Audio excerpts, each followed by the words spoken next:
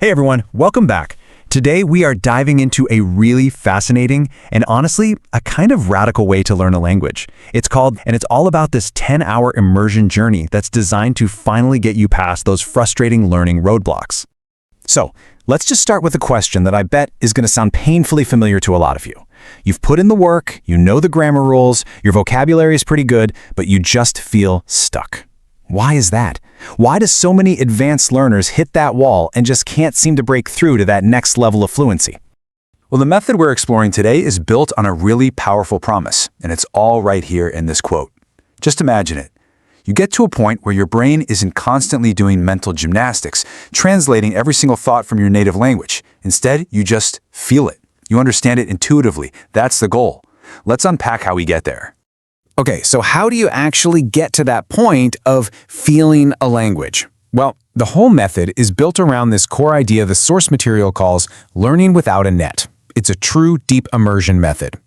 Now, what's so interesting here is how it just draws a line in the sand. Think about it. Traditional practice depends on all these learning crutches, right? Focusing on grammar rules, constantly translating, and of course, using subtitles for everything. Deep immersion, it just gets rid of all of that. It's all about focusing on the feeling, absorbing the context, and maybe most importantly, no subtitles, no shortcuts, period. And this is not some quick 5-minute exercise you do on your phone. We're talking about a serious commitment. 10 hours. That's 10 full hours of pure, unfiltered English immersion. It's designed to be a true deep dive, to really force your brain to adapt in a way that just, short little bursts of practice can't ever replicate. Okay, so what would it actually feel like to go through this whole 10-hour experience? Well, this part of our explainer is all about that psychological journey, taking you from that initial, maybe uncomfortable challenge all the way to a completely new kind of understanding. So according to the source, the whole thing happens in 3 main stages. First up is the challenge. This is where your brain is working overtime, it's searching for meaning, it's desperately trying to catch every single word. But then something really powerful happens. Adaptation. Your brain kind of gives up on translating and starts processing the information directly. And that's what leads to the final stage, understanding. This is where you really start to feel the language, on a gut level. And here's what's so brilliant about it. The content isn't just random sentences or boring drills. The stuff you're immersing yourself in has been chosen specifically because it's profound and engaging. You're not just practicing listening, you're exploring these big ideas that are meant to make you think and maybe even see the world in a whole new way. For example, one part of this journey might take you through the entire story of how we humans even learned to communicate in the first place, tracing that path all the way from silence to complex speech. Another part might have you discovering all these subtle hidden patterns that are all around us in our daily lives. Things we look at every single day but never really see. Or maybe you'll find yourself diving deep into the mysteries of the ocean, exploring a world that's still so unknown to us. The variety here is so key. It keeps your brain engaged on all these different levels, so the language journey is also an intellectual one. And this is a big one. The content tackles one of the biggest fears every single language learner has, making mistakes. This method completely reframes mistakes. They're not failures. They're actually the secret ingredient to building real fluency. So let's talk about how all of this builds up to the grand prize, the reason you take on a challenge this intense in the first place. This is what the source calls the ultimate reward, thinking without translating. So what do you actually get for those 10 hours of deep immersion? Well, the source lays out 4 key benefits. 1, you improve your listening skills naturally, almost without trying. 2, you build a much more advanced vocabulary because you're learning words from context, not some boring list. 3, you develop a more native-like feel for the language. And the biggest one of all, you start to think in English, effortlessly. So let's be super clear about what effortless thinking really means here. It's the ability to have a thought, to form an idea directly in English. You totally bypass that extra mental step of thinking it in your native language first and then trying to translate it. That is the true sign of fluency. But beyond all the techniques and the outcomes, there's this core philosophy that holds the whole thing together. And it's really about giving yourself permission to learn in a way that might feel a little weird, a little counterintuitive at first. This quote from the source just nails it. Don't worry if you don't understand everything at first, that's the point. It's all about letting go of that need to have 100% comprehension and just trusting that your brain's natural learning ability will kick in and take over if you just let it. And really, it all just boils down to this simple idea. You let the words flow over you, no resistance. You let your brain do the heavy lifting and adapt. And the result? Your English grows in this really natural, organic way. And that brings us to our final thought. Now, this whole explainer was about one specific method for learning a language, but the main idea, trusting the process, embracing the challenge, letting go of old habits, that's universal. So the question we want to leave you with is this. What could you achieve in any area of your life if you just gave yourself permission to learn differently?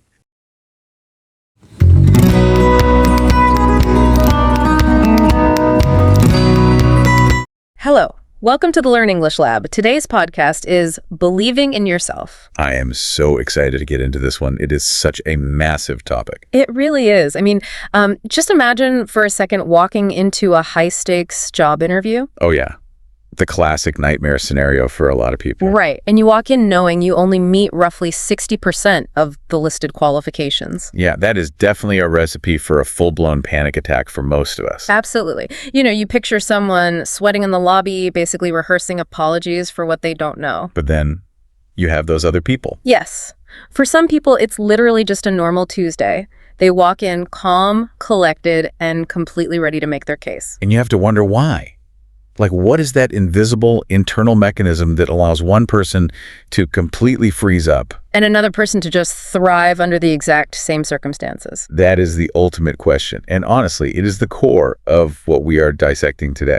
We are looking at a really extensive body of critical psychology, behavioral science, and highly practical application to answer that. Right. But what makes this deep dive so vital, especially for you, our listener, is that we are heavily emphasizing the experience of language learners. Which is huge, because learning a new language, like English, as an adult, it is one of the most intensely vulnerable processes a human being can undertake. Without a doubt, it is the ultimate pressure test for your internal resilience. So we are going to treat confidence not as some fleeting emotion that you either have or you don't. We want to treat it as a tangible, mechanical skill. A muscle you can build. Right.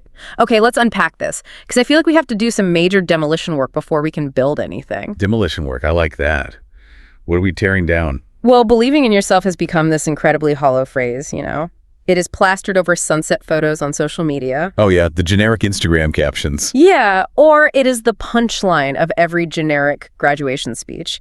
It really feels like the words have lost all functional meaning. I completely agree. So our mission today for you, the listener, is to completely strip away all of that motivational fluff. We want to treat self-belief as a muscle you can systematically build in the gym of real life, rather than a magical genetic gift. But to do that, we have to start with a rock-solid foundation. If we are throwing out the cliches, what is the actual clinical definition of self-belief? Stripped down to its barest psychological foundation, self-belief is a quiet confidence in your own abilities, your judgment, and your inherent worth as a person. I really love that phrasing. Quiet confidence. Right. Notice the word quiet. It is the deeply internalized knowledge that you are capable of handling whatever challenges arise. And crucially, that you are capable of learning from your inevitable mistakes. Spot on. It is absolutely not an expectation of flawless perfection. It is, at its core, a profound trust in your own capacity for resilience. It paints such a specific picture, too. It immediately separates the concept from the loud guy at the networking event. Oh, the guy talking over everyone and handing out business cards like they are on fire. That is the one.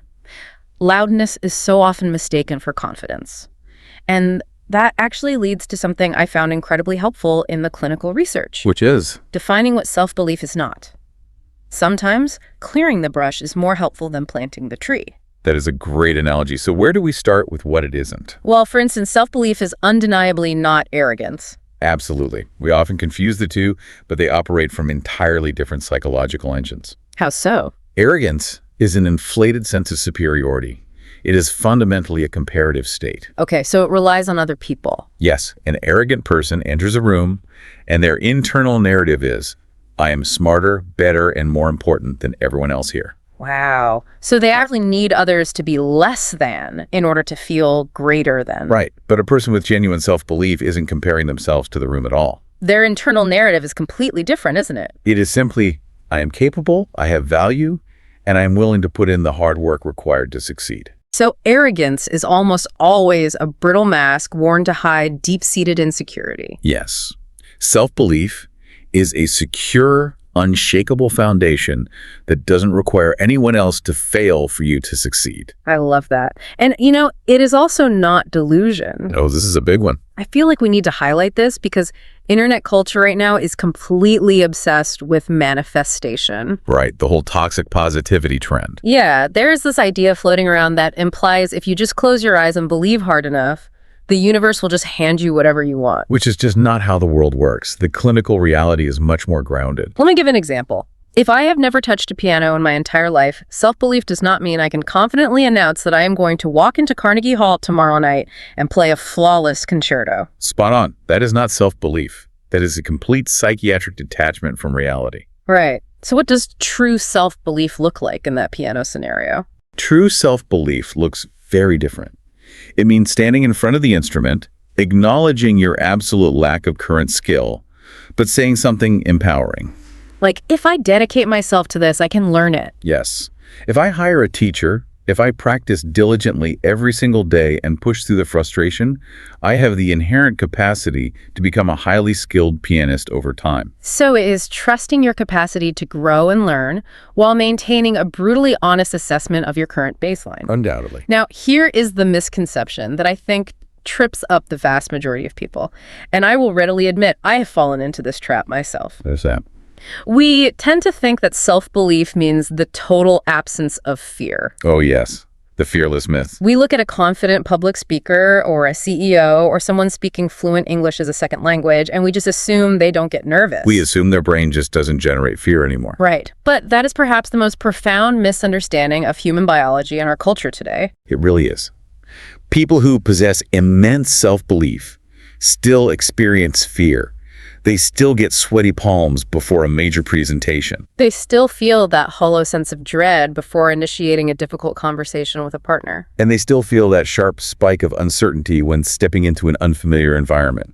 The biological fear response, like the amygdala firing in the brain, is still fully operational. Yes, the difference between a confident person and an unconfident person is not the presence of fear. What is it then? It is their behavioral response to the fear. Oh, wow. Okay. The confident person feels the terror, acknowledges it, and chooses to take action anyway, whereas the unconfident person allows the fear to dictate their retreat. That is incredibly liberating to hear. You aren't doing it wrong just because your heart is pounding. Not at all.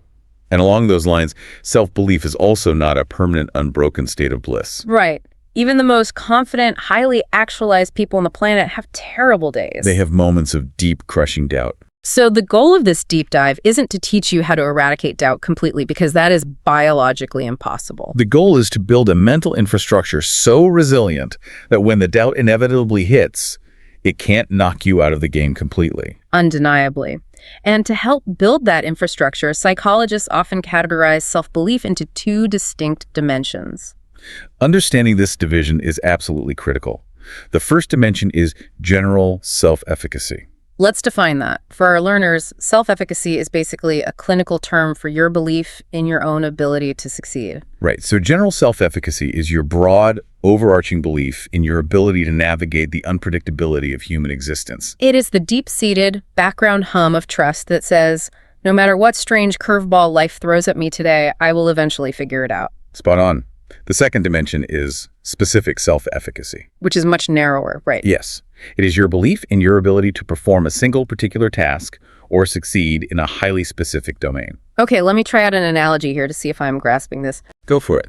Is it fair to look at general self-efficacy as your smartphone's main operating system and specific self-efficacy as the individual apps you download?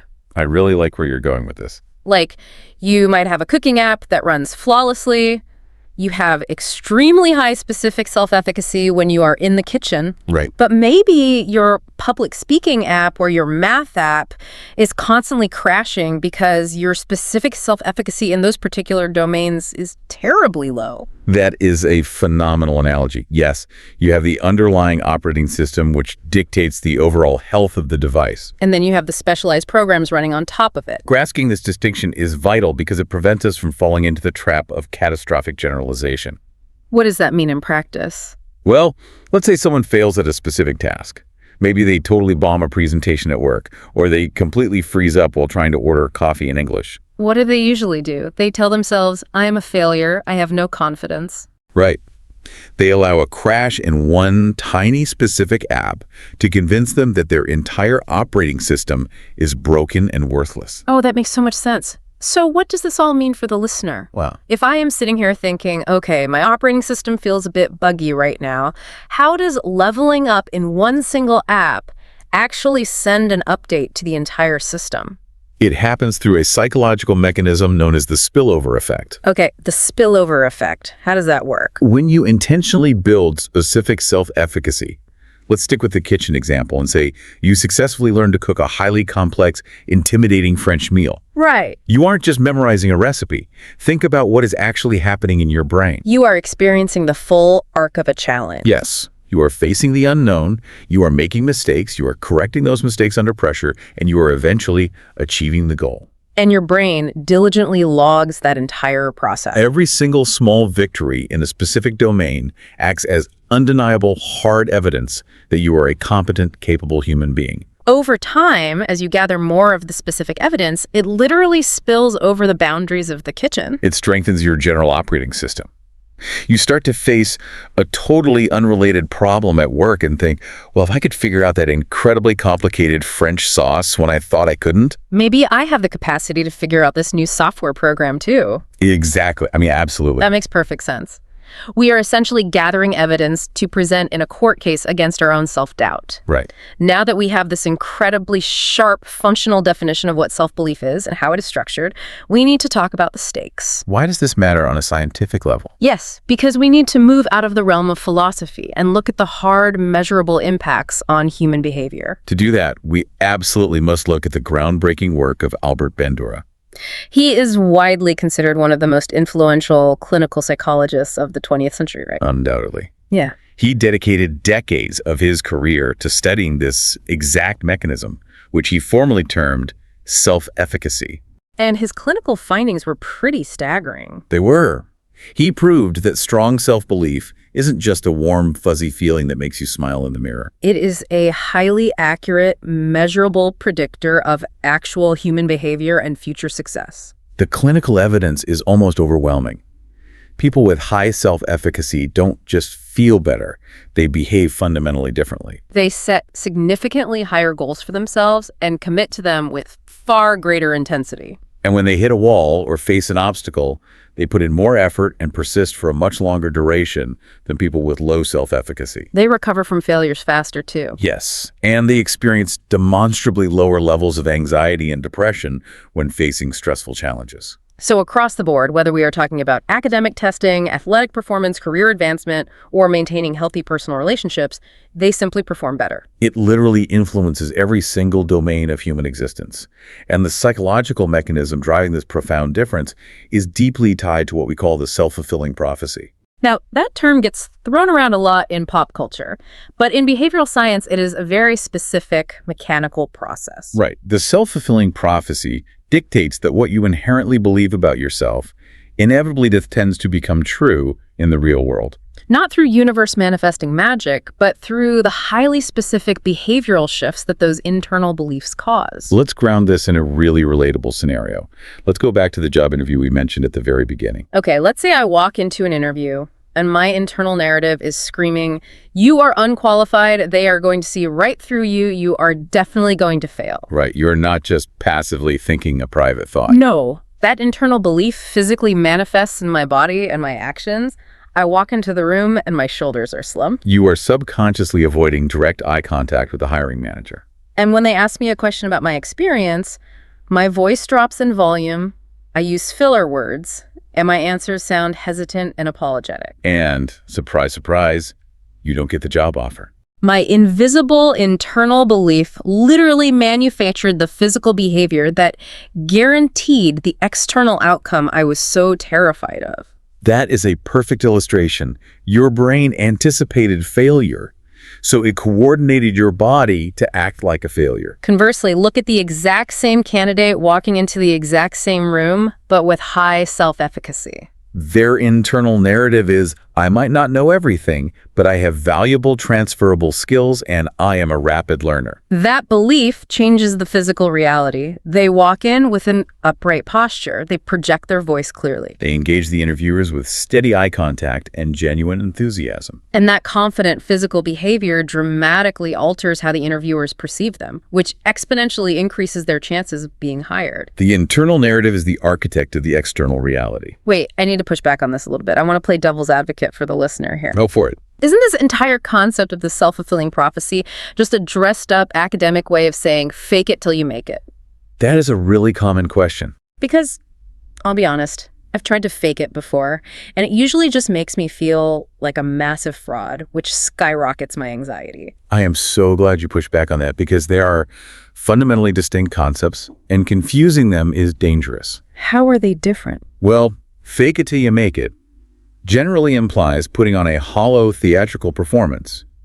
It implies pretending to possess skills, knowledge, or personality that you simply do not have. Right. And you are 100% correct. Doing that induces severe imposter syndrome because your brain knows you are lying. But the self-fulfilling prophecy, when rooted in healthy self-belief, is not about lying or pretending. It is about genuinely recognizing the authentic skills and inherent worth you already possess. Yes, and allowing that authentic recognition to guide your posture and your voice. In the interview scenario, the confident person wasn't lying about knowing a software program they'd never used. No, they were simply trusting their proven ability to learn quickly and projecting that truth. It is the difference between wearing a cheap mask and simply deciding to stand fully in your own truth.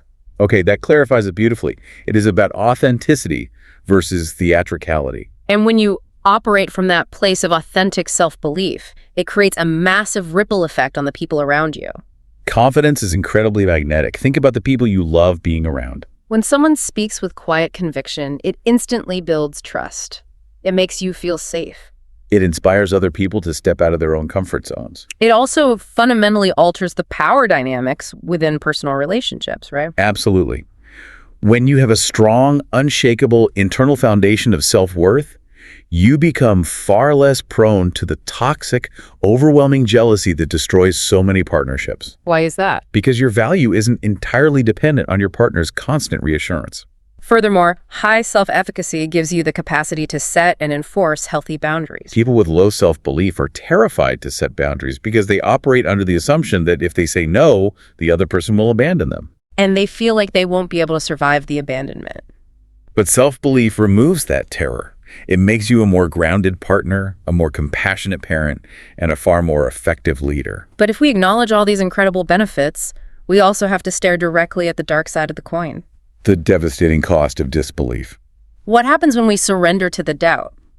We stay locked inside our shrinking comfort zones because the perceived risk of failure feels physically threatening. We end up settling for mediocre jobs that bore us. We stay in relationships that drain us simply because we don't believe we deserve better or can survive on our own. And perhaps the most insidious, dangerous cost of low self-belief is the total reliance on external validation. Oh, this is a huge one. When your internal foundation is crumbling or non-existent, you are forced to outsource your self-worth. You become completely dependent on your boss, your spouse, or social media likes to tell you that you are smart, attractive, or valuable. That is an inherently terrifying and unstable foundation for a human life. Because the moment that external source of praise gets distracted, or has a bad day, or criticizes you, your entire identity collapses. This reliance leads to a state of constant mental exhaustion. You spend your nights overthinking every conversation. You ruminate endlessly on tiny mistakes you made 3 years ago. By the way, ruminate is a fantastic vocabulary word for our language learners. Let's define it for them. It originally refers to how a cow chews its cud, right? Swallowing it and bringing it back up to chew it again. Yes, and in psychology, it means to obsessively and anxiously chew over the same negative thoughts repeatedly. Chewing on negative thoughts, it sounds utterly exhausting. It really is. And it leads to a conclusion that I found deeply moving, though somewhat painful to confront. What's that? The ultimate cost of chronic self-doubt is the tragedy of missing your own life. Oh, wow. Decades pass. Deeply held dreams go completely unfulfilled. Incredible human talents are entirely wasted, not because of a lack of opportunity, But simply because a person chose to believe a false, limiting narrative about their own potential. It is a profound, entirely preventable tragedy, which logically brings us to a massive contradiction that we need to resolve. If the scientific benefits of self-belief are so overwhelmingly positive, better health, better jobs, better relationships, and the costs of self-doubt are so devastating. Why is it so incredibly difficult for us to just believe in ourselves? Why is the brain so eager to sabotage its own happiness? Right. If this is so clearly good for us, why aren't we all walking around filled with unshakable, quiet confidence? That question pulls us right into our next major exploration, identifying the saboteurs. We need to look at the highly specific roadblocks, both internal psychological mechanisms and external environmental factors that actively destroy our confidence. And the very first saboteur we have to confront is negative self-talk. Negative self-talk is the automatic, relentless background monologue running continuously in your mind. It is the cynical voice that whispers, "You are not nearly smart enough for this room." Or, if you speak up, everyone will laugh at your accent. Or, who do you think you are to ask for that? What makes this saboteur so incredibly dangerous is its subtlety. It is often so constant, so deeply woven into your daily existence, that you don't even consciously register it as a distinct voice. You just accept it as absolute truth. Well, let's bring in a practical scenario to illustrate this. Imagine a woman named Maria. Okay, Maria. She is a talented graphic designer working at an agency. One morning, she gets an email from the creative director offering her the opportunity to lead the pitch for a massive, high-profile new client. That is huge. It is the exact opportunity she's been hoping for. But instantly, before she even has a millisecond to process the excitement or read the rest of the email, the inner voice fires off. Your portfolio isn't actually that good. Yeah. You just got lucky on the last project. They're going to see right through you during the presentation, and you'll be humiliated. So what does Maria do? She replies to the email and politely declines the opportunity, saying she's too busy. The negative self-talk won the battle before Maria even knew she was in a fight. And it won flawlessly because Maria likely didn't even realize she was having a two-way conversation with her own brain. She mistook her anxiety for an objective assessment of her skills. Right alongside that internal monologue, we have a second distinctly modern saboteur, the epidemic of comparison. Oh, this one is brutal. It is the social media effect on steroids. We spend hours every single day comparing our messy, chaotic, behind-the-scenes reality to someone else's meticulously curated highlight reel. And curated is another excellent vocabulary word for our learners. Let's define it. It means something that is carefully selected, heavily edited, and organized to present the absolute best, most flawless image possible. The human brain is simply not evolved to handle the sheer volume of comparison that a smartphone provides. Consider a scenario with a guy named James. James decides he wants to learn to play the acoustic guitar. Awesome. He buys one. He practices diligently every evening after work. After 3 months, he is making solid, respectable progress. He can play a few chords, he can strum a simple song, he's feeling proud. Then he sits on his couch, opens a social media app, and the algorithm immediately feeds him a video of a 12-year-old musical prodigy flawlessly shredding an incredibly complex solo. Instantly, a chemical shift happens in James's brain. His genuine, hard-earned progress suddenly feels pathetic by comparison. His internal narrative shifts to, what is the point of even trying? I will never be that good. He puts the guitar in the closet and never touches it again. Comparison literally reached through the screen and stole his motivation. It is a thief of joy and a thief of progress. And then we have a third saboteur, one that is deeply entrenched in our biology, past failures and unresolved trauma. We often think of our brains as logical computers, but they are actually ancient survival machines. They are designed to protect us from pain, but sometimes that protective mechanism goes severely into overdrive and becomes a prison. Absolutely. In neuroscience, we understand that the brain is essentially a prediction machine. It constantly scans your current environment and references your past experiences to predict what is going to happen next. All right, so it can keep you safe. If you try something in your past and experience painful, humiliating failure, especially in your formative years, and especially if you are mocked or socially ostracized for it, Your brain logs that event as a severe threat to your survival. it creates a rigid rule. It is extremely dangerous to try this again. Avoid at all costs. Think of a woman named Priya. When Priya was 10 years old, she was forced to stand in front of her class and recite a poem. And she blanked.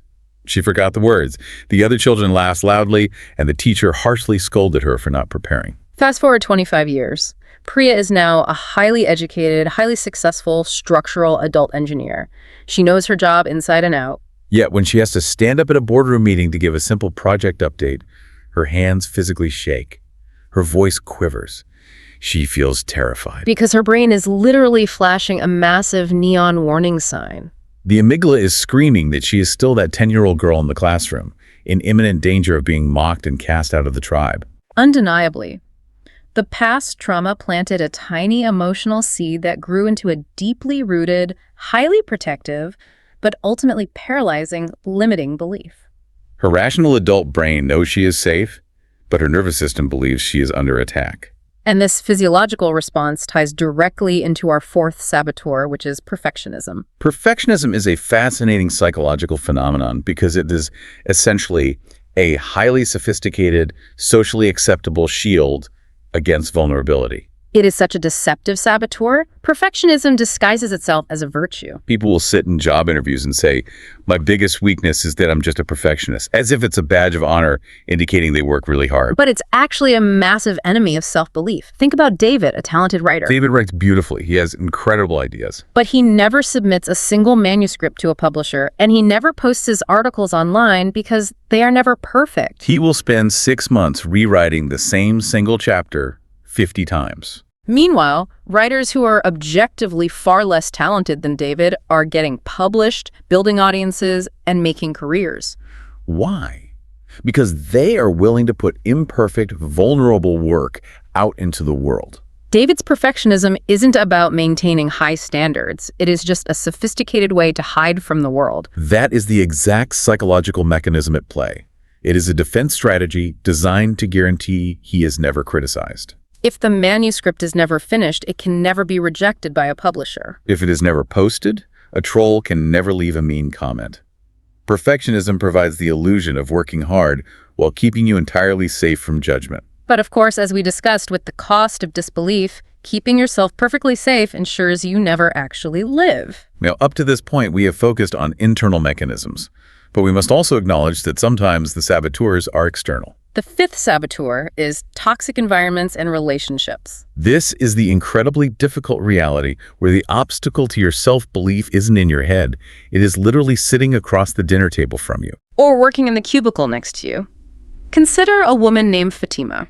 Fatima is naturally bright and capable, but she is married to a partner who constantly, subtly belittles her. He makes passive-aggressive comments about her being too emotional, or jokes in front of friends that she is lucky anyone puts up with her. It isn't always overt shouting. It is a slow, daily drip of poison. Over the course of years, Fatima subconsciously internalizes that external voice. She begins to doubt her own intelligence. She loses touch entirely with her own capabilities. It is psychological erosion. When you are continuously bathed in a dismissive, critical environment, it requires an almost superhuman level of internal resilience to maintain your self-belief. We are social creatures. We absorb the feedback of our tribe, and this external threat feeds directly into our final saboteur, the general fear of judgment. This is the paralyzing, omnipresent terror of what other people might think of us. Let's look at Carlos. Carlos works an office job he hates, but his true passion is cooking. He makes incredible, authentic Mexican food. His dream is to start a YouTube cooking channel. He has the camera, he has the recipes, he has the charisma. But the camera gathers dust in the corner. Why? He never presses record because he is utterly paralyzed by a phantom audience. He is terrified of the imaginary comments section. He is sweating over the idea of his coworkers finding the channel and mocking him in the break room. He is worried his family will think he is embarrassing himself. This is the ultimate tragic waste of human potential.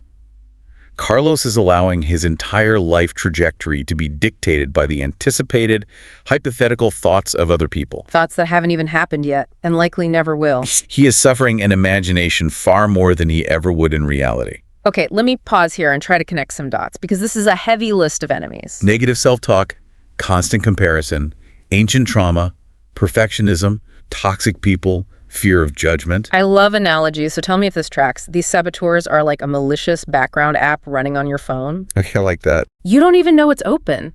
You aren't actively using it, but it is quietly draining your battery life, and by noon, your phone is completely dead and useless. That analogy is spot on. If this psychological program is running entirely unconsciously in our minds, how on earth do we force quit it? Well, It provides the perfect transition into our defense strategy. Identifying the saboteurs is only diagnosing the disease.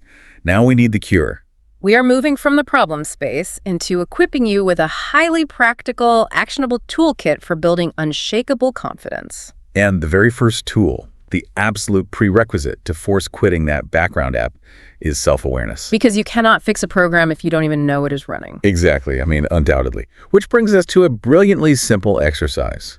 The notebook exercise. This isn't theoretical. This is something you can start doing today. For one entire week, you commit to carrying a small physical notebook in your pocket, or you create a dedicated note on your phone. Every single time you notice a negative thought about yourself pop into your head, whether it's, I sound stupid in English, or I'm too fat for these jeans, or my boss thinks I'm an idiot, you stop and you write it down. You don't judge yourself for having the thought. You don't try to argue with it yet. You just act like a neutral scientist documenting data. The psychological power of this seemingly simple exercise is profound. In clinical terms, we call this cognitive diffusion. Normally, you are so fused with your thoughts that you believe you are your thoughts. By forcing yourself to write the thought down on a piece of paper, you physically and psychologically separate yourself from it. You are pulling those unconscious background programs into the harsh conscious light. By the end of the 7 days, you will start to see undeniable patterns. You will realize that certain environments or lack of sleep or specific people consistently trigger your self-doubt. That awareness creates a critical distance. You stop being a helpless victim controlled by the thoughts, and you become an observer of them. And once we have established that crucial distance through awareness, we can deploy the second tool, challenging the inner critic. This is where we stop just observing and start fighting back. The clinical advice here is to treat this negative internal voice like a hostile witness in a courtroom. You are the defense attorney, and you have to aggressively cross-examine it. You have to demand actual empirical evidence. When your mind inevitably says you are going to completely fail this upcoming project, you don't just accept it. You pause and interrogate the thought. You ask yourself, what is the concrete, objective evidence that this thought is true? Am I relying on facts or just my current anxiety? What is the evidence that this thought is completely false? Have I successfully handled similar stressful projects in the past? And perhaps the most powerful perspective-shifting question you can ask is, would I ever say this to a friend who is in the exact same situation? That last question is a gut punch.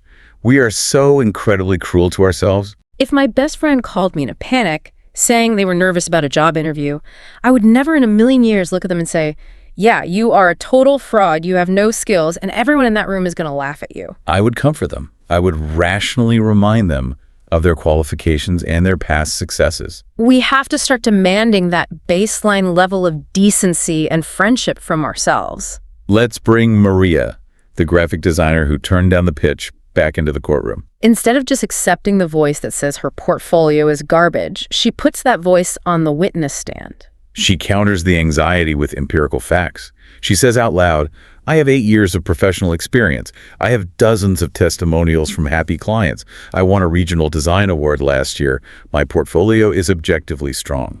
The external reality didn't change at all, but her internal relationship with reality shifted entirely. She dismantled the saboteur with evidence. Which clears the path for the third tool, setting small, achievable goals. This is all about generating forward momentum. The research is incredibly clear on this point. When you are trying to rebuild shattered self-belief, do not start with massive, intimidating, life-altering goals. Do not say, I am going to become perfectly fluent in English in 30 days, or I'm going to lose 50 pounds this month. Start microscopic. Wake up right 30 minutes earlier than usual. Read one single page of a book. Go for a brisk 10-minute walk. Say no to one tiny favor that you know will drain your energy. To a highly ambitious person, these goals might sound ridiculously trivial, but from a neurological and behavioral perspective, they are vital building blocks. Remember the specific self-efficacy we talked about.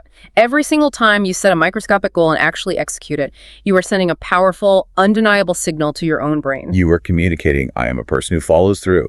I am a person who does what I say I'm going to do. I can fundamentally trust myself. Those small acts are literal deposits into your self-belief bank account, and over time, they compound. Compound being another essential vocabulary word meaning to increase or grow exponentially over time, much like interest building upon itself in a savings account. Small, consistent actions create massive psychological shifts. And as those microscopic wins begin to compound, we have to actually acknowledge them. Which brings us to tool number 4, celebrating wins. As humans, we are biologically wired with a negativity bias. If we get 10 compliments and 1 insult, we will obsess over the insult for a week. We fixate on our failures, but we totally gloss over our successes as if they don't matter. To counter this, let's look at a common scenario for language learners. Imagine someone named Tomoko. Tomoko has been studying English for 6 months. She pushes past her fear, walks into a busy local cafe, and initiates a conversation with a native speaker. She orders her coffee, and she makes 2 minutes of small talk about the weather. Now, her grammar was not flawless. She hesitated a few times. She used the wrong verb tense once. But she successfully completed the interaction. The default human response is to walk out of the cafe and immediately start obsessively criticizing the mistakes. I sounded so stupid. Why did I use that verb? They probably thought I was an idiot. But the self-belief toolkit demands a different response. Instead of spiraling into criticism, Tomoko has to consciously pause and acknowledge the victory. She has to force herself to realize that 6 months ago, she would have been too terrified to even walk into the cafe. That conscious, deliberate celebration, even of a messy, imperfect interaction, physically rewires the brain. It triggers the release of dopamine, associating the scary effort of speaking a new language with positive reinforcement. It makes your brain want to try it again. It creates a positive feedback loop. Tool number 5 builds on this by focusing on how we frame reality, surrounding yourself with positive influences, and crucially, embracing a radically different definition of failure. When we study high achievers across any domain, we find a universal thread. It isn't that they never fail. It is that their relationship with failure is completely alien to the average person. The historical examples here are just staggering.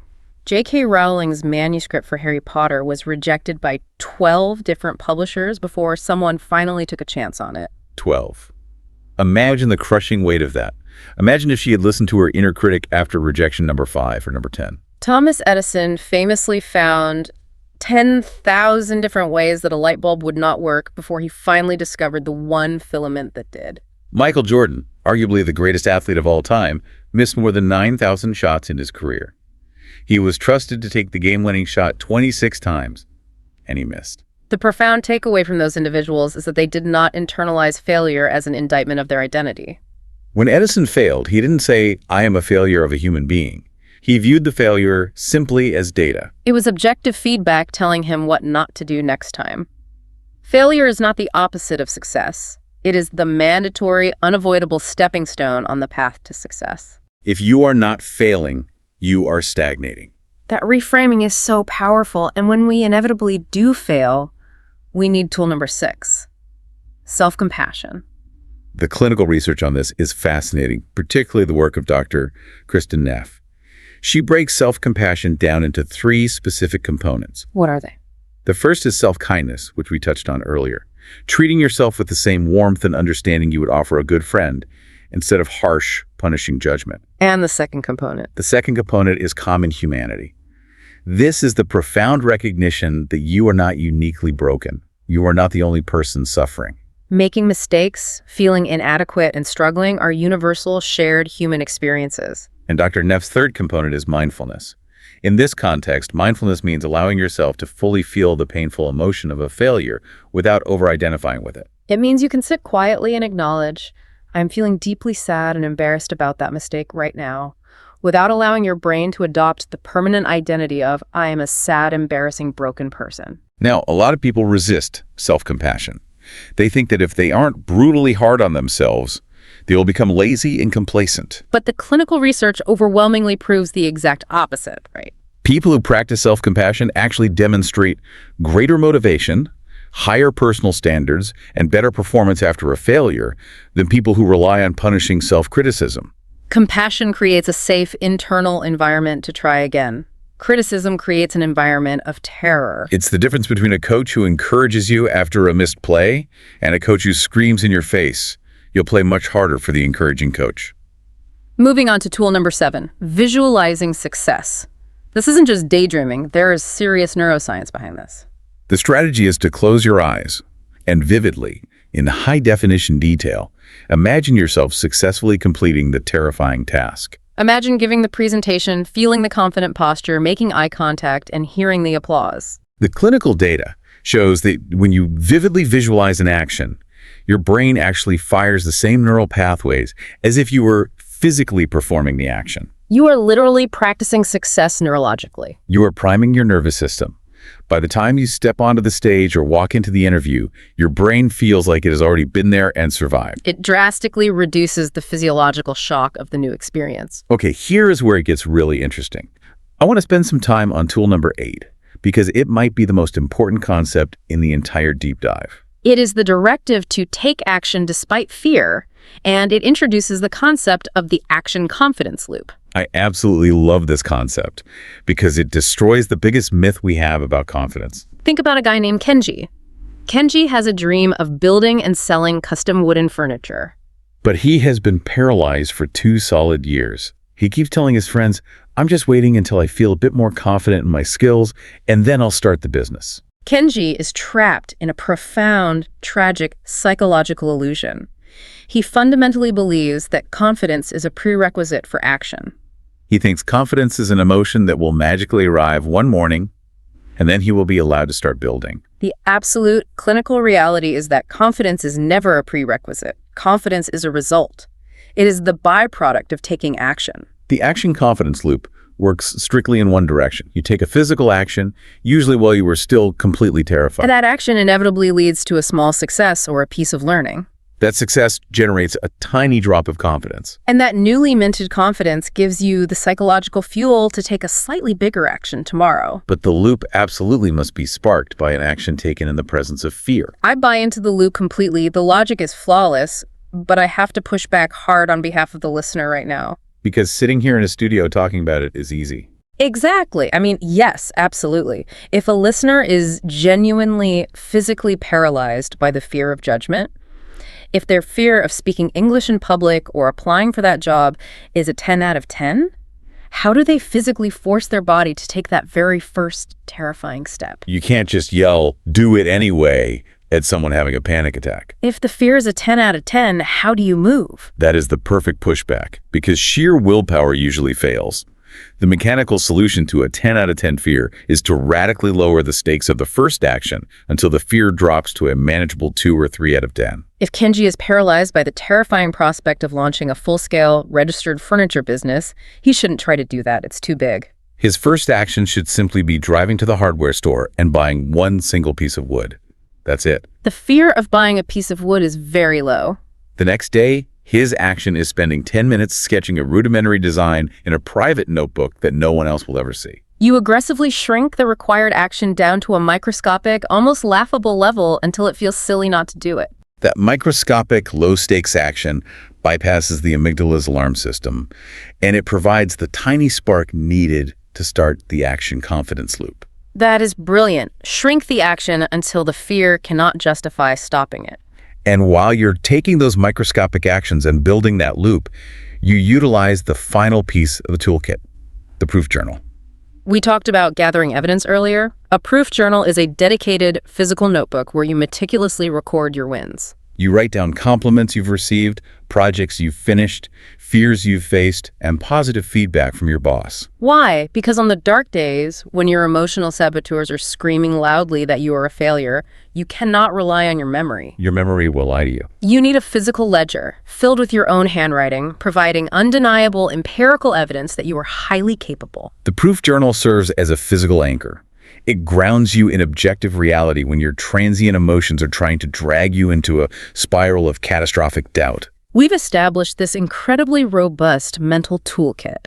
The diffusion techniques, the courtroom cross-examinations, the micro-actions. But let's be totally honest. Yes. It is incredibly easy to sit alone in your bedroom, cross-examine your inner critic in a journal, and feel like a champion. What happens when we take this pristine theory out of the psychological lab and drop it into the messy, chaotic, unpredictable reality of a listener's daily life? That brings us to our real-world pressure tests. This is where the rubber meets the road. And there is no better place to start than the realm of education and language learning, which is the daily reality for this audience. Let's really paint this picture. You are an adult. You are highly competent in your native language. You have a career, a family, and established identity. And now you're trying to learn English. You step up to the counter to speak to a native speaker. Suddenly, your mind goes completely blank. You freeze up. You mispronounce a basic word, and you can see a flicker of confusion on the barista's face. Instantly, the internal saboteur narrative erupts. I'm too old to learn this. My accent sounds ridiculous and uneducated. They are secretly laughing at me. I should just use translation apps and never speak again. That is an intensely vulnerable, painful moment. The self-belief response in this specific scenario is not to delude yourself into thinking your grammar was perfect. It is about fundamentally reframing the struggle. It requires you to consciously acknowledge that every single fluent bilingual speaker on the planet started their journey right where you are standing now, confused and making mistakes. More importantly, it requires a profound shift in how you view your accent. An accent is not a flaw. It is not a sign of poor intelligence. An accent is a badge of absolute honor. It is audible proof that you possess the bravery to operate in a language that is not your native tongue, which is something the monolingual person judging you cannot do. Furthermore, decades of linguistic research prove that the willingness to practice publicly, sound foolish, and make errors is a vastly greater predictor of eventual fluency than innate talent or the age at which you started learning. That is so empowering. The willingness to look foolish is the toll you have to pay on the road to fluency. Let's move to a pressure test in career and professional life. You have been grinding away in your department for 5 solid years. A senior promotion finally opens up. You read the job description, and you realize you have never done 2 of the specific tasks listed. The saboteur kicks in. I'm not fully qualified. Better, smarter candidates will apply. If I apply and get rejected, the whole office will know I failed. This is a devastatingly common scenario, and here is where we need to introduce a stunning, highly illuminating statistical reality. Extensive sociological studies have shown a massive behavioral gap in how different demographics respond to job descriptions. The data reveals that men, on average, will confidently submit their resume for a job when they meet roughly 60% of the listed qualifications. They assume they can figure the rest out. Women, however, often wait until they believe they meet 100% of the qualifications before they will even consider applying. That statistic is staggering, and it makes my blood boil a little bit. But I have to push back again here. Is that hesitation purely an internal self-belief issue, or do we have to acknowledge that the system is broken? Aren't job descriptions specifically written by corporate HR departments to sound completely intimidating, stuffed full of absurd jargon, and totally insurmountable? Insurmountable being a great vocabulary word here, meaning a challenge that is simply too great to be overcome. Are people lacking confidence or just reading reality accurately? It is undeniably a toxic mix of both factors. You are absolutely correct that corporate job descriptions are rarely accurate reflections of the daily work. They are often wildly inflated wish lists drafted by HR departments disconnected from the actual role. They ask for 10 years of experience on software that has only existed for 5 years. However, the internal self-belief issue dictates how we respond to that absurd, intimidating wish list. A person with robust self-efficacy looks at that jargon-filled list and thinks, I understand the core of this business, I am highly adaptable, I meet the major criteria, and I have the capacity to learn the rest on the job. Crucially, they force the company to be the one to tell them no. The person lacking self-belief reads the same lists and tells themselves no on the company's behalf, self-rejecting before they ever attach the resume to an email. Do not tell yourself no on their behalf. I want the listener to write that down on a sticky note and stick it directly to their computer monitor. Let the company do the rejecting. Don't do their job for them. Let's shift gears to a deeply personal pressure test. Relationships. You start dating someone wonderful. They seem out of your league. The internal saboteur whispers, if they really saw the real me, my flaws, my weird habits, my anxieties, they would leave immediately. I have to suppress my own needs, never argue, and be overly accommodating to keep them around. This is a classic, painful manifestation of low inherent self-worth. If we look closely, the psychological theme uniting all these pressure tests, whether it's speaking English, applying for the promotion, or dating, is the terrifying concept of vulnerability. Self-belief is the internal anchor that allows a human being to survive the exposure of vulnerability. In the relationship scenario, the self-belief response requires recognizing a hard truth. If you constantly hide your true self to maintain the relationship, the connection you are building is entirely fictional. The partner isn't loving you, they're loving a carefully managed avatar of you.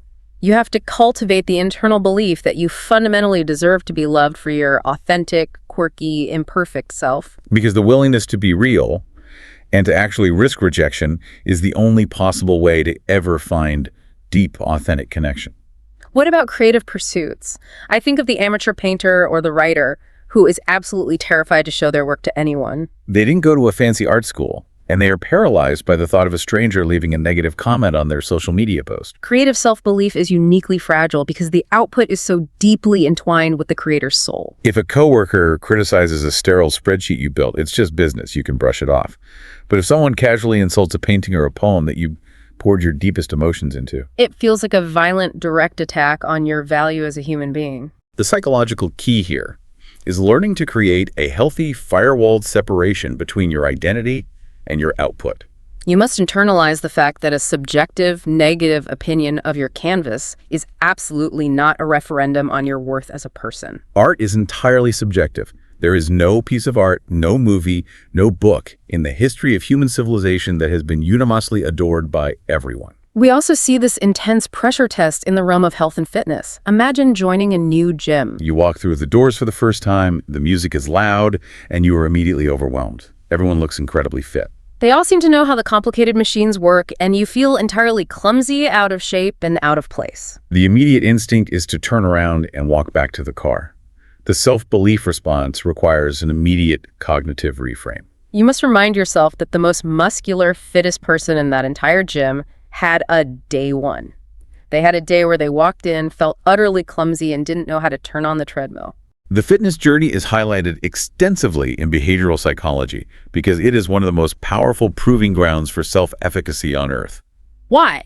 Because it provides undeniable, highly tangible, measurable results. When you manage to lift a slightly heavier weight than you could 30 days ago, or run a mile without stopping, it is indisputable physical evidence of your capacity to adapt and grow. That raw physical evidence powerfully transfers over into your mental state. The iron does not lie. It is pure data. Moving to another universal terror, public speaking.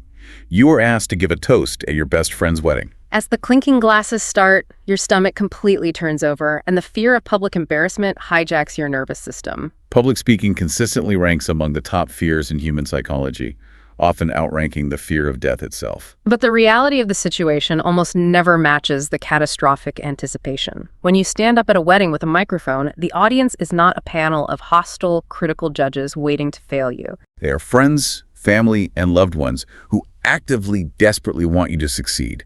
They are rooting for you. Recognizing the benevolence of the audience shifts the psychological paradigm from a high-stakes performance to a moment of shared human connection. Finally, in our real-world scenarios, we have the terror of starting something new later in life. Imagine a 40-year-old who desperately wants to learn to code and change careers, but the saboteur screams, "My brain is too slow now. Technology is a young person's game. The 20-somethings will run circles around me. It is simply too late." The too old myth is one of the most deeply damaging narratives in modern society. It is scientifically unfounded. While neuroplasticity changes slightly with age, the adult brain is highly capable of learning complex new skills. Furthermore, age brings immense advantages that a 20-year-old simply does not possess. Decades of life experience, emotional regulation, discipline, and complex problem-solving skills. History is completely saturated with proof of this. Colonel Sanders didn't franchise Kentucky Fried Chicken until he was in his 60s. Vera Wang, one of the most famous fashion designers in the world, didn't enter the fashion industry until she was 40. The legendary American folk artist, Grandma Moses, didn't even begin painting seriously until she was 78 years old. Your timeline is entirely, exclusively your own. Hearing those names is so incredibly validating. So we've pressure tested these tools in the real world. Now, for the listener who has absorbed all of this and wants to truly, deeply master this concept, we need to move into our final phase, advanced mechanics and the physical foundation. We are moving beyond the psychological journal tricks and looking at the deep linguistic wiring of our identity as well as our fundamental biology. The first advanced concept is understanding the profound relationship between self-belief and your spoken identity. The specific vocabulary you use internally and externally dictates your identity narrative. If you are constantly telling people, I'm trying to be a writer or I'm trying to learn English, you are subconsciously framing yourself as an outsider. You are adopting the posture of someone striving for a title they do not yet deserve.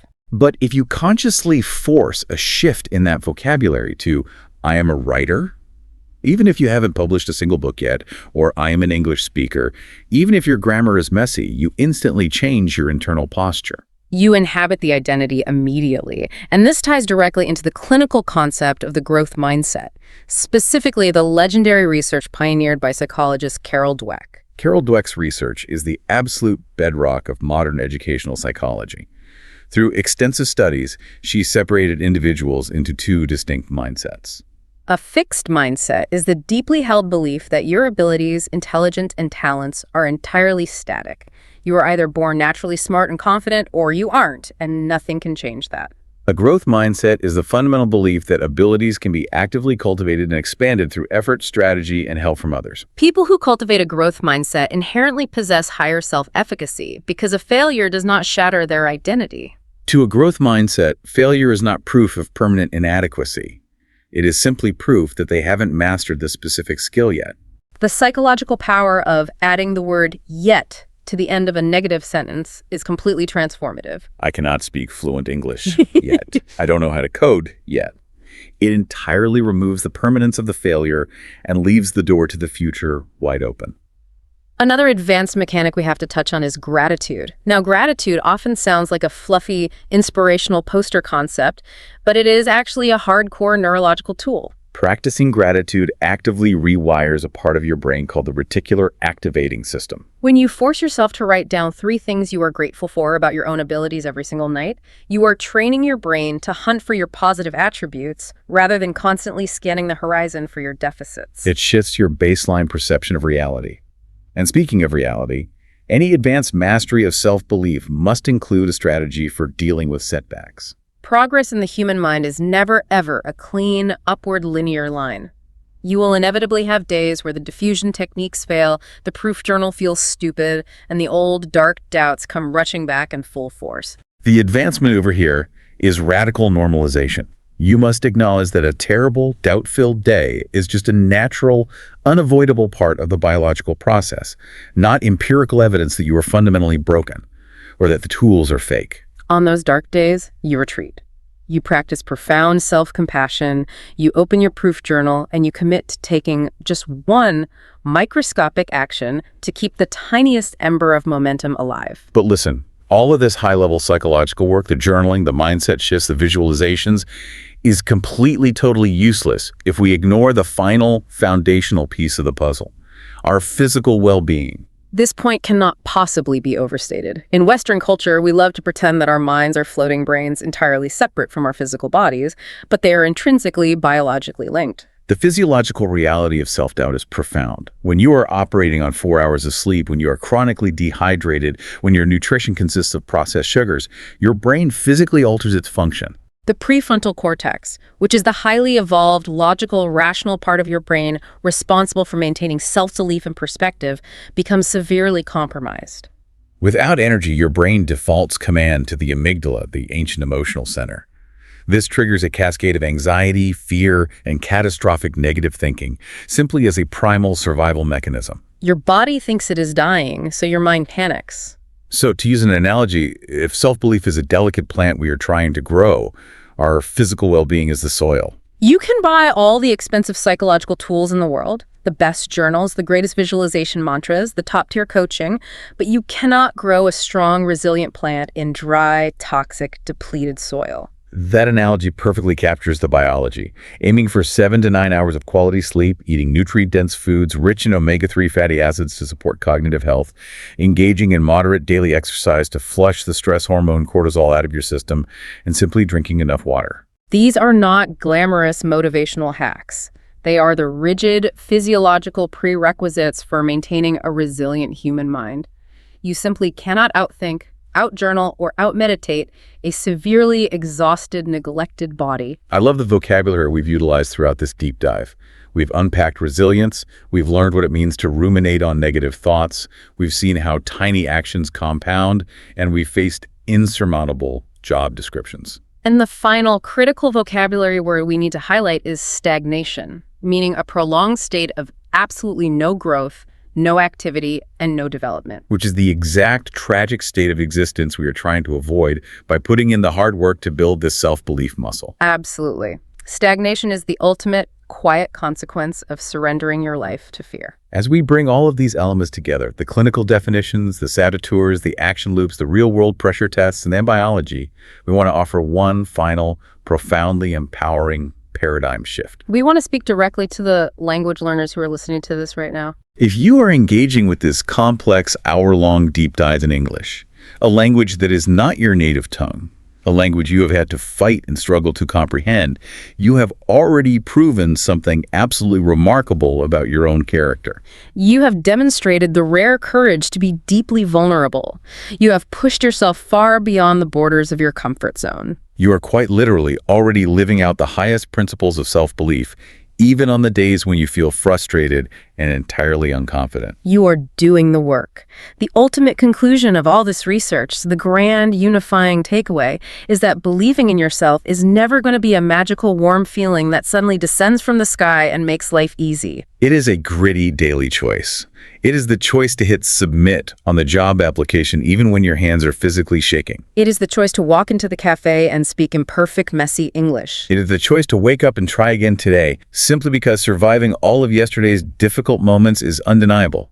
Empirical proof of your infinite resilience. If we pull back and connect this to the broader picture of human society, it leaves us with a truly provocative question. If we accept the clinical science we've discussed today, if we agree that self-belief is a measurable, trainable skill and a specific behavioral mechanism rather than a lucky genetic accident, what would happen to our world if we started treating it that way systemically? What if we decided to teach self-efficacy and cognitive diffusion in primary schools right alongside mathematics, history, and reading? How much incredible human potential, how much breathtaking art, medical innovation, and compassionate leadership is currently locked away in a dark state of stagnation, simply because we continue to treat confidence as a lottery ticket rather than a core foundational curriculum for life. That is a staggering, beautiful question to mull over. Imagine an entire generation trained in the action confidence loop from the age of 5. It changes the trajectory of the whole world. Well, that is all the time we have for this exploration today. Please remember to like, share, and subscribe to this YouTube channel. Hello.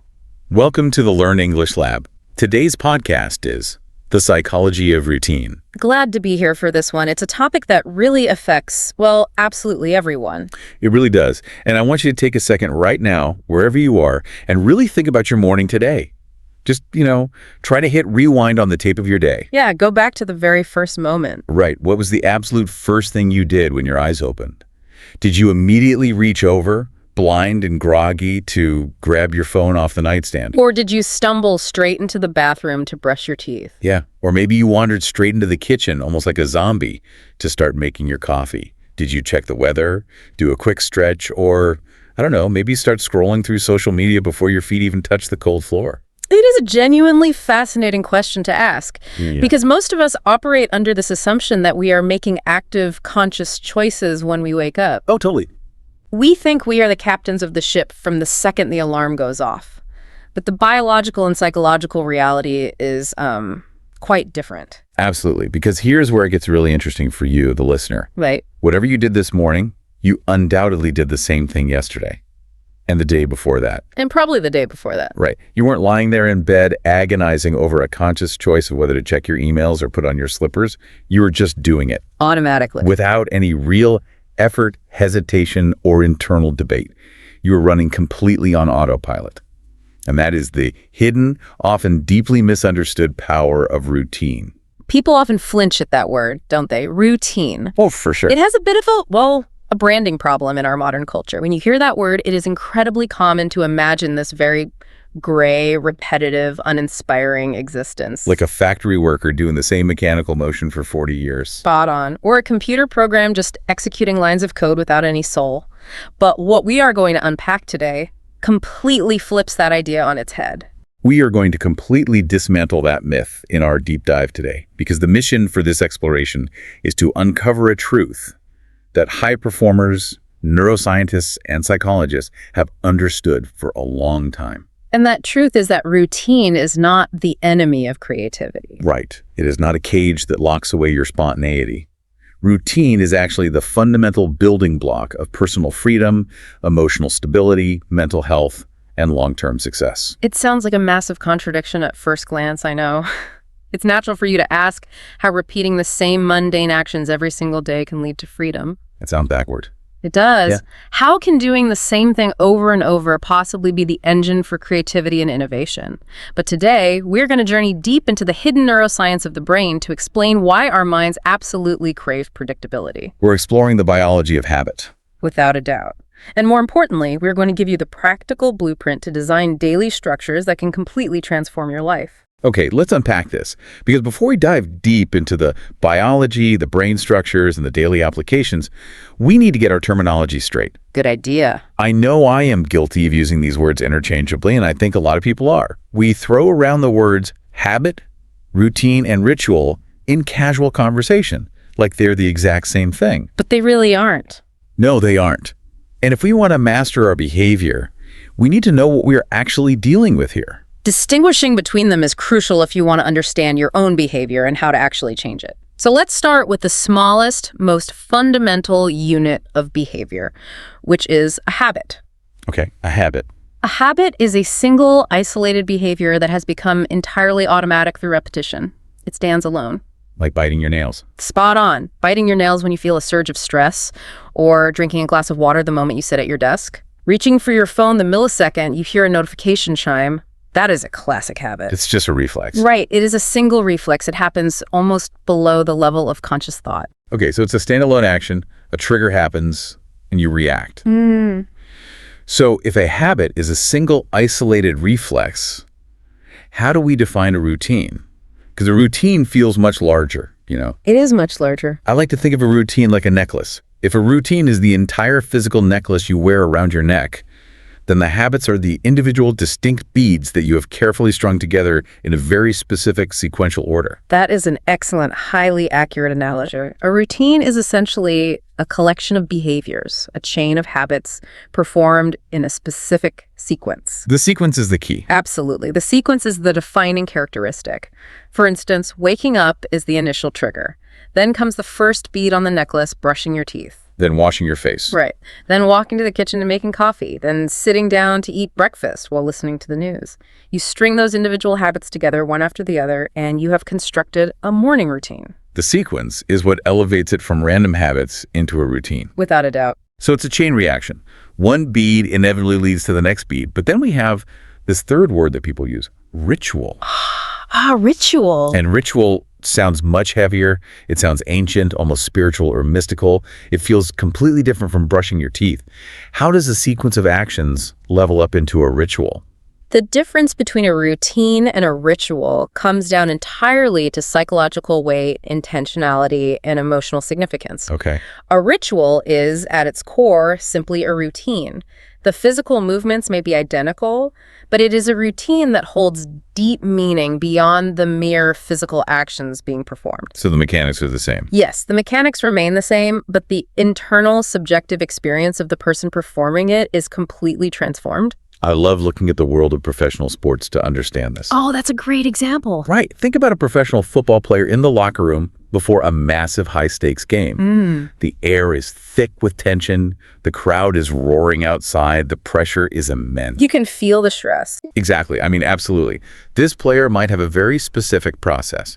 He always, without fail, puts on his left boot before his right boot and ties the laces in a very specific double knot. Okay, so a physical sequence. Yeah. Now, the physical act of putting on shoes is just a routine. We all do it. But for him, in that environment, that specific sequence gives him a profound sense of internal control. It anchors him. Spot on. It provides a surge of confidence, a feeling of being grounded before he walks out into the absolute chaos of the stadium.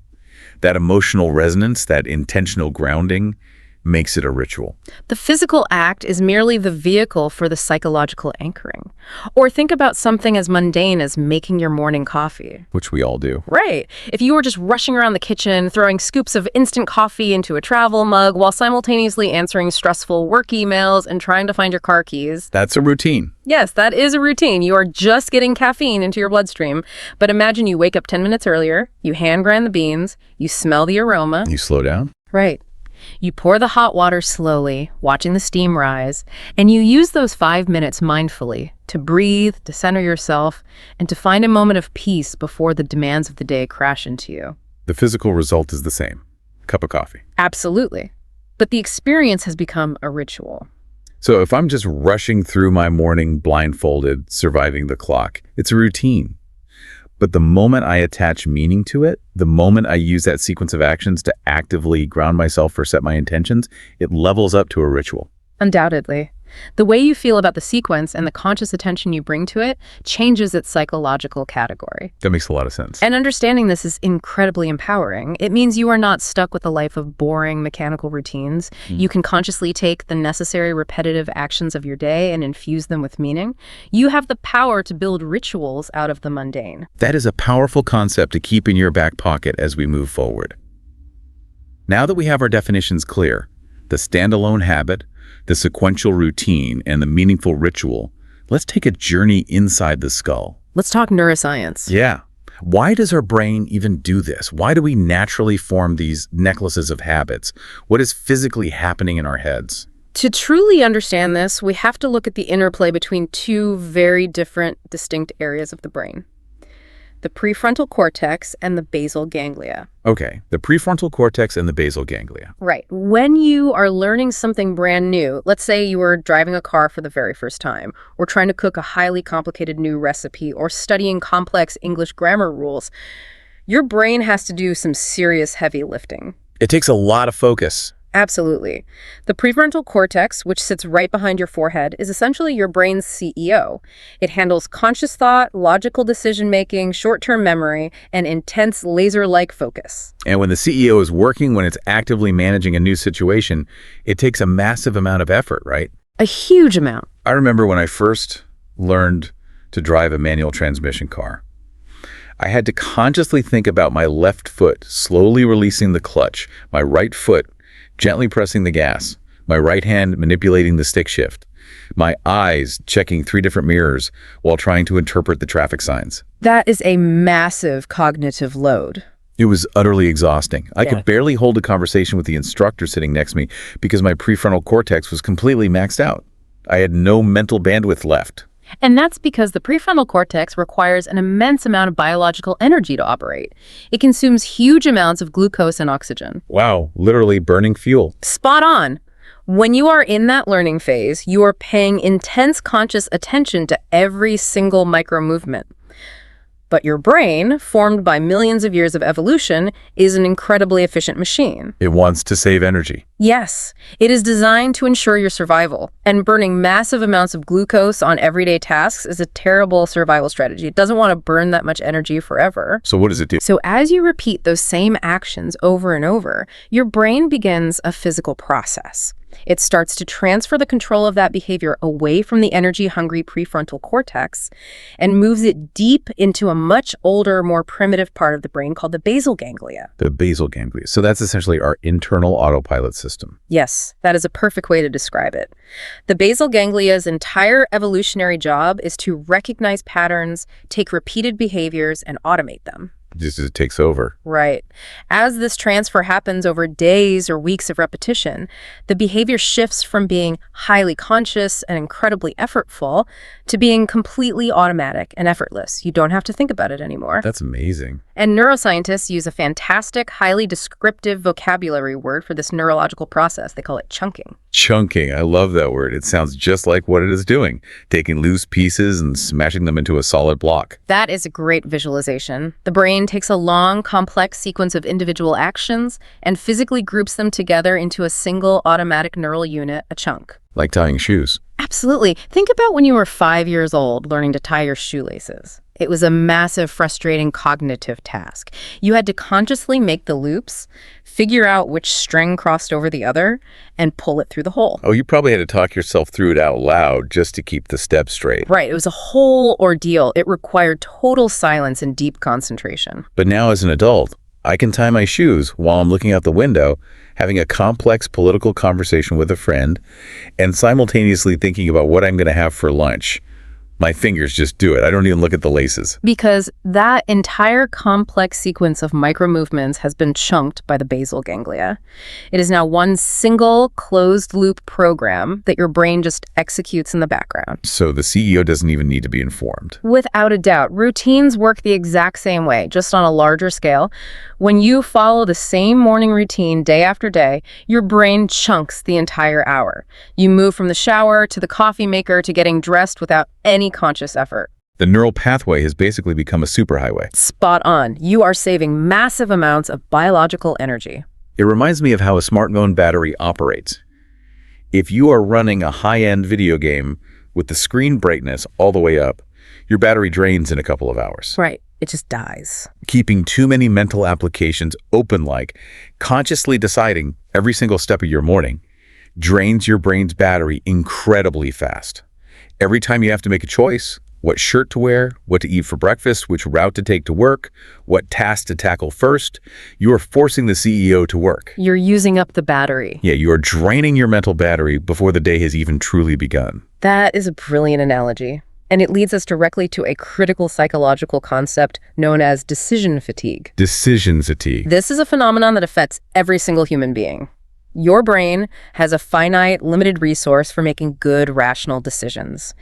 Every small choice you make, no matter how trivial, chips away at those resources. Does all those morning choices add up? Absolutely. If you spend your entire morning making dozens of trivial choices about your clothes, your food, and your schedule, by the time the afternoon rolls around and you need to make a critical decision at work, your mental battery is depleted. Your prefrontal cortex is exhausted.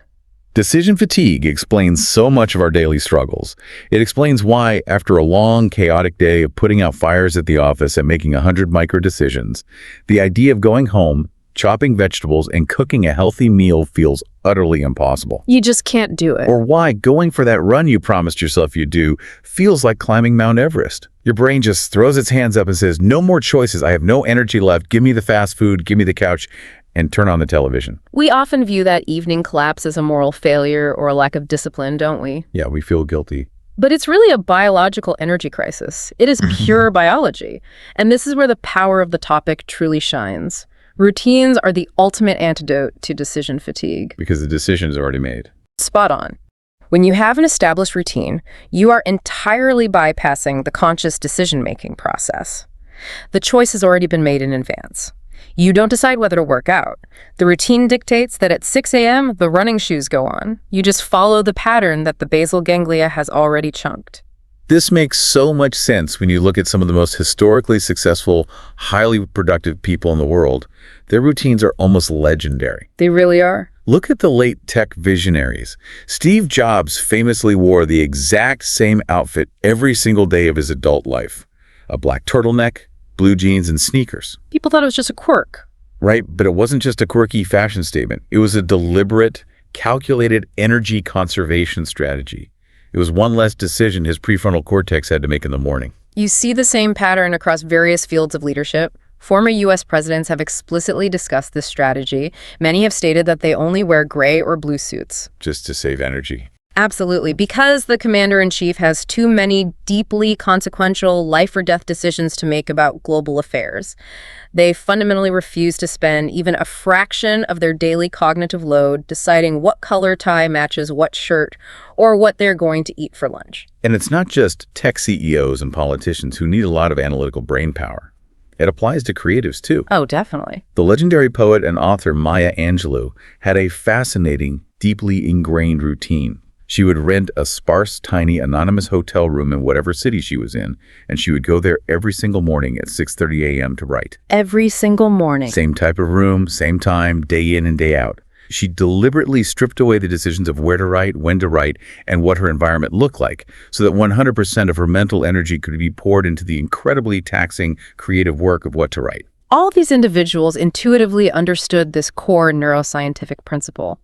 By aggressively automating the trivial decisions of their lives through strict, unyielding routines, they preserve their prefrontal cortex's battery life. They hoarded it. Spot on. They hoarded their mental energy for the complex, creative, and critical decisions that truly move the needle in their lives and careers. So we know that the physical brain uses routines to aggressively save biological energy. We understand the mechanism of chunking and the basal ganglia. But I want to explore what that actually means for us, emotionally and psychologically, in our normal day-to-day lives. The real-world impact. Yeah. Let's talk about the psychological payoff. What dividends does this mental energy savings account actually pay out to you, the listener? The first and arguably the most profound and immediate payoff is a dramatic reduction in daily anxiety and stress. Really? Just from having a routine? Without a doubt. Human beings are biologically wired by evolution to fear uncertainty.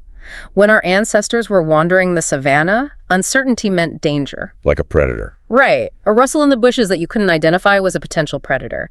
So when we do not know what is going to happen next, our brains enter a state of hyper-alertness. We freak out a little bit. We do. The amygdala, the brain's fear center, activates. We start scanning the horizon for threats. We instinctively prepare for the worst-case scenario. Living in a constant, unbroken state of unpredictability is incredibly toxic and stressful to the human nervous system. It's exhausting just thinking about it. Your brain is essentially running a background security program 24/7, constantly asking, is it safe? What's going to happen next? Am I okay? What is that noise? It drains you. If you live a life with zero structure, you are constantly feeding that anxiety loop. Routines serve as a powerful psychological buffer against that crippling uncertainty. They create a reliable, predictable structure in a world that is inherently chaotic. They give you a safe zone. Absolutely. When you know exactly what your day is going to look like, when you know that at 8 a.m. you drink coffee, at 9:00 a.m. you check emails, and at 12:00 p.m. you eat lunch, your brain can finally exhale. The internal threat level drops significantly. The brain recognizes the pattern and registers it as safe. This makes me think back to the height of the recent global pandemic. Oh, that is a perfect example. The outside world was a terrifying whirlwind of chaos, shifting regulations and extreme unpredictability.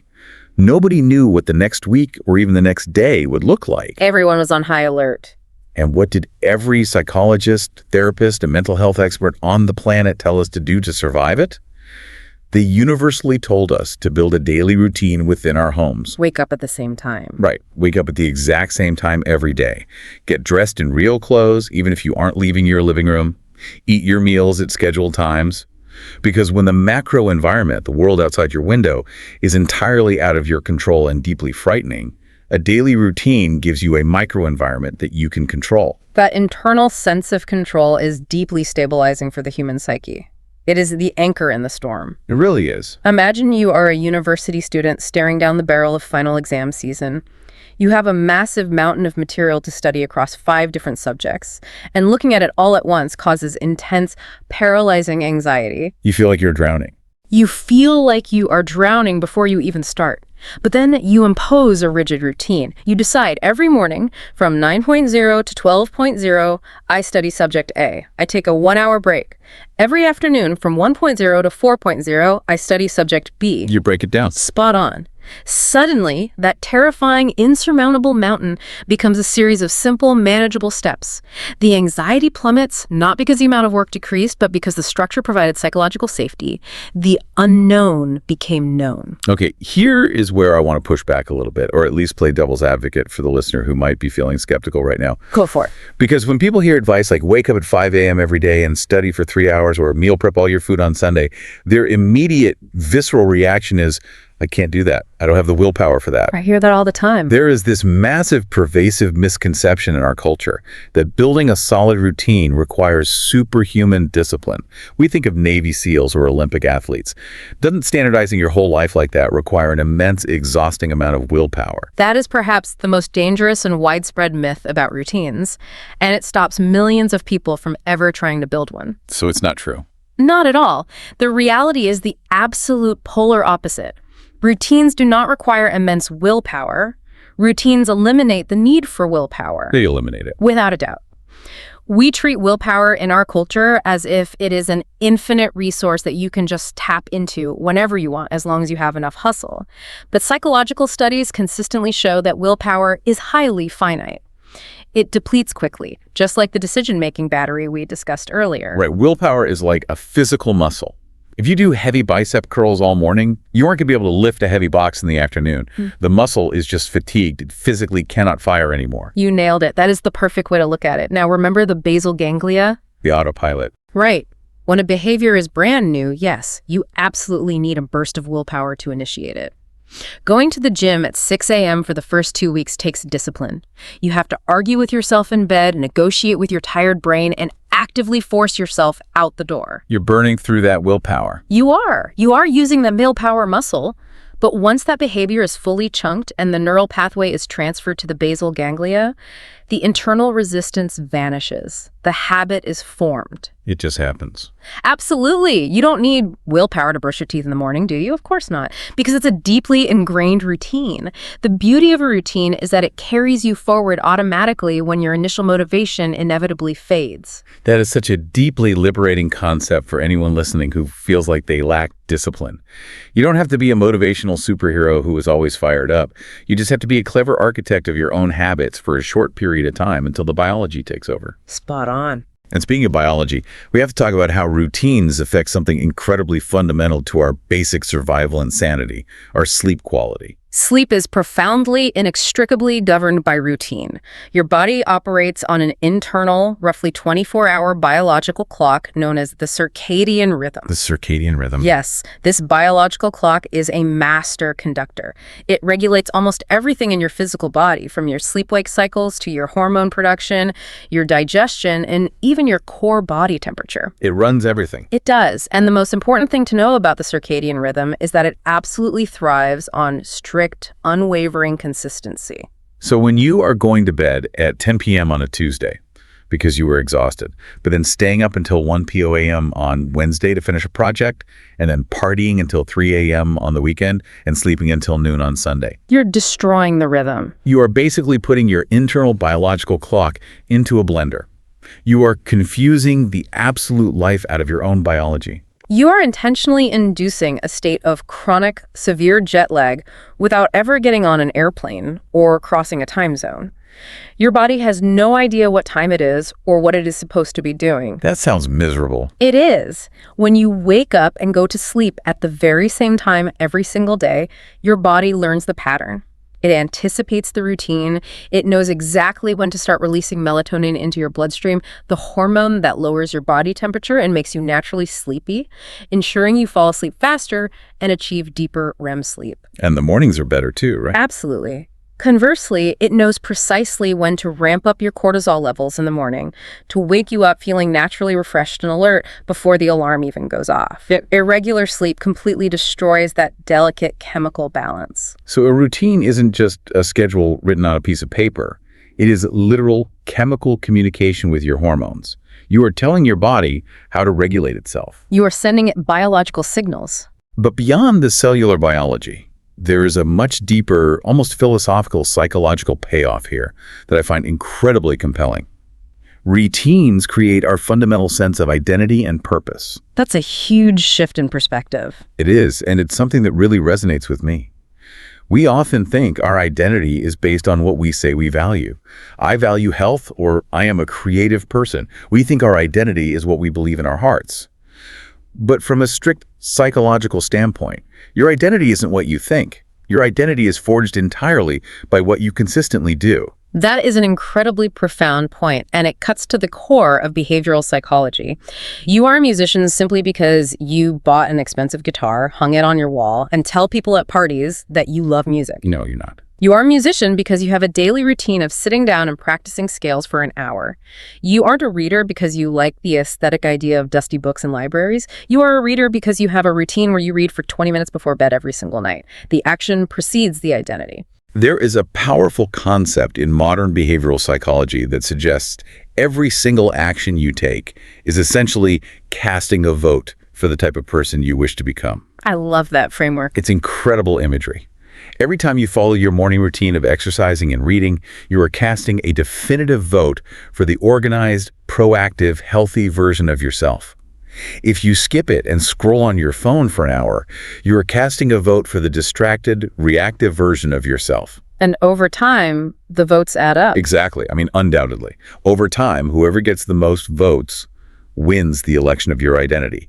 Your routines are the physical, undeniable evidence of who you actually are. And practically speaking, when you start casting those positive votes through routine, they add up to incredible, almost unbelievable levels of productivity. Because you aren't fighting yourself. Spot on. When you have a clear routine, you completely eliminate the friction of wondering what to do next.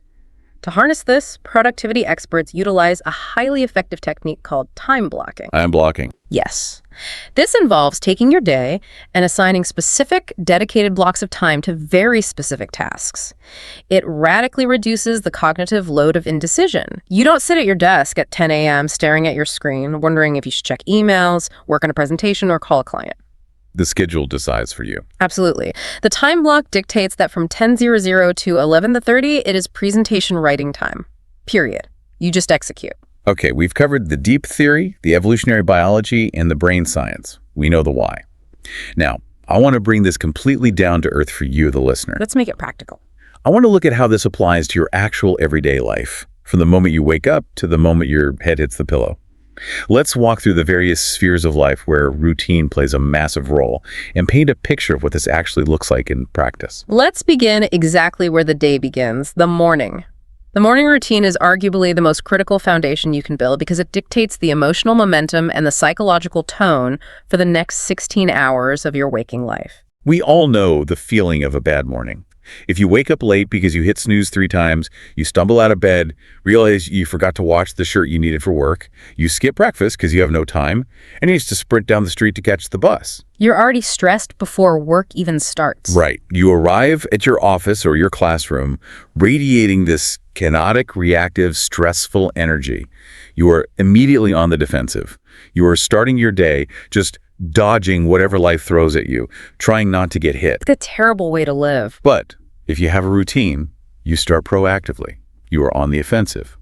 Let's paint a vivid picture of what a highly effective 90-minute routine could look like for someone focused on self-improvement. Let's say someone whose goal is to master the English language. A strong, sustainable morning routine isn't just about cramming in work. It balances your physical biology, your mental focus, and your practical daily needs. Walk us through it. Imagine you set your alarm for 6:30 a.m. The very first action upon waking is incredibly simple but biologically vital. Drink a large glass of water. You have just gone 8 hours without hydrating, and your brain needs fluid to function optimally. So simple but effective. Absolutely. At 6:45 a.m., you engage in a short walk outside or some light stretching in your living room. This physically signals to your nervous system and your circadian rhythm that the sleep cycle is over and the active day has officially begun. Blood starts flowing to the brain. Then, at 7 a.m., while you were eating a healthy, protein-rich breakfast, you put on your headphones and listen to an English learning podcast. You were absorbing the rhythm and vocabulary of the language. You're habit stacking. Spot on. At 7:30 a.m., you spend just 15 focused minutes writing 3 sentences in English in a journal about what you heard on the podcast or what you want to achieve today. At 7:45 a.m., you do a rapid 5-minute review of 10 new vocabulary flashcards. That's incredibly efficient. By 8 a.m., before your official workday or school day has even technically started, look at what you have accomplished. You have hydrated your body, moved your muscles, consumed new knowledge, practiced active linguistic output, and reinforced your memory.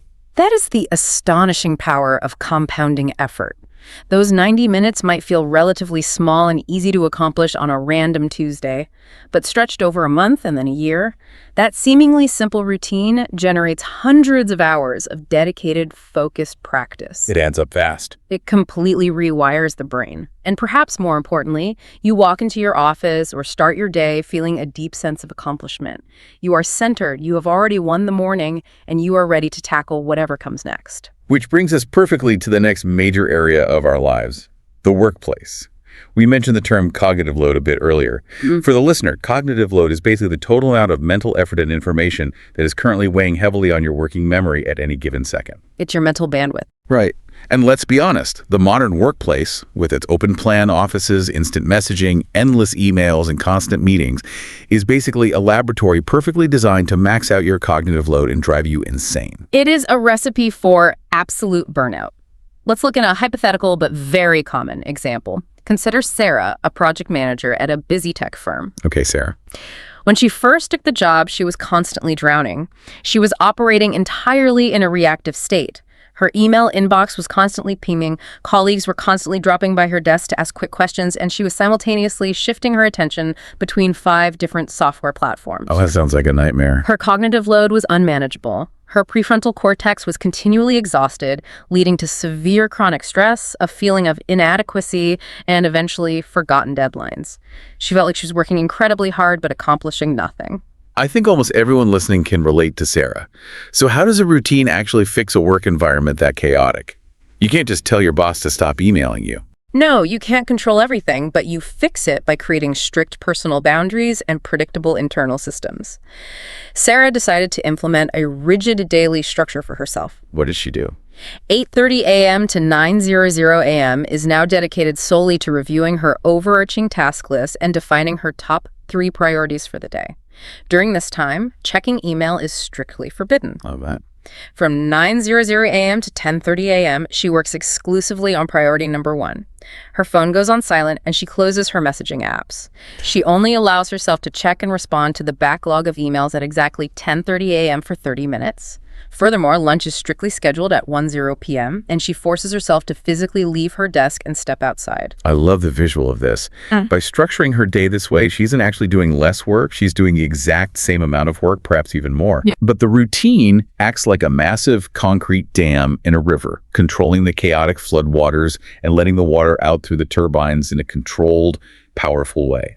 She conquered the overwhelm by deciding when she would be available for chaos, rather than letting the chaos dictate her minute-by-minute existence. Moving from the mental strain of work to the physical body, let's examine the sphere of exercise.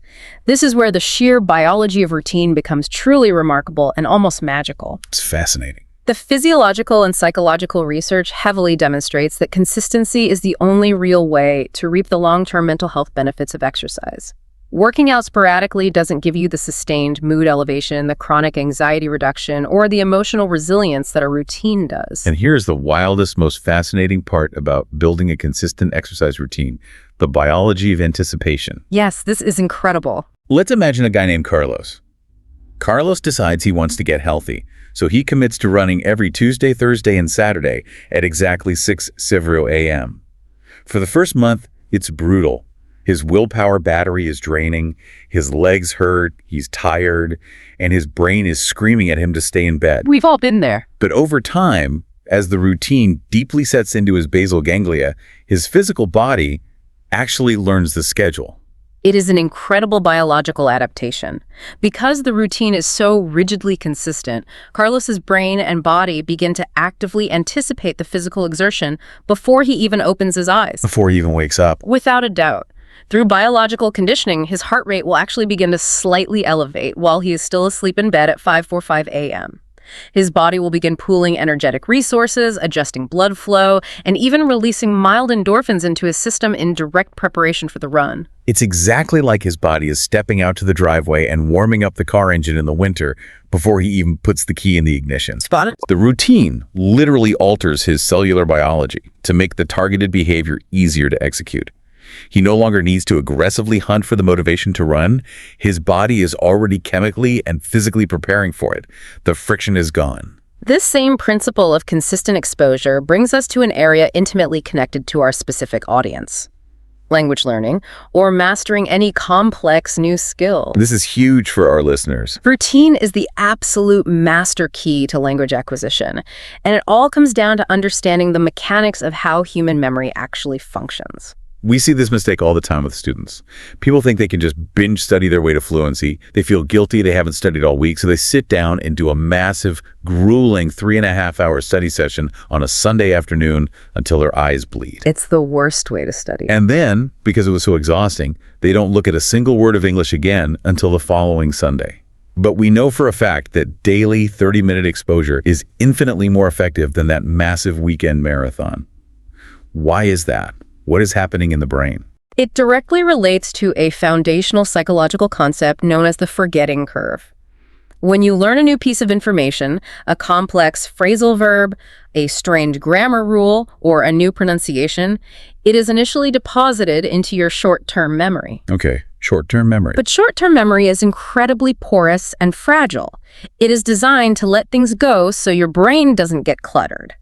If you do not encounter that newly learned information again quickly, the forgetting curve dictates that you will forget roughly 70% of it within the first 24 hours. 70%. Think about that. That is absolutely devastating. It is a massive loss. If you study for 3 hours on Sunday, by Monday evening, you have already lost 70% of what you learned. You are essentially pouring water into a bucket with a massive hole in the bottom. You're wasting your own time. But when you utilize a daily routine, you are constantly reviewing and retrieving that information. You physically intercept the forgetting curve before the memory decays. You block the forgetting. Absolutely. Daily exposure sends a powerful biological signal to your brain. It says, hey, we keep encountering this vocabulary word every single day. This must be vital for our survival in this environment.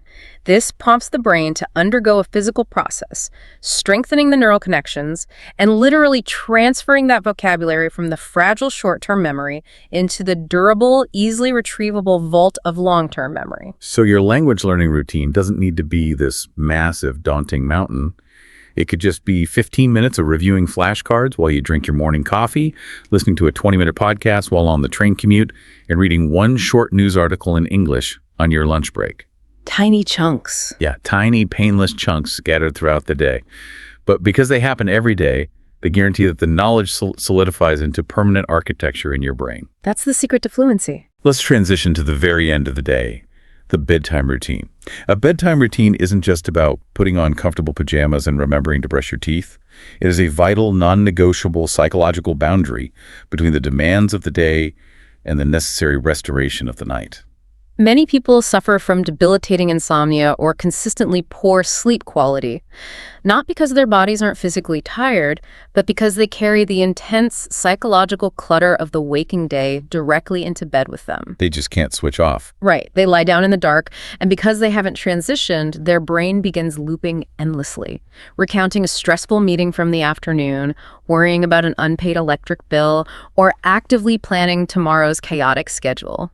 The brain is still fully engaged in high alert waking mode. It hasn't received the signal that the day is over. A dedicated bedtime routine is how you actively, deliberately tell your brain to turn the power switch off. It's the essential wind-down period. You need to establish a clear cutoff time for work and stress. When the laptop closes at 7 p.m., it stays closed. But my absolute favorite psychological tool for the bedtime routine is something called the worry dump. The worry dump. It is a highly effective, empirically supported cognitive tool. How does it work? About an hour before you plan to sleep, you sit down with a physical piece of paper and a pen, not a screen. And you physically write down tomorrow's entire to-do list, along with any lingering anxieties or random thoughts bouncing around your head. Getting it all out. Yes. By externalizing those thoughts onto paper, you are effectively closing the open loops in your brain. You are giving your subconscious permission to stop holding on to that information because it is safely stored on the paper. That's brilliant. Add in environmental cues like aggressively dimming the lights in your house to support natural melatonin production, and engaging in a calming activity like reading a physical book, and you are smoothly, gently guiding your biology into a state of deep rest. Now, I want to tackle a huge myth that pervades our culture, especially when we talk about structure, and that is the sphere of creativity. This is a big one. There is this deeply romanticized bohemian idea that true artists must live chaotic, unpredictable lives. We imagine them staying up until 3 a.m., drinking wine, waiting for the magical lightning bolt of inspiration to strike them out of nowhere. We think structure kills art, but historically, if you look at the greatest creators, that just isn't true at all. It is a complete fallacy. The greatest, most prolific creative minds in human history were, almost without exception, ruthlessly regimented in their daily habits. Give us some examples. The legendary composer Ludwig van Beethoven rose at the crack of dawn every day and painstakingly counted out precisely 60 coffee beans for his morning cup, not 59, not 61, before sitting down to compose intensely until the early afternoon. 60 beans, that is intense. Right. The brilliant surrealist Japanese novelist Haruki Murakami wakes at 4 a.m. every single day to write for 5 to 6 hours straight before running 10 kilometers. He compares his routine to a form of mesmerism. He hypnotizes himself through the repetition to reach a deeper state of mind. Toni Morrison, the incredible Nobel laureate, had a beautifully specific routine too. She would wake up in the pitch dark, make her coffee, and sit to watch the sunrise before she began writing. A beautiful ritual. The routine of watching the light slowly change was her psychological trigger to enter a deep creative flow state. Why does this rigid structure actually produce wild creativity?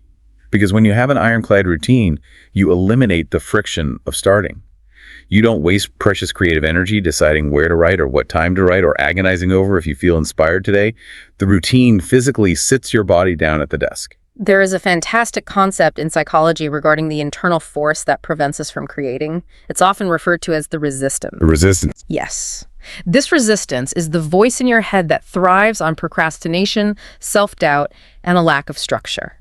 It tells you to check social media just one more time before you start painting or writing. Oh, I know that voice well. We all do. The only known way to consistently defeat that internal resistance is to simply show up every single day at the exact same time.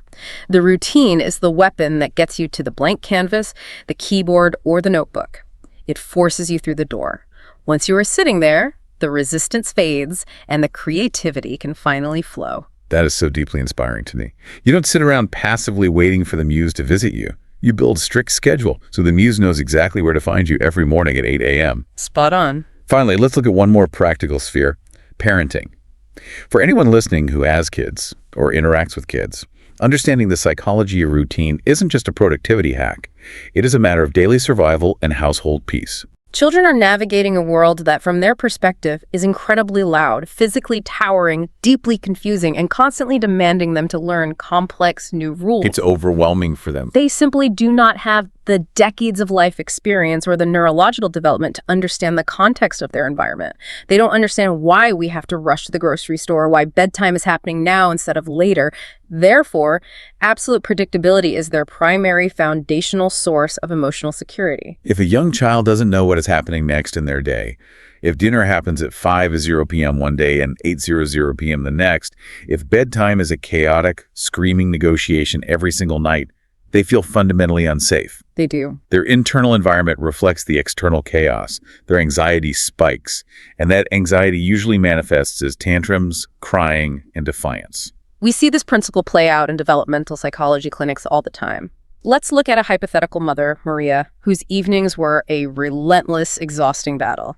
Her kids fought eating dinner, they fought getting into the bath, they fought going to sleep. Sounds exhausting. It was 3 hours of pure chaos every night. The psychological solution wasn't to punish them more. It was imposing a strict, predictable sequence. Dinner is always at exactly 6:00 p.m. The bath is always at 6:45 p.m. Story time is at 7:5 p.m. Lights out is at 7:30 p.m. No exceptions. And I'm sure the first few days of implementing that were probably terrible because the kids resisted the sudden change in structure. They tested the boundaries. Undoubtedly, the transition phase is always rocky. But by week 2, a profound psychological shift occurred in the household. The children internalized the pattern. They knew exactly what was coming next. They felt safe. Spot on. That newfound predictability replaced their underlying anxiety with a deep, comforting sense of safety. The nightly battles ceased, not because Maria suddenly became a stricter disciplinarian, but because the routine provided the exact emotional security and boundaries the children's developing brains were desperately craving. Okay, we have spent a lot of time praising this concept. This all sounds like an absolute superpower that will fix every problem in your life. But we need to be intellectually honest here and look at the whole picture. I want to talk about the shadows of structure. The dark side. Yeah, is there a dark side to all of this? Is there a tipping point where a routine stops being a supportive foundation and actively morphs into a prison of your own making? That is a highly critical question to ask. Like any powerful psychological tool, routines exist on a spectrum, and there are absolutely severe pitfalls if they are taken to an extreme or implemented blindly. The first major shadow we have to warn against is extreme rigidity. Right. It's a difference between a tree that can bend in the wind and a brittle stick that just snaps in half during a storm. when the structure becomes so inflexible that it shatters at the slightest impact. Absolutely. I mean, you are entirely correct. Life, by its very nature, is inherently unpredictable. Flights get delayed by weather, pipes burst in your kitchen, children suddenly get sick at school, and amazing, unexpected opportunities arise out of nowhere. You can't plan for everything. You can't. If your emotional attachment to your daily routine is so rigid and intense that a minor disruption like someone scheduling a meeting over your gym time causes you intense anxiety, anger, or a complete emotional meltdown, the routine is no longer serving your well-being. You have become a servant to the routine. What we want to aim for is a concept I like to call flexible consistency. You follow your guidelines and your structure 80 or 90% of the time. But if an old friend suddenly comes into town and invites you to an amazing once-in-a-lifetime dinner on a Tuesday night, you can skip your rigid evening reading and bedtime routine without feeling a crushing sense of guilt or feeling like your world is ending. You adapt. Right. The routine is the baseline you return to, not a cage that traps you. Another crucial shadow to be aware of is that the biological mechanism of routines is morally neutral. What do you mean by that? The basal ganglia, that primitive part of the brain automating your habits, does not judge whether a routine is healthy or destructive. It only knows and rewards repetition. This means you can just as easily build and reinforce incredibly bad habits using the exact same neuroplasticity. It's such a sobering truth. Coming home from a highly stressful job, walking through the door, immediately opening a bottle of wine, and zoning out on the couch in front of the television until midnight. That is a highly structured, deeply automated routine. It's a very strong routine. Waking up and spending the first hour in bed doom-scrolling on social media and reading negative news. That is a solid routine. But those routines are actively destructive to your mental health, your relationships, and your physical body. You have to step back, audit your automatic behaviors, and ask yourself a hard question. Is this sequence of actions building me up into who I want to be, or is it slowly breaking me down? And that reflection leads perfectly into the third danger, the comfort trap. Routines are, by their very definition, familiar, predictable, and psychologically safe. But safety isn't always good. Exactly. I mean, undoubtedly. The psychological comfort zone is a place where very little personal growth, learning, or self-discovery actually occurs. If your routine is so perfect that it never challenges you, never scares you, and never pushes you, you run the severe risk of becoming stagnant. You stop evolving. You essentially just run out the clock on your life on autopilot. You look back after 5 years and nothing has changed. So how do we fix that while still keeping the benefits of structure? I think we have to proactively engineer what I call deliberate discomfort directly into our routines. Deliberate discomfort. I like that. It sounds crazy to schedule discomfort, but you have to systematically schedule the unknown. Make it a routine that every single Friday, you order or cook a food you've never tried before. Or once a month, you force yourself to attend a networking event where your goal is to talk to exactly one completely new person. You use the rigid structure of the routine to force yourself to periodically step out of the comfort zone. You systemize your own growth. A brilliant strategy.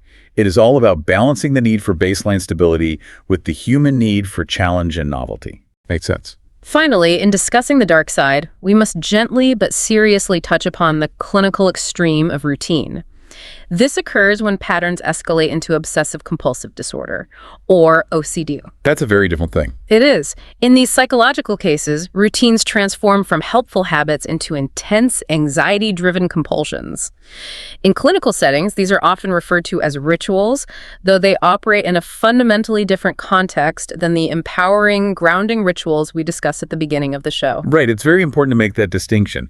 This isn't mindfully making coffee to feel peaceful. This is feeling a terrifying, overwhelming biological need to check if the front door is locked exactly 7 times before you can physically force yourself to leave the house. Or feeling an intense panic, a sense of impending doom if the items on your desk aren't arranged in perfect symmetry. The action isn't serving you. The fear is driving the action. Correct.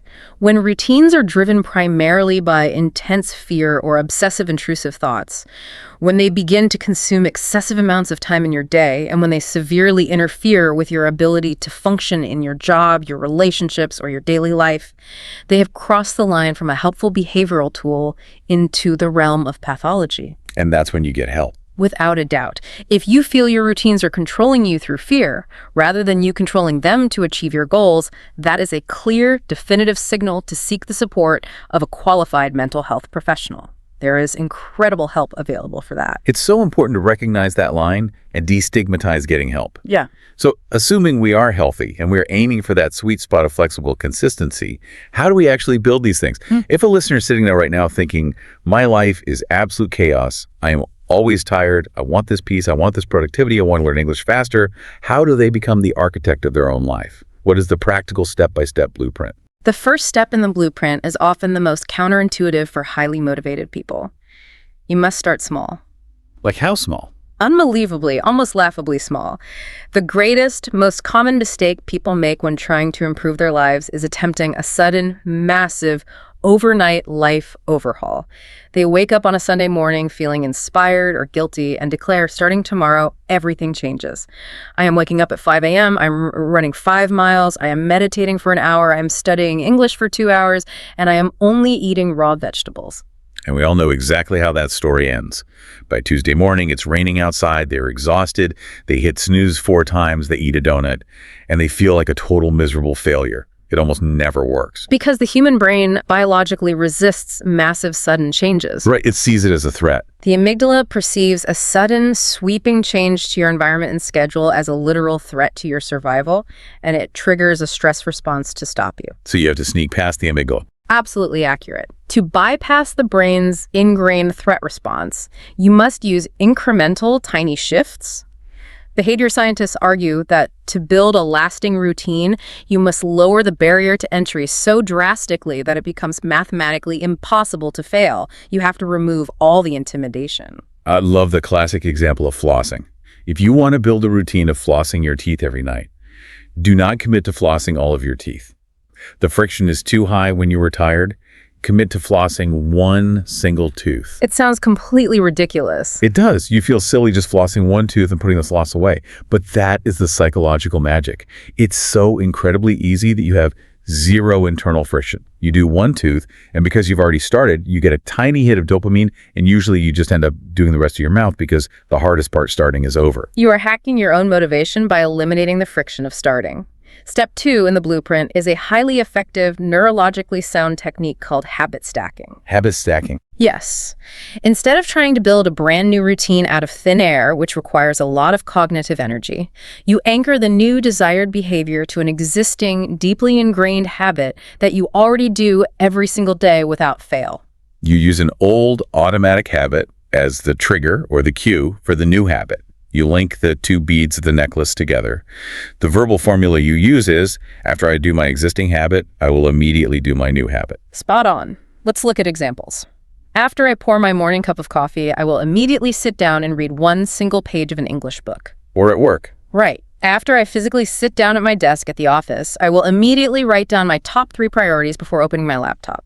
After I brush my teeth at night, I will write one single sentence in a gratitude journal. The old habit acts as an undeniable cue, and over time, through a process of synaptic pairing, the 2 actions fuse together in the basal ganglia. They become one single sequence. Step 3 is a massive one, and it's something we often overlook. Design your physical environment. We rely way too much on internal motivation and willpower, but your physical environment will beat your willpower almost every single time. There is a foundational premise in psychology that suggests human behavior is always a function of the interaction between the person and their environment. Person and environment. Yes. While trying to change the person, trying to force yourself to be more motivated, more disciplined, more energetic, is incredibly slow and difficult. Changing the environment is usually quite simple, yet it yields profound, immediate behavioral changes. You want to make good habits the path of least resistance and bad habits incredibly difficult to execute. If you want to build a routine of exercising in the morning, do not leave your running shoes buried in the back of your dark closet. Put your workout clothes and your shoes directly on the floor right next to your bed, so you literally have to trip over them when you wake up. You can't ignore them. Right. You have designed an environment that aggressively supports the routine. Conversely, if you want a routine of eating healthier in the evenings, the easiest way is to hide the junk food in the very back of the highest cabinet in the kitchen where you need a step stool to reach it. Or, better yet, design your environment at the grocery store by simply not buying it. If it isn't in your house at 9:00 p.m., you can't eat it. Your environment dictates your choices. Step 4 in our blueprint is tracking your progress. This isn't just about feeling good. It leverages a deeply ingrained psychological principle called loss aversion. Loss aversion. Humans, evolutionary speaking, are generally much more motivated by the fear of losing something they already possess than by the prospect of gaining something of equal value. The pain of losing $10 is psychologically stronger than the joy of finding $10. We use this to our advantage through the streak effect. You go buy a large physical wall calendar and a thick red marker. Every single day you complete your new tiny routine, whether it's the 15 minutes of English flashcards, the morning stretch, or the single tooth floss, you draw a massive satisfying red X on that day. After 2 weeks of doing this, you have a solid, unbroken visual chain of X's on your wall. And that is exactly where loss aversion kicks in and saves you. On day 15, when you are stressed, exhausted, and your willpower battery is at 0, you will not want to do the routine. But you will look at that calendar and you will realize that if you skip it today, you break the beautiful chain. You lose the streak. Spot on. You lose the streak you worked so hard to build. The psychological desire to preserve that visual streak, to avoid the feeling of loss, actually becomes a more powerful, reliable motivator than your internal resistance. It pushes you through the friction. But inevitably, because we are human beings and life is messy, life happens. We will get sick, we will travel, we will forget, we will break the chain eventually. Which brings us to step 5 of the blueprint, patience and self-compassion. Let's take a moment to debunk a massive, pervasive myth right now. We have all heard the old self-help advice that it takes exactly 21 days to form a new habit. Is there any biological truth to that? It is a complete and utter myth, largely based on a misinterpretation of plastic surgery recovery times from the 1960s. Plastic surgery, wow. Yes. Rigorous modern psychological studies have tracked habit formation and found that, on average, it takes 66 days for a new behavior to become completely automatic and heavily chunked in the basal ganglia. 66 days. And depending on the complexity of the behavior, drinking a glass of water versus learning to meditate, and the neuroplasticity of the individual, it can actually range anywhere from 18 days to over 250 days. Rewiring the physical brain takes time. 66 days on average. That means when you are struggling intensely on day 30, you aren't failing. You aren't lazy or broken. You are literally only halfway through the biological rewiring process. You have to be patient with your own biology. And when you do inevitably miss a day, because you absolutely will, you need to practice deep self-compassion. This is so important. The concept of self-compassion is vital. Think about it. If your best friend missed a day of their new diet, you wouldn't scream at them, tell them they are a worthless failure, and tell them to just give up entirely. You would put a hand on their shoulder and say, hey, it's okay. You've had a really stressful week. Don't worry about it. Just try again tomorrow. Yet our own internal monologue, the way we speak to ourselves when we fail, is often incredibly cruel and unforgiving. Self-compassion means consciously choosing to treat yourself with the exact same grace and encouragement you would offer a good friend. Biologically speaking, one single missed day does not delete 60 days of newly formed neural pathways. The pathways are still there. Without a doubt. The progress is still there. You simply wake up and start the next day fresh.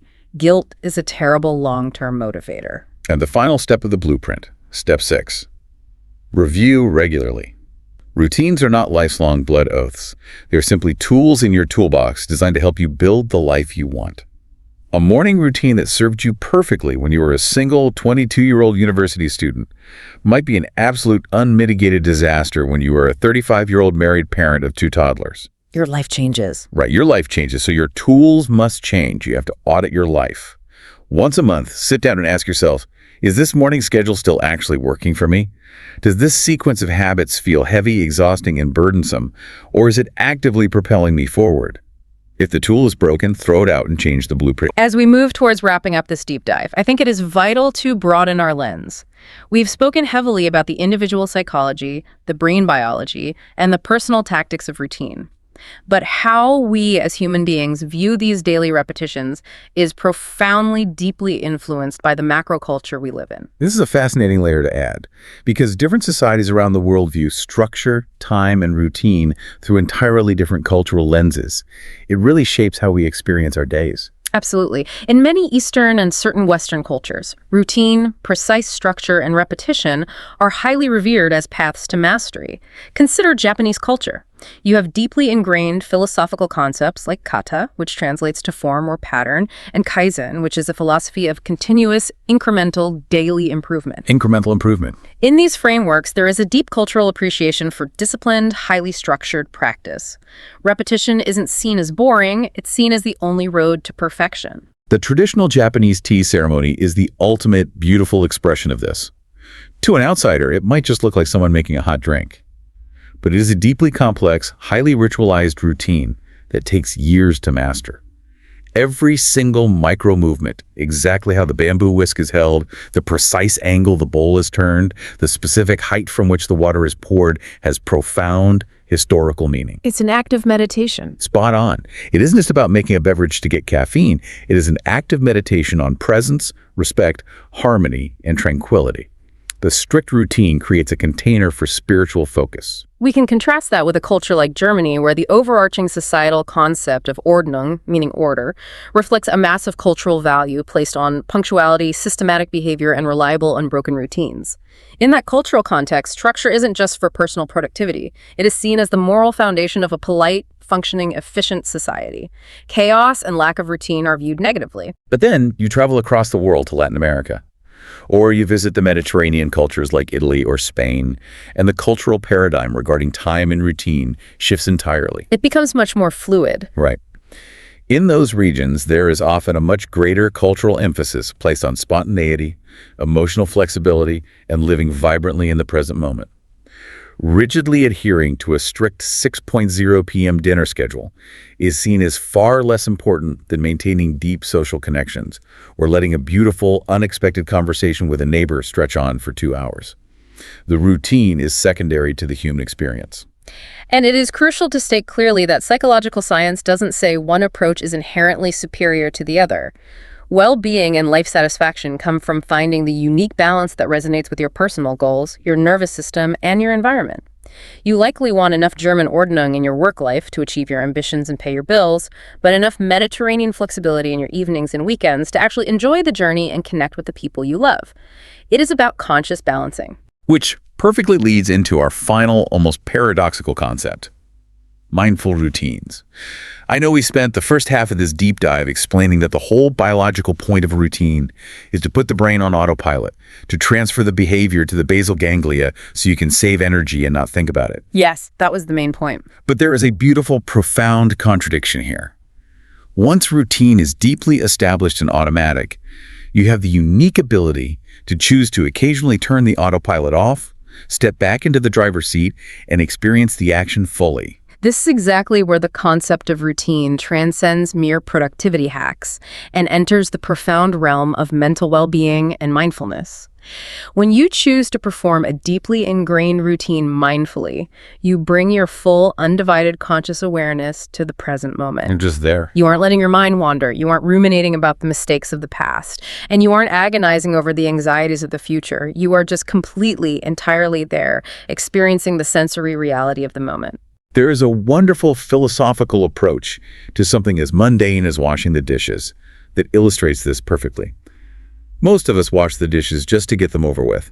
We see it as a hurdle between us and the couch. We just rush through it. Right. We scrub furiously, rushing through the motion, while our brains are a million miles away stressing about our taxes or replaying an argument we had yesterday. But the mindful approach flips this. It suggests that the act of washing the dishes is a wonderful, quiet opportunity to simply be alive. You slow down. You consciously notice the warmth of the water running over your skin. You notice the beautiful rainbow colors catching the light in the soap bubbles.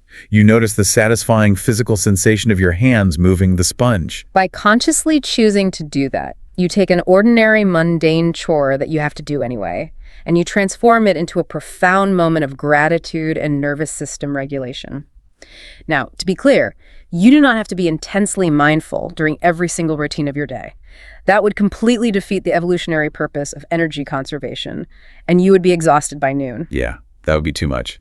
But if you can intentionally pick just one simple routine a day, maybe grinding your morning coffee, or feeling the wind on your face during your walk to the bus stop, or the physical sensation of folding warm laundry, and perform it with absolute unbroken presence, the psychological benefits to your overall sense of peace and life fulfillment are immense. So what does this all mean for you, the listener? Let's take a moment to synthesize this incredible journey we've been on. We started deep inside the physical architecture of the brain, specifically the basal ganglia, looking at how our neurobiology chunks repeated behaviors into automatic sequences just to save precious biological energy. Covered a lot of ground. We really did. We explored how building those automatic sequences is the ultimate weapon to defeat decision fatigue, how it significantly lowers our daily anxiety by creating predictable safety, and how it literally builds the foundation of our identity. We looked at the practical, undeniable application of these biological facts across every major sphere of your life. How a proactive morning routine sets the emotional tone for the day. How the reality of the forgetting curve makes daily bite-sized language learning absolutely essential for your memory. And how even the greatest creative minds in history, like Beethoven, relied on strict, uncompromising structure to unleash their art upon the world. We confronted the dark side of our habits too.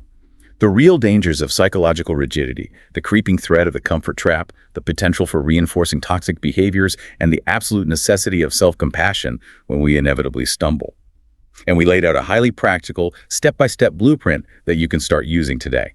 Starting ridiculously small to bypass fear, using habit stacking to anchor new behaviors, designing your physical environment to eliminate friction, and leveraging the streak effect. Which brings us all the way back to the core truth we established at the very beginning of this conversation. Your routine is not simply a boring list of chores you have to get through. It is not a cage. Your routine is the actual physical architecture of your life. There is a famous concept in behavioral psychology we discussed earlier. Every single action you take is a vote for the person you are actively becoming. So we want to leave you with one final, deeply provocative thought to mull over today as you go about your sequence of habits, as you commute, as you work, as you relax. Take a hard, unflinching, honest look at your daily autopilot. When you wake up, when you do your job, when you unwind in the evening, who is the person your current routines are voting for? Are those daily automatic votes electing the version of yourself and the life you truly want? And if they are not, what is one tiny, ridiculously small habit you can change tomorrow morning to start casting a different vote? Like, share, and subscribe to this YouTube channel. Hello. Welcome to the Learn English Lab. Today's podcast is The Story of Human Communication. It's great to be here. So I want to ask you something right off the bat, to you, the person listening to this right now.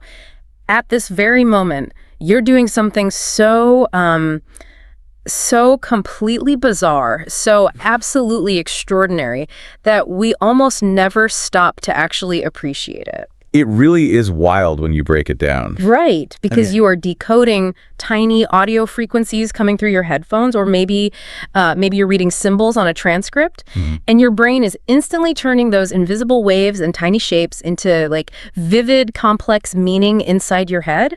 Without you even trying, really. Yeah, you are hearing a voice in your mind that you are not speaking. You're absorbing thoughts that originated in someone else's brain entirely. I mean, isn't that remarkably strange when you just sit with it? It undeniably is. We take the entire phenomenon completely for granted, mostly just because we do it every single day. Right, it's just normal to us. You know, we wake up, we check our phones, we talk to our families.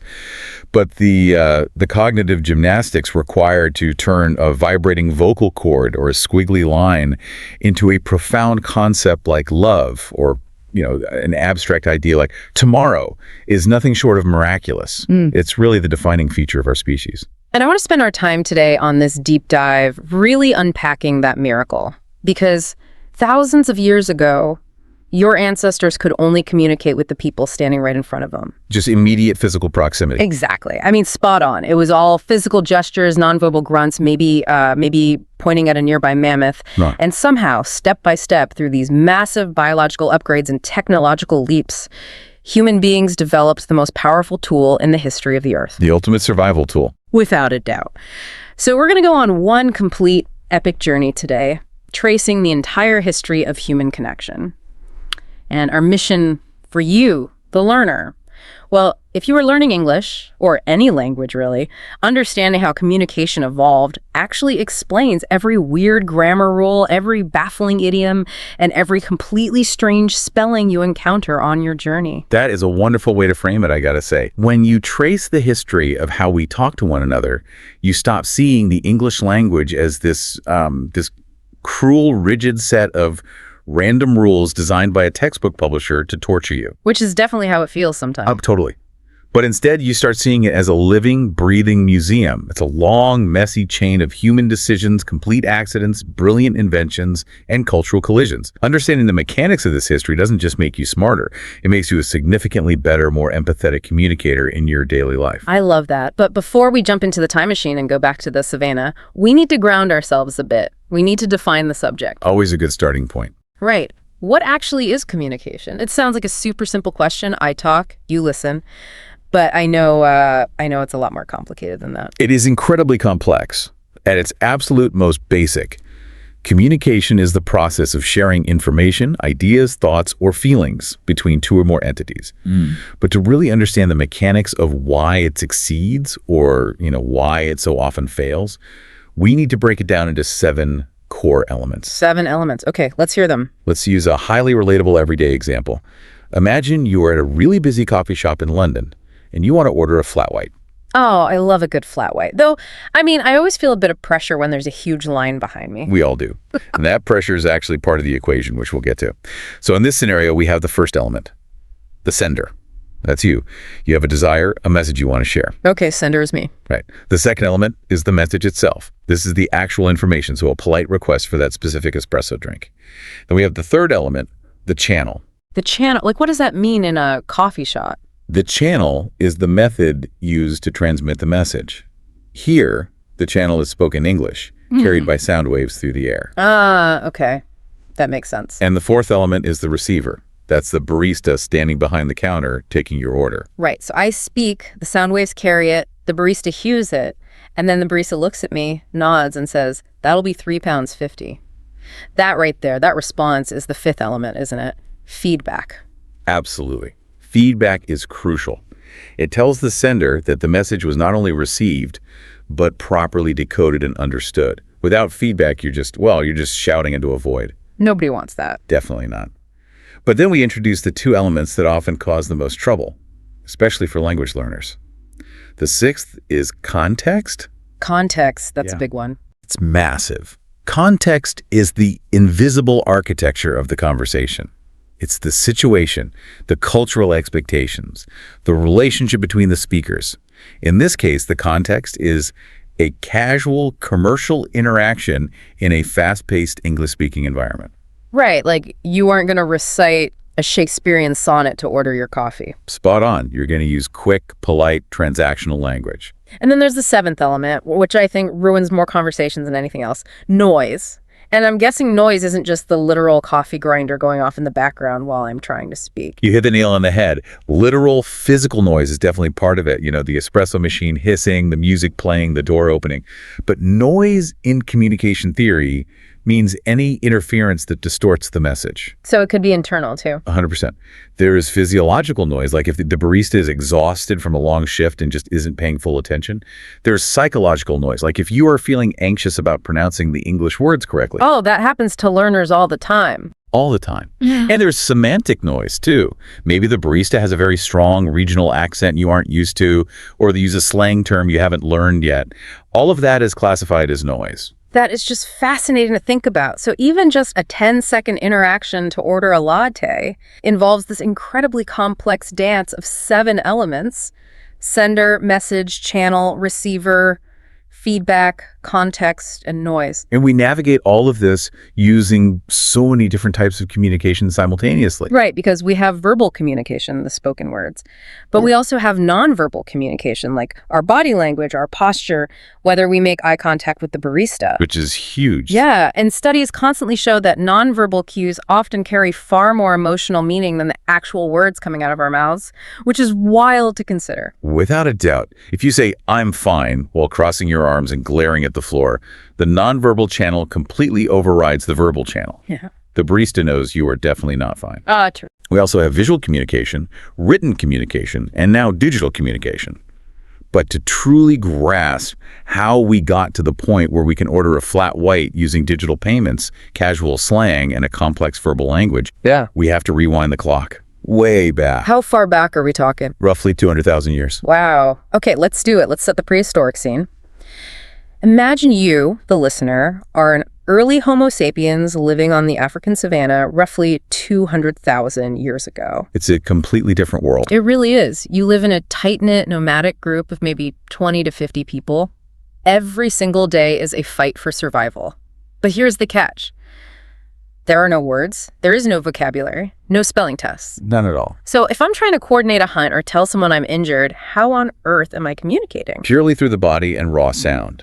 Your early toolkit was incredibly physical. Think about how much you can convey without a single word. You use gestures like pointing sharply at a distant water source, or frantically waving your arms to get attention, or physically pulling a child away from a steep cliff edge. It's very immediate, very tactile. Yes. And you relied heavily on facial expressions. A soft smile to show another tribe member you meant no harm, or widening your eyes in sheer, unadulterated terror to signal an immediate threat, or baring your teeth in anger. It's almost like a full-body performance just to survive. It really was. You use body posture constantly, too. Standing tall, expanding your chest, making yourself look as large as possible to establish social dominance. Or, on the flip side, crouching low to the ground to show submission to a stronger member of the group. And what about touch? Touch was a primary way of maintaining social bonds. Grooming each other, holding, pushing. It built the trust necessary to keep the group cohesive. But sound was still in the mix, right? I mean, we just weren't using words, we were making noise. Absolutely. Non-word sounds were vital. Grunts, screams, laughter, crying. But we have to remember, these weren't just random, meaningless noises. Right, they had specific intent. Undeniably, a specific type of sharp grunt or a variation in the pitch of a scream carried immense life-saving emotional data. If someone screamed in a high-pitched, sudden way, you didn't need to speak their language to know you needed to start running immediately. So that physical toolkit worked for a while. It kept us alive, we found food, we avoided predators. But then a massive biological shift started happening. The human hardware essentially got an evolutionary upgrade. Yes, and it was a dual upgrade, which is fascinating. First, the human brain was evolving in unprecedented ways. Specifically, the areas of the brain responsible for language processing began developing and becoming far more complex. We call these Broca's area and Wernicke's area. I hear those terms thrown around a lot in biology or pop science, but what do they actually do? How do they give us language? Think of it this way. Wernicke's area is like the ultimate decoding machine. It's located in the temporal lobe, and it helps us comprehend and understand the meaning of sounds. So that's the receiving end. Spot on. And Broca's area, located in the frontal lobe, acts like a master conductor of an orchestra. It coordinates the impossibly complex microscopic muscle movements of your mouth, your tongue, your lips, and your throat that are required to produce specific articulated sounds. Wow. So the brain is literally rewiring itself to process and create complex audio. Well, undeniably, yes. And simultaneously, our physical anatomy was changing.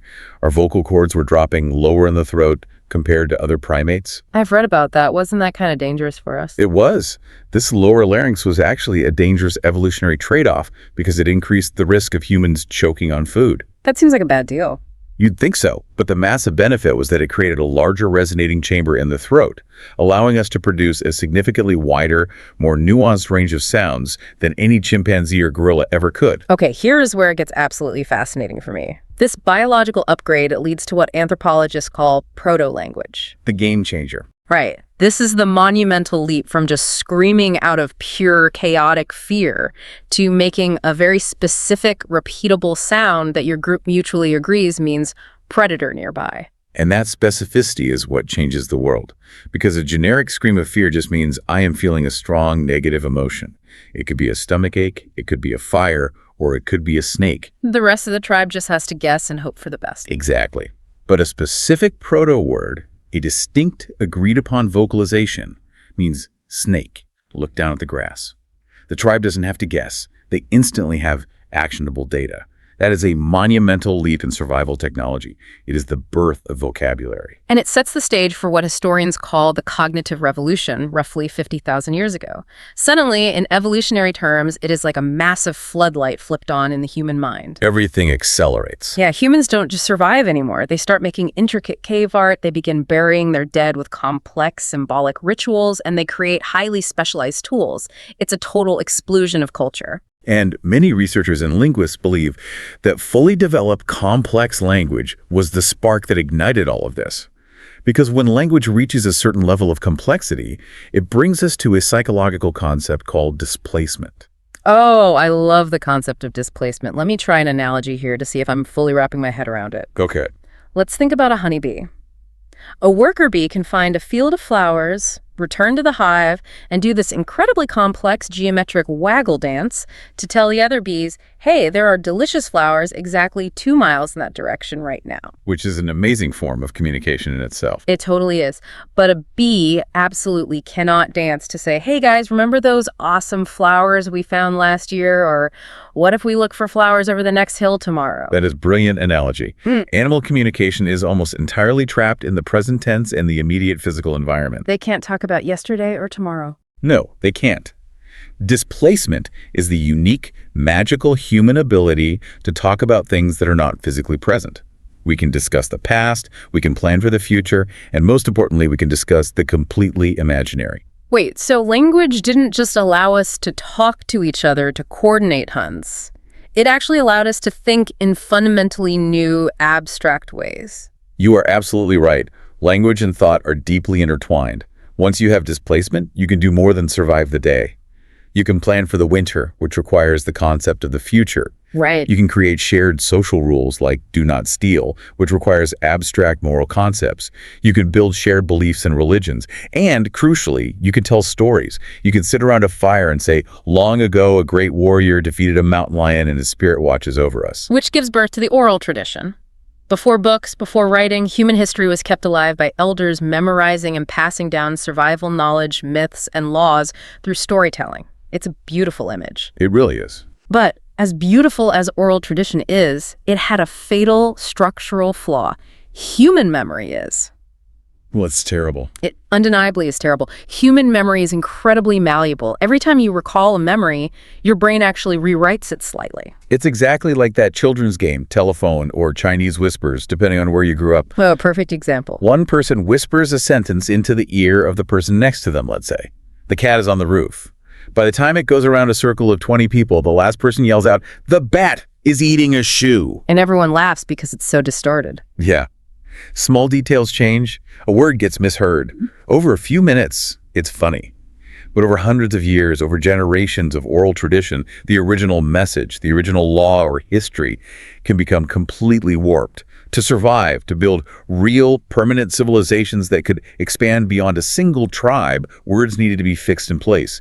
We needed to freeze them. Which brings us to the invention of writing.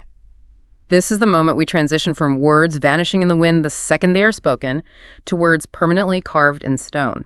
Let's talk about those first attempts at making things permanent. At first, it was purely visual, right? Yes, very visual. We're talking about the breathtaking 40,000-year-old cave paintings in Lascaux, France, showing massive bulls and horses. We see tally marks scratched into animal bones to count the passing of lunar days. We see petroglyphs carved into rock faces across the globe. Those visual marks were vital steps. They showed a profound desire to leave a lasting record. But they were still essentially pictures and basic accounting. They weren't language yet. Right. True writing requires a system where symbols consistently represent specific linguistic sounds or meanings. And the big breakthrough, the massive shift, happened around 3400 BCE in Mesopotamia, which is modern-day Iraq. The Sumerians. They always seem to be at the center of ancient innovation. They certainly were here. They developed a system called cuneiform. They would take a wet clay tablet and press a wedge-shaped reed stylus into it to make marks. And at first, was it just pictures? Yes. Initially, it was just pictographs. A drawing of a cow's head meant cow. A drawing of a stalk of wheat meant wheat. It was mostly used to keep track of taxes in temple storehouses, just accounting, really.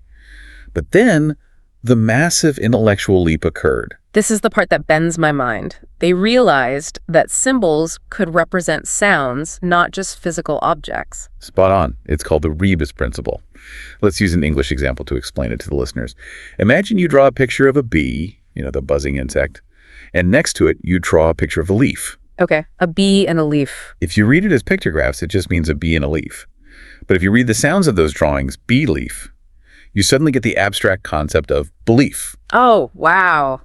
That is brilliant. Once a symbol represents a sound, you can combine symbols to write abstract concepts that are completely impossible to draw. How do you draw the concept of justice, or irony, or tomorrow? You simply can't. Exactly. But if you have symbols for the sounds that make up the word justice, you can write absolutely anything the human mind can conceive. Over in Egypt around the same time, hieroglyphics were developing along similar phonetic lines. Okay, to the person listening right now, I have a mind-blowing fact for you that ties this ancient history directly to the screen you are looking at today. This is one of my favorite facts. It's so good. The English letter A, the very first letter of the alphabet you use every single day, was originally a pictographic symbol for an ox head in these ancient Middle Eastern systems. An ox was a hugely important symbol of wealth and power. It meant you were doing well. Right. So over thousands of years, as scribes wrote it faster and faster, the detailed drawing got simplified into basic strokes, and eventually it got rotated. It is a stunning realization when you look closely at it. Try it right now. If you take a capital A and turn it completely upside down, the two bottom legs sticking up in the air become the horns of the ox, and the point at the top facing down becomes the animal's snout. Every time you type it A, you are literally tracing the ghost of a 5,000-year-old drawing of a cow. It connects us directly to the ancients in such a tangible way.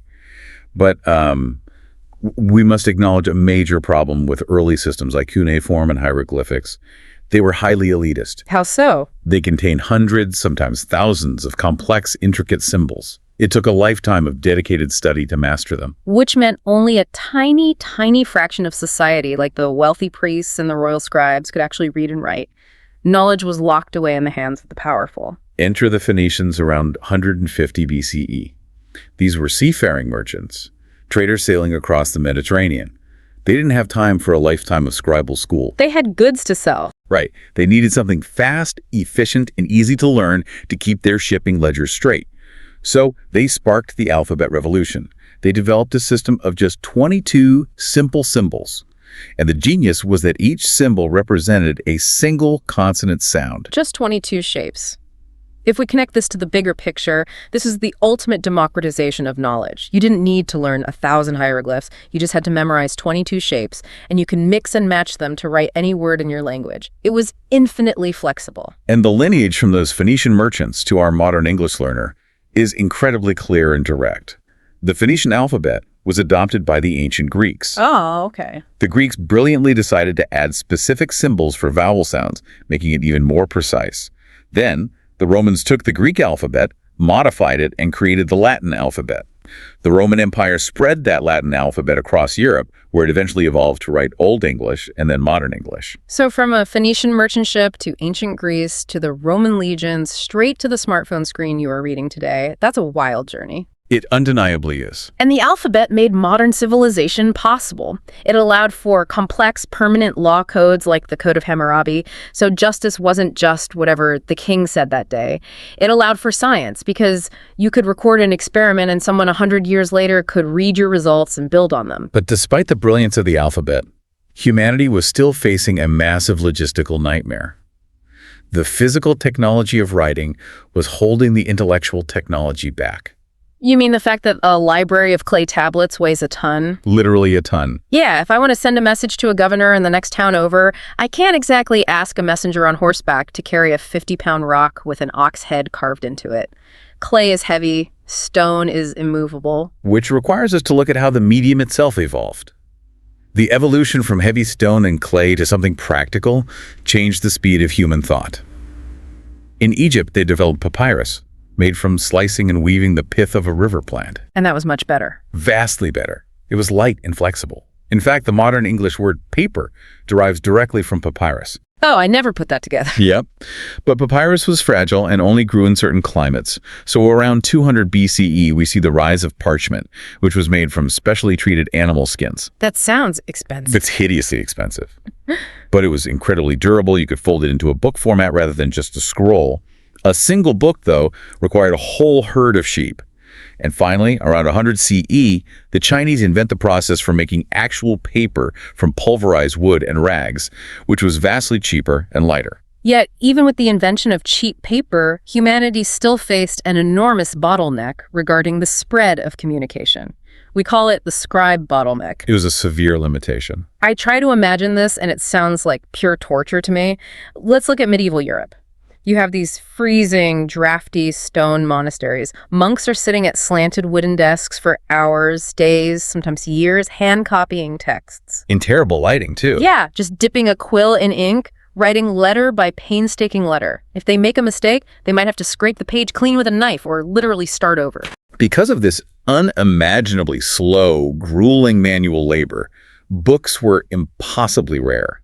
A single hand-copied Bible could easily cost the equivalent of a large house or a sprawling farm today. Wait, a single book cost as much as a house? Absolutely. The vast majority of human beings live their entire lives, from birth to death, without ever once holding a book in their hands. The spread of new ideas was agonizingly slow. And then the bottleneck shatters. In 1440, a German goldsmith named Johannes Gutenberg enters the chat and quite literally changes the world forever. He perfects the movable type printing press. It is arguably the most important invention of the second millennium. Gutenberg's genius was taking his knowledge of metallurgy and casting individual metal letters. So instead of carving a whole page, you just have a bunch of loose letters. Spot on. You could arrange these metal letters into a frame to form sentences and pages, cover them in ink, and press them onto paper with a modified wine press. Once the page was set, you could print hundreds, even thousands of copies, at the time it took a medieval monk to handwrite a single page. The impact was immediate, wasn't it? Literacy exploded across Europe. Scientific discoveries didn't just stay in one laboratory. They were printed in pamphlets and spread across borders. Political pamphlets sparked revolutions. It completely democratized knowledge. It fundamentally reshaped society. But, and here is the ultimate aha moment for our English learners listening, I want to pause here. Because the printing press is the exact historical reason why English spelling is so notoriously frustrating, illogical, and difficult today. It is the perfect explanation for the madness of English spelling. Before the printing press, scribes just spelled words however they sounded in their local region. Just sounding it out. Basically, yeah. If you were in Northern England, you spelled a word one way. In London, another. There's no concept of correct spelling. But the printing press was a mass production machine. It required standardization. The early printers, many of whom were based in London, essentially locked in and froze the spelling of English words in the late 1400s and early 1500s. But, and here's the tragedy for language learners, the spoken language didn't freeze. People kept changing how they pronounced things. Absolutely. There was a massive linguistic shift happening right around this time called the Great Vowel Shift, where English speakers radically changed how they pronounced their vowels and began dropping awkward consonant sounds. But the books were already printed. You hit the nail on the head. The printers had already cast the metal type and printed the dictionaries based on the old pronunciations. So let's look at a word like knight. You know, a soldier in armor, K-N-I-G-H-T. It looks ridiculous. Why is there a K? Why is there an I-G-H-T? Because originally it wasn't pronounced knight. In Old and Middle English, every letter was pronounced. It had a hard K at the front and a guttural back of the throat E sound. It sounded closer to K. K. Wow. Yes, and the printers locked in that spelling. Over the centuries, human mouths got lazy, and society collectively stopped pronouncing the K in the K, softening it to night. But the spelling was already permanently printed in millions of books. It was too late to change it. So every time a learner struggles to spell through, T-H-R-O-U-G-H, or island, or doubt, you aren't failing at logic. You are just dealing with a 500-year-old typographical fossil. That's a great way to put it. The printing press was a miracle for mass production, but humanity still had a massive speed limit on communication. Explain what you mean by that speed limit. Well, thanks to Gutenberg, you could print 10,000 copies of a book or a newspaper. But information, the actual physical paper, could still only travel as fast as a horse could gallop on a dirt road, or a ship could sail across the ocean reliant on the wind. True. The message was tied to the messenger. Exactly. I mean, undeniably true. A letter sent from London to New York took months. If a treaty was signed ending a war, soldiers on the other side of the world wouldn't know until the war was half over. People literally died fighting wars that had already legally ended because the message hadn't arrived yet. This raises a critical problem. How do we shrink the world? How do we divorce the message from the physical messenger? That brings us to the age of wires and waves. The physical distance problem was finally spectacularly solved in the 1830s and 40s. The telegraph. The harnessing of electricity changes the game entirely. For the very first time in human history, a piece of information could travel faster than a physical human being. It could travel at the speed of light. It was a paradigm shift that altered human psychology forever. Using electrical signals sent along a copper wire and Morse code, which was a brilliant system of short dots and long dashes representing the alphabet, telegraph operators could send messages instantly between cities. Like the famous SOS distress signal. 3 short dots, 3 long dashes, 3 short dots. Dit, dit, dit, da, da, da, dit, dit, dit. It's universally recognizable. It really is. And here's a fun connection for the modern listener. The telegraph charged you money by the letter or by the word. It was expensive. So people started shortening words and dropping unnecessary vowels to save money. Wire me became a common phrase. In a way, the telegraph birthed the original text speak that we use on our phones today. That's a really good point. But as amazing as the telegraph was, it was just cold, clicking text. It was missing something vital. It was missing humanity. It was missing the nuance of emotion. That human element arrived in 1876 with Alexander Graham Bell's invention of the telephone. The telephone wasn't just a faster telegraph. It was a profound, intimate, emotional revolution. Imagine being an immigrant separated from your mother by thousands of miles. For years, you've only seen her handwriting. And suddenly, through a piece of wood and wire, you hear her actual laughter. You hear the tremble in her tone. It restored the vital nonverbal auditory cues, pitch, tone, pacing. That written text had completely stripped away. But the telephone was still one-to-one communication. You had to physically wire one house to another house. Right, it wasn't a broadcast. No, but in the 1890s, radio emerges. Using invisible electromagnetic waves traveling through the air, radio became the first true mass medium. One person speaking into a microphone in a studio, and millions of people hearing that exact voice at the exact same time in their living rooms. It synchronized society.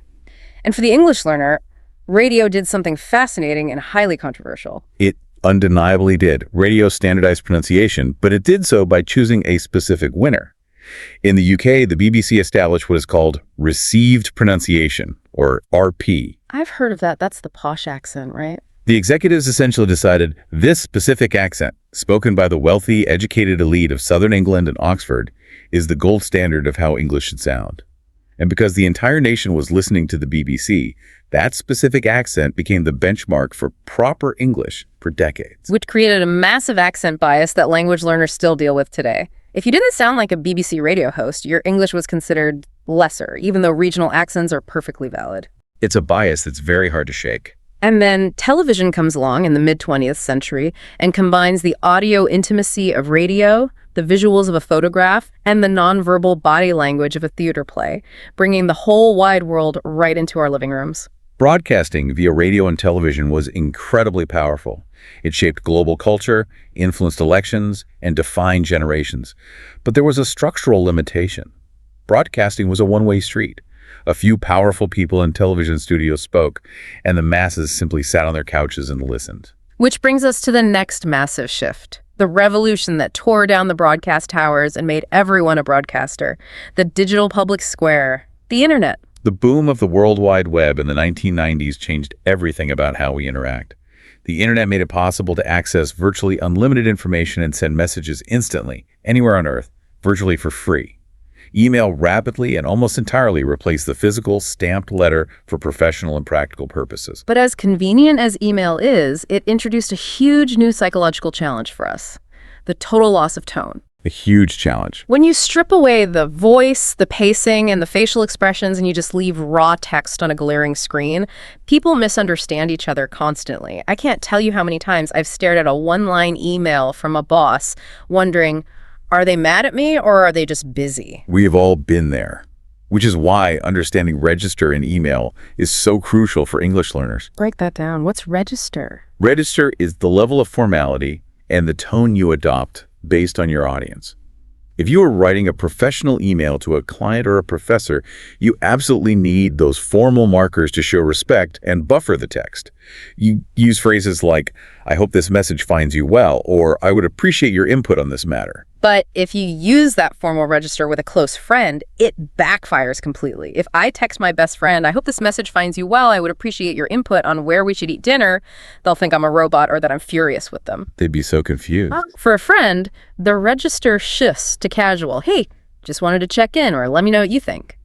Getting the tone wrong in an email or text is a classic communication trap because the text itself lacks empathy. And then the internet evolved again in the mid-2000s, shifting from static emails and websites to the Web 2.0 era, social media. The double-edged sword of our lifetime. On one hand, we have unprecedented global communities. You can find a group of people who share your exact niche interests no matter where they live. Which is beautiful. It is. On the other hand, we see toxic behavior, cyberbullying, echo chambers where algorithms only show you what you already believe, and the rampant, terrifying spread of misinformation. It is a highly complex sociological landscape. But if we look at social media strictly through the lens of language learning, it is fascinating. It's highly challenging for learners because it is packed with rapidly changing, baffling abbreviations and slang. Oh, totally. You log on to Twitter or TikTok today, and a textbook won't help you at all. You see people writing TBH for, to be honest, IMO for, in my opinion. Yeah. You see someone calling an athlete the GOAT, which doesn't mean the farm animal. It means greatest of all time. A very high compliment. Yeah. You see phrases like, that outfit slays, no cap. None of that is taught in a standard classroom. But that is exactly why social media is the absolute best place to learn real, living English. Language is not a dead, preserved thing trapped in a grammar textbook. It is a living, breathing organism shaped by its users daily. Social media is the frontier of linguistic evolution.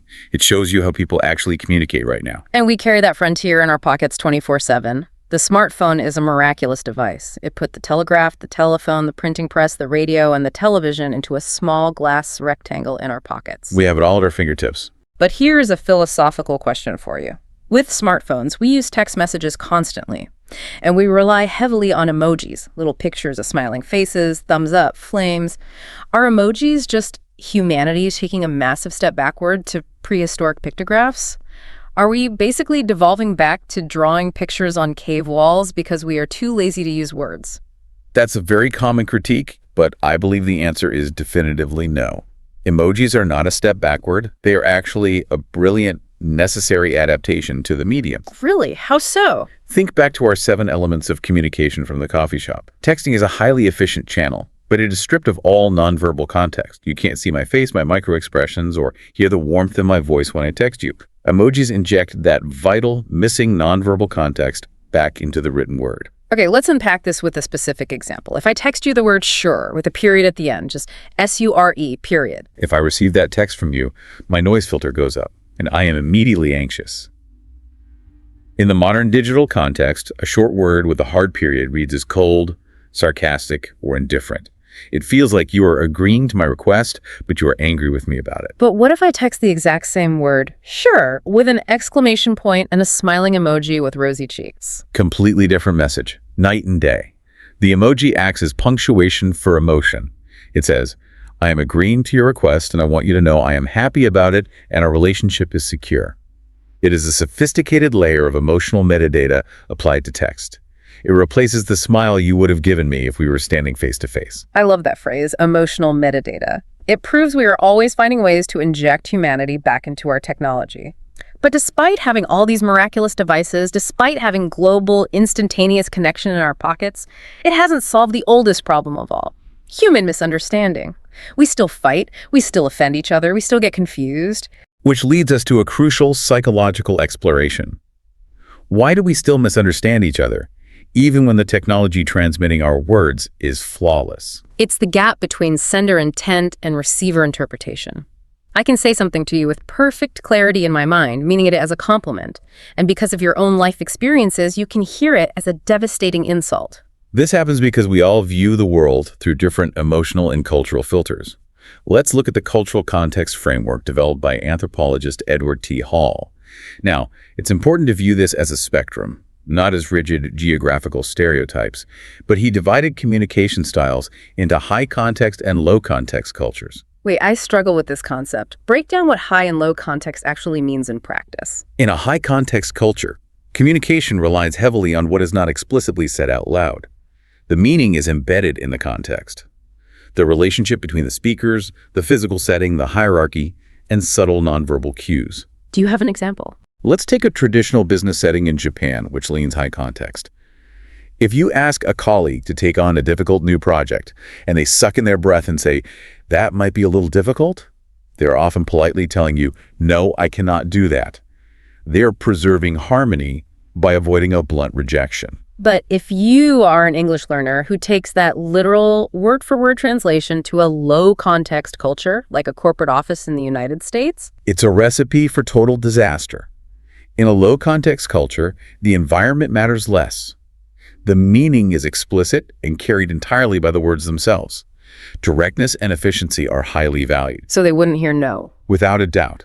If an American manager hears, that might be a little difficult, they don't hear no. They think, okay, it's a difficult task, but you are acknowledging the challenge and you are still going to complete it by Friday. In the US, if you mean no, you are expected to look the person in the eye and clearly say, no, I do not have the capacity to do that. It's a massive minefield. It's not about one culture being right or wrong. It's about tuning your conversational dial to the environment. And the spectrum extends to politeness, too. Geography and culture change the rules of engagement. They absolutely do. British politeness, for example, is famous for its indirectness and softening phrases. A British person might say, "Would you mind possibly opening the window if it's not too much trouble?" An American might be more direct, saying, "Could you open the window, please?" And then you go to Australia, and the casualness is actually the ultimate sign of friendliness and trust. Someone might say, "No worries, mate, I'll grab the window." If you misread the context, you can seem incredibly rude or overly stiff without ever intending to. And the nonverbal minefields are even worse because they're deeply subconscious. Oh, the gesture traps. If you are learning English and traveling, we need to warn you about these right now. Eye contact is a classic cultural trap.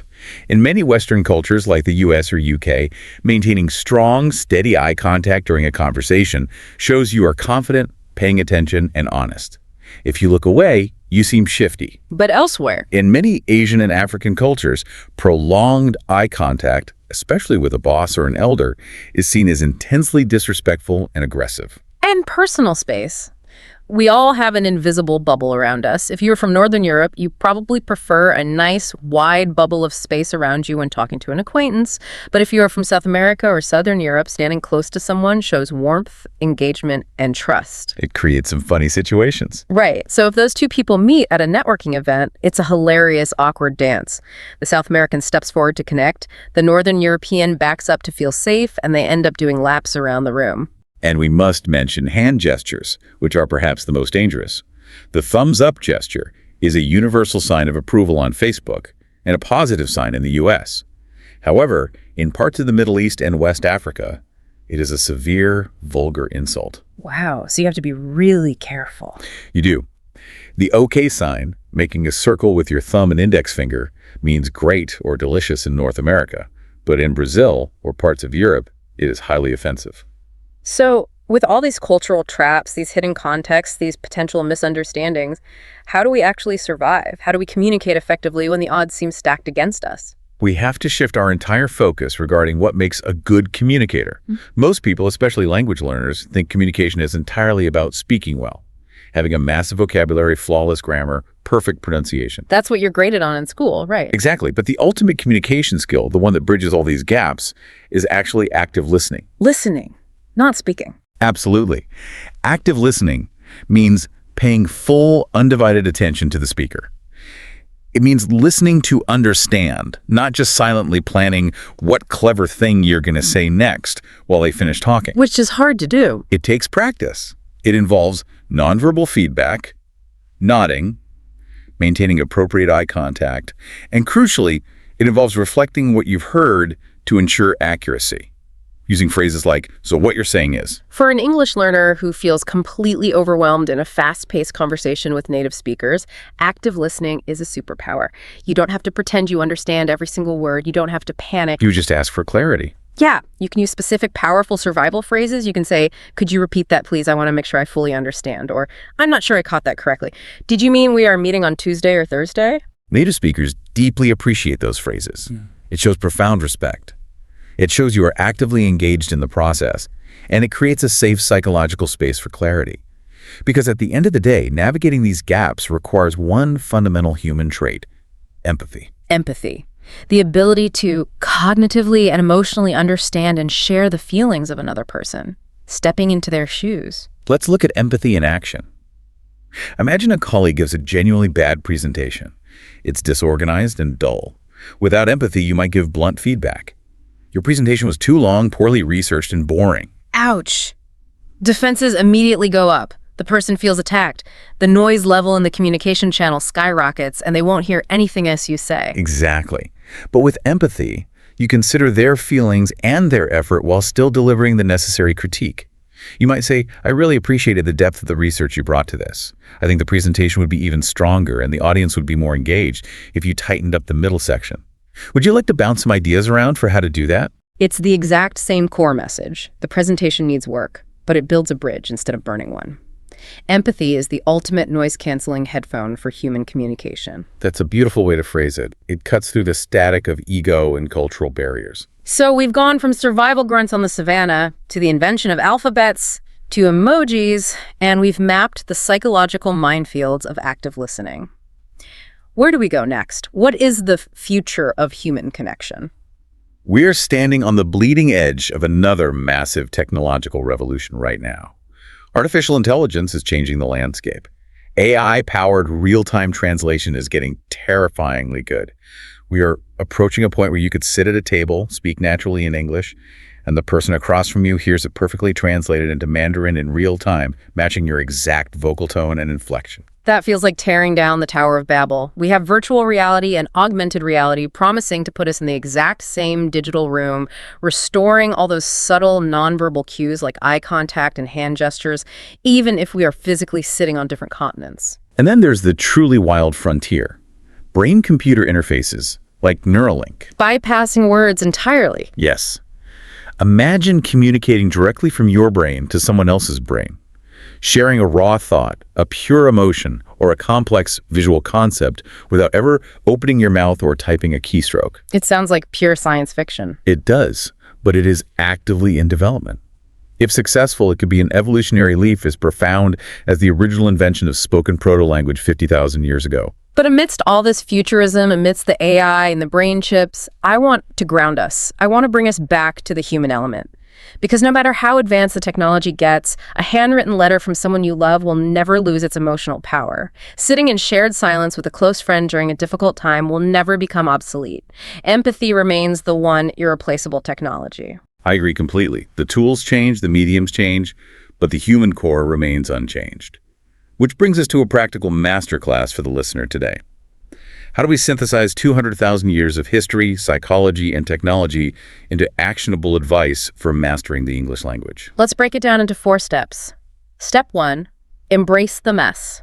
We talked about how English is a chaotic, living museum. It absorbed words from Latin, French, Old Norse. The spelling was frozen by Gutenberg, while the pronunciation ran wild during the Great Vowel Shift. When you encounter a rule that makes no sense, don't fight it. Accept the chaos. Find the fascinating history buried inside that strange spelling. Step 2, practice all forms. Reading a grammar textbook in silence is simply not enough. Communication is a full-body experience. You must practice speaking out loud, listening to natural, messy conversations, writing in different formats, and crucially, studying the nonverbal cues of native speakers. Watch their hands, their eyes, how close they stand to one another. Step 3, learn the register. Mastery of English isn't just knowing words, it's knowing when to use them. Master shifting the gears between a formal business email to a client, a casual chat with a barista, and decoding the rapidly changing slang on TikTok. Remember, context is king. And finally, step 4, and this is a passionate plea to anyone listening who feels discouraged. Don't fear mistakes. Yes, say it louder for the people in the back. Every single mistake you make is a communication event. It is a vital step toward connection. When you stumble over a complex grammar rule or use the wrong preposition, but you make the effort to engage, you are participating in the fundamental human process of refining understanding. I promise you this. A broken, grammatically incorrect sentence full of genuine effort, warmth, and empathy is infinitely more valuable and will get you further in life than perfect silence born from the fear of making a mistake. A broken sentence is better than silence. I want everyone listening to internalize that, write that down. So what does this all mean? Let's bring this epic journey all back home. Here's a final provocative thought for you to mull over after this deep dive ends. When you sit down at your desk to study English, when you open an app or a textbook, it is so incredibly easy to feel like you are just memorizing arbitrary rules. It feels like an academic chore.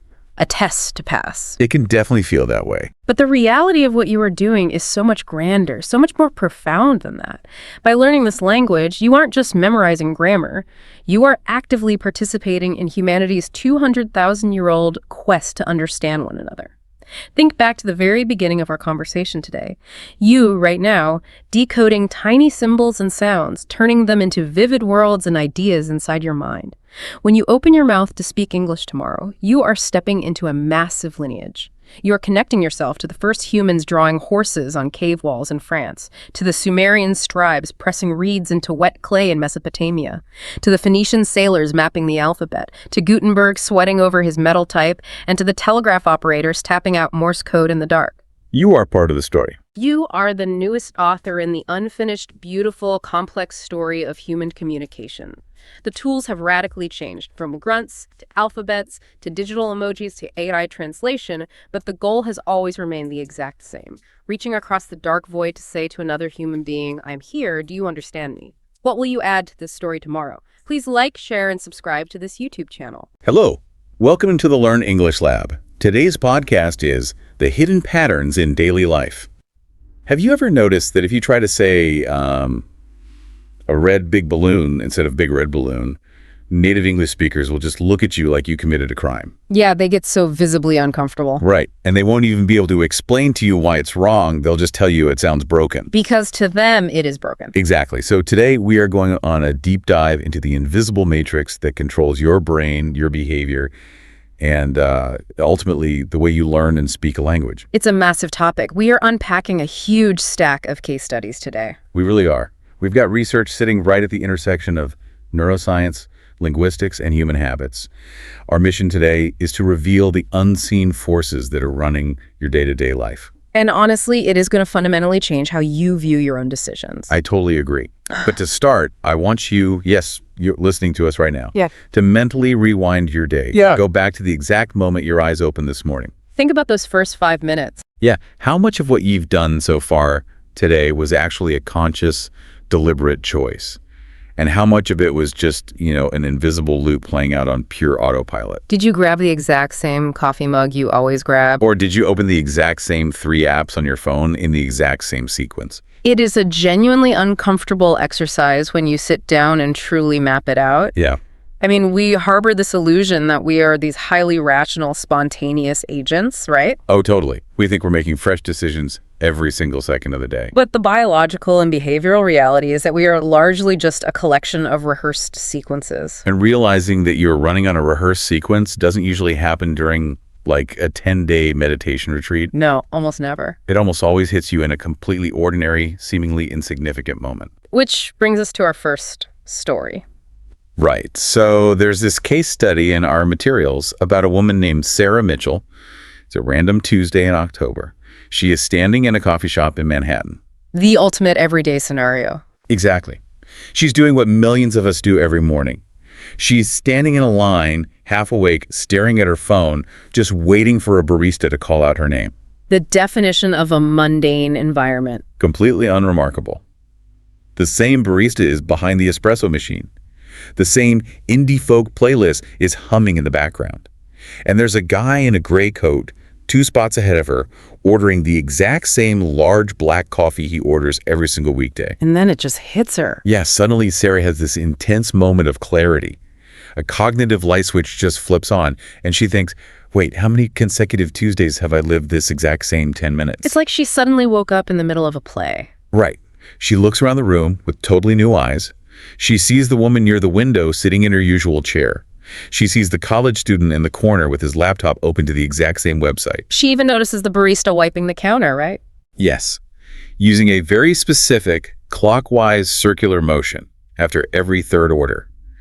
In that moment, Sarah realizes this entire coffee shop is not a collection of spontaneous individuals. It is a system. It's running on an unwritten, invisible script. And that realization is the fundamental gateway to understanding what researchers call hidden patterns. And we should clarify what we mean by that, because it's not like the pattern of a plaid shirt. Right. It's critical that we distinguish these from the patterns we are naturally conditioned to recognize. I mean, we all comprehend observable physical patterns. We see the sunrise and set. We watch the season cycle from winter to spring. Exactly. We feel our heart beating in a steady biological rhythm. Those are obvious. Hidden patterns, however, are a completely different phenomenon. Because they hide in plain sight. We are the ones performing them, yet we are entirely blind to them. Spot on. They operate deep beneath the surface of our conscious awareness.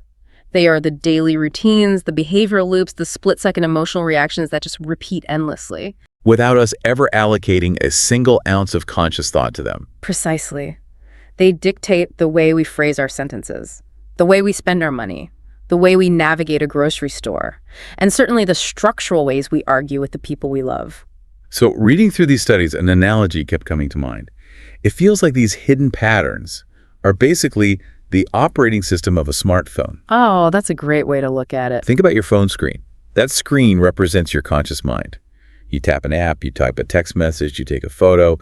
That is the active, deliberate stuff you are aware of doing. The front-facing actions. Yeah. But underneath that screen, buried in the hardware, the operating system is running dozens of hidden background applications. They are tracking your GPS location, searching for Wi-Fi signals, Refreshing your email and draining your battery. They guide the entire functionality of the device without you ever once seeing the source code. You never even think about the operating system until the phone gets bizarrely hot or an app completely crashes. That is a phenomenal way to visualize it.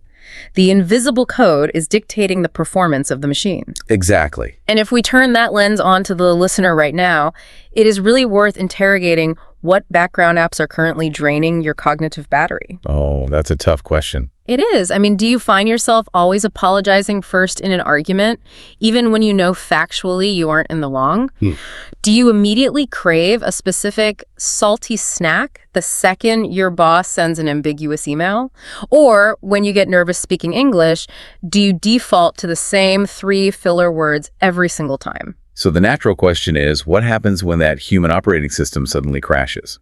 What happens when a glitch forces us to confront the underlying code? That brings us to the story of the Chicago commuter. Yeah, a guy named David Park. And reading his case study, I'll admit I had a hard time wrapping my head around his reaction at first. It serves as a masterclass in the biological imperative of routine. So David is a 38-year-old accountant. For 11 solid years, he has taken the commuter train from a suburb called Naperville into downtown Chicago. 11 years of the exact same trip. His morning is a masterclass in repetition.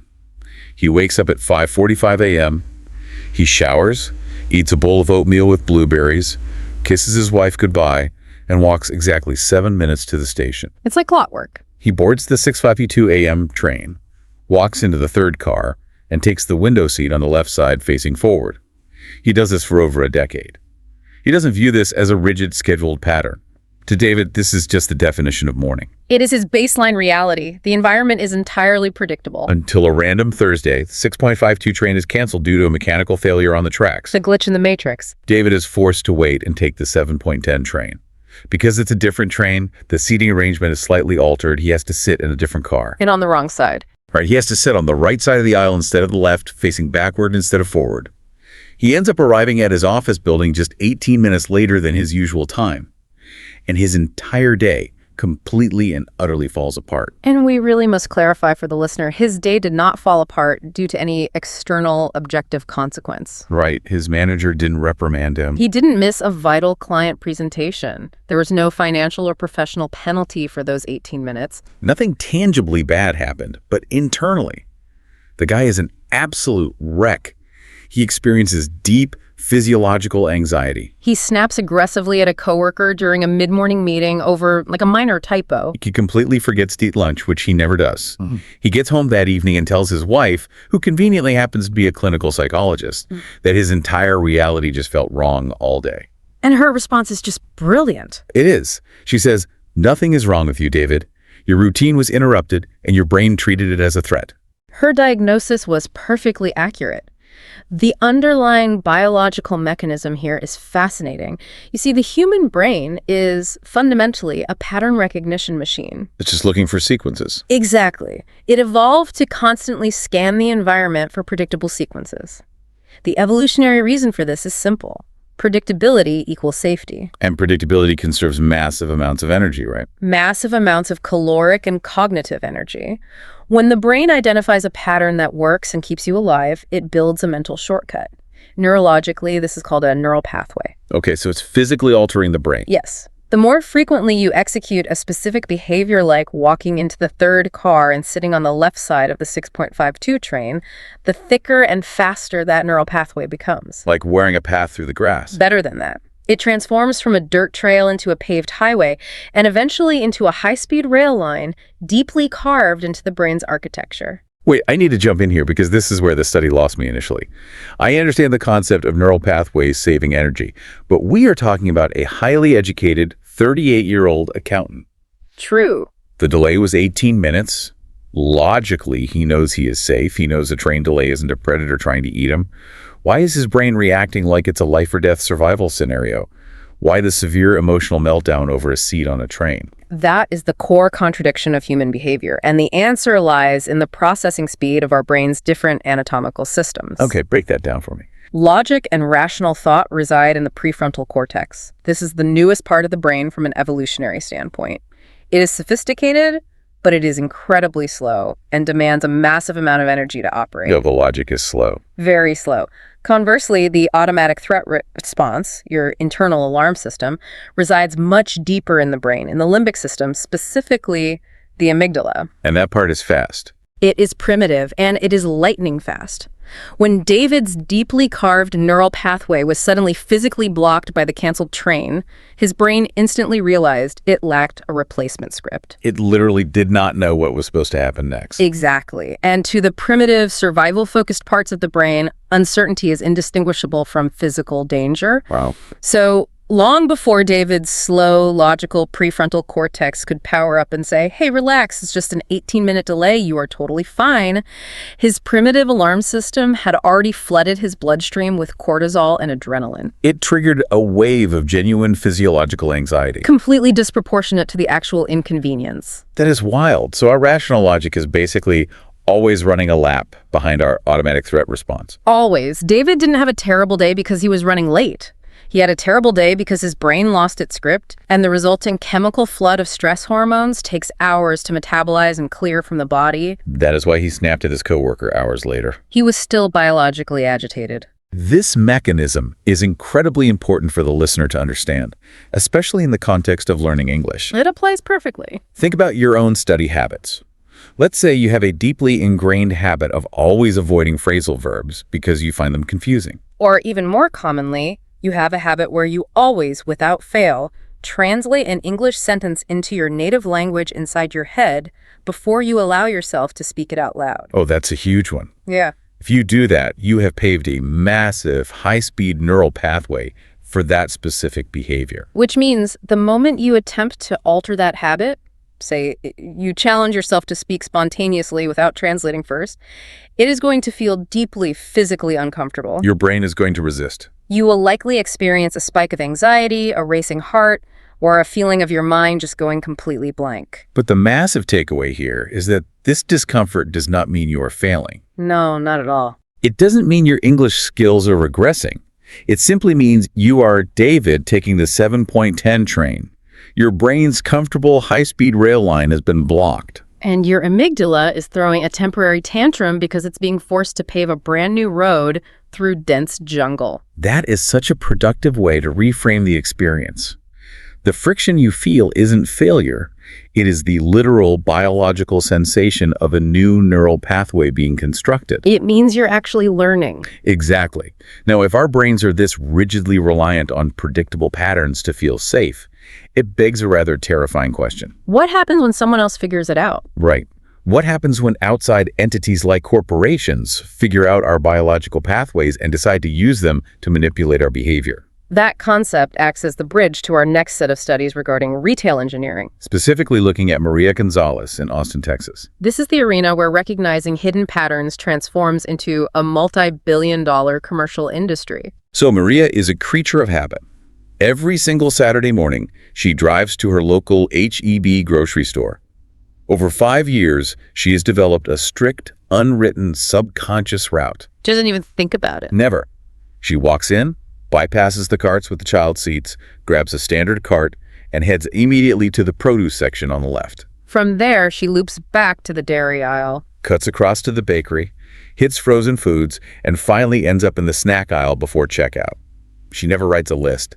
She never actively thinks about where she is walking. She is navigating on pure, unadulterated autopilot. Then, one fateful Saturday, she walks through the automatic doors and stops dead in her tracks. The layout changed. The store management has completely rearranged the entire layout overnight.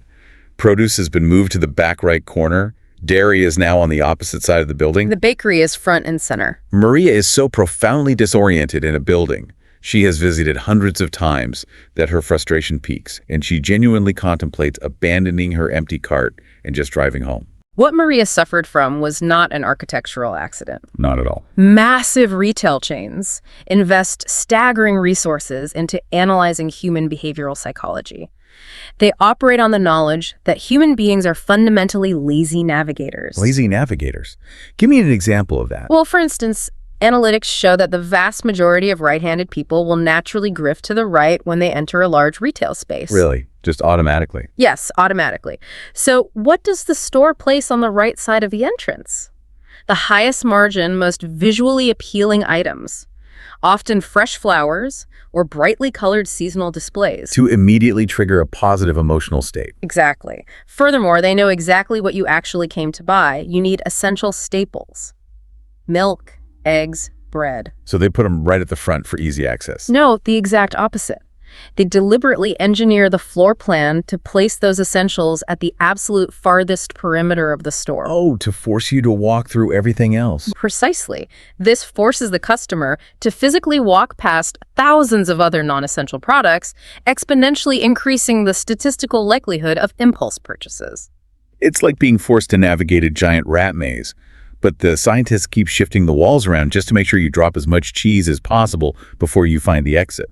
That is essentially the business model. When a supermarket drastically rearranges its layout, it is executing an intentional, calculated act of pattern disruption. Because they know Maria shops on autopilot. Yes, but an autopilot shopper only buys what they are used to buying. The store wants to break that autopilot. By moving the milk, they force Maria's prefrontal cortex to wake up. She has to actually slow down her walking pace. She has to actively scan the aisles to orient herself. And in doing so, her eyes are forced to land on new products, new brands, and new promotional displays that her brain previously filtered out as background noise. They engineer a state of mild confusion just to hijack her attention. It's brilliant and a little sinister. A lot sinister. But the reason we are talking about grocery store layouts on a language show is because this concept translates perfectly. The English language has its own heavily engineered floor plan, doesn't it? It does indeed. In linguistics, we refer to these established floor plans as collocations. Collocations. Explain how that maps to the grocery store. Well, in a physical grocery store, certain items are placed next to each other because data suggests they belong together like chips next to salsa. In language, certain words have evolved over centuries of human interaction to sit right next to each other. They pair naturally. But not because of a strict grammar rule. Right, not because of a strict mathematical, grammatical rule that you can look up in an index, but simply through the hidden pattern of historical usage. They are the linguistic paths of least resistance. Okay, let's give the listeners some concrete examples of these linguistic layouts. How do words naturally group together? Consider the noun decision. In the English language, the established pattern dictates that we say, make a decision. We absolutely do not say, do a decision. Right, do a decision sounds totally weird. But if you look at the raw definitions of the verbs make and do, there is no underlying, unshakable logical rule that forbids the phrase, do a decision. In many other languages, translating do a decision is perfectly acceptable. Exactly. But in English, it violates the hidden pattern. Or, take the weather. We say we are expecting heavy rain. We never say strong rain. We say fast food, not quick food. Even regionally, patterns shift. In American English, the standard collocation is to take a shower, whereas in British English, the deeply grooved pathway is to have a shower. These word pairings are the aisles and shelves of the English language. They absolutely are. And what's wild is that native speakers don't ever actively think about these pairings. They just feel intrinsically correct, the exact same way turning to the right when you walk into a grocery store feels correct. If someone says strong rain, a native speaker's brain experiences a tiny micro glitch. They understand what you mean, but their brain registers it as a broken pattern. Precisely.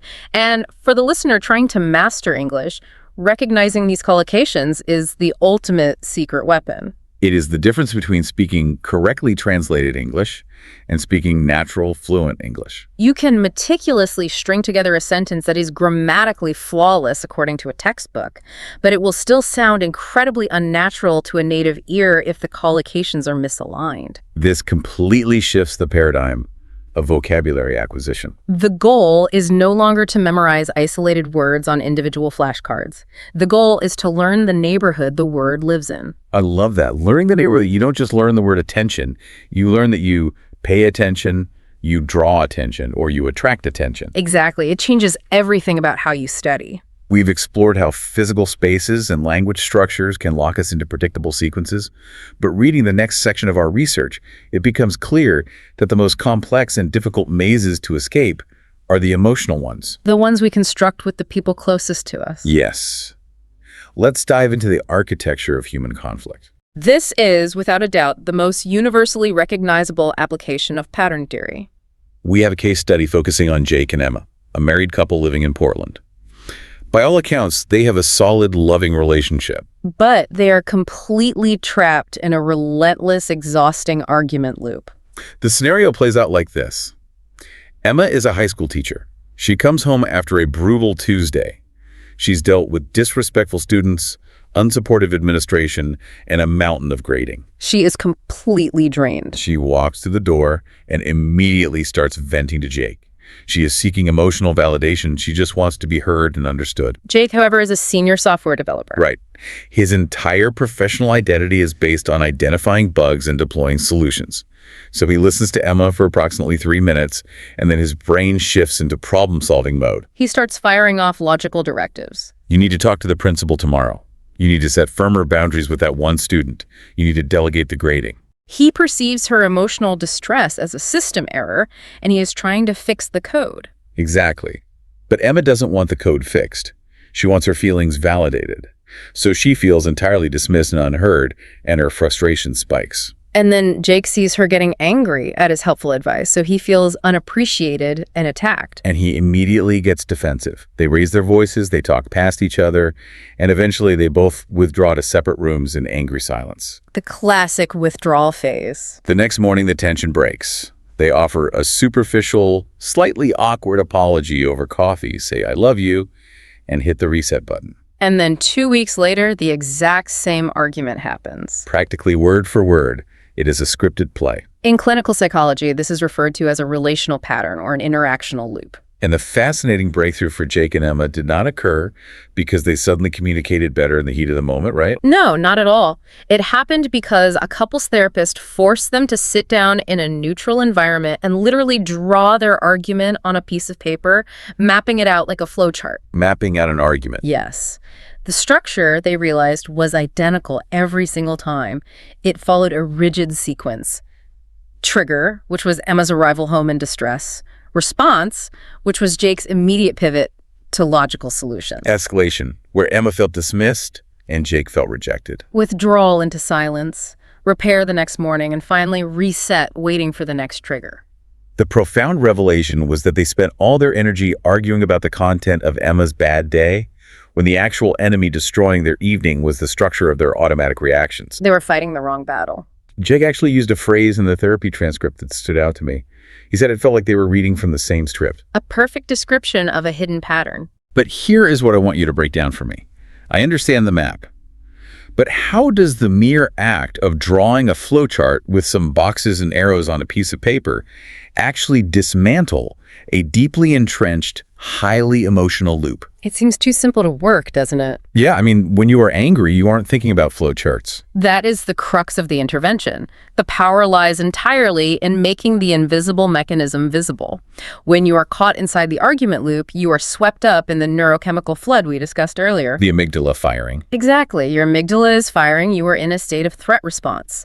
By forcing the couple to physically draw the sequence on paper, the therapist engages their prefrontal cortex, the logical, analytical, observing sector of the brain. So they were forced to look at their behavior objectively as if studying a machine. Precisely.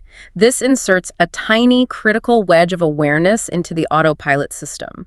The next time Emma comes home and begins to vent, and Jake feels that familiar biological urge to jump in and fix her problem, that visual diagram flashes in his mind's eye. He recognizes the trigger phase. And that fraction of a second of meta-awareness is all the brain needs to pause the automatic script. It allows Jake to consciously choose a different response, such as simply saying, "That sounds incredibly stressful, I'm so sorry." That micropause changes the entire trajectory of the evening. It breaks the loop. For the English learner tuning in, you have to realize that you engage in these exact same argument loops, but your conflict is with the language itself. Oh, absolutely. Think about your internal reactions. Do you completely freeze up and panic the second you realize a conversation requires you to use the present perfect continuous tense? Do you immediately default back to the simple past tense because it feels like a safe, familiar room to hide in? Or consider your writing habits.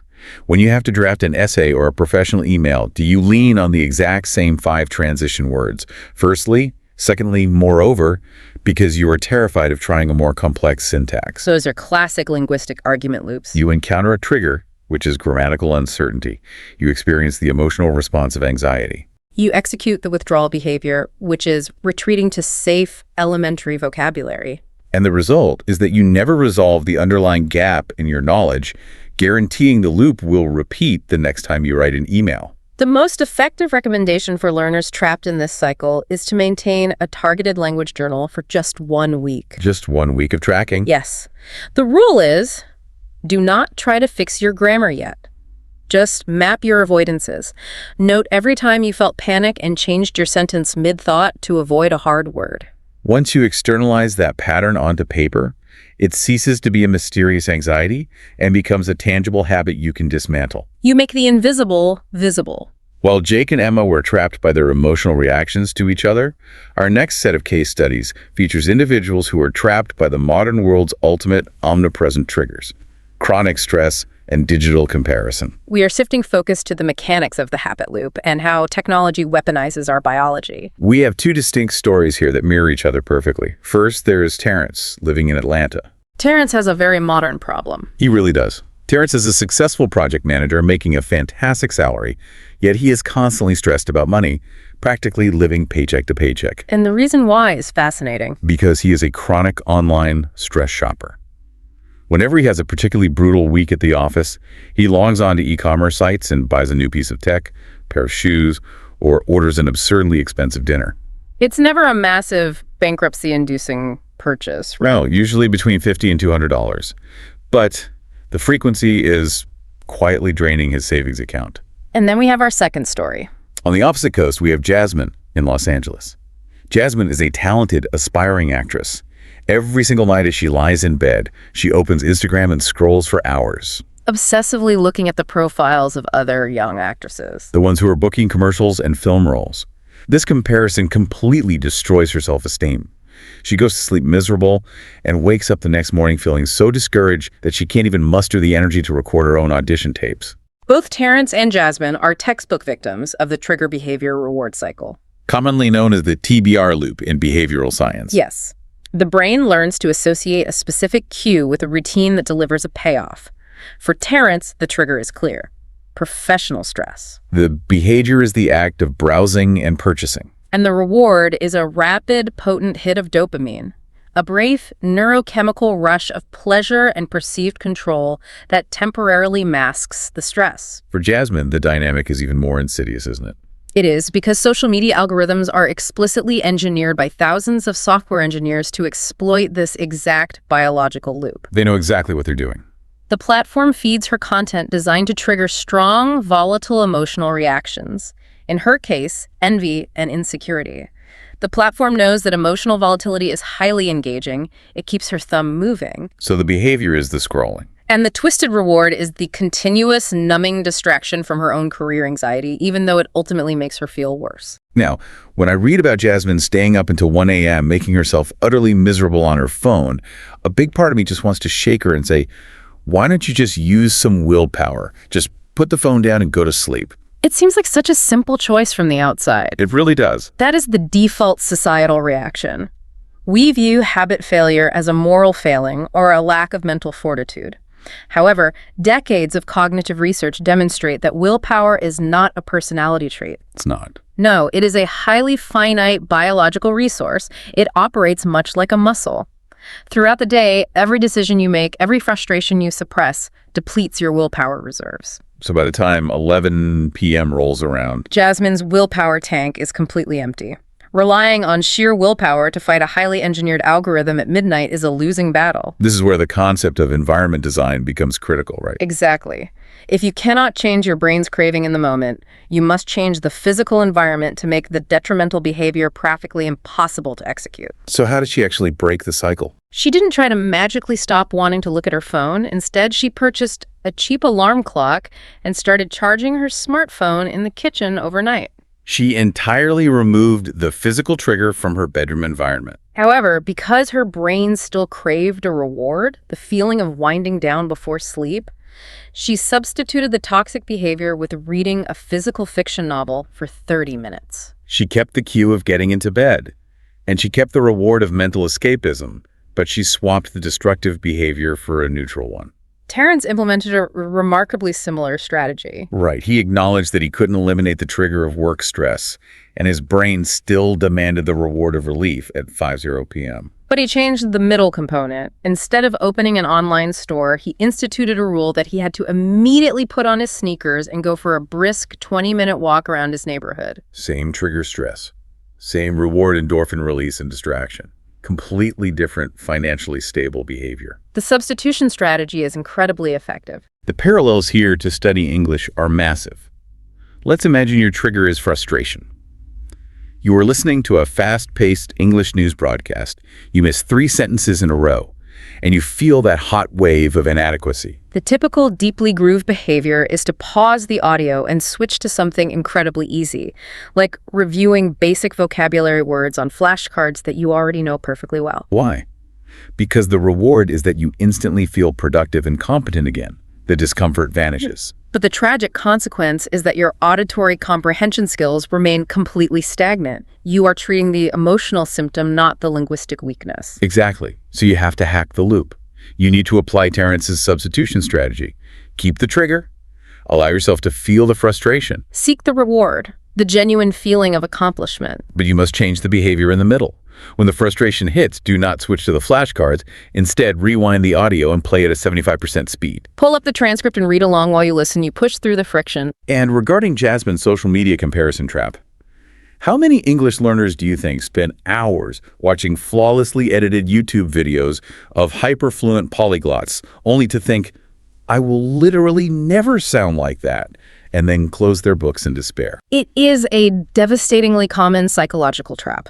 When you compare your raw, unedited, behind-the-scenes struggle to someone else's highly produced, years-in-the-making highlight reel, your motivation collapses. So what's the antidote? The antidote to the comparison trap is to fundamentally shift the target of your measurement.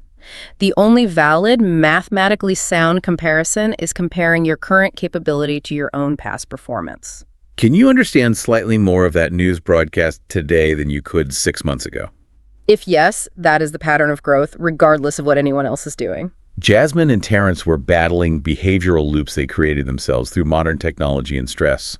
But what happens when the hidden pattern holding you back isn't something you actively built? What if it is something you inherited? Exactly. Something passed down through generations, through society, or through your ancestors. This brings us to a deeply profound area of the research, examining generational conditioning, cultural programming, and how they manifest as self-sabotage. We have 2 incredible stories here. First is Robert, living in Denver. Robert is an operations manager at a logistics firm. He is highly competent, well-respected, and knows his job inside out. Yet, for 7 consecutive years, he has actively talked himself out of applying for the senior director position. Every spring, the position opens up.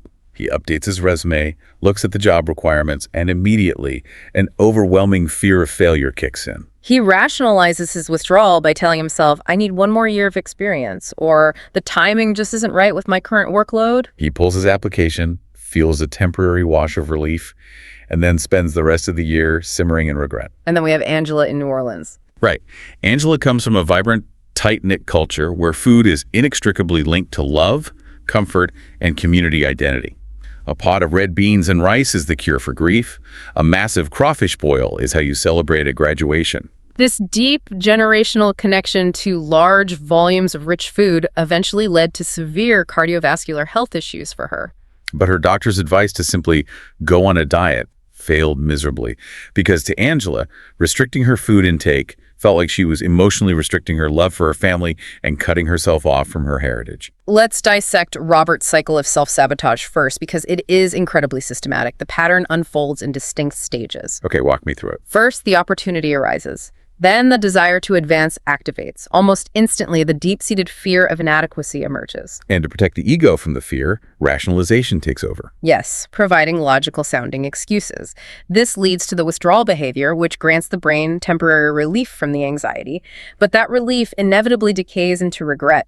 A specialized career coach finally shattered this 7-year cycle with a single surgical question. It was a brilliant intervention. He looked at Robert and asked, if you had simply submitted the application every year for the past 7 years, statistically, how many of those attempts would have been successful? And Robert, being a logistics guy, did the math. He admitted he probably would have landed the job 2 or 3 times. The coach pointed out the harsh reality. Robert wasn't failing because he lacked the skill. He was failing because his subconscious pattern preferred the certainty of stagnation over the uncertainty of rejection. That question is an absolute gut punch. He was rejecting himself before they even had the chance to. It forces the prefrontal cortex to confront the irrationality of the fear. Now, for Angela, the intervention required a completely different, much more delicate approach. Her pattern wasn't based on fear of failure. It was rooted in cultural coping mechanisms and expressions of love. The behavioral expert working with Angela realized that telling her to eat plain chicken and broccoli in isolation was a recipe for failure. The intervention was not about erasing her cultural identity. It was about updating the execution of the pattern. She still gathered with her mother in the kitchen, but they actively worked together to modify their traditional recipes, swapping animal fats for healthier alternatives while keeping the spices identical. She still hosted the large Sunday dinners, but she intentionally shifted the focal point of the gathering. Instead of the success of the dinner being judged by the sheer volume of food consumed, she focused the energy on the quality of the conversation, the music, and the connection. She kept the cultural trigger and the emotional reward, but modernized the behavior. I look at Angela's solution exactly like releasing a software update for your computer. When an app is running sluggishly, you don't throw the entire laptop into the garbage. You don't abandon your family's core traditions. You simply optimize the underlying code so that it runs efficiently on your current hardware. You preserve the function while fixing the bugs. That is a perfect analogy. And if we weave this back to the Learn English Lab listener, Robert's story of self-sabotage is a mirror image of what happens when a student actively avoids speaking English with native speakers because they are terrified of making a grammatical error. You tell yourself, I'll join a conversation group next month when my vocabulary is bigger. You talk yourself out of the opportunity. The only known cure for that specific avoidance pattern is exposure. You have to force yourself to speak even when your voice is literally shaking to prove to your amygdala that making a mistake is not fatal. Speak anyway. Let the voice shake. Absolutely. Now, Angela's story of inherited cultural patterns acts as the perfect metaphor for one of the most stubborn phenomena in language learning. Language transfer, also known as L1 interference. Well, this is a massive topic. Please unpack L1 interference for us. Let's delve into the mechanics of it. L1 interference occurs when the grammatical rules, phonetic habits, and cultural communication styles of your native language, your L1 transfer invisibly and automatically into your target language, English. Your brain tries to map the old familiar rules onto the new environment. Exactly. Let's look at syntax. In Spanish, it is perfectly grammatically correct to drop the subject pronoun because the verb conjugation tells you who is acting. You can simply say está lloviendo for it is raining. So when a native Spanish speaker is speaking English rapidly, their brain follows the deeply grooved L1 path, and they will naturally say is raining, completely omitting the it. Their brain assumes the English matrix operates like the Spanish matrix. Mm. Or consider German speakers, whose L1 often places the verb at the very end of a subordinate clause. When speaking English, their brain is holding onto that verb, waiting for the end of the sentence to deploy it, which makes their English phrasing sound incredibly formal or slightly disjointed to a native ear. And it goes beyond just grammar, right? It affects the actual cultural personality of the speaker. Mentally. In many Eastern European or certain Asian cultures, directness and factual bluntness are highly valued markers of honesty. If you carry that L1 cultural directness directly into American English, you might be perceived by locals as rude, demanding, or aggressive, entirely without intending to be. Conversely, in some indigenous or Nordic cultures, leaving long, comfortable pauses of silence during a conversation signifies deep thought, respect, and active listening. However, in mainstream American English culture, silence is perceived as a void. Long pauses make Americans incredibly anxious. They assume the connection is lost or someone is upset, so they rush to fill the silence with filler words like, or, So treating L1 interference is just like Angela updating her software. Becoming aware of these inherited linguistic and cultural patterns allows you to actively adjust your output to fit the American context without feeling like you are abandoning your native identity. Precisely. You are keeping your intellect and your personality, but you are updating the communication protocol. These avoidance patterns, these anxieties, the stress of constantly monitoring your output, it takes a toll. And what the research shows is that these loops don't politely clock out at 5:0 p.m. They follow us home, and they haunt us deep into the night, creating a relentless cycle of physical and mental exhaustion. Let's talk about the intertwined destructive cycles of anxiety and rest. This specific cycle is particularly dangerous because it attacks our fundamental biological foundation, sleep. Without sleep, our prefrontal cortex essentially powers down, leaving us at the mercy of our emotional impulses. The case study here focuses on Marcus, a data analyst living in Seattle. From Sunday night through Thursday night, Marcus is trapped in a waking nightmare. He lies in bed at 2 a.m., wide awake, staring blankly at the ceiling. His mind is racing at 100 miles an hour with anticipatory anxiety about work. He is drafting emails in his head. He's worrying about a data presentation he has to give on Wednesday. He is replaying awkward interactions from the office. This rumination causes severe sleep deprivation. He gets maybe 4 hours of broken sleep. Consequently, the next day at work, his cognitive resilience is shot. He makes minor errors. He feels overwhelmed, which then feeds into even more severe anticipatory anxiety the following night. It is a compounding snowball of exhaustion. But here is the bizarre part. On Friday and Saturday nights, he sleeps for 9 unbroken hours like a baby. The instant the work trigger is removed from the timeline, his biological sleep function returns to normal. Marcus was trapped in a classic escalating negative feedback loop. His brain had fundamentally confused the purpose of his physical environment. When he finally went to a sleep specialist, they had him keep a detailed sleep diary. And the data revealed a glaring hidden pattern. Because Marcus couldn't sleep, he was spending hours lying in his bed, checking work emails on his phone, scrolling through news sites, and watching YouTube videos to distract himself from his anxiety. Over time, his brain constructed a new neural pathway. It stopped associating the physical mattress with unconsciousness and rest, and instead began associating the bed with hyperarousal, screen light, and work stress. Getting into bed became the trigger for his brain to wake up. Precisely. So how do you rewire a brain that thinks a bed is an office desk? What were the rules the specialist gave him? The intervention is a well-documented psychological technique called stimulus control therapy. The goal is to brutally enforce a single association. The bed is only for sleep. The rules Marcus had to follow were draconian. Rule 1. He was absolutely forbidden to get into bed unless his eyes were physically drooping with exhaustion. And rule 2, and this is the golden rule of the therapy. Yeah. If he got into bed and was not asleep within roughly 20 minutes, he was forced to physically stand up, leave the bedroom, go to a dimly lit living room, and read a boring book until he felt sleepy again. He was not allowed to lie in bed, awake, tossing and turning. He had to completely shatter the neurological link between the mattress and wakefulness. I have to point out, reading his logs from the first few weeks of this therapy, it sounds like absolute torture. He was getting out of bed 5 times a night. He was probably getting even less sleep than he was before he sought help. And I think it is crucial to emphasize this to our listeners because it applies to everything. Breaking a deeply ingrained pattern almost always makes things feel significantly worse before they get better. It's like deciding to deep clean a messy closet. Halfway through the process, when everything is pulled out onto the bedroom floor, it looks like a disaster zone. That is a fundamental, inescapable truth of behavioral change. As we discussed with David in the train, the brain aggressively resists the loss of its predictable script, even if that script is actively causing harm. The brain prefers familiar misery over unfamiliar solutions. Exactly. For language learners, this dynamic is identical to the deep sense of dread many feel around specific, highly challenging skills, like writing a long, structured essay or taking a timed reading comprehension test. The dread causes them to avoid the task. The avoidance causes their academic skills to stagnate or atrophy. The atrophy guarantees that the next time they face the task, the anxiety will be even more severe. The desk becomes a trigger for panic, just like Marcus's bed. So how do we adapt stimulus control therapy to help an English learner overcome that dread? You must intentionally engineer positive associations and utilize small, manageable exposures.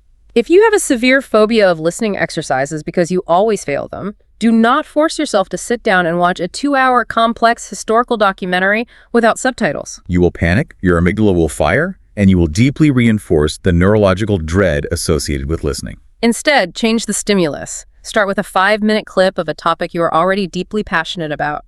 Maybe cooking or sports or tech reviews. Sit in a comfortable chair with a cup of tea, creating a relaxed physical environment. Pair the difficult linguistic task with a positive sensory experience. Build your tolerance slowly, minute by minute, day by day, until the anxiety trigger loses its chemical potency. I absolutely love that approach. Build the tolerance. Now, we have spent a significant portion of this deep dive focusing on the dark side of patterns-breaking destructive habit loops, dismantling argument scripts, fighting self-sabotage and insomnia. But hidden patterns are not inherently evil. No, they are simply mechanisms. And they possess an incredibly powerful, transformative bright side when they are understood and intentionally harnessed. Let's pivot to the concept of upward spirals and the ripple effect.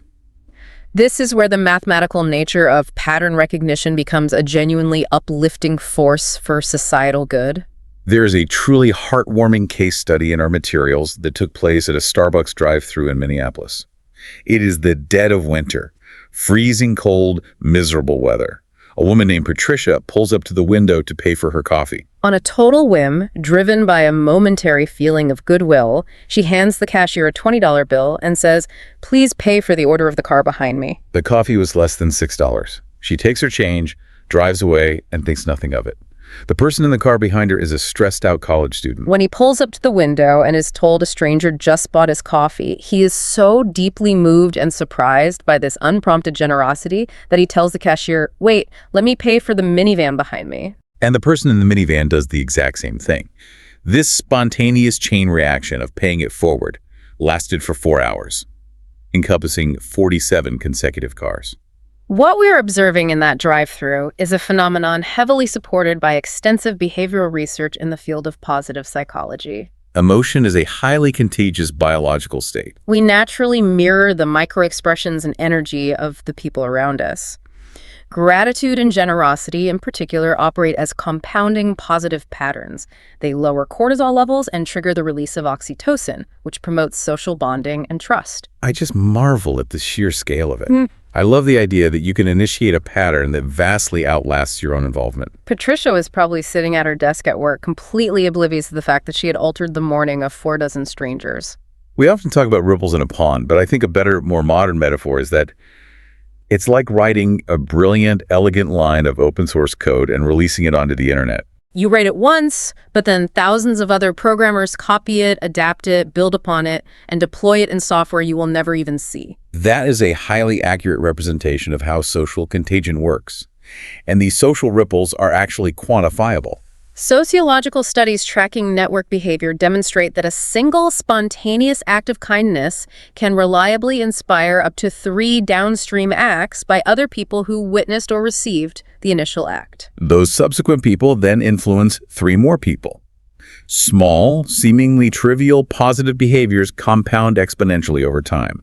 They literally alter the emotional and social architecture of entire communities. So how does an English learner write that positive line of code? How do they harness the upward spiral? I would strongly challenge everyone listening to intentionally manufacture positive language patterns starting the minute this show ends. First, program your morning routine. Begin every single day by writing or speaking one single English sentence expressing gratitude. I am thankful for the rain today, or I am grateful for my health. Say it out loud. Second, commit to giving someone one genuine compliment in English every single day. It could be a classmate, the barista at your coffee shop, or even leaving a positive comment on a stranger's YouTube video. Not only does this force you to actively build your vocabulary and practice your syntax, but more importantly, it creates a deeply positive emotional association in your brain with the act of using the English language. You stop associating English with tests and anxiety and start associating it with connection and making people smile. And third, the ultimate upward spiral. Teach a complex English grammar rule you just mastered to someone else who is struggling. The act of teaching forces your brain to organize the information logically, cementing your own understanding while simultaneously starting a downstream chain of knowledge for someone else. Speaking of grammar rules and complex structures, I think it is time we take everything we have discussed today, all these concepts regarding neural pathways, behavioral loops, and hidden structural codes, and apply them directly to the machinery of the language itself. Let's look under the hood of English, because English is not just a random chaotic pile of vocabulary words. It is, in fact, the ultimate matrix of hidden patterns.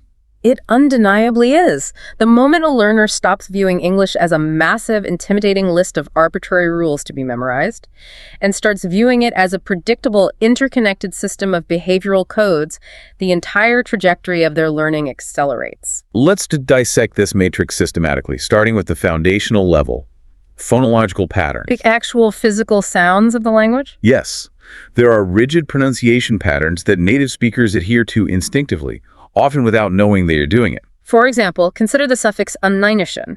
Whether the word is nation, station, education, or information, that suffix is universally pronounced with a shun sound. The spelling ate consistently produces a sound that rhymes with kite, night, light, fight, flight. And consider the rhythm of compound nouns. A hidden pattern dictates that the vocal stress almost always falls heavily on the first syllable. It is a blackbird, not a blackbird. You write in a notebook, you do not write in a notebook. The pattern gives the language its pulse. Okay, the phonological stuff is fascinating, but the grammatical patterns are what absolutely blew my mind when I was reading through the source text. I need you to explain the adjective order rule to the listener. Because I have spoken English my entire life, I use this rule every single day, and I had zero idea that it actually existed. This is universally considered one of the greatest hidden patterns in English grammar, and a perfect example of unseen cognitive structure. When a native English speaker uses multiple adjectives to describe a single noun, they subconsciously organize those adjectives following a rigid, unyielding sequence. The sequence is rarely explicitly taught in native grammar schools. It is simply absorbed through exposure. The precise order is opinion, followed by size, then age, shape, color, origin, material, and finally purpose, leading into the noun. Okay, I have to walk through this slowly to prove it works. Opinion, size, age, shape, color, origin, material, purpose. So, if I want to describe a desk, it would be a beautiful, which is the opinion, large, which is the size, old, the age, rectangular, the shape, red, the color, Italian, the origin, wooden, the material, writing, the purpose, desk. Wow. A beautiful, large, old, rectangular, red, Italian wooden writing desk. Now attempt to disrupt the pattern. Try putting the color before the size or the material before your subjective opinion. Okay. A wooden, red, beautiful writing, old, large, Italian rectangular desk. My brain rejects that immediately. It sounds completely unhinged. Yeah. It sounds like a broken robot trying to speak. But if you had asked me yesterday why it was wrong, I wouldn't have been able to cite a single rule. I would have just said, it feels wrong. But why does the brain do this? Why opinion first, the material last? It comes down to cognitive load and how the human brain processes reality. The pattern moves from the most subjective and changeable traits to the most objective and immutable traits. Your opinion, like beautiful, is highly subjective and easily contested. It requires immediate cognitive processing to understand your perspective. Size and age are relative. But the material, wooden, and the purpose, writing, are objective, physical facts that define the core essence of the object.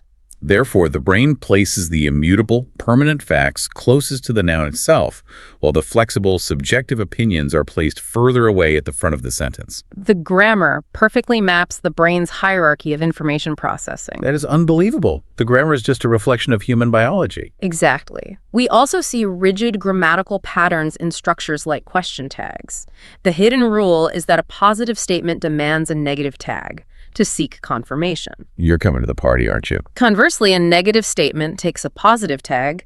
You don't like sushi, do you? It is a rhythmic balance the brain seeks. Let's expand this to conversational patterns too. Because the way Americans engage in small talk isn't spontaneous. It is practically a highly choreographed dance with strict steps. It is entirely governed by patterned social scripts.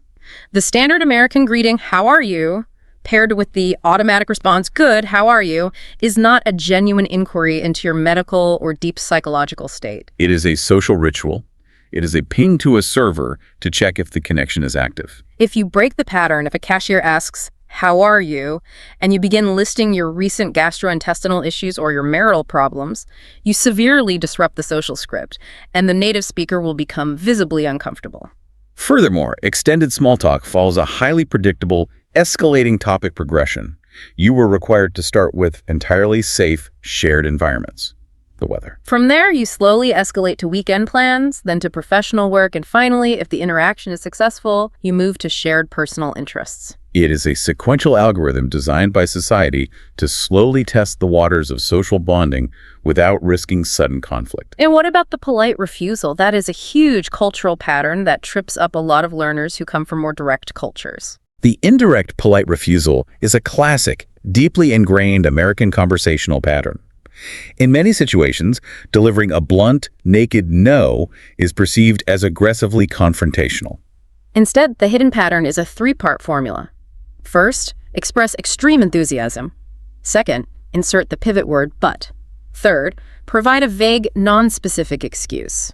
For example, "Oh, I would absolutely love to come to your dinner party, but I just have so much on my plate this week." Enthusiasm, pivot, vague excuse. It really is a mathematical formula. And finally, let's touch on vocabulary patterns. The research goes heavily into the concept of word families and root structures. This is where you can truly hack the language. Once you recognize that English vocabulary is not a list of millions of isolated words, but rather clusters of families built on recurring Latin and Greek roots, your acquisition rate becomes exponential. If you invest the time to learn the Latin root port, which means to carry, you suddenly hold the master key to unlock and intuitively understand transport, portable, import, export, report, and deport. If you learn the root duct, meaning to lead, you instantly unlock conduct, produce, educate, and deduct. Recognizing these linguistic patterns is exactly like seeing the green code falling down the screen in the movie The Matrix. Yeah. You stop seeing the illusion of chaos and you start seeing the underlying structure. It totally demystifies the language. It transforms English from this massive, intimidating, insurmountable mountain of words into a logical, predictable code that the listener can actively deconstruct and master. So having covered all of this ground, now that we can clearly see the underlying code in our brain chemistry, in our daily habits, in our emotional arguments, and in the language itself, how do we actually go about rewriting it? How do we change the code? The source material provides an incredibly practical 7-part toolkit for behavioral transformation. Let's walk through it step by step and apply it to a common scenario for an English learner.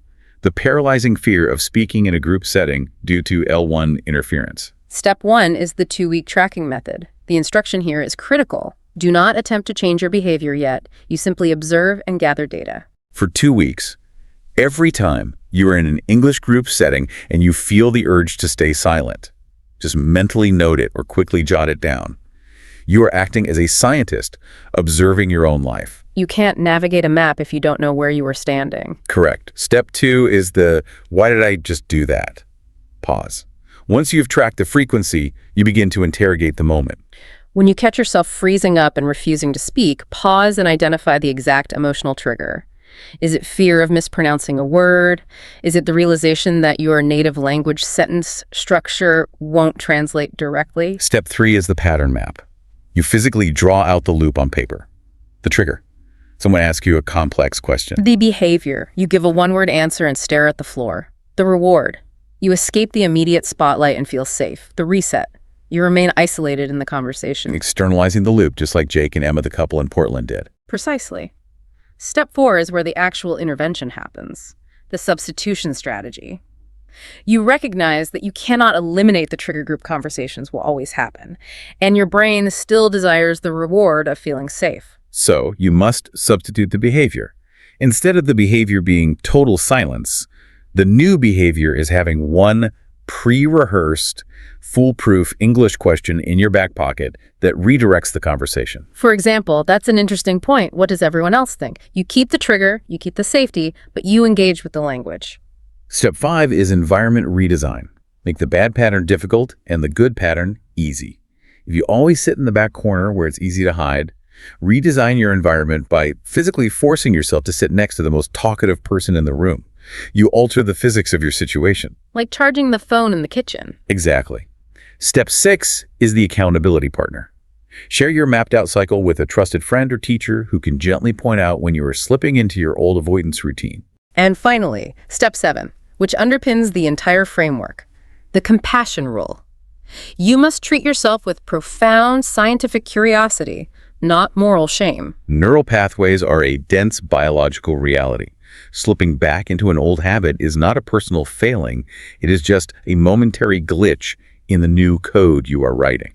Beating yourself up floods your brain with stress cortisol, which, as we know, only triggers the amygdala and forces you right back into the negative pattern all over again. What I truly love about this synthesis, looking at all 7 steps, is that none of them require you to possess some superhuman heroic level of willpower. They don't demand that you be a flawless, emotionally perfectly regulated human being. They simply require conscious awareness and a little bit of strategic planning. Awareness is the sole mechanism of meaningful change. Until you make the unconscious conscious, it will direct your life, and you will call it fate. As we bring this massive deep dive to a close, I want to trace our steps all the way back to the beginning, back to Sarah Mitchell, the woman having an epiphany in the Manhattan coffee shop. Because after that random Tuesday morning, once she started paying attention, she realized that absolutely everything in her life was sequentially connected. The unwritten script of her Sunday evening phone call with her mother dictated her emotional baseline on Monday morning. That Monday morning mood dictated her focus and productivity at the office,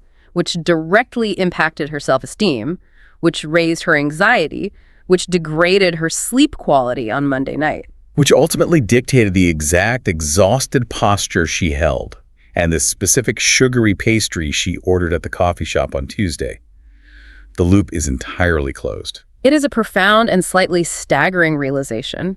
Human life is an infinitely complex tapestry woven from millions of repeating, interlocking threads. But the crucial, empowering takeaway for the listener today is that you are not just the tapestry, you are the weaver. Yes, you may not have actively chosen all the threads in your hands right now. Some were inherited from your ancestors, some were programmed by your native culture, some were forced upon you by an unpredictable environment.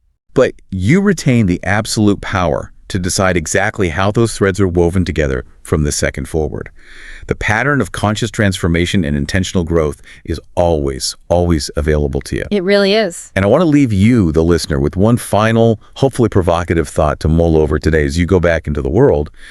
We've spent an hour exploring how our negative behavioral loops can deeply trap us. And how our positive actions can create a massive, contagious ripple effect of kindness that changes the days of dozens of strangers. So my question to you is this.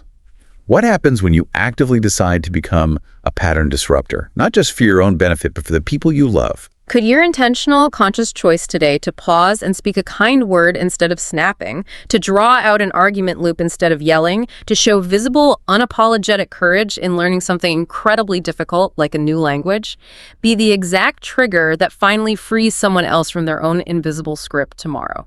That is a beautiful, essential question to carry forward. Like, share, and subscribe to this YouTube channel. Hello, welcome to the Learn English Lab. Today's podcast is The Secrets of the Ocean. And It is undeniably one of the most fascinating topics we could possibly cover. Oh, without a doubt. And for this particular podcast episode, I want to start by asking you, the listener, to just picture something for a second. Imagine you were standing on a pristine, white, sandy beach. Hearing that rhythmic crashing of the waves. Yeah, exactly. Well, a totally beautiful, familiar scene. But I want you to look past those waves.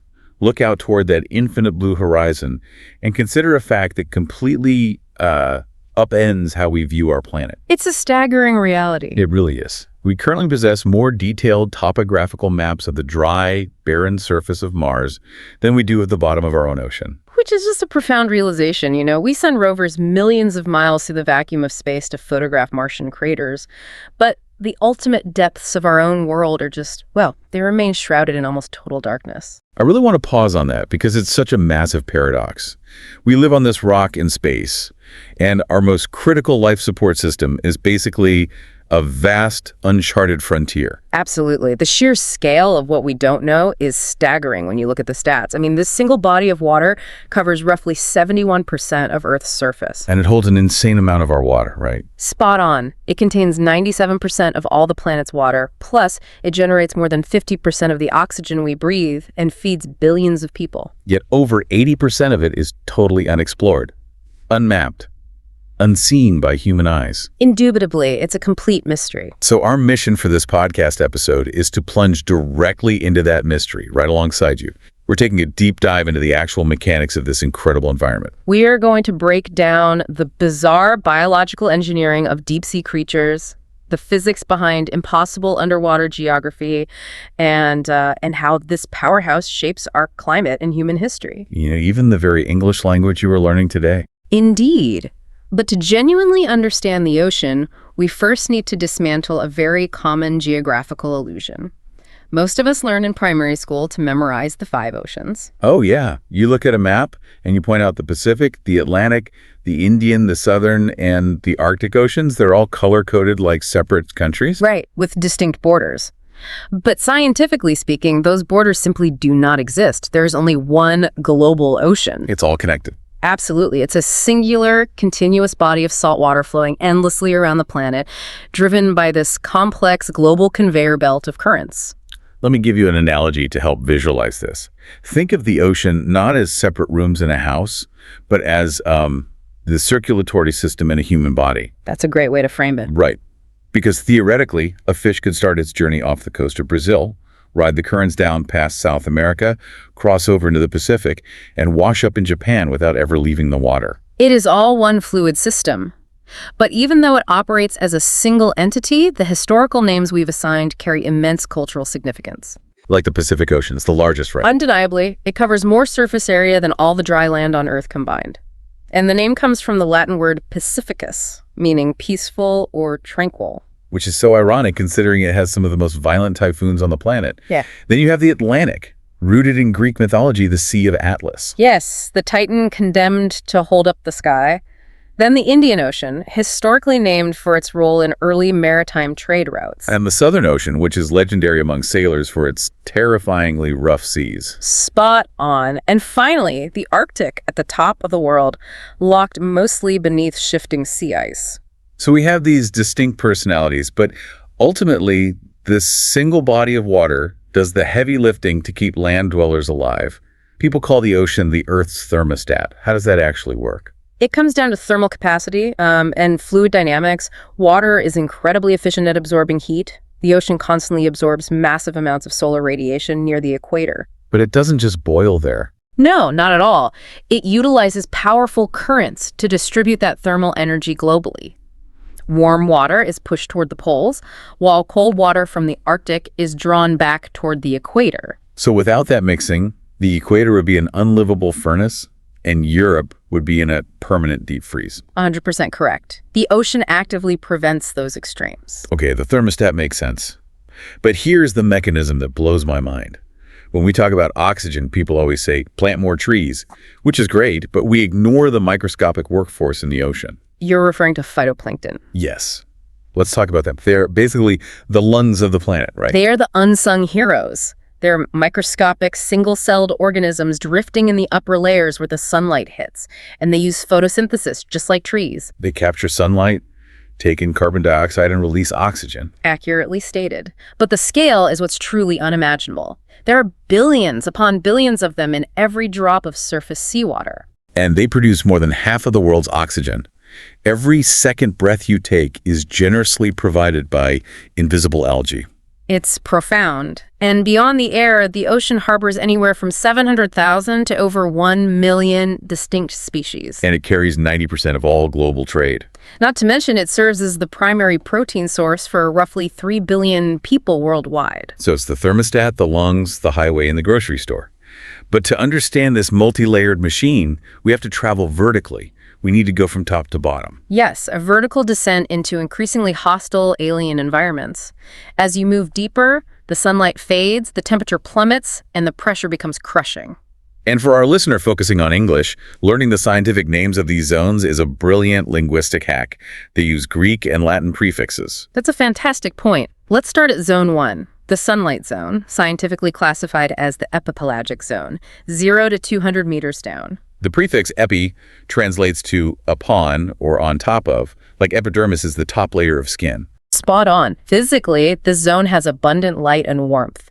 This is the exclusive domain where all that phytoplankton photosynthesis happens. It's the ground floor lobby of a busy skyscraper. The sun is shining, it's bustling. Coral reefs, sea turtles, great white sharks, tuna, they all live here. It's the engine room of oceanic biomass, but as you travel deeper, we hit Zone 2. The twilight zone, or the mesopelagic zone, 200 to 1,000 meters. And meso comes from the Greek word for middle. So we take the elevator down to the middle layers. Indeed. I imagine it like walking down a dimly lit, eerie hallway in an old building. The light is fading, just shifting shadows. And biologically, plant life completely ceases because photosynthesis is impossible. Creatures here, like lanternfish and squid, have wild adaptations. Like those grotesquely oversized eyes. Without a doubt, massive lenses required to capture the faintest microscopic photons of light. But even more fascinating is bioluminescence. Creatures making their own light. How does that machinery actually work? It's a chemical reaction. They have molecules called luciferins that react with an enzyme called luciferase. It releases energy as cold light, almost no waste heat. Nature's neon signs. Yeah. And they use it to attract prey or confuse predators, right? Absolutely. But the dusk fades eventually. We hit Zone 3, the midnight zone, or bathopelagic zone, down to 4,000 meters. Bathy means deep. Total sensory deprivation. Pitch black. Near freezing. But let's talk about the pressure, because that's so hard to grasp. The hydrostatic pressure is crushing. By 4,000 meters, the pressure is roughly 400 times greater than at sea level. Imagine being locked in a freezing, pitch black closet, and someone is pressing down on every inch of your body with the weight of a commercial airplane. It's terrifying physics, yet life thrives here. The vampire squid and the notorious deep-sea anglerfish. The anglerfish is literally the stuff of nightmares, with the jagged jaw and the glowing lure dangling from its head. Yes, a masterclass in efficiency. It uses an ambush strategy to conserve energy, and their bodies handle the pressure because they lack internal air pockets. Right, they're mostly water and gelatinous material, so they don't get crushed. Brilliant. But we are only halfway down. What happens at 4,000 meters? We enter Zone 4, the abyssal zone, or abyssopelagic zone, down to 6,000 meters. The English word abyss means a bottomless chasm. The basement of the ocean. And it covers more than 80% of the ocean floor, right? Indubitably. It's immensely vast. So if there's no sunlight and no plants, how does anything survive in the mud down there? They rely on marine snow. It's a slow-motion shower of organic material, dead organisms, and waste falling from the upper layers. Nature's recycling crew down in the basement.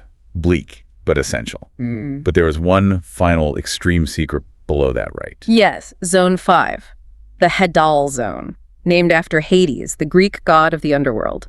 It exists only in deep ocean trenches, down to 11,000 meters. And the king of those is the Mariana Trench, specifically Challenger Deep. The deepest known point on Earth, roughly 10,994 meters down. To contextualize that, consider Mount Everest. Okay, I'm picturing Everest, massive, covered in snow. Now, pick up Mount Everest and drop it into Challenger Deep. The peak of the mountain would still be submerged under 2 full kilometers of dark water. That analogy gives me vertigo. A massive mountain swallowed whole, with a literal mile of water still sitting on top of it. Yet, scientists found life there. Specialized amphipods and single-celled organisms. Wait, really? With that kind of pressure? Yes. Their cells are fortified with chemical compounds called piezolites that stop the pressure from liquefying their proteins. They are biologically armored. Now, listeners might picture the ocean floor as just flat mud, but the geology is incredibly extreme.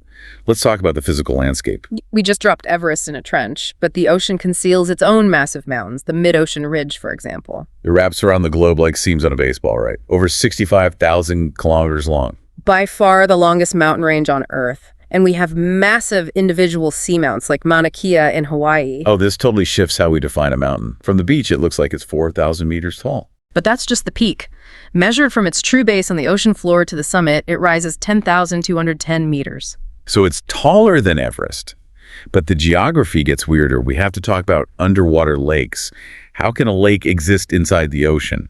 It sounds like science fiction, but it comes down to fluid dynamics and density. We call them brine pools. Salt deposits dissolve into craters, making the water highly concentrated. And because it's so salty, it's way heavier. Spot on. It's so dense it refuses to mix with normal seawater. It pools at the bottom, creating a visible shoreline. You can actually see ripples on its surface, but they are super deadly, earning the nickname pools of death. Unquestionably, they have zero oxygen and are saturated with toxic methane and hydrogen sulfide. If a normal fish accidentally swims into the brine pool, it suffers toxic shock. It literally drowns while underwater. It's a lethal boundary. And speaking of extreme physics, what about the underwater waterfall, the Denmark Strait Cataract? Mathematically, the largest waterfall on the planet. 3 million cubic meters of water plunging over a drop of 3,505 meters. That's 3 times taller than Angel Falls in Venezuela. Yeah. How does it fall without air? Temperature density. Freezing. Heavy water from the Nordic seas collides with warmer, lighter water. The cold water plummets straight down beneath the warm water. It's a massive thermal collision. And hidden in this violent landscape is actual treasure. The ocean holds an estimated 20 million tons of gold. A staggering reserve. But before we start a gold rush, the vast majority is dissolved in the seawater. Just floating as microscopic ions, right? Yes, roughly 13 billionths of a gram per liter.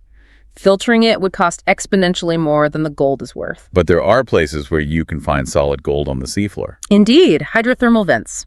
Superheated, mineral-rich fluid shoots up from the Earth's crust, hits the freezing water, and instantly deposits solid gold and copper onto chimney structures. And a lot of that happens in the Ring of Fire. A massive 40,000-kilometer boundary around the Pacific Plate. It causes 75% of active volcanoes and 90% of earthquakes. It's a volatile neighborhood. And this is a great chance to weave in some English grammar for you. When we talk about hypothetical wealth, we use conditionals.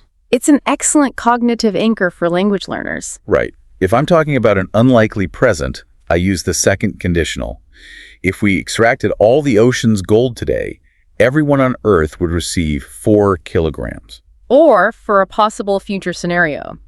If engineers develop cheap filtration, ocean mining will become incredibly lucrative. Spot on.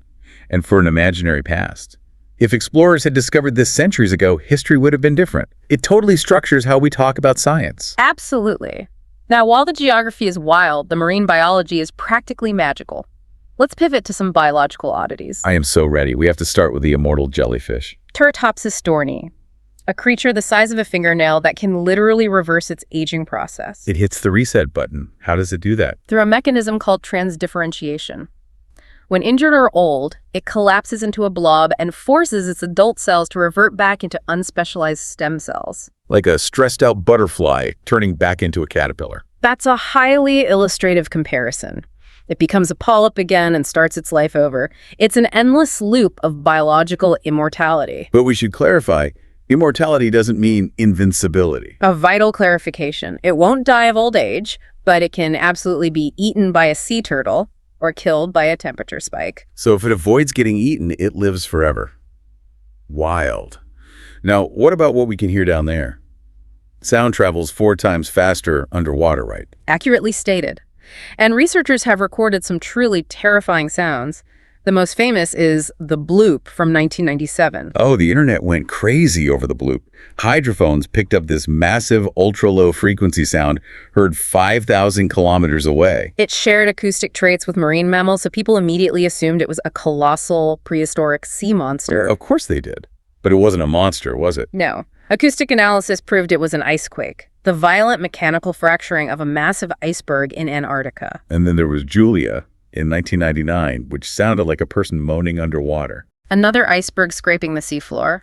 But my favorite is the bioduck anomaly. Oh, the robotic duck sound. Submarines heard it for 50 years. Yes. Everyone thought it was military sonar, but in 2014, scientists attached acoustic tags to Antarctic minke whales. And it was the whales making the sound the whole time.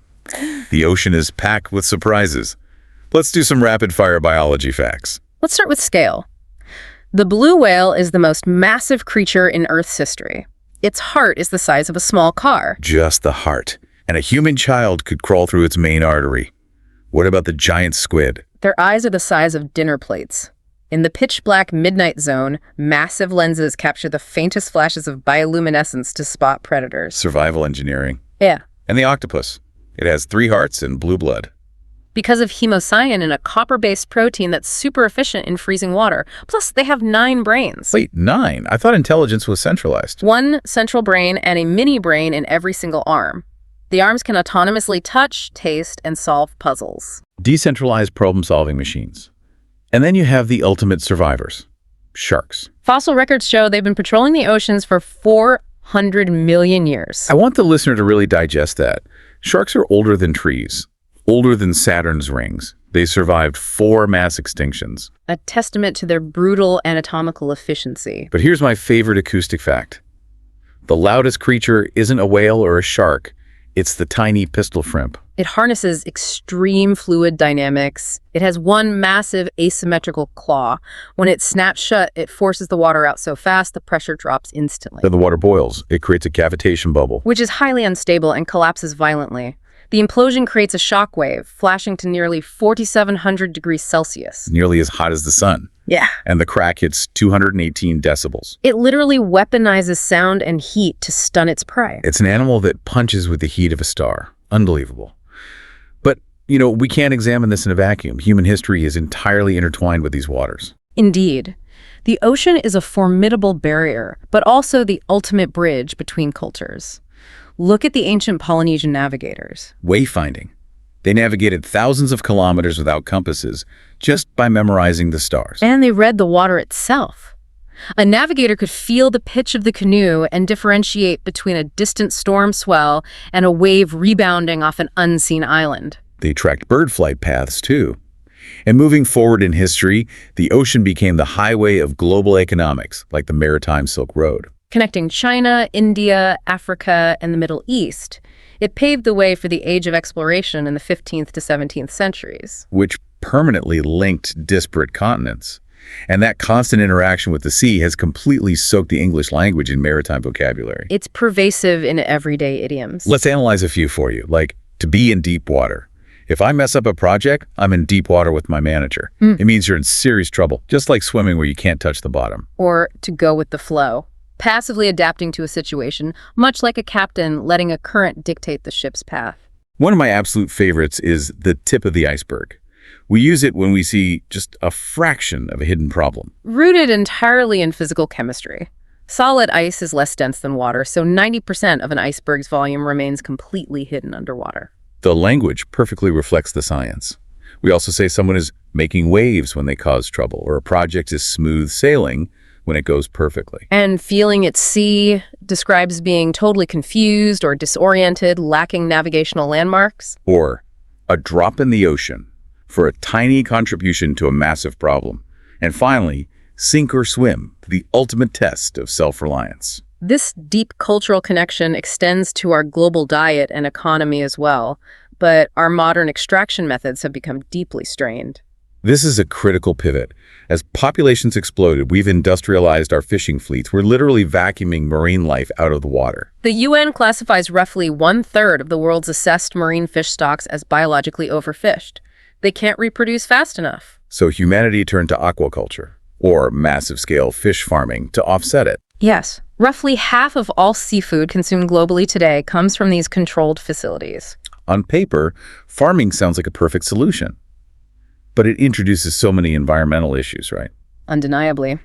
Thousands of fish crammed in pens create massive localized pollution, toxic algal blooms, and breed parasites like sea lice. Which forces operators to use antibiotics that leach into wild waters. And defining sustainable fishing to balance all this is a logistical nightmare. It requires complex mathematical models, strict biological catch quotas, and physically enforcing them across vast open oceans. And as consumers, we have to recognize that our relationship evolved into massive exploitation. We treat the ocean like an infinite dumping ground. Which brings us to the severe looming threats. Plastic pollution is highly visible. 8 to 12 million metric tons enter the ocean annually. That's like a full garbage truck dumping plastic into the surf every single minute of every day. And plastic doesn't biologically degrade. It physically fractures into microplastics, less than 5 millimeters across. They found microplastics at the bottom of the Mariana Trench. They're inside whales, plankton, and even human bloodstreams. We are ingesting our own pollution, and oceanic gyres concentrate this floating debris into massive anomalies. Like the Great Pacific Garbage Patch. A swirling vortex of trash 3 times the size of France. It's a synthetic continent. But an invisible systemic threat is even more dangerous: ocean acidification. We said the ocean absorbs a quarter of our CO2 emissions, but that overloads the system. Without a doubt. Dissolved CO2 forms carbonic acid, which binds with free carbonate ions. The ocean's acidity has increased by 30% since the Industrial Revolution. Let me give you an analogy. Imagine trying to build a house with cement blocks, but someone is constantly pouring acid over your materials so they crumble. A devastatingly accurate comparison. Calcifying organisms like corals and oysters literally cannot access the carbonate ions they need to build their skeletons. And structural failure at the base of the food chain. And compounding this is the thermal threat of rising temperatures. Which most visibly results in coral bleaching. Corals get their bright colors from symbiotic algae living inside them, right? Yes, zooxanthellae. The algae provide food via photosynthesis, but when the water gets too hot, the coral panics and ejects the algae, leaving the coral a ghostly, skeletal white. It's starving to death. And warmer waters also supercharge hurricanes. The climate mechanics are entirely interconnected. If we ignore this, we are suffocating ourselves. Because if those phytoplankton die off, we lose our oxygen. It is an existential threat to all terrestrial life. It's a heavy reality. Yeah. But we are not past the point of no return. There's a massive wave of global action taking place right now. A highly technological era of ecological intervention, starting with marine protected areas, or MPAs. How does an MPA actually work? They are legally designated zones where destructive human activities, like commercial fishing, are heavily restricted. It gives the ecosystem space to naturally recover. And because of the spillover effect, fish inside the zone grow larger, reproduce more, and eventually spill over into unprotected waters. Spot on. That mechanism drives the 30 by 30 initiative, a push to legally protect 30% of the world's oceans by 2030. We're at 8% now, so there's work to do. But there's also hands-on intervention, like underwater coral gardeners. Utilizing techniques like coral microfragmentation. That biological hack is fascinating. If you cut a living coral into tiny pieces, it goes into a hyper-accelerated healing response, growing 40 times faster. Scientists cultivate these fragments in nurseries, selectively breeding thermal-resistant supercorals to withstand climate change and transplanting them onto dead reefs. And engineers are tackling the plastic crisis with massive ocean cleanup systems. They deploy massive U-shaped floating barriers into the center of the oceanic gyres. The natural currents passively funnel the plastic into an extraction zone for recycling. Human engineering partnering with environmental physics. And commercial fishing is shifting towards sustainable practices too, using gear that reduces bycatch. Yes, like turtle excluder devices, or TEDs, which feature a metal grid that lets target fish through but forces sea turtles out an escape hatch. All these macro-level projects are vital. But it comes back to you, the individual consumer. Individual awareness drives the funding. The compounding influence of collective behavior is the ultimate catalyst for change. When you reduce single-use plastics, support conservation, or specifically demand sustainably sourced seafood, you wield economic power. You force massive corporations and governments to alter their behavior. It's never too late to contribute. One person's effort might feel like a drop in the ocean, but the ocean is just an infinite collection of individual drops. That is a profoundly accurate scientific metaphor. So as we wrap up, let's briefly trace this massive journey. We conceptualize the ocean as one global circulatory system, breathing life through phytoplankton. We descended through the 5 pelagic zones, from the sunlit surface to the crushing Hadal trenches. We mapped continuous mountain ranges, toxic brine pools, and massive underwater waterfall. We analyzed the immortal jellyfish, the 9-brained octopus, the 400-million-year-old shark, and the extreme physics of the pistol shrimp. And we traced how human history and the English language are deeply intertwined with these waters, confronting the terrifying threats of plastic and acidification, but also the incredible hope of MPAs in coral restoration. Which leads to an undeniable truth. The ocean doesn't belong to any single nation or generation. It belongs to all of us. And it's our collective responsibility to protect it. I think that's the absolute perfect way to frame it. And before we sign off, we'll leave you with one final provocative thought. We established that we've mapped Mars better than our own ocean. Imagine if we redirected just a fraction of that funding, curiosity and technological prowess away from space and into the dark depths of our own planet. What alien wonders, medical breakthroughs, or world-saving ecological solutions might we discover right here at home? The ocean is calling. Are you ready to answer? Please remember to like, share, and subscribe to this YouTube channel. Hello. Welcome to the Learn English Lab. Today's podcast is A Morning Without Alarms. And we are really getting into something that affects literally every single one of you listening right now. Yeah, we really are. So I want you to start by just closing your eyes for a second if you can. Picture this. Let's set the scene. Right. It is 5:45 in the morning. The world outside your window is still completely wrapped in this thin, heavy blanket of darkness. Oh, I know that feeling. The stars are actually still out. The birds haven't even thought about starting their daily rehearsal yet. The whole neighborhood is just asleep. Total silence. Undeniably. Yeah. The houses are just standing there, quietly in rows. Windows are dark, porches are empty, mailboxes just holding on to yesterday's letters. It's a very peaceful image. It is peaceful. It is Yeah. still, your breathing is slow and rhythmic. You are deep in the most restorative phase of your night. And then beep, beep, beep, beep. Or that aggressive radar sound. You know the one. Oh my gosh, yes. It comes pre-programmed on most phones, and it triggers this immediate spike in your heart rate before you even know who or where you are. The absolute worst. Or actually, even worse than that, it's a song you genuinely used to love. Oh, the ruined favorite song. Right. You thought setting your favorite acoustic track would make waking up gentle. But now, after like 6 months of that song dragging you out of sleep every single day, it has become your mortal enemy. It really does. You hear those opening chords and your stomach just drops. You don't tap your foot to it anymore. You just groan, blindly slam your hand onto the nightstand, pull the pillow over your head and whisper, just 5 more minutes. Which is so relatable. It is this tiny daily act of violence that we have all just accepted as a completely normal way to begin our day. It really is an act of violence against our biology. And that's really the core of what we are unpacking in this podcast episode. Yeah, the biological toll of that noise. Because when you look at human evolution, our bodies were simply never designed for these sudden, jarring transitions into wakefulness. No, of course not. We didn't have digital clocks in Ks. Spot on. For hundreds of thousands of years, waking up was a gradual process. It was dictated by the slow rising of the sun, the gradual warming of the environment. Which feel so much more natural. It is. The blaring alarm completely short-circuits how our neurological and physiological systems are meant to transition from a state of unconscious recovery to conscious action. Which brings us to the fundamental mission of our deep dive today. We're going to explore the science, the deep-seated culture, and the profoundly personal impact of waking up naturally. What actually happens to us when we stop doing this? Right. We want to know what happens on a cellular level, mentally and emotionally, when we remove that digital dictator from our bedside tables. The digital dictator. I love that term. Because if you really think about it, the standard alarm clock is basically like having a terrible roommate. Oh, totally. A roommate who sneaks into your bedroom and just dumps a bucket of freezing cold water on your head every single morning. It is a phenomenal analogy. It sets off this immediate, panicked, fight-or-flight physical reaction. Yeah. You literally wake up defending yourself. The physiological fallout from that bucket of cold water is immense. When you are startled awake by a loud noise, your sympathetic nervous system kicks in instantly. That's your stress response. Accurately stated. Your body floods with adrenaline, your blood pressure spikes, and your heart rate accelerates dramatically. Wow. You are basically waking up in a state of chemical panic.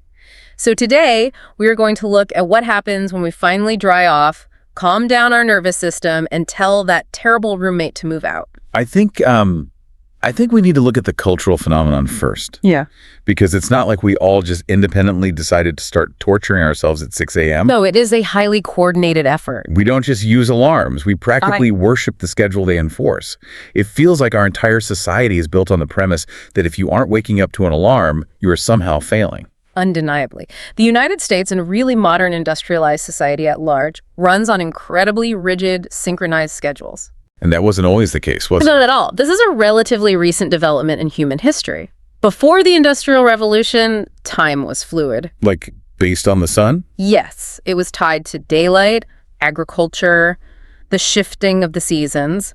But once we moved into factories and eventually into synchronized global commerce, punctuality stopped being a preference. It became a law. It became a cultural commandment. From the minute children are ushered into kindergarten at age 5, they are taught to obey the clock. Oh, that's so true. The school bell. You cannot be late. The bell rings at a specific minute. The early bird catches the worm. We internalize this moral attachment to early rising incredibly early in life. Right. It's baked into everything we do. Yeah. And we associate early waking with virtue. We really do. Think about all those interviews with CEOs where they brag about their 4 a.m. ice baths and grueling morning routines. The hustle culture icons? Yeah, there's an implicit judgment there. It implies that sleeping in is a moral failing, like it's a sign of laziness. Which is a fascinating distortion of biology, honestly. Look at the sheer scale of the machinery around us. The average adult wakes up around 6:00 a.m. on weekdays. Some even earlier. Many much earlier. You have nurses starting morning shifts in massive hospital complexes. Construction workers. Yes, construction workers who have to be on-site pouring concrete before the summer sun makes the heat unbearable. Financial traders who need to be fully caffeinated and sharp before the market bell rings. It's a massive system. The entire physical infrastructure of our daily lives, the fleets of yellow school buses, the crowded commuter trains, the giant glass office buildings, the logistics networks, it is all engineered around this collective agreement. The agreement that the productive day must begin early. And it must begin uniformly. And the alarm is the enforcer of that collective agreement. But here's the thing that really strikes me when I look at all the research and the stories. What's that? The alarm clock is totally devoid of empathy. Oh, completely. It is an unfeeling, mechanical enforcer that is completely blind to the reality of your actual life. It is the ultimate blind dictator. It operates on a binary code. Time reached, make noise. Nothing else factors into the equation. It doesn't care if you were up until 3:00 a.m. walking the floor with a colicky baby. No, it does not. It doesn't care if you had to pull a late shift to finish a critical presentation for your boss.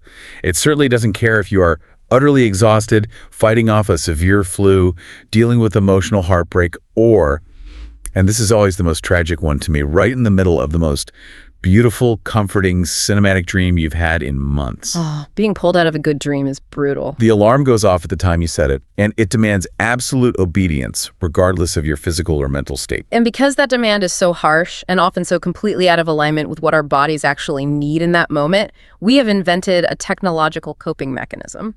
The snooze button. The snooze button, which, ironically enough, might be one of the most destructive inventions when it comes to sleep hygiene. It is the greatest lie in modern life.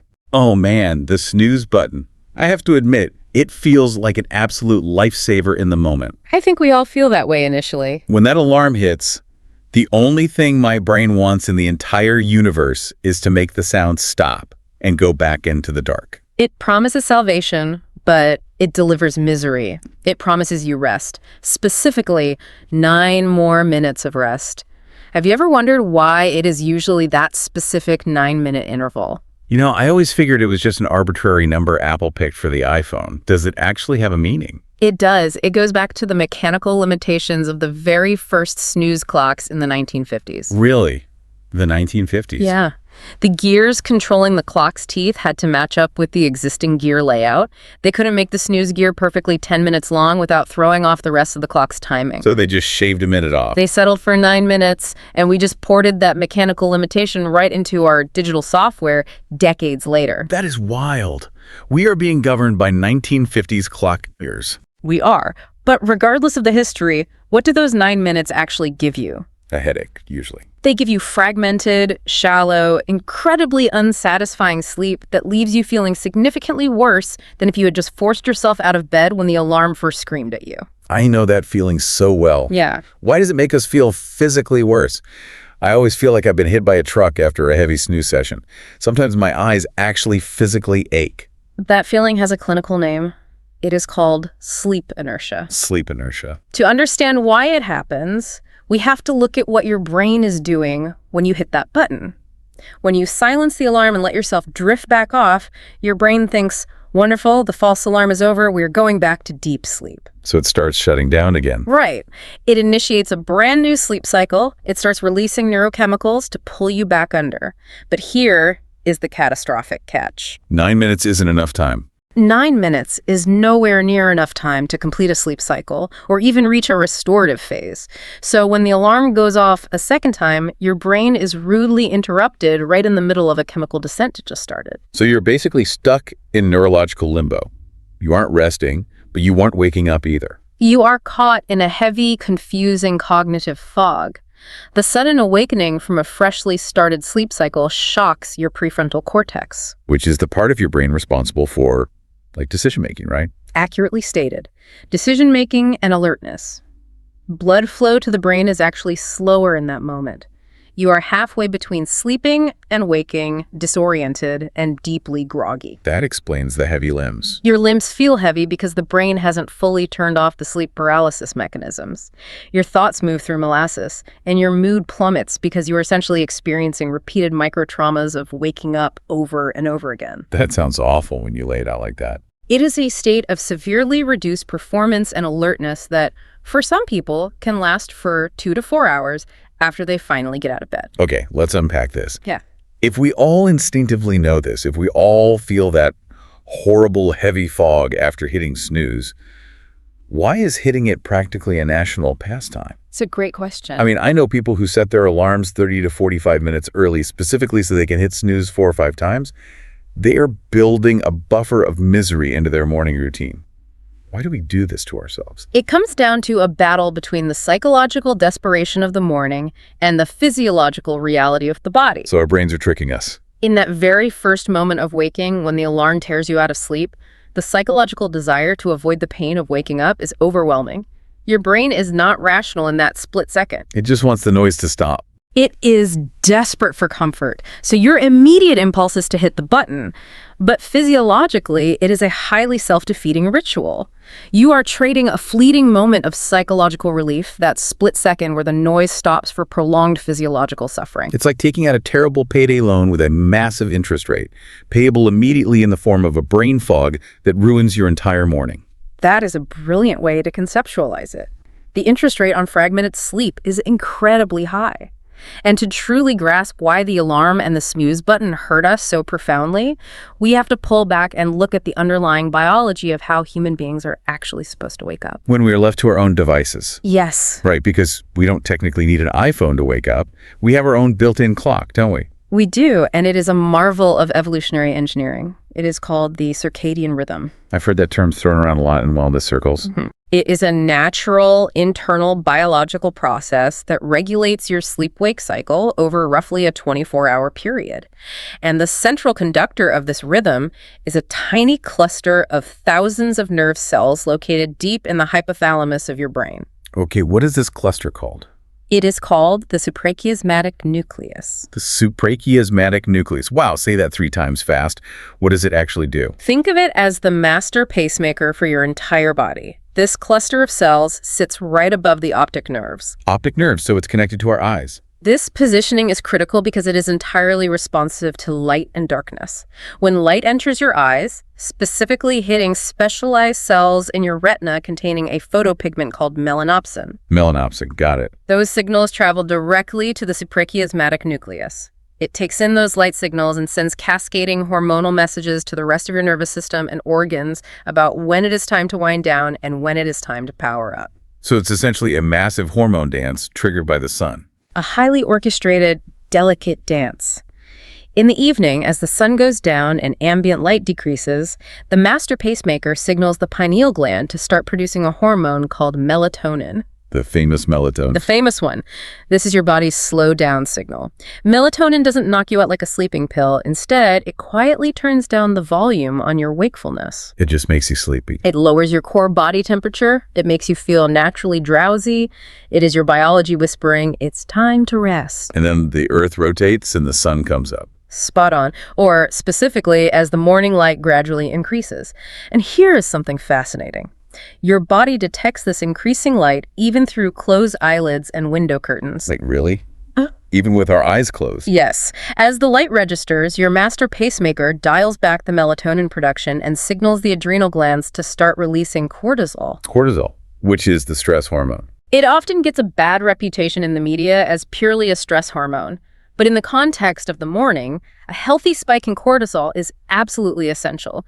It is called the cortisol awakening response. So it's not bad stress, it's just waking up energy. It is your body's natural, gentle alert signal. It raises your blood pressure slightly, increases your body temperature, and provides you with the energy and focus needed to start the day.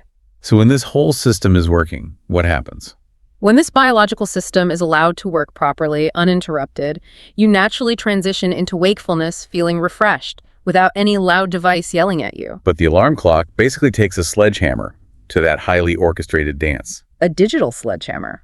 To understand why it feels so violent, we need to dive into what is actually happening while we are asleep.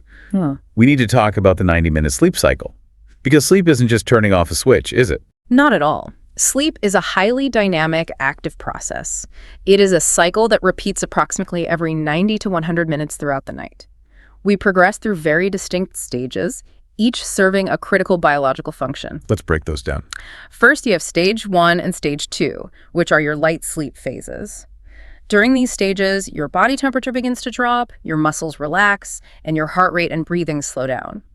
Your brain waves start to shift, but you are still relatively close to the surface of wakefulness. So if someone softly calls your name or gently shakes your shoulder during stage 1, you might wake up and say, I wasn't even sleeping, I was just resting my eyes. That is an incredibly accurate description. It is a very light transition. It is easy to pull someone out of stage 1 or 2. But if you remain asleep, you plunge down into stage 3, which is deep, slow wave sleep. This is the heavy stuff. This is the physiological magic stage. Your brain produces slow delta waves. This is the most restorative part of the night. During stage 3, your blood pressure drops significantly, and your breathing becomes very slow and rhythmic. What is the body actually doing down there? This is when your body goes to work. It releases human growth hormone to repair tissues, build bone and muscle, and strengthen your immune system. Furthermore, during deep sleep, the brain's glymphatic system opens up. Lymphatic system. Yes, essentially flushing out metabolic waste products and neurotoxins that have built up during the day. Like a power washing for your brain. A cellular power washing. That sounds crucial for long-term health. And I imagine it's incredibly difficult to wake someone up when their brain is busy power washing itself. It is remarkably difficult. If you try to wake someone from stage 3 deep sleep, they will be profoundly disoriented. But the cycle doesn't end there. After deep sleep, you rise back up through the lighter stages and enter REM sleep. Rapid eye movement sleep. Correct. This is where the vast majority of your vivid dreaming occurs. During REM, your brain becomes highly active, almost as active as when you are fully awake. But our bodies don't move, right? Right.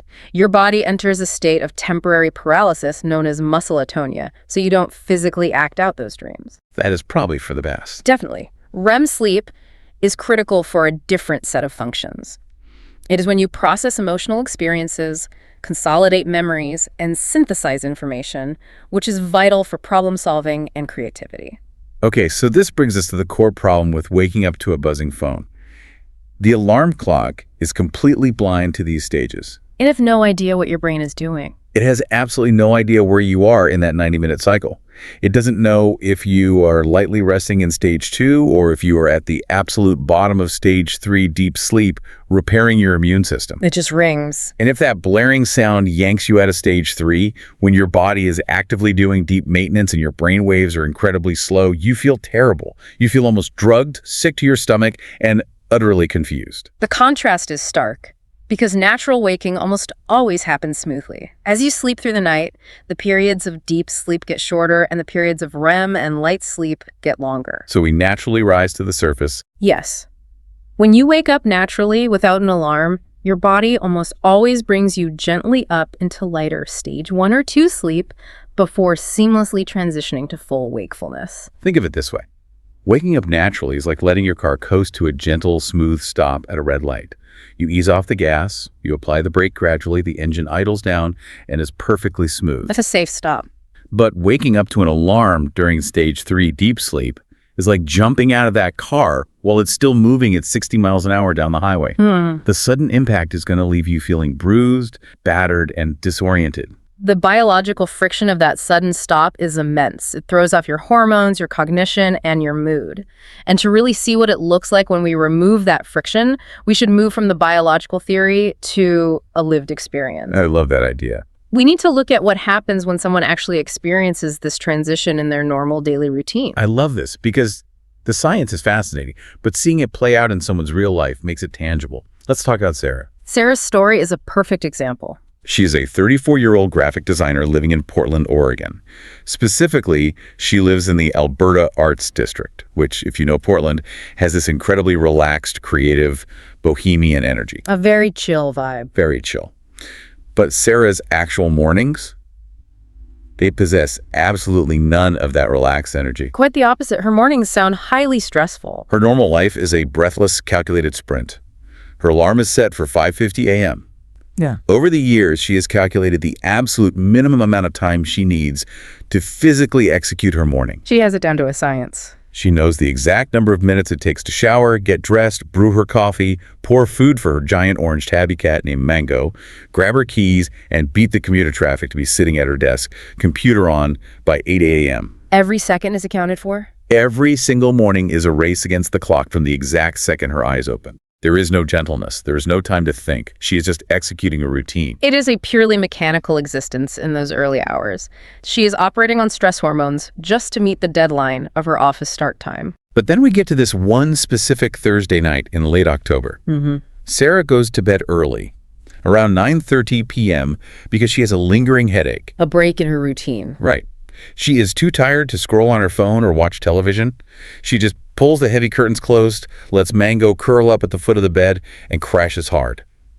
But because her routine is broken by the headache, she makes one crucial mistake. She forgets the alarm, She completely forgets to set her alarm for the next morning. which in our modern corporate culture is viewed as an absolute disaster waiting to happen. Terrifying. Forgetting the alarm usually means oversleeping wildly, waking up in a sheer panic, rushing frantically, sending apologetic emails while driving, and starting the day flooded with cortisol and anxiety. But that isn't what happens here.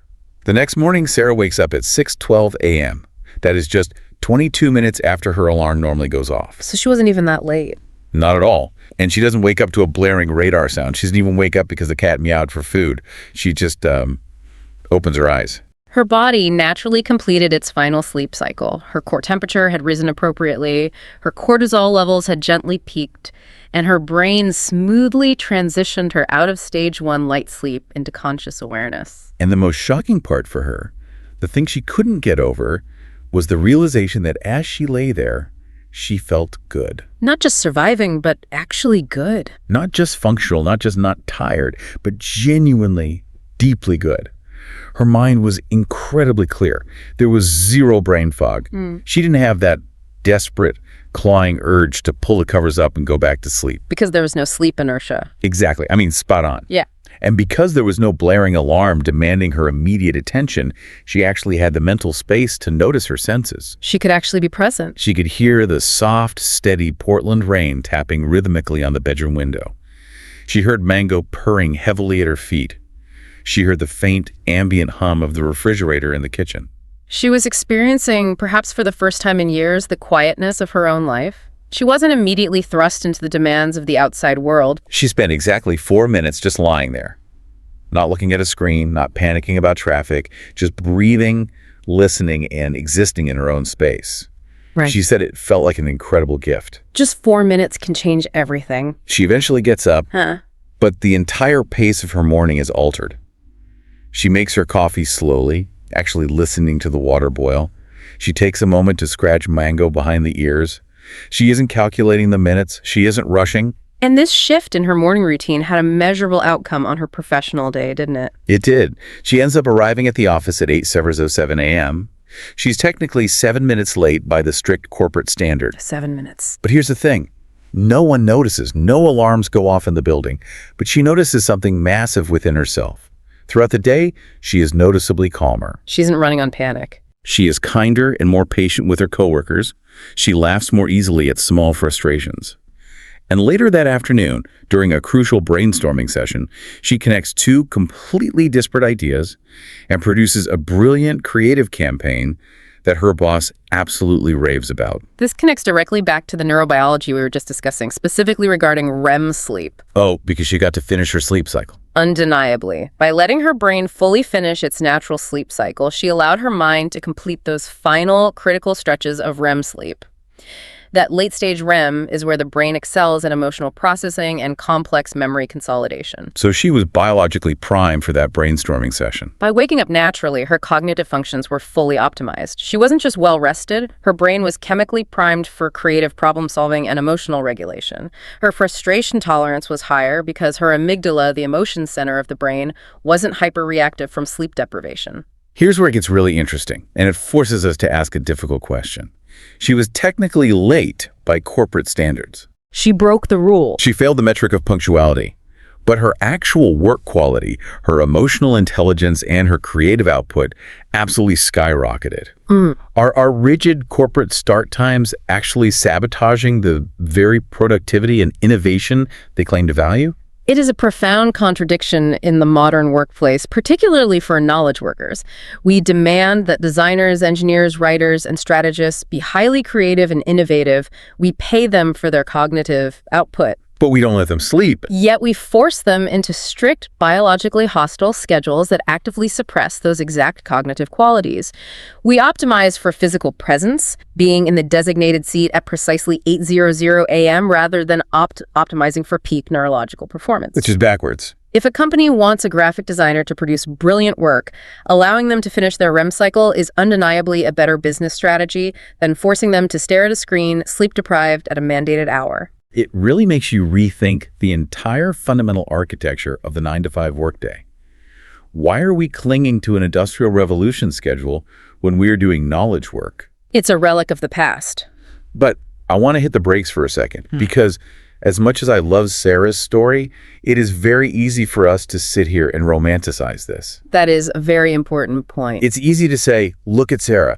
Everyone should just throw their alarm clocks away, listen to the rain, and let their creativity flow. We have to be incredibly careful not to fall into that trap. We must explicitly acknowledge the socioeconomic realities of sleep, because the privilege of rest and the autonomy to control your own schedule is not equally distributed in our society. It is, in many ways, a luxury. To really show this contrast, let's introduce Marcus. Marcus's story is vital here. Marcus is a 41-year-old father living in Memphis, Tennessee. He is working 2 separate jobs just to keep up with inflation and keep his family financially afloat. 2 jobs is grueling. During the day, starting exactly at 7 a.m., he works as a delivery driver for a major logistics company. Then, at night, 3 days a week, he works as warehouse security until midnight.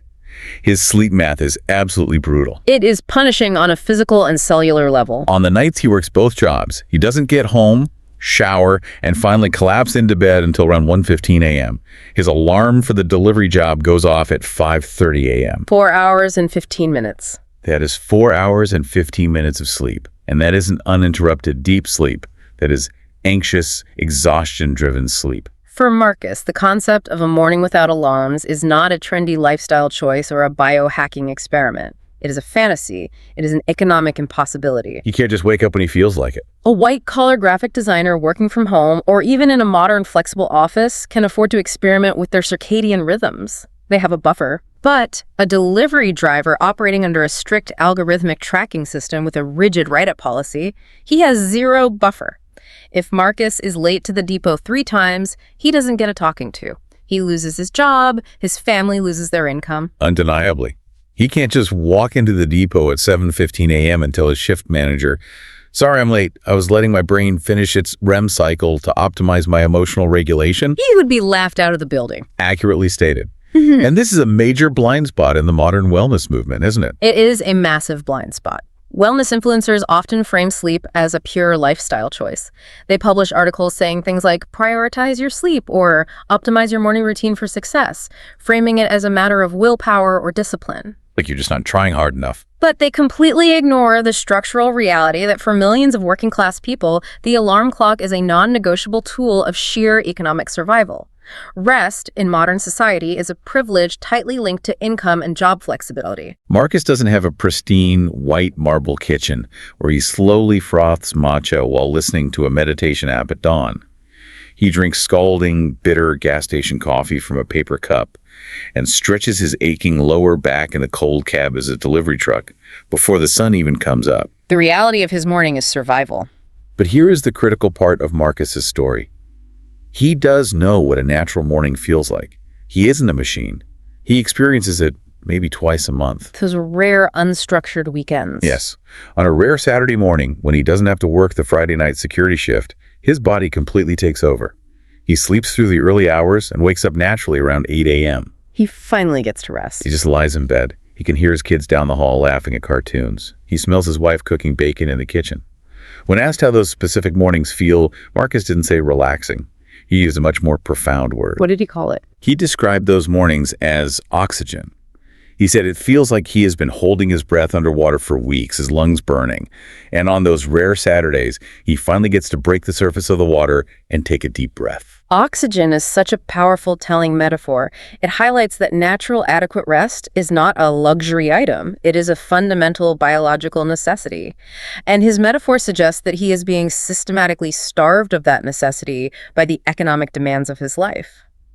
Realizing this completely shifts my perspective on the entire conversation around sleep. It changes the whole narrative. It means we have to stop looking at exhausted people or people relying on massive energy drinks just to get through a shift and judging them for having bad habits. We have to start looking at the systemic realities and labor structures that keep them perpetually exhausted. We really can't have a fully honest conversation about sleep without talking about economics and class. They are inextricably linked. The way we structure labor directly dictates the health of the populace. And what is truly concerning is that the systemic hostility to human biology doesn't just start when we enter the workforce. Where does it start? We start conditioning people to ignore their biology much earlier in life. We see this exact same friction deeply embedded in the education system. This is what I call the alarm rebellion. Let's look at how this impacts young adults by talking about Emma. Emma's story is so common for students. Emma is a 20-year-old college sophomore studying literature at Boston University. Emma is a classic textbook night owl. Her peak energy, her sharpest focus, her most creative writing at all, reliably hits her around 10:00 p.m. Which is perfectly normal. Left entirely to her own devices without any external obligations, she would naturally fall asleep around 1:30 a.m. and wake up around 9:30 a.m. Which, it is crucial to point out, is a completely healthy, biologically normal circadian rhythm for someone her age. Really? I thought sleeping in until 9:30 was just being a lazy teenager. That's a huge misconception. The biological shift toward later sleep and wake times during adolescence and early adulthood is a rigorously documented scientific fact. During puberty, the circadian rhythm pushes forward. Teenagers and young adults literally cannot fall asleep as early as children or older adults. Their melatonin release happens later in the evening. But the university's academic schedule doesn't care about adolescent endocrinology, does it? It absolutely does not. Emma has a required core curriculum class that she must take to graduate, and it is scheduled for 8:00 a.m. on Tuesdays and Thursdays. Yeah. In Boston, in the dead of winter. Oh, that sounds miserable. Which means to shower, eat, bundle up, and trudge across a freezing, snowy campus. Her alarm has to go off at 6:45 a.m. That 8.0 a.m. class is what sleep researchers would classify as biologically hostile to her developing brain. It goes entirely against her natural, hardwired inclination. What's happening in her brain at 6:45 a.m.? At 6:45 a.m., her brain is still actively producing melatonin. Her core body temperature hasn't started to rise yet. When she is sitting in that fluorescent-lit classroom at 8 a.m., she is not ready to learn. She's just trying to survive the class. She is irritable, her attention span is fractured, and she finds herself reading the same paragraph in her textbook 3 times without absorbing a single concept. And the data backs this up. Her grades in that morning class are noticeably, consistently lower than her grades in her afternoon seminars. I love this analogy for Emma's situation. Forcing a natural night owl to learn complex material at 8 a.m. is like forcing a naturally left-handed person to write a massive, intricate essay with their right hand. Oh, that's a brilliant way to phrase it. They can physically do it, sure. Yeah. But the friction is immense. It takes twice the effort and concentration, and the final result is messy, cramped, and far below their actual potential. The immense cognitive load required just to physically stay awake and fight off sleep inertia leaves very few neurological resources available for actual critical thinking or memory encoding. The brain is spending all its energy just trying to keep the eyes open. But then comes spring break. Ah, the great reset. Emma goes home to her parents' house for 7 days. No classes, no part-time job, no alarms, no obligations. She decides to just let her body lead the way. And the physiological progression over those 7 days is absolutely fascinating to track. What happens on the first day? On day 1, she sleeps straight through until 9:42 a.m. And when she wakes up, she feels incredibly sluggish and heavy. That sluggishness is the biological toll coming due. It is the sleep deprivation debt being paid off. Her body realizes it finally has the opportunity to repair the cumulative damage of the semester, so it drops her into heavy recovery mode, prioritizing deep sleep over alertness. But she doesn't fight it. She just rests. And by day 4, things start to shift. She wakes up naturally at 8:35 a.m. and she remembers these incredibly vivid, elaborate cinematic dreams. REM rebound. In fact, one of those dreams is so detailed that she immediately writes it down, and it inspires the core plot for a short story she has to write for her creative writing class. Again, we see the undeniable connection between completing full sleep cycles, specifically getting that adequate late-stage REM sleep, and unlocking cognitive creativity. Her brain finally had the time to synthesize her experiences and generate new ideas without being interrupted by a buzzer. The culmination of this experiment happens on day 7. She wakes up naturally at 8:38 a.m. She doesn't immediately reach for her phone. She just lies there in her childhood bed for 10 minutes, looking up at the ceiling, feeling this profound, deep, unshakable peace. That sounds beautiful. She told her friends it was the most peaceful, grounded 10 minutes of her entire stressful semester. Because her body had finally found its natural equilibrium. Her circadian rhythm had fully synced up with her environment and her own biological needs, free from artificial disruption. The aftermath of this spring break revelation is incredible because Emma actually takes tangible action. She realizes she can't drop the HYEM class. She needs the credits. But she radically changes her behavioral habits to protect her biology as much as possible. What does she do? She moves her phone all the way across the room so she physically has to get out of bed to turn off the alarm, eliminating the snooze button trap entirely. That is a very smart move. She starts keeping a consistent bedtime, even on the weekends, to anchor her rhythm. And most impressively, she actually writes a detailed, cited letter to the university's academic scheduling committee. She advocates for shifting core classes to later in the day, citing neurological research on young adult sleep patterns. The university didn't immediately change its massive scheduling policy, of course, but the act of advocating for herself is a profound mental shift. She recognized that the system was flawed, not her biology. That is the point. She stopped blaming herself. She stopped thinking she was just a lazy college student who lacked discipline, and realized that forcing young adults into an agricultural schedule for intellectual work is the actual problem. It is a systemic mismatch. Okay, let's pivot and look at the complete opposite end of the spectrum. We've talked about the struggles of the workforce and the education system, but what happens when that rigid system finally lets you go, but your biology is still trapped by decades of strict conditioning? This brings us to a psychological concept that catches a huge number of people completely off guard, often leading to significant emotional distress. We are talking about the story of Harold. Harold is a 72-year-old retired high school history teacher living in Tucson, Arizona. 38 years he did this, right? For 38 consecutive years, Harold's alarm went off at 5:15 a.m. without fail. 5 days a week for nearly 4 decades. He was the classic dedicated teacher. He was always the guy who got to the school building before the janitors even unlocked the main doors. He was part of the institution. He loved the quiet of the empty hallways. He loved methodically writing the day's agenda on the chalkboard before the chaos of the students arrived. His entire identity and biological rhythm were defined by that specific early morning structure. But then, after a long celebrated career, he retires. The alarm clock is officially turned off. The external structure completely vanishes overnight.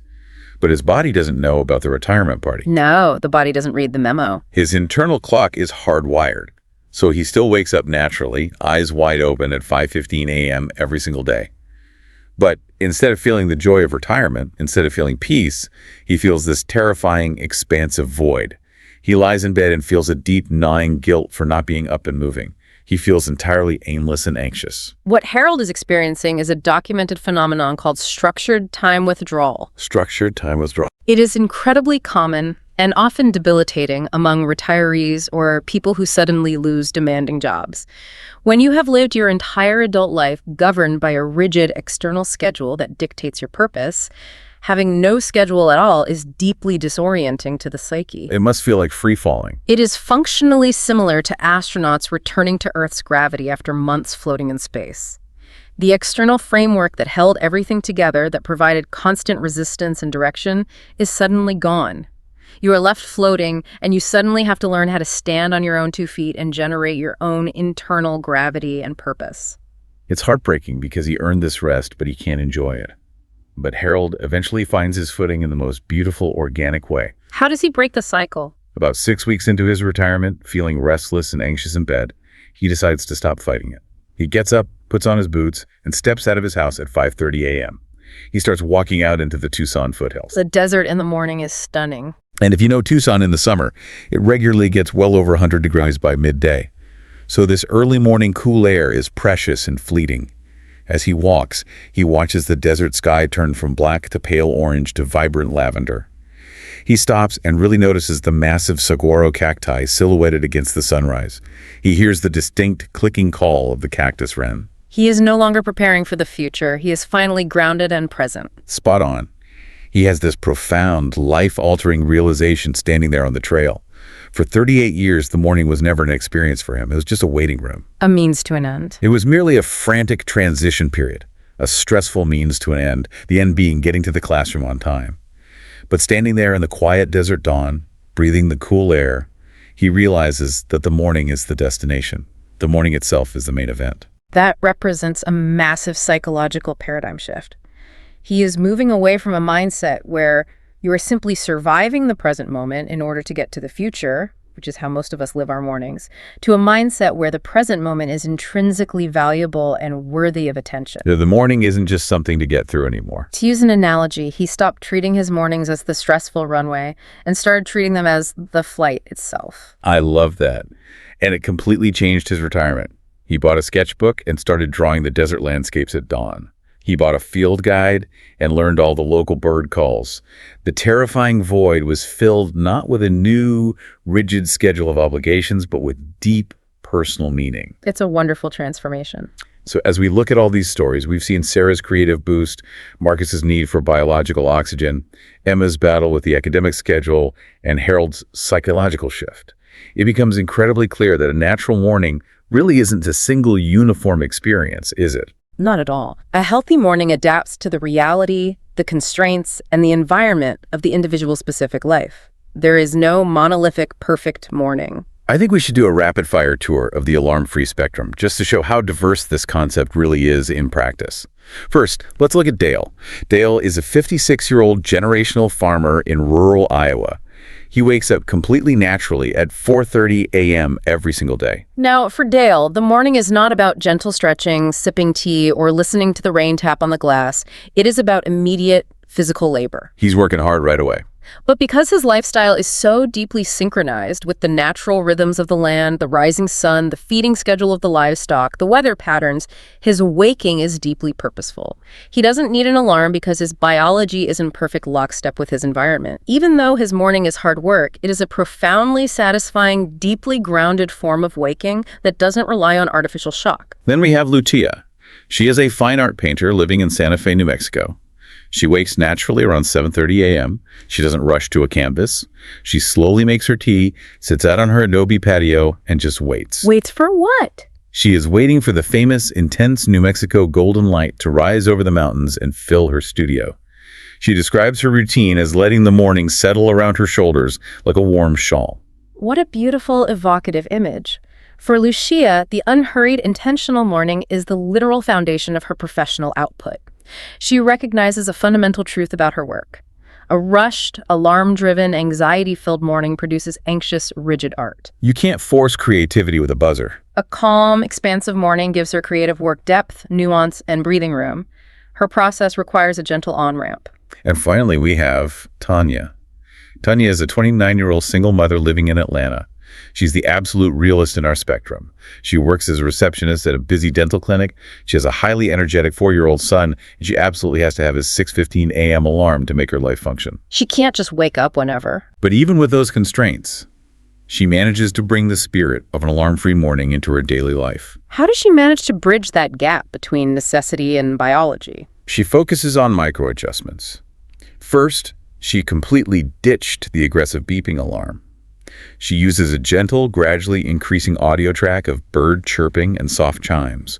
Second, she deliberately sets it for 10 minutes before she knows her toddler will wake up. Carving out a little pocket of time. She uses those 10 minutes just to sit in the kitchen in the dark and drink a single cup of coffee in total uninterrupted silence.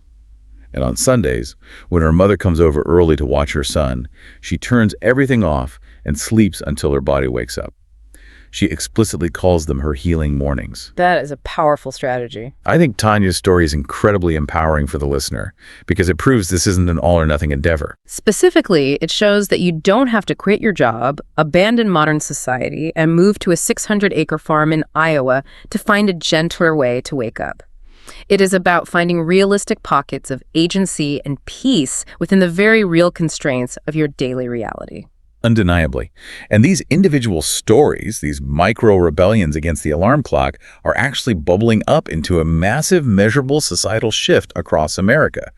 We are witnessing a real cultural turning point regarding how we view sleep. We truly are in the middle of a paradigm shift. For decades, the old mentality ruled supreme. It was the absolute peak of toxic hustle culture. I'll sleep when I'm dead. That was the rallying cry of the 90s and 2000s. Right. Sleep is for the weak. Surviving on 4 hours of sleep and a pot of coffee was treated as a legitimate badge of honor.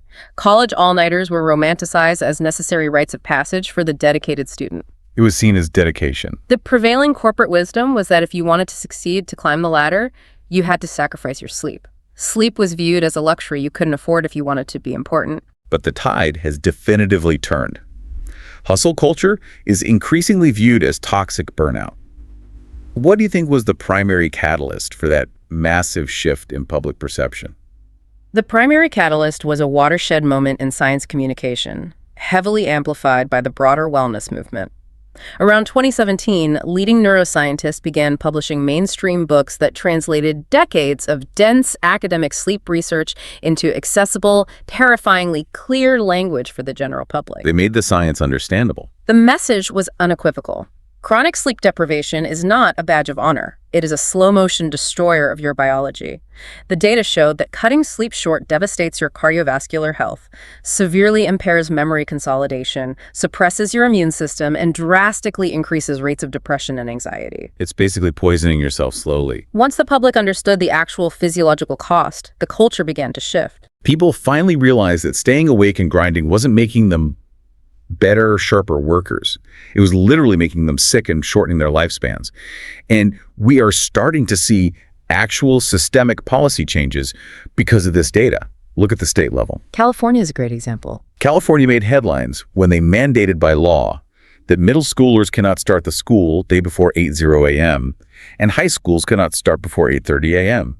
And the empirical data flowing from that specific policy shift is remarkable.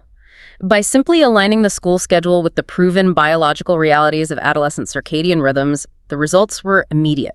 What happened? School districts saw better attendance rates, noticeably improved academic test scores, and perhaps most importantly, a significant statistical drop in teenage driving accidents in the morning. Wait, really? The driving accidents went down? Yes. The early alarm wasn't just making teenagers grumpy. Sleep deprivation was making them dangerously impaired behind the wheel of a car. That is wild, but it makes perfect sense when you look at the biology.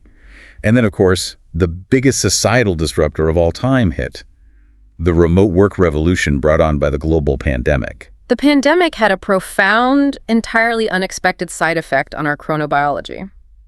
By abruptly eliminating the morning commute, the stressful need to wake up early, shower, dress in professional attire, pack a lunch, and sit in gridlocked traffic or on a crowded train, millions of people suddenly got their mornings handed back to them. I read surveys from that period showing that, on average, people slept an extra 40 minutes per night. 40 minutes is a monumental biological victory. That is nearly half of a full sleep cycle restored to the brain every single night. As society eventually shifted into hybrid work models, the alarm clock permanently lost a significant amount of its tyrannical power over the workforce. They took back their mornings. People discovered they could wake up slightly later, more naturally, transition into their day with less cortisol, and still be logged in at their home desks on time and fully productive. Okay, so let's bring this right down to the listener. If someone is listening to this deep dive right now, perhaps driving to work or sitting at their desk and thinking, I want this. I am exhausted. I want to reclaim my morning and stop waking up in a panic. How do they actually execute this? Let's get incredibly practical and break down the mechanics. We can lay out a clear, highly actionable roadmap. Step 1 is fundamental. You must understand your specific individual biological needs. Not everyone needs exactly 8 hours. 8 hours is just an average, right? The 8-hour rule is an average, not a mandate. Some people function optimally on 7 hours. Some genetically require 9. The best way to find your baseline is during a vacation or a long weekend. How do you do that? Go to bed when you feel tired, without an alarm set for the next day. The first few days, you will likely sleep longer as you pay off accumulated sleep debt. But eventually, your body will settle into a pattern. Count the hours you naturally sleep before waking up feeling refreshed. That number is your biological baseline. Once you know that number, we move to step 2. And from everything I've read, this is the absolute anchor of the whole process: consistent bedtime. This is undeniably the most crucial step of the entire endeavor. If you calculate that your biological baseline is 8 hours and your current life circumstances dictate that you must be awake by 6:30 a.m. to get to work, then your non-negotiable bedtime is 10:30 p.m. without fail. But what about weekends? You're telling me I have to enforce a 10:30 p.m. bedtime on a Saturday night. If you want to eliminate the alarm, yes, including weekends. When you drastically shift your sleep schedule on the weekends, staying up until 1:00 a.m. and sleeping until 9:00 a.m., you are inducing a phenomenon called social jet lag. Social jet lag. You are essentially forcing your body to travel across 3 time zones every weekend and then travel back on Monday morning. It wreaks havoc on your circadian rhythm. If you keep a rigid, consistent bedtime 7 days a week, your suprachiasmatic nucleus will learn when to start releasing melatonin and when to spike your cortisol. Your body will learn to expect sleep and wakefulness at those precise times. So if someone listening right now is incredibly inspired and wants to try this tonight, what is the absolute first, most important thing they should focus on? Focus entirely on the consistency of your bedtime. You cannot consciously control the minute you fall asleep. Trying to force sleep only causes anxiety, but you have absolute behavioral control over when you get into bed, turn off the lights, and close your eyes. Anchor the bedtime, and the wake time will eventually follow. Which perfectly sets up steps 3 and 4, rituals and environment. Because you can't just sprint around your house doing chores, answer 5 stressful work emails, jump into bed at 10:30 p.m., and expect your brain to instantly shut off. The brain doesn't work like a light switch. You need a psychological and physiological runway. The experts suggest putting all screens away by 9:03 p.m. to stop the blue light from suppressing your melatonin. Make a cup of chamomile or herbal tea at 9:45 p.m. to signal relaxation. Read a physical, paper book, not a backlit tablet, to quiet the mind. And your bedroom environment has to be meticulously optimized. It must be as dark as possible, quiet and cool. The temperature aspect is vital and often overlooked. The ideal ambient sleeping temperature for human beings is generally between 60 and 67 degrees Fahrenheit. That sounds pretty cold. It is. But remember earlier when we discussed how your core body temperature must drop to initiate and maintain deep stage 3 sleep. If your room is too warm or your blankets are too heavy, your body has to work overtime to shed heat. This struggle prevents you from descending into deep sleep, leaving you restless and trapped in the lighter stages. Step 5 is a big one for modern society. Eliminating chemical disruptors. We chemically sabotage our own sleep architecture all the time without even realizing we are doing it. Caffeine is a massive, ubiquitous culprit. The fundamental issue with caffeine is its half-life, which is roughly 5 to 6 hours. Caffeine works by blocking adenosine receptors in your brain. What does adenosine do? Adenosine is a chemical that builds up throughout the day, creating sleep pressure, the feeling of being tired. If you consume a large coffee at 3 p.m. to beat the afternoon slump, half of that caffeine is still actively circulating in your brain, blocking those receptors at 8 p.m. or 9:00 p.m. You might fall asleep, but the caffeine will keep you artificially tethered to light sleep, preventing the restorative deep phases. And people use alcohol to counter that, which is an even worse trap. Alcohol is the ultimate false friend of sleep. It is a sedative, so a glass of wine might help you lose consciousness faster by boosting GABA, a relaxing neurotransmitter. But as your body metabolizes the alcohol, a few hours later, it triggers a rebound effect in glutamate, an excitatory neurotransmitter. So it wakes your brain up in the middle of the night. It severely fragments your sleep architecture, causing micro-awakenings and practically destroying your REM sleep for the night. And we should also mention that eating large, heavy meals late in the evening diverts massive amounts of your body's energy and blood flow to digestion, right when your system should be powering down and lowering its core temperature. Okay, the final step, step 6, is for the highly anxious listener. The idea of just turning off the phone alarm entirely tomorrow morning is terrifying for most of us. We have jobs, we have kids, we have responsibilities. We can't just risk sleeping until noon. So, we have transitional strategies. You don't have to go cold turkey. You can use what is called the safety net alarm. A safety net is a great tool. If you determine you want to wake up naturally at 7 a.m., set your alarm for 7:30 a.m. It gives your biology a 30-minute window to wake up smoothly on its own, but it provides the psychological safety net that you absolutely won't lose your job if your body needs more rest. Another excellent transition strategy is the weekend experiment. You maintain your strict weekday bedtime, but you only drop the alarm on Saturday and Sunday mornings. This allows you to build trust with your body in a low-stakes environment. It is entirely about gradually, safely rebuilding the trust between your conscious, anxious mind and your innate biological rhythm. So bringing all of this immense science, history, and personal narrative together as we wrap up, a morning without alarms isn't really just about getting rid of the plastic clock or the smartphone on your nightstand, is it? It represents something much deeper. No, it is not just about the device. That is the core thesis we have arrived at here. A morning without alarms is ultimately about claiming a specific moment in time where you belong entirely to yourself. Belonging entirely to yourself. I love that. Before you are a productive worker for a corporation, before you are a caregiver or a parent, before you are a stressed student or a rushed commuter sitting in traffic, you are simply a human being. It is about allowing your very first conscious thought of the day to be something other than panic, urgency, artificial stress, and external obligation. It quite literally sets the biochemical and emotional trajectory for your entire day. The neurological research clearly shows that how you feel and what hormones are pulsing through your blood in those first 30 minutes dictates your baseline mood, your frustration tolerance, and your emotional resilience until you go back to sleep that night.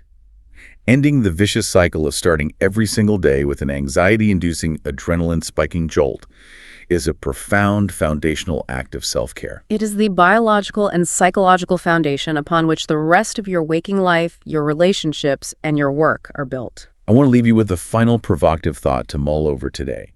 Think back to that bucket of freezing cold water we talked about at the very beginning. What if the violent, abrupt way we force ourselves to start our days is the hidden underlying root cause of why we feel so constantly deeply exhausted by our lives? What would happen tomorrow morning if you stopped fighting your biology, stopped bracing for the shock, and just let the morning come to you? It might just change everything about how you experience your life. Please like, share, and subscribe to this YouTube channel.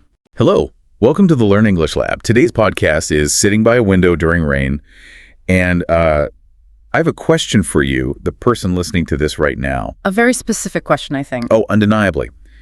Did you know that the human nose is like so incredibly sensitive to the scent of rain hitting dry earth. That's called petrichor, right? Spot on, petrichor. It's this very specific chemical compound, and we can actually detect it at a concentration of just a few parts per trillion.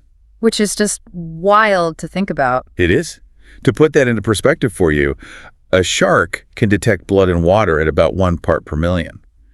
So our sensitivity to the smell of rain is literally thousands of times stronger than a shark's sense of smell for blood. That really puts it in a crazy context. Right. We are evolutionarily wired, down to our very DNA, to notice when a storm is coming. We are built to, just drop whatever we are doing and pay attention. Yeah, it's a deeply ingrained biological response, which is really what makes it one of the most unifying experiences we have as a species. I mean, when the sky darkens and those first heavy drops start tapping against the glass, something ancient inside of us just shifts.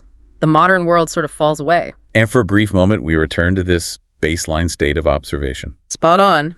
But in today's deep dive, we are taking that biological truth and really pushing it into the realm of language. Right, because this isn't merely a discussion about why we love the, cozy aesthetics of a rainy day. No, not at all. This is a masterclass in how to capture the most complex, ineffable human emotions using the English language.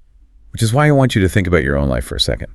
When was the last time you paused your incredibly frantic schedule, physically put down your smartphone, ignored the 50 urgent emails vibrating in your pocket, and just watched a storm roll in? I mean, I don't mean just glancing out the window to see if you need to grab an umbrella for your commute. Right, no. I mean really watching it. Standing there and letting the chaotic rhythm of the falling water command your absolute undivided attention. Which we all do instinctively, We find ourselves staring blankly at the condensation on the glass. Yeah, we do. Yet we almost never have the words to articulate what is actually happening inside our minds during that pause. Which is without a doubt why we are looking at a collection of 8 incredibly vivid narratives from across the United States today. These aren't just stories, are they? No, they are linguistic blueprints. By unpacking how these writers describe the simple act of watching rain, we are going to explore advanced descriptive techniques. Oh, I'm so excited for this. It's fascinating. We'll look at the neurological reasons why certain sentence structures make you feel calm, while others make you feel really anxious. And we'll explore idioms, metaphors, and this deeply nuanced emotional vocabulary that you can lift directly from these examples. Absolutely. To elevate how you speak and write in your daily life. I am so ready to get into this because the sheer mechanics of the language we're going to cover today are just fascinating. You, our listener, are going to walk away from this with the exact linguistic tools to articulate that invisible weight you carry around every day. So let's start with that concept of the pause. Right. And specifically, how a sudden weather event forces a halt in a fast-paced environment. Let's look at Maya. Maya. She's a young woman who recently relocated to Portland, Oregon. From Phoenix, Arizona, which is a massive change. Undeniably. Let's establish the environmental baseline here, because the contrast is really the engine of this narrative. Phoenix is a desert. Yeah, it is defined by dry heat and relentless sun. Spot on. So in a place like that, a rainstorm is a massive disruptive event. I mean, people might run out onto their porches, children play in it. It's a spectacle. But now Maya has moved to Portland. A city that practically holds a PhD in precipitation. Yeah, they average something like 154 rainy days a year. Exactly. I mean, without a doubt. Rain, there isn't an event. It's the default background noise of existence. So Maya is sitting in her new apartment on a random Tuesday. She is surrounded by all these unpacked cardboard boxes. She has all her physical possessions around her, but the space feels incredibly foreign. Right, and the text describes this low hum of anxiety in her chest, a tightness that had been a faithful companion for months. Which is such a relatable feeling. I think anyone who has ever moved to a new city or taken a new job knows that feeling. It's like a guitar string pulled just a little too tight. And then the rain begins. But notice how the writer chooses to introduce it. There is no dramatic, cinematic thunderclap. No, the sky is described as a flat, unyielding gray. Right. And it simply, and I just love this phrase, begins to release its weight. Let's talk about that phrase. The sky simply began to release its weight. When I read that, I literally physically exhaled. Why does that work so well? It's because of a really sophisticated technique called personification. Okay, break that down for us. Sure. By assigning a deeply human characteristic like the feeling of carrying a heavy, exhausting burden to an inanimate object like the sky, the writer achieves sympathetic mirroring. So the sky isn't just a meteorological phenomenon anymore. Spot on. It becomes a reflection of Maya herself. Maya is carrying the immense psychological weight of a major life transition, the anxiety of the unknown. And when she sees the sky finally give up and let its burden fall. It provides her subconscious with the linguistic permission to do the exact same thing. That makes total sense. So she walks over to the window, presses her palm against the glass, and looks down at the street. And the text says she sees the street slick and shining, reflecting the amber streetlights. Yeah, she sees a golden retriever splashing through the puddles, totally unbothered by the wet. And she hears the rhythmic, sharp clicking of a woman's heels rushing past under a red umbrella. Let's stop right there and look at the sensory architecture of those sentences, because it's brilliant. It really is. When many people are learning English, or even just trying to improve their descriptive writing, they default almost entirely to the visual domain. Right, they just write, I saw the heavy rain on the street. Which conveys information, sure, but it doesn't transport the reader. This narrative, however, forces a multisensory immersion. We have sight, the slick and shining asphalt reflecting amber light. And we have touch, the cold glass pressing against her warm palm. And sound. The sharp clicking of the heels, it's almost 3D, it pulls you right into the room with her. From a neurological standpoint, when you use multisensory language like that, you are actually lighting up different regions of your listener's brain. Wow, really? Absolutely. If you only use visual words, only the visual cortex processes it. But when you introduce tactile words like cold glass or auditory words like sharp clicking, the somatosensory and auditory cortices engage. Spot on. You aren't just telling them a story, you are chemically forcing them to experience the environment. That is such a powerful tool. So if you want your English to truly resonate, whether you're in a corporate presentation or writing a personal essay, make it a rule to engage at least 3 senses. Without a doubt. And as she engages all these senses, watching this ordinary Portland street, her anxiety just loosens. The rain isn't demanding a decision from her. It isn't asking her to perform. It's just falling. It's this gentle release. But, you know, that gentle release assumes you have the luxury of standing still. Oh, that's a brilliant point. What if your life is moving at 100 miles an hour? Right. Let's contrast Maya's quiet Tuesday in Portland with a Saturday morning in Brooklyn, New York. We have James and Nadia. This is a drastically different tempo. James is a graphic designer and Nadia is a pediatric nurse. They represent that quintessential modern urban couple. Their lives are just a chaotic blur of subway delays, double shifts, shared calendars. Yeah, eating takeout food while standing up over the kitchen sink. Their baseline is just frantic motion. I always think of this kind of modern existence like a overheating computer. Oh, I like that. How so? Well, you've got 50 web browser tabs open simultaneously. One tab is your job, one is your family, one is your finances, one is the news. And suddenly, incredibly loud audio starts playing from some unknown source. And you are frantically clicking through every tab, trying to figure out where the noise is coming from to shut it off. That is a phenomenal analogy. That is James and Nadia's everyday brain. So what happens to that overheating computer when an external force intervenes? Well, they wake up on a Saturday in April, and they were supposed to go to the farmer's market, run errands, do laundry. But they are hit with a massive, aggressive New York City rainstorm. The text says the wind is howling like a mournful trumpet, and the rain is hammering the glass so hard the window frames vibrated. They look out the window, then they look at each other and they smile.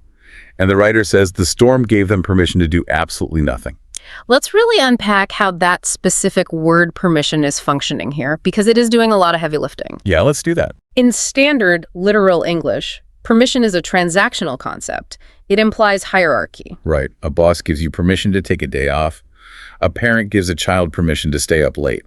Undeniably. But here, the writer applies a transactional word to a completely indifferent natural event. Because the storm didn't literally sign a slip of paper excusing them from the farmer's market. Spot on. It's an emotional permission. In our culture, doing nothing often triggers a profound sense of guilt. Oh, for sure. We feel like we are wasting time, failing to optimize our weekend. But the sheer, violent force of this storm pardons them from that guilt. They cannot safely go outside. Therefore, the failure to be productive is no longer their fault. Nature has intervened and granted them a pardon. So, expanding on my web browser analogy, the rain is acting like a forced system update. Yeah, I love that. It doesn't prompt you with a little box asking, would you like to restart now or remind me tomorrow? It just crashes the system, shuts everything down, and reboots you whether you like it or not. And look at how the writer mimics that forced slowing down through the syntax. The actual grammatical structure of the sentences. Yes. When describing their busy lives, the sentences are long, breathless, packed with commas and lists. But once they sit by the window, the syntax changes. The sentences become shorter, more decisive. They sit on the bay window seat. They intertwine their legs under a heavy wool blanket. They drink black coffee. Wow. So the grammar itself forces your internal reading monologue to slow down, perfectly mirroring the character's physical relaxation. It's brilliant. They start talking, and James brings up their honeymoon in Savannah, Georgia. He reminds Nadia that it rained for 4 straight days, completely washing out all their plans. This introduces a critical storytelling tool, which is the sensory flashback. Okay, what does that mean in this context? Notice that the writer doesn't start the story by saying 5 years ago, James and Nadia went to Savannah. Right, that would feel a bit clunky. They ground the reader in the present moment, the Brooklyn window, and use the physical trigger of the rain hammering the glass to organically transport the characters backward in time. It feels entirely natural. They talk about how furious they were on the first day in Savannah, but by the third day, it had become the best trip of their lives. Because they just sat on the porch, played cards, and talked for hours. But here's what really struck me about this scene. The writer never once says, James and Nadia had a very strong, loving marriage. This is the ultimate execution of the oldest rule in creative writing, which is show, don't tell. Right, because telling is giving the reader an intellectual conclusion. And showing is giving the reader the evidence and letting them reach the conclusion themselves. If you just say they are in love, the reader nods and moves on. But the writer shows James wrapping his arms around Nadia from behind. They show them intertwining their legs under a blanket. They show them speaking in short, fragmented sentences, finishing each other's thoughts with contractions like, that's not happening. We know they're deeply connected because of their physical proximity and the unsaid spaces in their dialogue. So listeners, think about how you can apply this to your own communication. If you are trying to convey frustration in a professional email or a personal story, don't just type, I was extremely frustrated. Describe the action. I stared at the blinking cursor for 10 minutes, rewriting the same sentence 5 times. It is infinitely more persuasive. So we've established how rain forces a pause for busy city dwellers, giving them this beautiful, guilt-free permission to stop. But that assumes you have a frantic life to escape from. Right. What happens when your baseline is already total silence? Let's transition from the crowded, shared spaces of Brooklyn to the vast, solitary landscapes of the American West. Does rain still act as a reset button, or does it do something much heavier, like forcing you to confront the past? This brings us to a remarkable narrative set in rural Montana, often referred to as Big Sky Country. We are introduced to Robert. He is a 73-year-old widower living in an isolated cabin near the town of Livingston. He lost his wife, Dorothy, 6 years ago. And Robert's life is governed by a very rigid, quiet, unhurried routine. He wakes before dawn, makes a simple bowl of oatmeal. He repairs fencing on his property and tends to the vegetable garden that Dorothy originally planted. The detail that really anchors this story for me is on his front porch. There are 2 wooden rocking chairs facing the distant mountain range. One is his, the other was Dorothy's. And the text makes it a point to say that in 6 years, he hasn't moved it. He hasn't put it in storage. He hasn't even dusted it off. It just sits there empty, gathering the dust of the seasons. In English literature, objects are rarely just pieces of furniture filling up space in a room. Spot on. They are vessels for profound symbolism. Dorothy's empty rocking chair is a physical manifestation of an emotional void. It holds the immense, invisible weight of his enduring love and his grief. Every time he looks at it, the chair is screaming her name, even though the house is perfectly silent. I have to admit something, actually. When I first started reading Robert's story, after reading the fast-paced Brooklyn one, I felt myself getting a bit impatient. Oh, really? Yeah. The reading felt heavy, almost slow. It took me twice as long to get through the first 2 paragraphs, even though the word count was roughly the same. I thought maybe I was just losing focus. You weren't losing focus at all. You were being manipulated by a masterclass in pacing. Wow. So that feeling of slowness was intentionally engineered. Undeniably.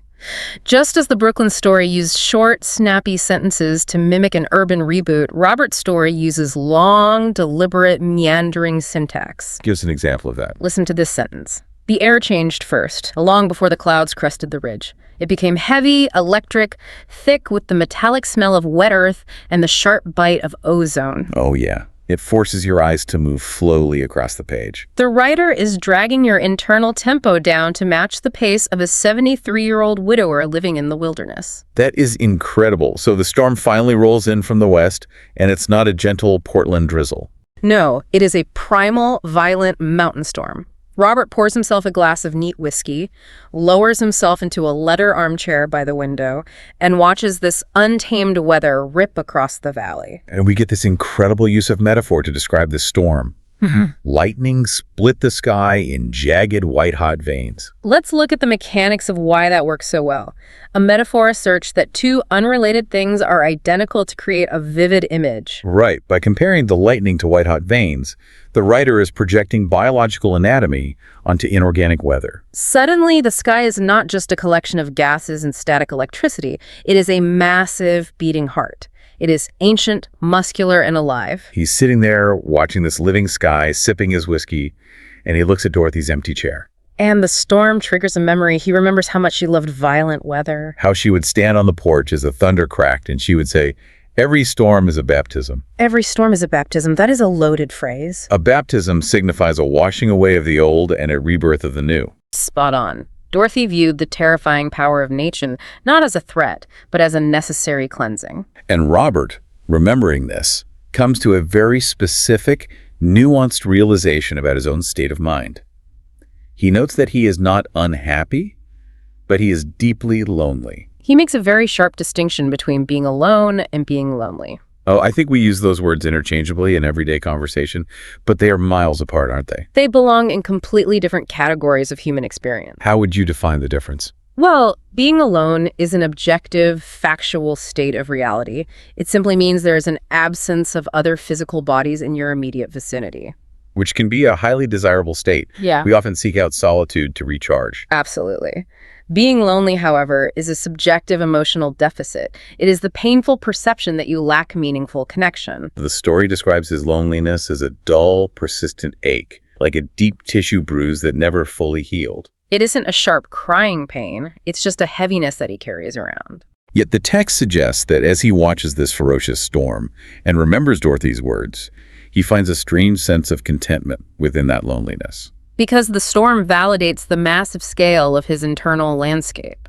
His grief is huge, unmanageable, and wild. So seeing a huge, unmanageable, wild storm outside his window provides a strange comfort. Undeniably, it tells him that the world is capable of holding immense, chaotic things. Now, if Robert's environment is vast and wild, let's look at a totally different kind of isolation. We go from a Montana cabin to a cramped cinder-block dormitory room in Madison, Wisconsin. We meet Priya. She is a 19-year-old college sophomore studying biochemistry. And she is thousands of miles away from her childhood home in Houston, Texas. It's a Sunday evening late in the autumn semester. She is drowning in organic chemistry textbooks, feeling utterly overwhelmed. And outside her small window, a freezing, steady Wisconsin rain is falling over Lake Mendota. The visual of the rain here is so stark compared to Montana. It's as the cold rain shattered the gray surface of the lake into a million tiny, frantic circles. Priya is shivering. She feels completely disconnected from this freezing northern landscape. She presses her forehead against the glass, and it instantly transports her back to being a little girl during the hot, humid monsoon season in Texas. And this memory triggers a profound physical reaction. The text reads, "The homesickness hit her in the stomach like a sudden, breathless wave." I love that description because it refuses to treat an emotion as just a thought in your head. It maps the emotion directly onto the human body. Somatic mapping is one of the most effective tools in the English language for conveying intensity. Somatic mapping, that's a great term. Yeah, when an emotion is too large or complex for standard adjectives, we bypass the brain and go straight to the nervous system. Like saying my heart sank into my shoes. Spot on. Or my blood ran cold, or my chest seized up. If you want your listener to truly understand your panic or your sorrow, tell them what your organs were doing. It forces empathy. She is hit by this wave of homesickness because she suddenly remembers the exact smell of her mother making authentic Indian chai during those Houston storms. So desperate for connection, Priya calls her mom.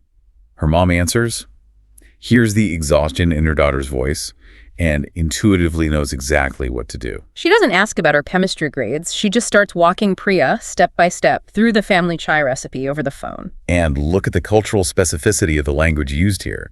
Her mother tells her to crush fresh ginger root, To split open green cardamom pods. to use strong, loose-leaf Assam tea, and to let it boil until the milk turns a deep, warm caramel color. But Priya is in a depressing college dorm. She doesn't have fresh ginger or cardamom pods. She walks down to the dimly lit common room and finds a sad, basic Lipton tea bag and some powdered creamer. She makes the tea, walks back to her room, holds the warm ceramic mug in her hands, and looks out at the freezing lake. And the story ends with a simple phrase.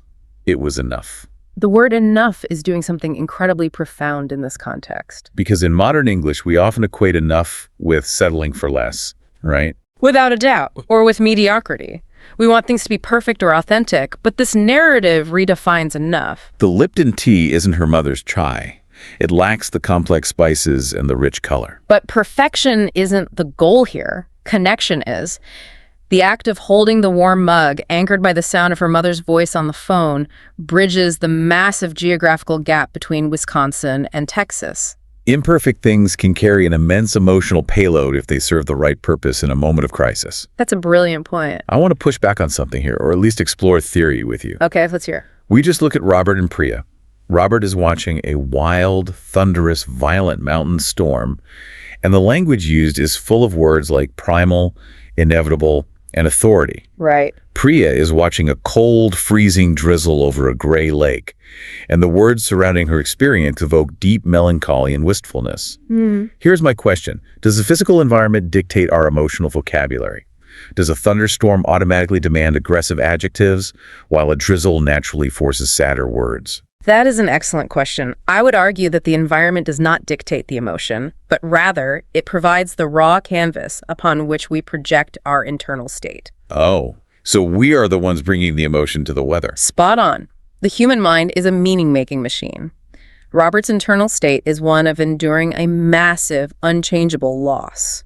So when he looks out the window, his brain searches for elements in the storm that validate that state. Exactly. Undeniably. So he focuses on the primal, inevitable power of the thunder. While Priya's internal state is a quiet, shivering need for comfort and warmth. So when she looks out, her brain highlights the cold, shattering surface of the lake to mirror her own fragility. We don't just describe the weather, we use the weather to describe ourselves. Wow. So we've seen how rain can pull people like Robert and Priya deep into their past memories. But let's shift gears completely. What happens when rain does the exact opposite? Right. What happens when it forces you to stop ruminating on the past or worrying about the future and violently anchors you in the present moment? We are moving from memory to acute observation, and how that observation can lead to life-altering epiphanies. For this shift, we look at Sophia in Austin, Texas. Sophia is a 26-year-old software developer. She is a highly scheduled optimizer. She has her entire Saturday afternoon planned down to the minute. A 4-mile run around Lady Bird Lake, followed by tacos with a friend at exactly 2 p.m. But she gets caught in a sudden torrential Texas downpour and is forced to take shelter inside a local coffee shop. She buys a lavender latte, sits down by a massive floor-to-ceiling window, and opens her laptop to try and get some work done since her plans are ruined. But she can't focus. The rain is too intense. The text describes the window almost like a giant movie screen dividing two completely different worlds. The language here is spectacular. She sat bathed in the warm, golden amber light of the cafe, surrounded by the low hum of espresso machines and soft jazz. Just an inch away, on the other side of the condensation-streaked glass, was a cold, silver-gray world of chaotic, freezing water and frantic movement.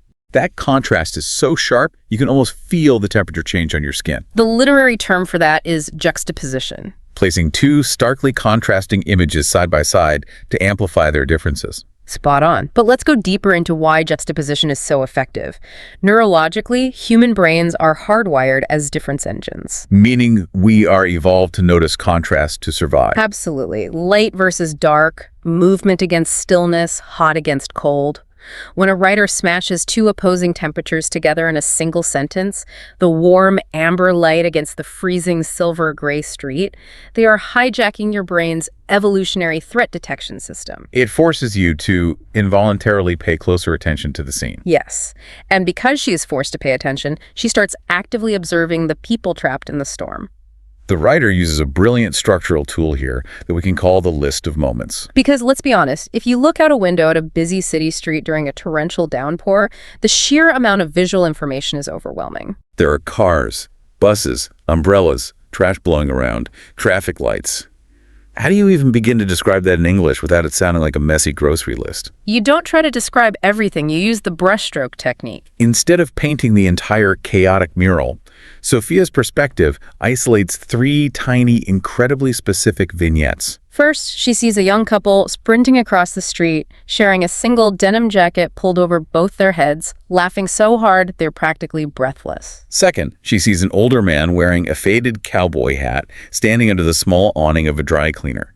His face is completely unreadable, and he is entirely unhurried, just watching the water pool at his boots. Third, she sees a little girl in bright yellow rain boots deliberately jumping into the deepest puddle she can find, while her mother tries to look stern but fails.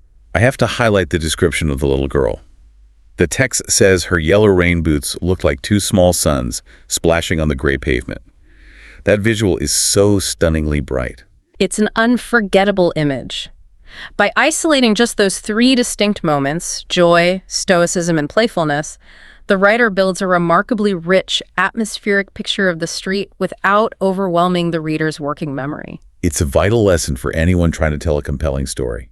Specificity is the soul of narrative. Less is always more, provided the details you choose are sharp. As Sophia watches these three distinct scenes play out, the narrative structure shifts. It starts entirely externally. She is just a passive observer. But the act of watching triggers an internal realization. She closes her laptop, opens a blank notes app on her phone, and finally begins to write a personal essay she has been putting off for months. She realizes that the rain didn't ruin her plans. It rescued her from her own relentless scheduling. The text says she felt like she was watching the unscripted glory of the world. Unscripted glory, that is exactly what I'm thinking about with my movie theater analogy. Right, the director yelling cut. Yeah, it's as if the rain is a director suddenly yelling cut on our tightly choreographed daily routines.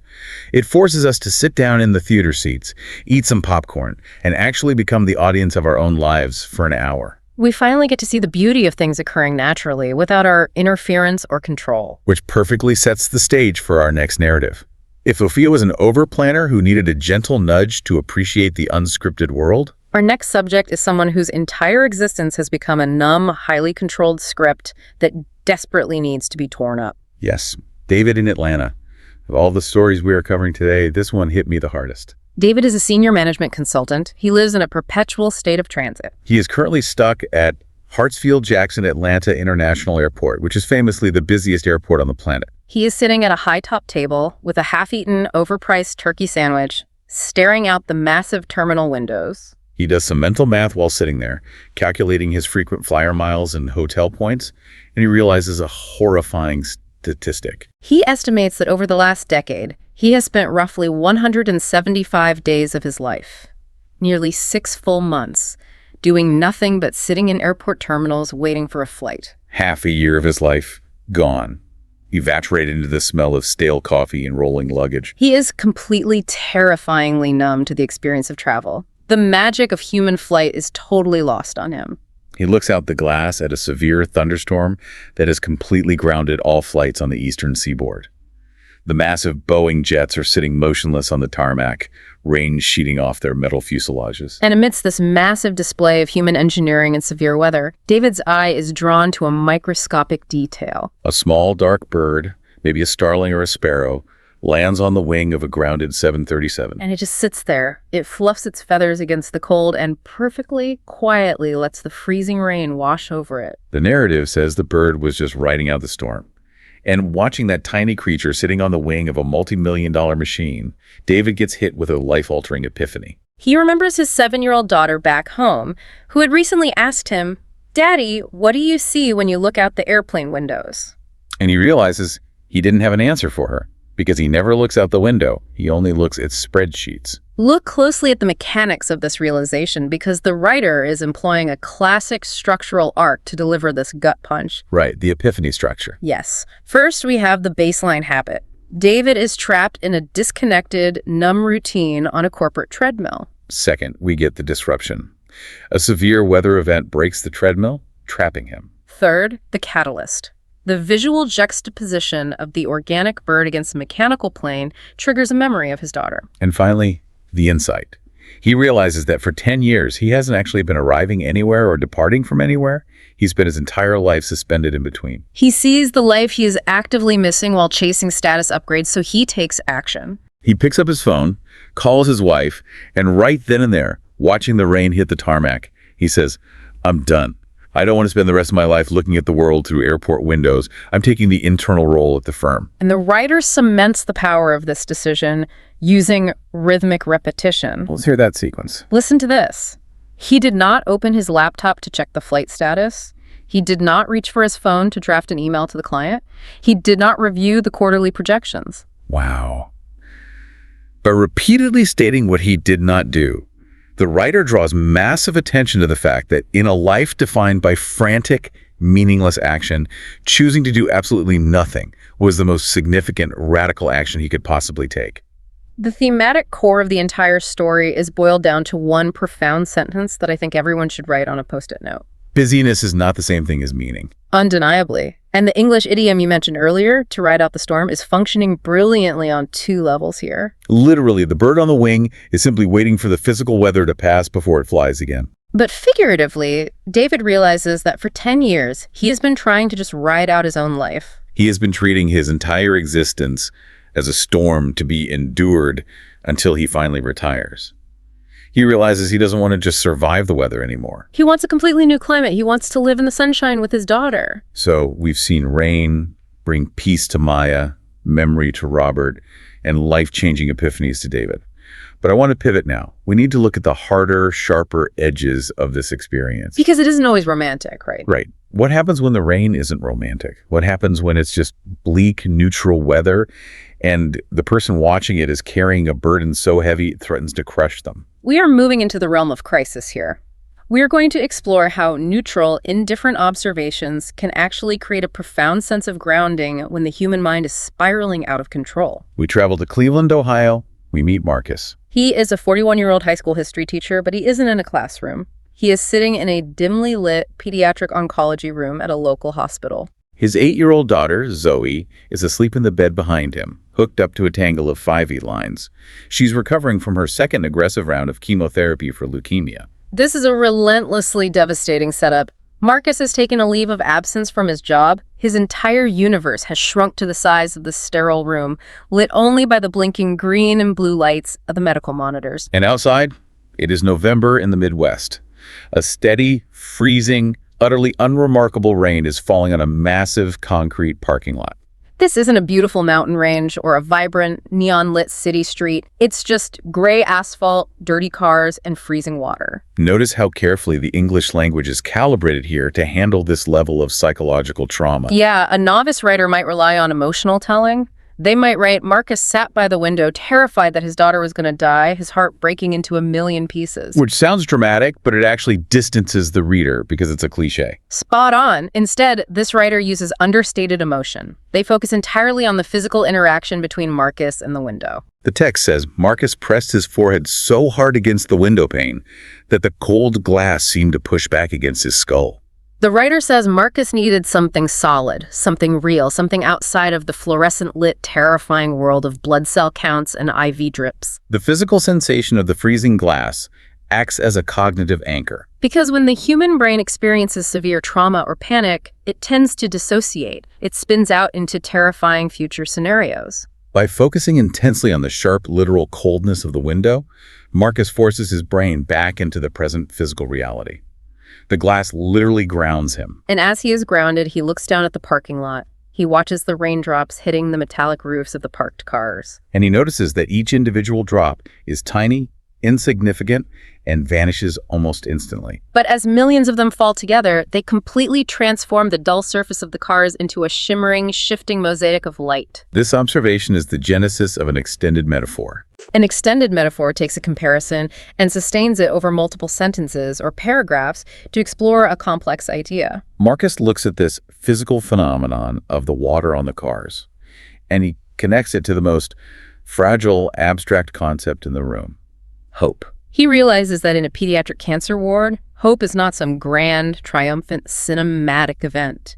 Hope is not fireworks. No, he realizes that hope is thousands of tiny, almost invisible, easily forgotten moments. A blood test where the white cell count is slightly better. A morning where Zoe manages to eat half a piece of toast and keep it down.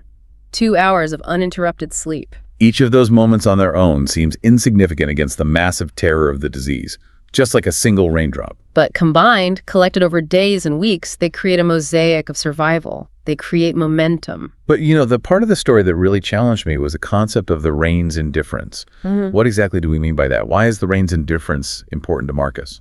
In classical literature, writers often lean heavily on a device called the pathetic fallacy. That's when the weather actively mirrors the emotional state of the human characters. Exactly. For sure. If a character is at a funeral, it's raining heavily to show that the universe is weeping with them. If they fall in love, the sun comes out. It suggests the universe cares about human affairs. But in Marcus's story, the writer intentionally rejects the pathetic fallacy. The November rain in Cleveland is utterly, brutally neutral. It doesn't know Zoe has leukemia. It doesn't care about Marcus's terror. It is just a low-pressure system dropping precipitation. Okay, but doesn't that make the universe feel cold and uncaring? How does that help him? Paradoxically, its total neutrality is exactly what provides Marcus with comfort. Oh, I see. When you are trapped in a trauma bubble, your pain feels so massive that it seems to consume the entire world. By watching this relentlessly neutral, unstoppable weather system, Marcus is powerfully reminded that the broader universe is still functioning. The world has not stopped turning. The earth is still drinking water. The sheer indifference of nature reminds him that life continues outside this hospital room, and that is a profound comfort. Wow. That deeply reframes how I look at a dreary, gray day. He turns back to look at Zoe, sees the steady rise and fall of her chest under the blanket, and the text says he feels cautiously optimistic. I want to highlight that phrase, cautiously optimistic, because it is such a uniquely perfect English expression. It means you desperately want to believe things will get better, but you are keeping your emotional shields up just in case you get bad news. It is a highly sophisticated, self-protective emotional state. The story concludes by saying Marcus felt a fragile, stubborn flame in his chest. Look at the tension between those two adjectives. Fragile, because a single gust of bad news could blow it out. But stubborn, because despite everything, it absolutely refuses to be extinguished. Let's take that idea of finding light in the gray and apply it to an entirely different kind of room. We're leaving the heavy silence of the hospital and traveling to the chaotic energy of Minneapolis, Minnesota. Specifically, Mrs. Alvarez's 7th grade English classroom. She is standing at the whiteboard on a Tuesday afternoon, desperately trying to get 25 12-year-olds to care about a lesson on descriptive writing and adjectives. But suddenly, a massive, unpredicted spring rainstorm sweeps across the city. The classroom windows are huge, and the noise of the rain hitting the glass completely derails her lesson plan. You can just picture the kids craning their necks, totally distracted. And Ms. Alvarez, who sounds like a phenomenal teacher, realizes that fighting nature is a losing battle. So instead of yelling at them to look at the board, she leans into the distraction. She tells the kids to grab their composition notebooks, walk over to the massive windows, and gives them one single, open-ended prompt. Describe the rain. There are no rules, no wrong answers, and I'm not grading your grammar. Just tell me what you see. This narrative is a masterclass in how English speakers develop their unique voice. Voice in writing isn't about using the biggest words in the dictionary. It's about translating your specific, unique perspective of the world onto the page. Every single student in that room is looking at the exact same physical weather event, but the language they produce is wildly different. Let's look at Destiny. She focuses entirely on the audio. She writes that the rain sounds like someone nervously tapping their long fingernails on a wooden desk, trying to get your attention without being rude. That is a phenomenal use of simile from a 7th grader. A simile uses the words like, or as to create a comparison. It takes the abstract, massive sound of a storm, and shrinks it down to a highly relatable human scale, the anxious tapping of fingernails. Then we have Aisha, who focuses entirely on color and mood. She writes that the rain washes away all the bright colors of the street, making everything look quiet, like the whole world just put on soft gray pajamas and decided to go back to sleep. I adore that. The world put on gray pajamas is so innocent but so evocative. And Marco, a kid who loves science fiction, writes about the deep puddles forming on the asphalt. He says, the puddles are like mirrors, which means the ground is dreaming about the sky. Notice what connects Destiny, Aisha, and Marco's descriptions. They are entirely unexpected. The most memorable descriptions in English are the ones that surprise the brain. We have heard the cliche, it's raining cats and dogs, a million times, so our brains don't even process the image anymore. It's dead language. But when you say the ground is dreaming about the sky, the listener's brain has to stop, construct the image, and marvel at it. But the observation that completely stopped me in my tracks came from a student named Kevin. The story notes that Kevin is a reluctant learner. He usually sits in the back, hoodie pulled up, and thinks writing is pointless. But he leans against the glass, watches the water flood the street, and he writes this. I like how the rain doesn't start for anybody. It falls on the mansions and the rich neighborhoods and the apartment buildings and the poor neighborhoods exactly the same way. It doesn't care about how much money you have or what your ZIP code is. I respect that. That is the pinnacle of what we've been talking about today.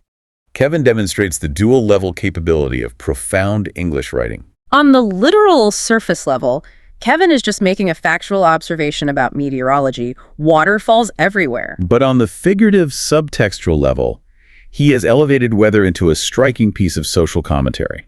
He views the rain as the ultimate, incorruptible equalizer in a deeply unequal world. And isn't it incredible how Kevin's observation completely flips the standard literary cliché? In 90% of literature, rain is used to symbolize sadness, gloom, or depression. But Kevin looks at a dark, stormy sky and sees an uplifting statement about fairness and social justice. The rain isn't sad, the rain is just. And it proves a vital point for anyone learning English. Developing a powerful voice does not require an elite vocabulary. Look at the words Kevin used. Rich, poor, ZIP code, respect. They are foundational, everyday words. But the architecture of his thought is massive. Having a great English voice means observing the world honestly, filtering it through your own lived experience and connecting the physical world to your deepest beliefs. So, we have traveled through 8 completely different lives today. From the anxious unpacking in Portland to the chaotic reset in Brooklyn. From the lonely, enduring Montana wilderness to the homesick dorm room in Wisconsin. From the epiphanies in Austin coffee shops and Atlanta airports to the hospital rooms in Cleveland and the vibrant classrooms of Minneapolis. Let's pull back from the individual stories now. It's time to synthesize the grand takeaways from this curriculum and equip our listener with an arsenal of practical vocabulary. What are the macro life lessons we've extracted from watching water fall from the sky? I see 3 massive psychological takeaways. First, in a hyper-productive, hyper-connected society that worships efficiency, rain provides a non-negotiable natural boundary. It enforces a pause. Spot on. It gives us permission to stop optimizing our time and simply exist. Second, it creates a physical boundary, the glass window itself. The window provides a uniquely safe space for reflection. You are intimately close to the chaos and violence of the storm, yet you are completely protected from it. It's like sitting inside your own mind. And third, and perhaps most profoundly, it connects us to deep time. Deep time. Tell me more about that. The water cycle evaporation from the oceans, condensation in the atmosphere, and precipitation back to the earth is billions of years old. The water hitting Maya's window in Portland, or Marcus's window in Cleveland, is the exact same water that fell on the earth before human beings ever existed, long before the English language or any language was ever spoken. When we stop to watch the rain, we are witnessing an ancient, eternal mechanism. It shrinks our modern, frantic, overwhelming problems down to a deeply humbling perspective. That is beautiful. Now let's transition into our vocabulary and expressions guide. We've encountered a ton of other related terminology today. For our listeners wanting to describe the actual physical weather accurately, we have a scale. We start with drizzle, which is a light, almost mist-like rain, exactly like what Maya experienced in Portland or Priya in Wisconsin. Moving up in intensity, we have a downpour, which is heavy, sudden, and forceful, like the storm that trapped James and Nadia in Brooklyn. And at the extreme end, we have torrential, which implies an overwhelming, rapid flow of water, like the system that flooded the streets of Austin for Sophia. We've also talked about condensation, The water droplets blurring the glass, slick streets reflecting light, and the heavy, gray, overcast skies. But the true value of today's deep dive lies in the nuanced emotional terminology. Let's clearly define the differences between some of these complex feelings, because using the exact right word can completely change the impact of your story. Let's take melancholy. Melancholy is a gentle, reflective, almost sweet sadness. It is not clinical depression. It is the quiet feeling of watching a drizzle hit a lake. Nostalgia is a very specific ache. The word literally comes from Greek roots, meaning a painful return home. It is Priya's desperate yearning for the smell of her mother's kitchen. And wistful is a sad, lingering longing for something that is gone, or perhaps something you could never have. Contrast those softer emotions with restless, which is an agitated, buzzing inability to relax or be still, the exact feeling that the Portland rain washed away from Maya. Or contrast them with solitude versus loneliness, as Robert taught us. Solitude is the peaceful state of being alone by choice. Loneliness is the bruising ache of lacking connection. And we absolutely must touch on the idioms, because the English language is saturated with weather-related metaphors that we use in corporate boardrooms and casual coffee dates alike. If someone says they feel right as rain, it means they feel perfectly healthy and fine after an illness or setback. If someone asks for a rain check, they are asking to postpone an invitation to a later date without causing offense. The phrase, "every cloud has a silver lining," is a reminder that even the darkest, most difficult situations contain some element of hope or benefit. Just like Marcus finding hope in the shimmering mosaic of raindrops in the hospital parking lot. And come rain or shine means a commitment is absolute. You will do something regardless of the circumstances. Let's bring it back to David the consultant for a moment, because his story perfectly illustrates one of the most common idioms: to weather the storm. To weather the storm means to endure a period of great difficulty or danger and survive it. But David realized the trap of that idiom. He realized he didn't want to just weather the storm of his miserable traveling life anymore. He didn't want to just grit his teeth and survive the turbulent weather of constant airports and missed bedtimes. He wanted to pack up and move to a completely new climate for his family. He changed the trajectory of his entire life based on one simple moment of observation. And that is the ultimate power of language. Having this specific vocabulary, knowing the distinct difference between being merely alone and being deeply lonely, or understanding the visceral difference between a drizzle and a torrential downpour, this is the technology that allows us to broadcast our internal, invisible worlds to other human beings. Having the precise words to describe how an ancient natural phenomenon makes us feel is what connects humanity across borders, across cultures, and across time. It's how Priya's freezing dorm room intimately connects to her mother's humid kitchen in Texas. It's how Robert's isolated Montana cabin connects to the ghost of his wife. Language is the ultimate bridge over the storm. This has been an incredibly profound journey. We've talked about rain as a forced reboot for the overworked brain, as a trigger for deep somatic memory, as a cinematic movie screen for observing the unscripted glory of the world, and as a neutral mirror reflecting our own internal struggles. But before we wrap up today, I want to leave you, our listener, with one final unspoken concept to mull over. I love a lingering thought. What is it? We've talked extensively about why we like the sight and the symbolism of rain, but consider the audio. The sound of it. Right. What the real secret reason we find such profound peace in the sound of heavy rain is because it is the only time nature perfectly acoustically mimics the constant, chaotic, overlapping static noise of our own busy minds. Oh, wow. What if for that brief hour, the massive storm outside simply cancels out the raging storm inside our heads, matching our frequency perfectly and leaving us with true elusive silence? That is an incredibly beautiful and provocative psychological theory. It makes perfect sense that external chaos could neutralize internal chaos. And that thought leads us perfectly to our challenge for you, the listener. We want you to put this masterclass into practice. The next time it rains, whether it's a gentle, melancholy drizzle tapping against your office window, or a primal torrential downpour shaking your house, we want you to find a window. Do not touch your phone. Do not check your email. Just stand there and watch. See what specific memories surface from your past. See what emotional vocabulary organically comes to your mind to describe the scene. Try to find your own unique voice in the gray. Your voice is waiting to be found. If you enjoyed exploring the English language with us today, please make sure to like, share, and subscribe to this YouTube channel so you never miss a deep dive. Your window is waiting. See you next time. Hello. Welcome to the Learn English Lab. Today's podcast is The Subtle Influence of Environment. I'm really thrilled to be here for this one. Yeah, it's going to be a great deep dive today. Yeah. And I want to start by asking you, the listener, to just use your imagination for a moment. Oh, setting the scene. I like it. Right. So picture yourself stepping off a busy gray city street. The wind is biting, the traffic is super loud, and you push open the heavy wooden doors of a cozy little cafe tucked away on a corner. We all know that exact feeling. You know the kind of place I'm talking about. The lighting inside is this warm, golden amber. There is a soft, unobtrusive jazz playing in the background. Just loud enough to hear the bass, right? Spot on. Just loud enough for the bass, but quiet enough that it doesn't demand your attention. And you've got that rich, earthy smell of roasted coffee beans, maybe a hint of cinnamon hanging in the air. And your body just reacts immediately. It does.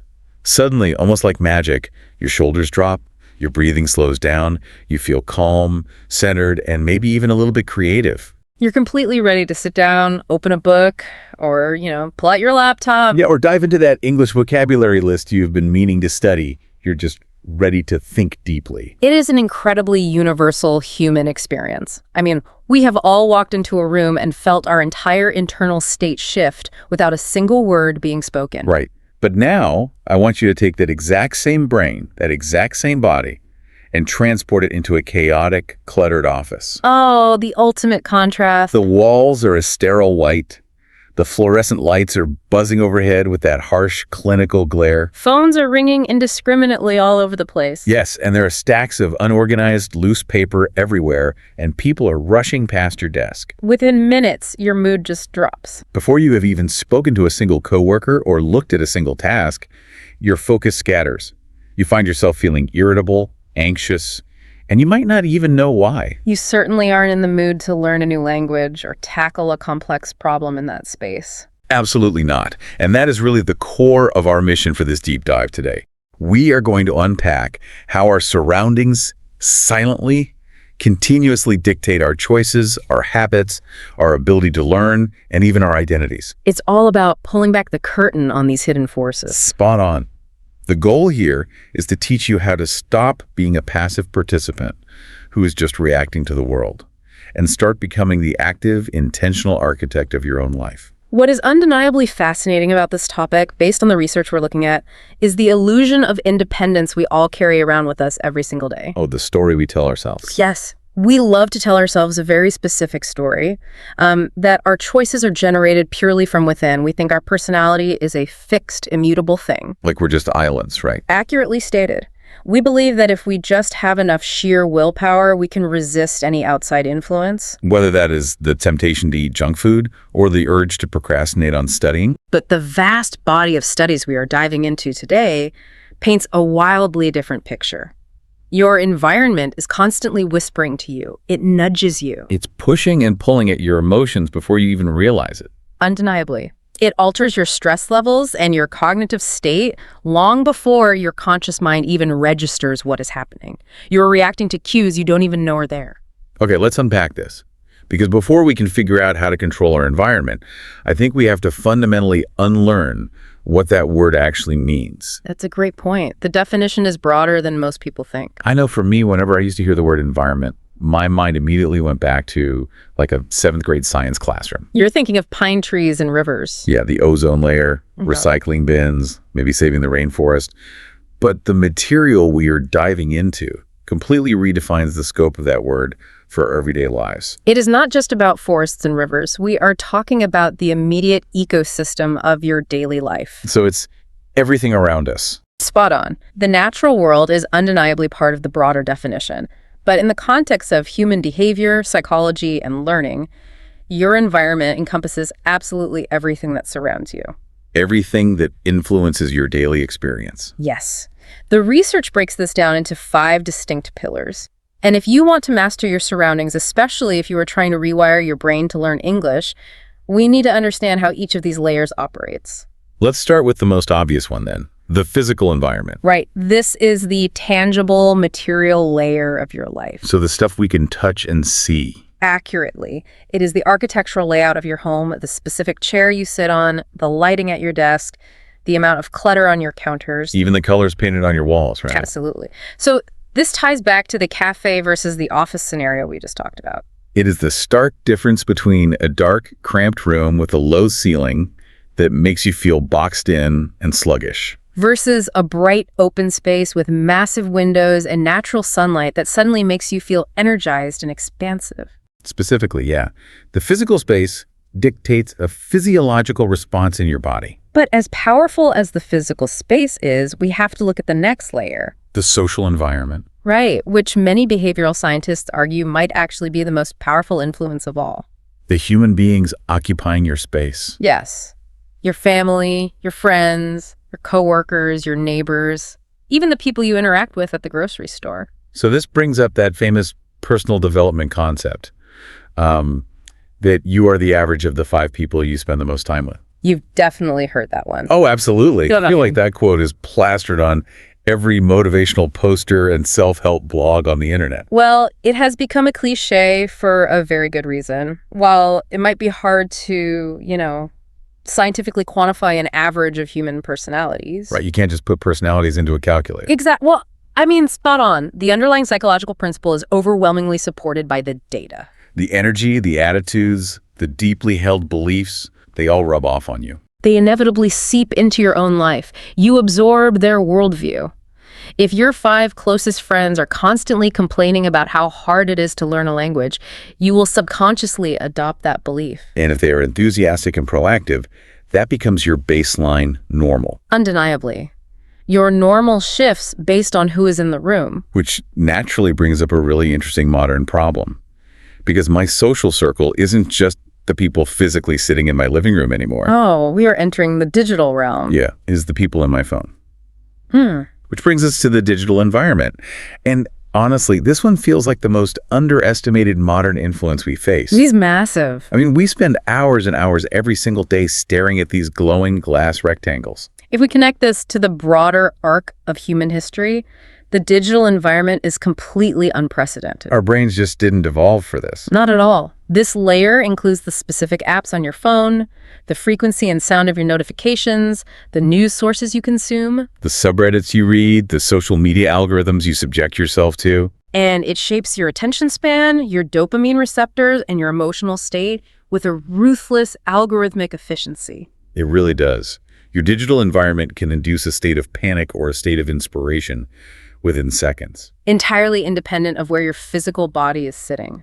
Yeah, I like to think of the digital environment, along with the next layer, the cultural environment, as a kind of background radiation. Oh, that's a brilliant analogy. Or maybe it is like the air we breathe. It is completely invisible to the naked eye, but it is constantly entering our system and affecting our internal health without us ever noticing. Background radiation is a perfect way to describe it because it is pervasive and undetectable without specific instruments. And in this case, the instrument is critical thinking. Spot on.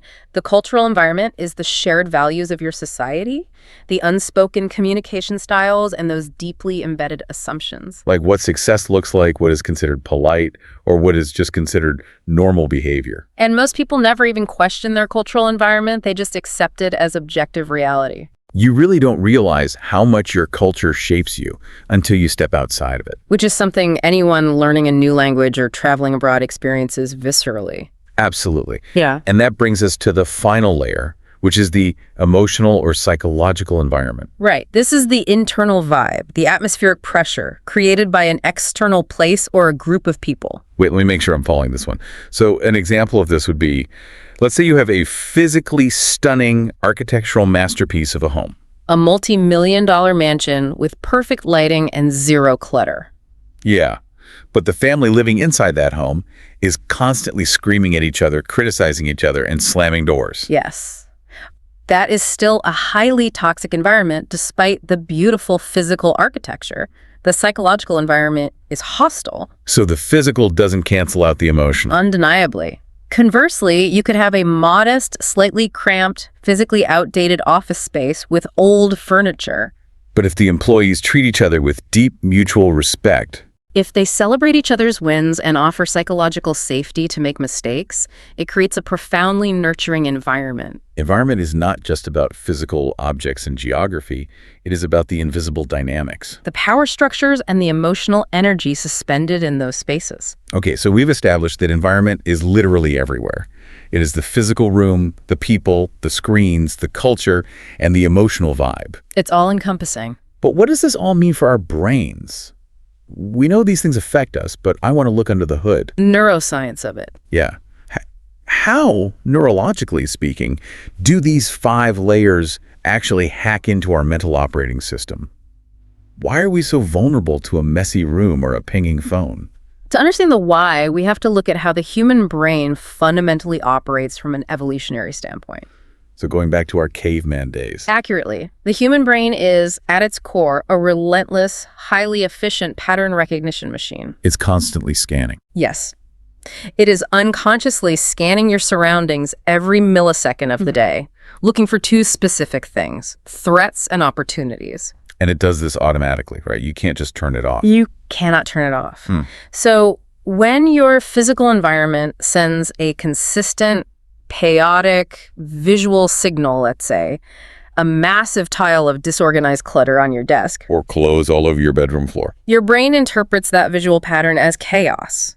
And in the wild, chaos means unpredictability. And unpredictability is dangerous. Spot on. So your brain signals a low-level threat, which spikes your cortisol, your stress hormone. Oh, wow. So a messy room literally stresses your body out chemically. It does. But if, however, your environment plays soft music and has warm lighting, your brain recognizes the pattern of safety. It realizes there are no predators hiding in the cafe. Undeniably. So it lowers your heart rate and allows your higher cognitive functions to come online. Your brain is essentially being programmed by sensory data every single second. That makes total sense when you think about habit formation. I was reading through the studies provided in our research material, and they go deep into how our habits are firmly anchored to environmental cues. The habit loop. Yes, there is this well-documented loop in behavioral psychology. Cue, habit, routine. It's a powerful mechanism. So you walk into the living room and see the couch that is the visual cue. And then the habit kicks in. Right. You immediately grab the television remote, that is the habit. You sit there and watch TV for 2 hours. That is the routine. The couch itself triggered the entire sequence before you even consciously decided what to do with your evening. And understanding that loop highlights why relying purely on willpower is almost always a losing battle. Willpower is finite. Let us look at a very common example. Say you want to eat healthier and stop snacking on junk food. Okay, a classic struggle. If you keep a box of cookies sitting right on your kitchen counter, you are creating a visual cue. Every single time you walk into the kitchen to get a glass of water, your brain sees the cookies. It recognizes an opportunity for dense calories. Yes.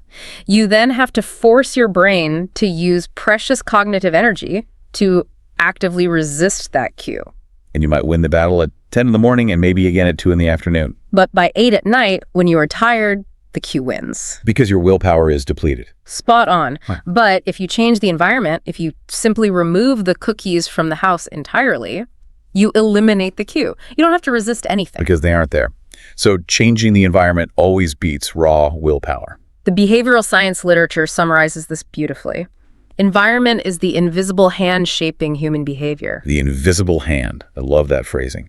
It is always guiding us, for better or for worse. Constantly. But it is not just physical objects cueing us, right? You mentioned earlier that the people around us, our social environment, deeply influence us. Yes, the social pillar. How does that actually work on a neurological, biological level? Yeah. When someone is stressed out near me, I feel stressed. Are we literally catching feelings from other people like a cold? We absolutely are. The scientific term for this phenomenon is emotional contagion. Emotional contagion. Wow, it is the biological process where emotions spread from person to person like a virus. Deep inside your brain, you have these specialized cells called mirror neurons. Mirror neurons. I've heard of those. What do they do? Their entire job is to observe the actions and emotions of others and simulate them internally. So they copy what they see. Accurately. When you observe someone else experiencing an intense emotion, let's say a coworker is incredibly anxious, their breathing is shallow, and they are pacing around the room. Your mirror neurons fire in a way that mimics their neurological state. Yes. You unconsciously adopt their posture.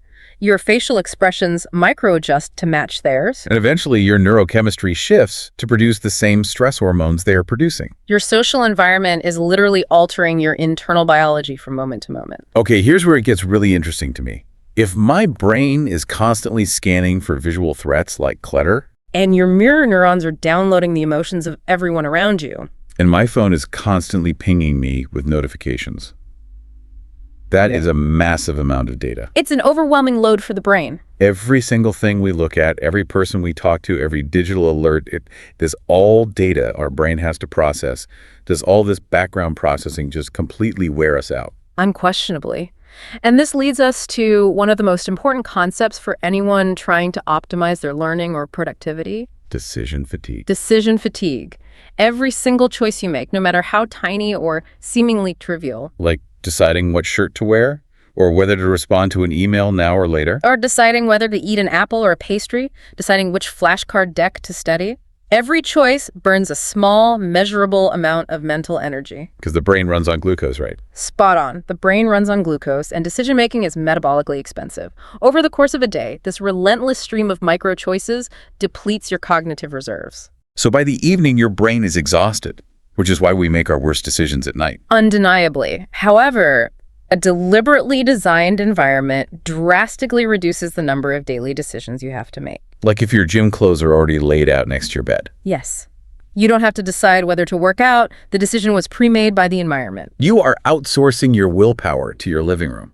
That is brilliant. It's highly effective. And the research material also brings up another psychological mechanism called the mere exposure effect.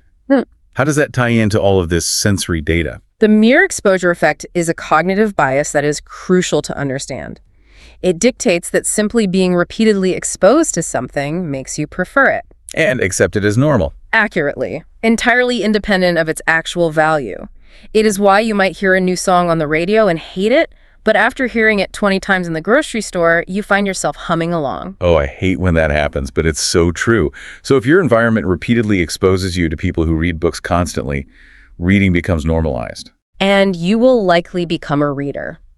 If you are in a social or workplace environment where people complain incessantly and gossip, Complaining becomes your baseline standard for normal human communication. you fundamentally accept the reality you are repeatedly exposed to because your brain prefers the familiar over the novel. Familiarity feels safe.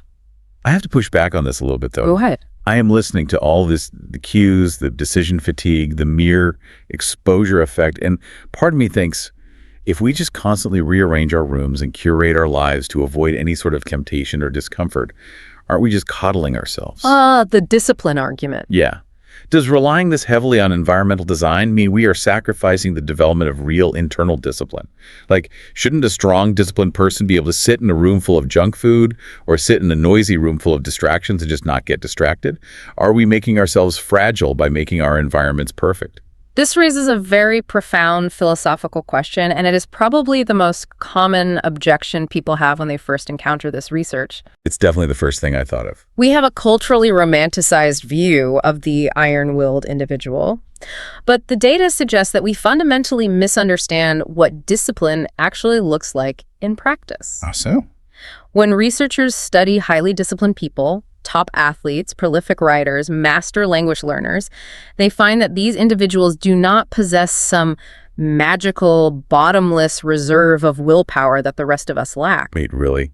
They aren't just mentally tougher. No, instead they're simply vastly better at designing their environments, so they rarely have to use their willpower in the first place. Oh, wow. So they just avoid the temptation entirely. Spot on. Think of willpower like a muscle. No matter how strong it is, if you flex it constantly, it fatigues. So if you force yourself to actively resist the cookies 100 times a day, eventually you will have a moment of weakness and eat them. Yes, the person who designed their environment to have no cookies doesn't need to be strong.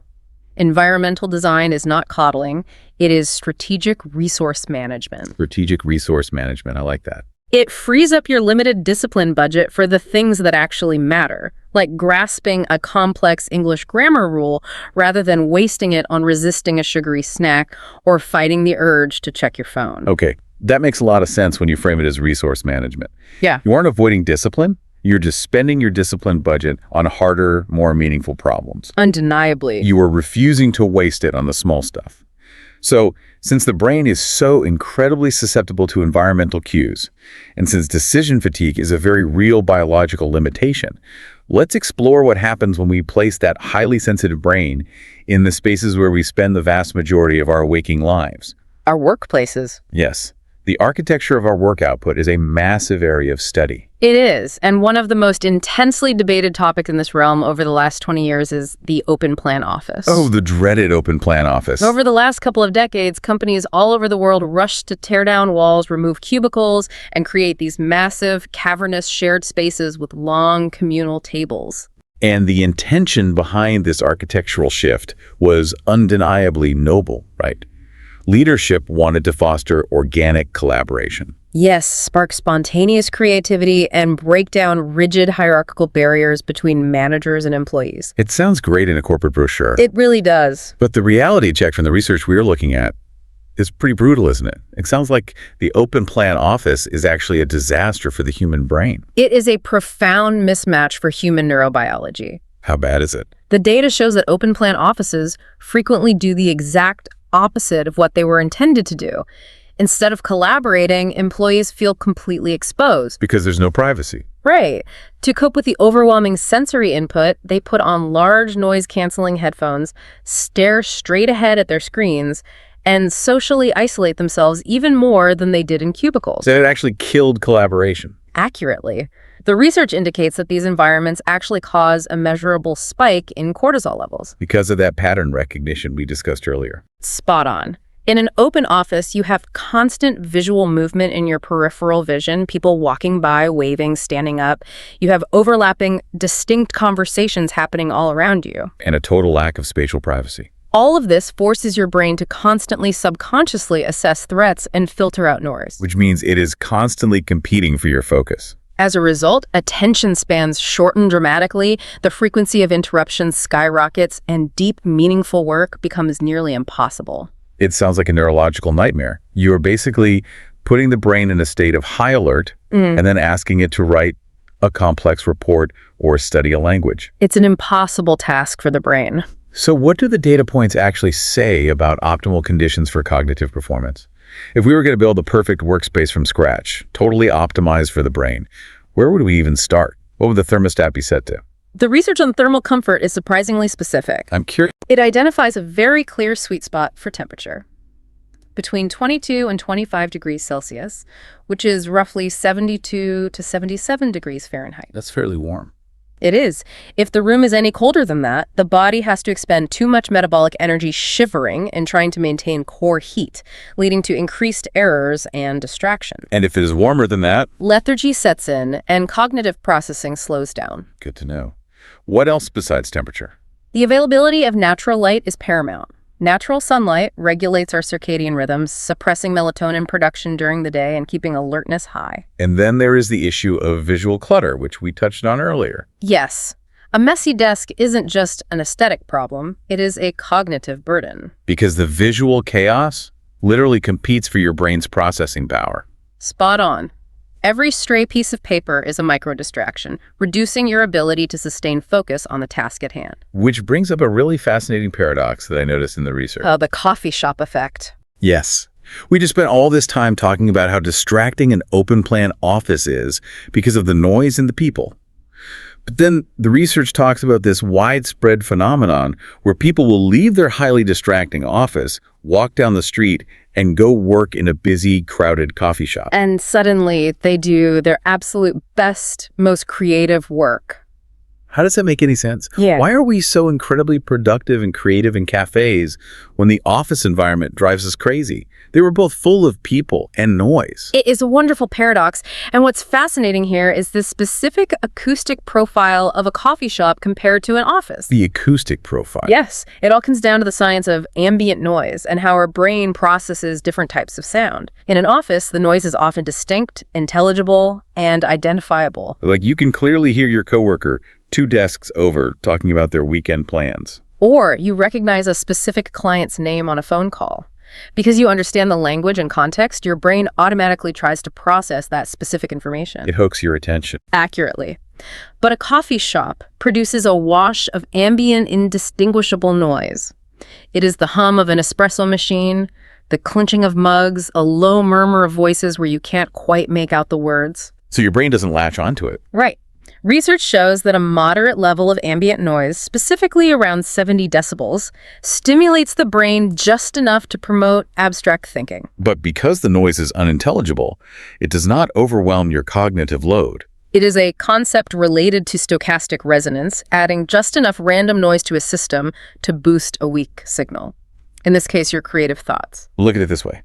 It is like a physical warm-up for the brain. I like that. If you are an athlete about to sprint a 100-meter dash, Yeah. you don't sit perfectly still in a freezing room until the starting gun goes off. You do some dynamic stretching, you jog in place, you keep the muscles warm, loose, and active. Yes, the 70 decibel cafe noise keeps the mental muscles warm and engaged. Whereas pure, dead, library-level silence is like sitting perfectly still, the mental muscles stiffen up, your brain becomes understimulated, and you start to hyper-focus on rigid details instead of thinking expansively. That is a wonderful way to visualize it. Complete silence can actually inhibit abstract creativity because there is no sensory stimulation to push the brain out of its default rigid neurological pathways. The 70 decibel sweet spot provides the perfect amount of acoustic friction for creative ideation. It forces your brain to work just a tiny bit harder to focus, which ironically broadens your perspective. That is amazing. And sound isn't the only environmental factor influencing our cognitive modes, right? Yeah. Color psychology plays a massive, scientifically validated role as well. Oh, color is hugely impactful. I was amazed by this part. The material dives deeply into how just looking at different colors triggers completely different cognitive modes in the brain. Specifically, the color blue has been shown in numerous studies to encourage expansive, calm, and highly creative thought. Why blue specifically? The prevailing evolutionary theory behind this is that early humans associated blue with the open sky and clear, clean water. So things that kept us alive. Yes, these are environments that signal deep safety, abundance, and vastness. When your brain registers blue, it signals that there is no immediate threat, allowing the mind to wander, dream, and invent. On the other hand, the color red enhances highly analytical detail and intense focus. Right. Evolutionarily, red is associated with danger, urgency, fire, or ripe fruit that requires close visual inspection to ensure it isn't poisonous. So while a red environment vastly improves performance on detail-oriented proofreading tasks, it actually stunts abstract creativity because it narrows your focus. Spot on. The visual processing of red puts the brain in detail mode. So practically speaking, if I'm a language learner and I need to edit a complex essay to find a single stubborn grammar error, I should sit in a completely silent room, maybe with a red notebook or a red background on my monitor. Undeniable. But if I need to brainstorm a brand new creative concept for a presentation or write a creative story in English, I should take my laptop to a blue-tinted cafe playing 70 decibels of soft jazz. You've hit the nail on the head.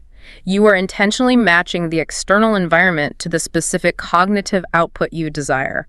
You are becoming the architect. Okay, so the architecture of output is fascinating. We can tweak the thermostat, change the acoustic profile, and paint the walls blue to get more work done and learn faster. But it goes far beyond just work. Yeah, our environments dictate so much more than just our productivity. They dictate our physical survival, the shape of our bodies, our deepest friendships, and our overall mental health. They shape our entire lives. I want to transition here and look at how physical spaces actually sculpt our everyday lives outside of the workplace. Let's look at physical health first, because it perfectly illustrates a concept we can call the friction principle. The friction principle. We discussed earlier how making bad habits hard and good habits easy changes behavior. A prominent series of studies on eating behaviors, specifically looking at how kitchen layouts affect our waistlines, proves this beautifully. Oh, this is the plate study. Yes. The researchers discovered that something as seemingly insignificant as the physical size of your dinner plate directly, measurably controls your calorie intake. And the most startling part is that the person eating has absolutely no conscious awareness that it is happening. Not at all. Because it is an optical illusion, right? If you have a massive restaurant-style plate, a perfectly normal, healthy portion of food looks tiny sitting in the middle of it. Your brain sees all that empty white space and panics. Thinking you're depriving yourself. Yeah. So you add another scoop of potatoes just to fill the visual void. Accurately, the mechanism. It is a visual trick played on the brain. People eating from larger plates consistently serve themselves significantly more food, and consume more calories than those eating from smaller plates. Yet they report feeling the exact same level of fullness afterward. The environment tricked their hunger cues. The same researchers also studied the massive impact of visibility and accessibility in the kitchen. Oh, the fruit versus cookies experiment. Yes. If you keep a bowl of fresh fruit out on the kitchen counter where it is highly visible and easy to grab, you will naturally eat more fruit. Because the friction is low. Spot on. If you take that fruit away and keep a jar of chocolate chip cookies on that exact same counter, you will eat the cookies. Whatever requires the absolute least amount of physical and cognitive friction to access becomes your default behavior. That immediately makes me think of the gym proximity studies mentioned in the research. That's a great example of friction. They found that living closer to a gym is a vastly better predictor of your physical fitness than your own self-reported level of motivation. Which is wild. It is. We culturally think of fitness as this grand triumph of the human spirit, this ultimate test of pure dedication and gritty resolve. Really, the data says it is mostly just about whether the gym happens to be conveniently located on your drive home from work. Or if it requires driving 20 minutes in the opposite direction through heavy traffic. It is incredibly humbling, but it is true. Environmental friction is the ultimate decider of long-term human behavior. If a habit requires too much friction, your motivation will eventually run out and you will quit. Undeniably. But this friction principle doesn't just apply to diet, exercise, or learning a language. It applies equally to social engineering and the health of our closest relationships. Yes, the social environment. I loved the section in the material that contrasts two different families to illustrate this point. The dinner table dynamic. Imagine two households. In the first family, the dining room table is the architectural focal point of the home. Every evening, they sit down around this table. There are no televisions in the room. Smartphones are left in a basket by the door. And there is a deeply ingrained spatial ritual of eating face-to-face. Right. In the second family, the architectural focal point is the television in the living room. They eat their meals on the couch, staring straight ahead at the screen, or they take their plates into separate bedrooms. And over time, the long-term emotional outcomes for those two families diverge dramatically. And it's not necessarily because one family loves each other more than the other, is it? No, it's not. It is because the physical setup of the room chairs facing inward toward each other around a table versus chairs facing forward toward a glowing screen dictates the frequency of eye contact. It dictates the depth of casual conversation and the sheer opportunity for emotional connection. Spot on. The absence of screens and the presence of shared physical spatial rituals actively build communication skills and lower familial conflict over the long term. The physical environment either facilitates human connection or it erects invisible, insurmountable barriers to it. Which perfectly sets up the study that absolutely blew my mind. Oh, I know what you're going to say, the geography of friendship. Yes. The classic housing complex study. It is an absolute cornerstone of environmental and social psychology. Right. So let me make sure I have the details right on this one. The researchers went into a large multi-building housing complex and studied who became friends with whom. That's the setup. And naturally, you would think, okay, people become friends because they have deep similarities. They have similar hobbies or shared political views or compatible senses of humor, or they work in similar fields. That's the logical assumption. But the study found that the single strongest predictor of friendship wasn't personality at all. It was physical proximity. Simply living a few doors down from someone or living near the stairwell where everyone walked by was the biggest determining factor in whether you became friends with them. It undeniably challenges our deeply romanticized notions of human connection. We love to assume that we are magically drawn to kindred spirits across a crowded room. But the data reveals that mere exposure, just the simple act of physically bumping into the same person at the mailbox or passing them in the stairwell repeatedly, creates a baseline of familiarity. Familiarity breeds comfort. Comfort lowers our social defenses, and that comfort eventually blossoms into friendship. Functional distance dictates social bonds.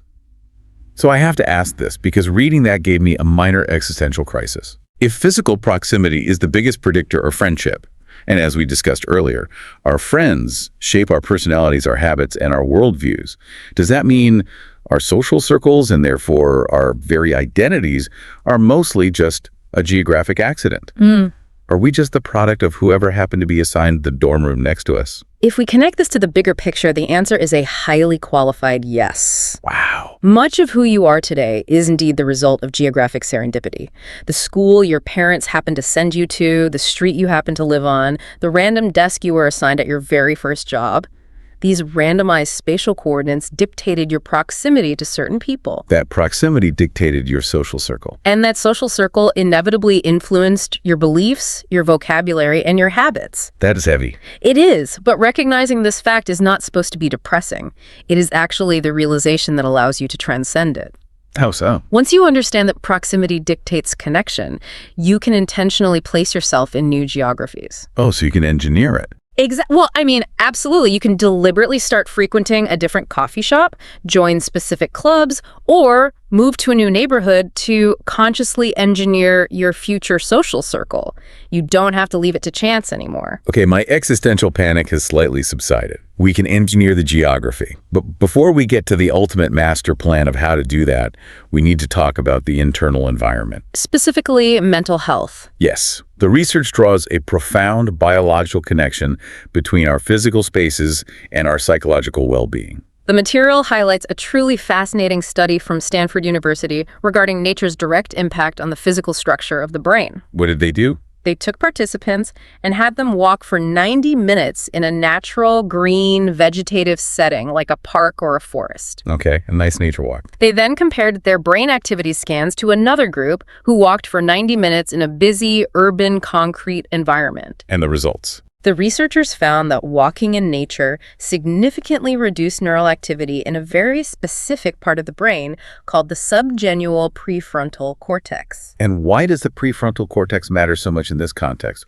What does that part of the brain actually do? Because that specific region of the brain is strongly associated with rumination. Rumination. Rumination is that endless, repetitive, exhausting cycle of negative thinking when you obsessively replay a mistake you made yesterday or worry incessantly about a hypothetical future problem. It is a core cognitive driver of clinical anxiety and depression. Spot on. Spending time in a natural environment literally physically quiets the brain center responsible for that anxiety. How does nature do that? Nature provides what psychologists call soft fascination.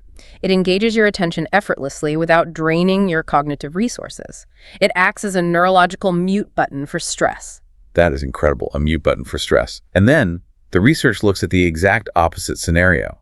What happens when our environment is the opposite of a serene, softly fascinating forest? When it's chaotic. Yeah, what happens when our home is filled with chaotic clutter? The Princeton Neuroscience Institute conducted extensive research on exactly this phenomenon. They used MRI scans, right? Yes. They utilized functional MRI scans to map the brain's response to organized versus disorganized environments. And what did they find? They found that visual clutter piles of unopened mail on the table, unwashed dishes in the sink, laundry on the floor, unfinished projects scattered around the house directly correlates with chronically elevated levels of cortisol. So people living in messy homes are measurably more fatigued. They are more prone to depressive episodes and chronically more stressed than those who describe their homes as restful, organized, or restorative. Why does clutter do that to us? The reason is that the clutter is not just an aesthetic eyesore. Your brain perceives every out-of-place item as a massive, overwhelming list of unfinished tasks. Oh, like a visual to-do list that never ends. Undeniably, it creates a constant, low-level demand on your visual cortex, which keeps your nervous system trapped in a mild state of fight or flight all day long. So, telling someone to clean their room isn't just about being neat or polite. It is literally an act of neurological mental health care. You are soothing your nervous system. It is a profound act of self-care. Okay, I want to pivot here. Because you are listening to the Learn English Lab, we want to look specifically at how every single one of these environmental concepts apply to mastering a language. Yes, the friction principle, visual cues, social proximity, cognitive load, and decision fatigue. If your environment dictates your habits and structurally alters your brain, it absolutely dictates your path to fluency. The application of environmental design to language acquisition is profound, and it is often completely overlooked by traditional education systems. The material provides a brilliant contrast between two hypothetical language learners, Maria and Carlos. This tale of two learners perfectly illustrates the invisible power of environment over raw effort. Let's walk through a typical day in their lives to really paint this picture. Sounds good. So Maria has intentionally cultivated what we can call a supportive environment. Right. She has gone into her phone and computer settings and changed the default language entirely to English. Every time she commutes to work, she automatically listens to English podcasts. She and her roommate have drafted a strict mutual agreement to only speak English in the apartment after dinner. And before she goes to sleep, she reads a chapter of an English novel. Contrast that holistic approach with Carlos, who represents an unsupportive environment. Carlos is incredibly dedicated and highly motivated, though. He sits down at his desk with a heavy grammar textbook and studies diligently for 30 minutes every single day without fail. But for the remaining 23 and a half hours of the day, his environment is entirely dominated by his native language. His phone interface, the music he listens to, his friends, his television shows, the news he reads, all of it pulls him right back into his linguistic comfort zone. So practically speaking, Carlos is relying entirely on his own brute force willpower for those 30 minutes of study time. And then he is fighting a massive losing battle against his environment for the rest of the day. But Maria's environment is doing all the heavy lifting for her. Because her digital, physical, and social spaces are curated, her brain is constantly passively processing linguistic patterns. She is picking up natural slang, recognizing sentence structures, and improving her listening comprehension, even when she isn't formally sitting down and studying. She is swimming effortlessly with the current of a river, while Carlos is exhausting himself trying to swim upstream against a rushing current. Specifically, Maria is utilizing 5 distinct transformations to achieve total language immersion without ever having to buy a plane ticket and move to an English-speaking country. Let's break those 5 transformations down. The first one is digital. Right. As we noted, she changes her device languages, but she goes further. She curates her social media algorithms. She deliberately follows accounts related to her genuine personal interests, say baking or fitness or technology, but she strictly follows the English-speaking creators in those niches. This ensures she is constantly exposed to the language while pursuing her natural interests, completely removing the cognitive friction of studying. She is just enjoying her hobbies in a new language. The second transformation is audio. Utilizing those dead commute times or time spent washing dishes for podcasts. And the material specifically mentions a great tactic: looking up the lyrics to your favorite English songs to help internalize the rhythm, intonation, and pronunciation. Plus, watching movies. You start with subtitles in your native language, then switch to English subtitles. And over time, as the mere exposure effect does its work, you turn the subtitles off entirely. The third transformation is physical. This is all about leveraging those visual cues we discussed earlier to bypass decision fatigue. It means placing brightly colored sticky notes with new vocabulary words directly on the bathroom mirror, so you review them while brushing your teeth. It means keeping an English book resting visibly on your nightstand, so it is the last visual input you process before sleep. It means hanging visible affirmations or grammar charts around your workspace where your eyes naturally wander. The fourth transformation is social. We just established that physical proximity creates friendship, and friends dictate your habits. So this involves finding a language exchange partner or intentionally joining specific online forums, Discord servers, or local in-person meetup communities where English is the required default language of communication. You're intentionally engineering positive social pressure. You have to adapt to survive socially in that group. And finally, we arrive at the fifth transformation, which is perhaps the most challenging but undeniably the most rewarding. The internal environment. This is the ultimate shift in fluency. It involves consciously narrating your daily life in your head in English. I am walking to the kitchen. I am opening the fridge. I need to buy milk. And pairing that with keeping a daily journal to highlight where your vocabulary gaps are when you try to express complex thoughts. I have to interject here, though. As a host, I try to put myself in the listener's shoes. Okay, what's the concern? Narrating your entire day in a new language inside your own head sounds incredibly exhausting. I mean, we talked extensively about decision fatigue and cognitive load earlier. We did. How does someone force that massive internal environmental shift without hitting a massive wall of mental fatigue by 10 a.m. and just giving up entirely? That is a very practical, real-world concern. If you try to do too much, the friction is too high and the habit will fail. Right. The key is that you absolutely do not attempt to narrate your entire day from the moment you wake up to the moment you sleep. That would undoubtedly lead to severe cognitive burnout. So what's the strategy? Instead, you attach the internal narration to a pre-existing small environmental physical cue. Oh, tying it to a habit loop. Spot on. For example, you make a personal rule. Every single time I wash my hands today, I will narrate what I am doing in English in my head. Or, while I'm standing here waiting for my morning coffee to brew, Hey. I will think exclusively in English for those 2 minutes. Yes. You use a tiny, unavoidable physical environmental trigger to create a micro window of internal immersion. And over time, through the mere exposure effect and the strengthening of neural pathways, that internal narration becomes far less taxing. It requires less glucose. And eventually it starts to bleed into other parts of your day naturally without conscious effort. Ah, okay. That is a brilliant strategy. You are using the physical environment, the sink, the coffee maker, to cue the internal environment. Everything really is connected. It's a cohesive system. So we've seen the deep science of the brain. We've explored the layout of the workplace, the emotional architecture of the home, the dinner table, and the language lab. And now it is time to zoom out and look at the big picture. The master plan. Yes, I want to build a practical step-by-step master plan for you, the listener, to redesign your life while actively avoiding the hidden traps that trip most people up. The research material outlines a comprehensive, highly actionable 5-step blueprint for conscious environmental design. Step 1 is the audit. Before you change a single thing, you must honestly, ruthlessly assess the 5 pillars of your current environment. You have to walk through your home with fresh eyes and evaluate the physical clutter. You need to open your phone, look at your screen time data, and audit your digital inputs. You must critically evaluate the emotional toll of your social circle. You cannot fix a problem you refuse to acknowledge. Right, you can't fix a map if you don't know where the "you are here" dot is located. That brings us to step 2. Identify goals. Your space has to fundamentally align with the desired person you want to become. If you want to be a fluent English speaker, your environment must reflect that goal. If you want to be a writer, your space should have books easily accessible and a dedicated, quiet writing desk that signals to your brain it is time to work. Step 3 involves small strategic changes. This leans heavily on the friction principle we talked about. You make bad behavior incredibly hard to execute and good behavior incredibly easy. You do not need to burn your life to the ground, move to a new city, and start over to see results. No, you just move the cookies off the counter and put them on the highest shelf in the pantry. You put your phone in another room, completely out of sight, when you need to focus on deep work. You increase the friction for distractions. Step 4 is create cues.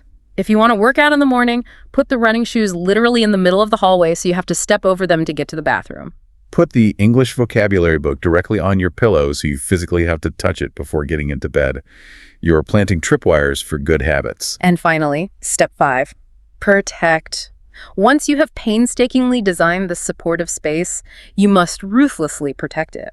This means setting firm boundaries with toxic social influences who drain your energy. It means continuously decluttering your desk at the end of every week. Environmental design is an ongoing, daily practice of maintenance, not a one-time magical event. But there are traps along the way, right? The material highlights several common mistakes people make when trying to become the active architect of their lives. Yes, there are pitfalls. We talked about the first major one. Blaming your own willpower instead of the environment. Beating yourself up with guilt because you ate the junk food or skipped studying, instead of realizing that your environment was perfectly designed to defeat you. The second incredibly common mistake is ignoring the digital landscape while obsessing over the physical one. Oh, this is a big one. People will spend thousands of dollars organizing their home office, buying ergonomic chairs, upgrading their lighting, and painting the walls blue to foster creativity. But then, their web browser has 40 different tabs open, their phone is buzzing with news alerts every 3 minutes, and their inbox is overflowing. They fail to realize that the chaotic digital environment is completely overriding the calm physical one. The brain is still stressed. The third trap is underestimating toxic social influence. It is really, really hard to admit that a longtime friend or a close family member might actually be dragging you down or discouraging your growth. But if your environment is your destiny, you have to be brutally honest about who is occupying your social space. And the fourth trap is seeking a perfect setup rather than accepting incremental progress. It is the trap of perfectionism. Waiting until you have the perfect expensive desk and the perfect lighting to start studying English, rather than just clearing off a tiny corner of the kitchen table and starting today. But the ultimate mistake, and perhaps the most profound psychological realization in all of this research, is forgetting that you are someone else's environment. Whoa. Let's pause on that for a second.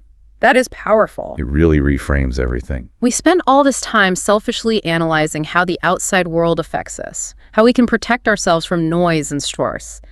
But your daily mood, the specific words you choose to use, your body language, your level of organization. All of that constitutes the social and emotional environment for your spouse, your children, your coworkers, and your friends. If emotional contagion is a biological reality, and we know it is, because mirror neurons definitively prove it, then your unmanaged anxiety literally becomes their anxiety. Your toxic stress becomes their physiological burden. But on the flip side, your optimism, your calm focus, and your dedication to learning become their baseline for inspiration. That is an incredibly heavy responsibility to carry, Right. but it is also deeply, deeply empowering. To see what masterful environmental design looks like at the highest levels of human achievement, the material provides some truly inspiring blueprints from history. People and entire cultures that understood this long before we had brain scanners. Yes, let's look at the legendary author Maya Angelou. When she needed to write her deeply moving, culturally significant works, she didn't stay in her beautiful, comfortable, highly decorated home. She knew her brain would be distracted by the comfort and the cues of daily life.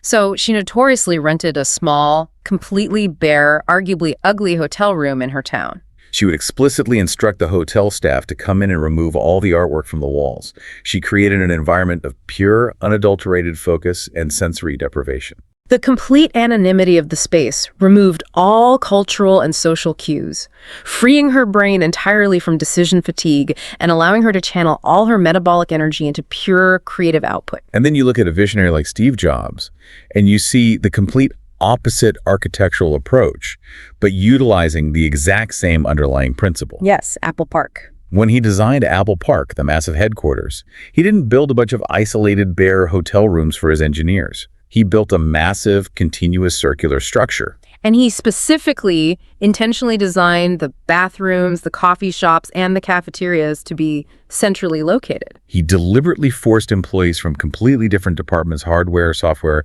marketing, to walk vast physical distances and bump into each other. He was artificially engineering the geography of friendship and collaboration. He knew that physical proximity and the friction of long hallways would spark chance encounters, which would inevitably lead to the cross-pollination of innovative ideas. We also see this deep understanding ingrained in certain ancient cultural traditions. Consider the Japanese aesthetic concept of wabi-sabi, which is about finding peace, acceptance, and beauty in imperfection, asymmetry, and simplicity. Or consider feng shui, which is literally the ancient spatial art of arranging physical objects in living spaces to promote harmony, balance, and psychological flow. These cultures intuitively recognized the profound psychological impact of physical space centuries before modern neuroscience mapped the subgenual prefrontal cortex. And I absolutely love the example of the Montessori classrooms for children. Dr. Maria Montessori observed children and realized a fundamental truth. You can't just yell at a child to be independent. You have to actually design an environment that physically allows independence to flourish. So she scaled absolutely all the furniture down to child size. The bookshelves are low to the ground. The sinks are at their waist level. The chairs are light enough for them to move. The physical environment itself becomes the silent teacher because the physical friction required for the child to do things themselves is completely removed. Finally, the material points to the demographic phenomenon known as the blue zones. Fascinating areas of the world. These are very specific geographic regions around the world, like Okinawa in Japan or Sardinia in Italy, where local populations consistently live the longest, healthiest lives on Earth, often thriving well past 100 years old. When scientists and demographers studied them, they found that their longevity wasn't due to a magic diet pill, superior genetics, or superhuman willpower. It was entirely their environment. Their towns are physically structured to require natural daily movement, walking up steep hills to get to the market, or gardening daily. Their social environments are deeply interwoven, providing immense stress-reducing psychological support across generations. Fresh, healthy, plant-based food is the cheapest and most accessible option. In the blue zones, extreme health is not a daily, agonizing struggle of discipline. It is simply the default, frictionless setting of their surrounding environment. So, bringing this all back down to earth for us, we don't all have to pack up and move to a blue zone or build a billion-dollar circular office building or rent a bare hotel room. The beauty of everything we've talked about today is the ripple effect. The research shows that one incredibly small tweak can act as what they call a keystone habit. A keystone habit is a single foundational change that sparks a massive chain reaction across your entire life. Like what? If you simply commit to the small act of decluttering your physical desk every single evening before you leave work, you arrive the next morning to a clean, serene visual space. That visual order immediately lowers your cortisol. That lower stress level allows your prefrontal cortex to engage in better, deeper focus. Better focus leads to finishing your complex work tasks earlier in the day. Finishing earlier gives you the free time and mental energy to cook a healthy meal at home instead of ordering greasy takeout. The healthy meal improves your digestion and your sleep quality. You wake up the next day with more energy to study English. One tiny environmental tweak cascades across your entire biological, psychological, and educational system. It makes me think of tuning a musical instrument, like a guitar. If a guitar sounds terrible and out of tune, you don't necessarily have to smash it, throw it away, and buy a brand new one. You don't have to burn your entire life down to fix your habits. You just have to make tiny, intentional, microscopic adjustments to the tension of the strings. You tighten the digital environment here by deleting an app. You loosen the social friction there by calling a supportive friend. You adjust the lighting in your room. And eventually, after a few intentional tweaks, your life stops producing noise and starts playing the right chord. That is a beautiful synthesis of the material. It perfectly encapsulates the dynamic, ongoing relationship we have with the physical world. You are not a separate, isolated entity floating through space. You are in a constant biological and psychological dialogue with your surroundings. Your environment shapes you, undeniably. But you possess the ultimate power to shape it first. You have the ability to stop being a passive recipient of whatever random visual and social cues happen to be around you and start being an active, deliberate architect of your own potential. And that leads us to a final, provocative thought for you to take with you today. We started this deep dive by imagining the feeling of walking into a cozy, amber-lit cafe versus a harsh, cluttered office, and we saw how that completely changes your internal state and your ability to focus. It's all connected. Well, if our environment profoundly shapes us, and we are an environment to others through the biology of emotional contagion, what kind of psychological climate are you creating for the people who walk into your room today? Are you a cozy cafe or a cluttered office? Please like, share, and subscribe to this YouTube channel. Hello, welcome to the Learn English Lab. Today's podcast is The Difference Between Thinking and Knowing. It's great to be here for this one. Yeah, we are so excited to have you all joining us because, well, let me ask you this. Have you ever found yourself in a situation where someone asks you a direct question and you just instinctively start your answer with, I think, even though you actually held the verified absolute facts right there in your hand? Oh, I'm sure everyone listening is nodding right now. Right. Or if we look at the flip side of that same coin, have you ever confidently looked someone in the eye and stated, I know?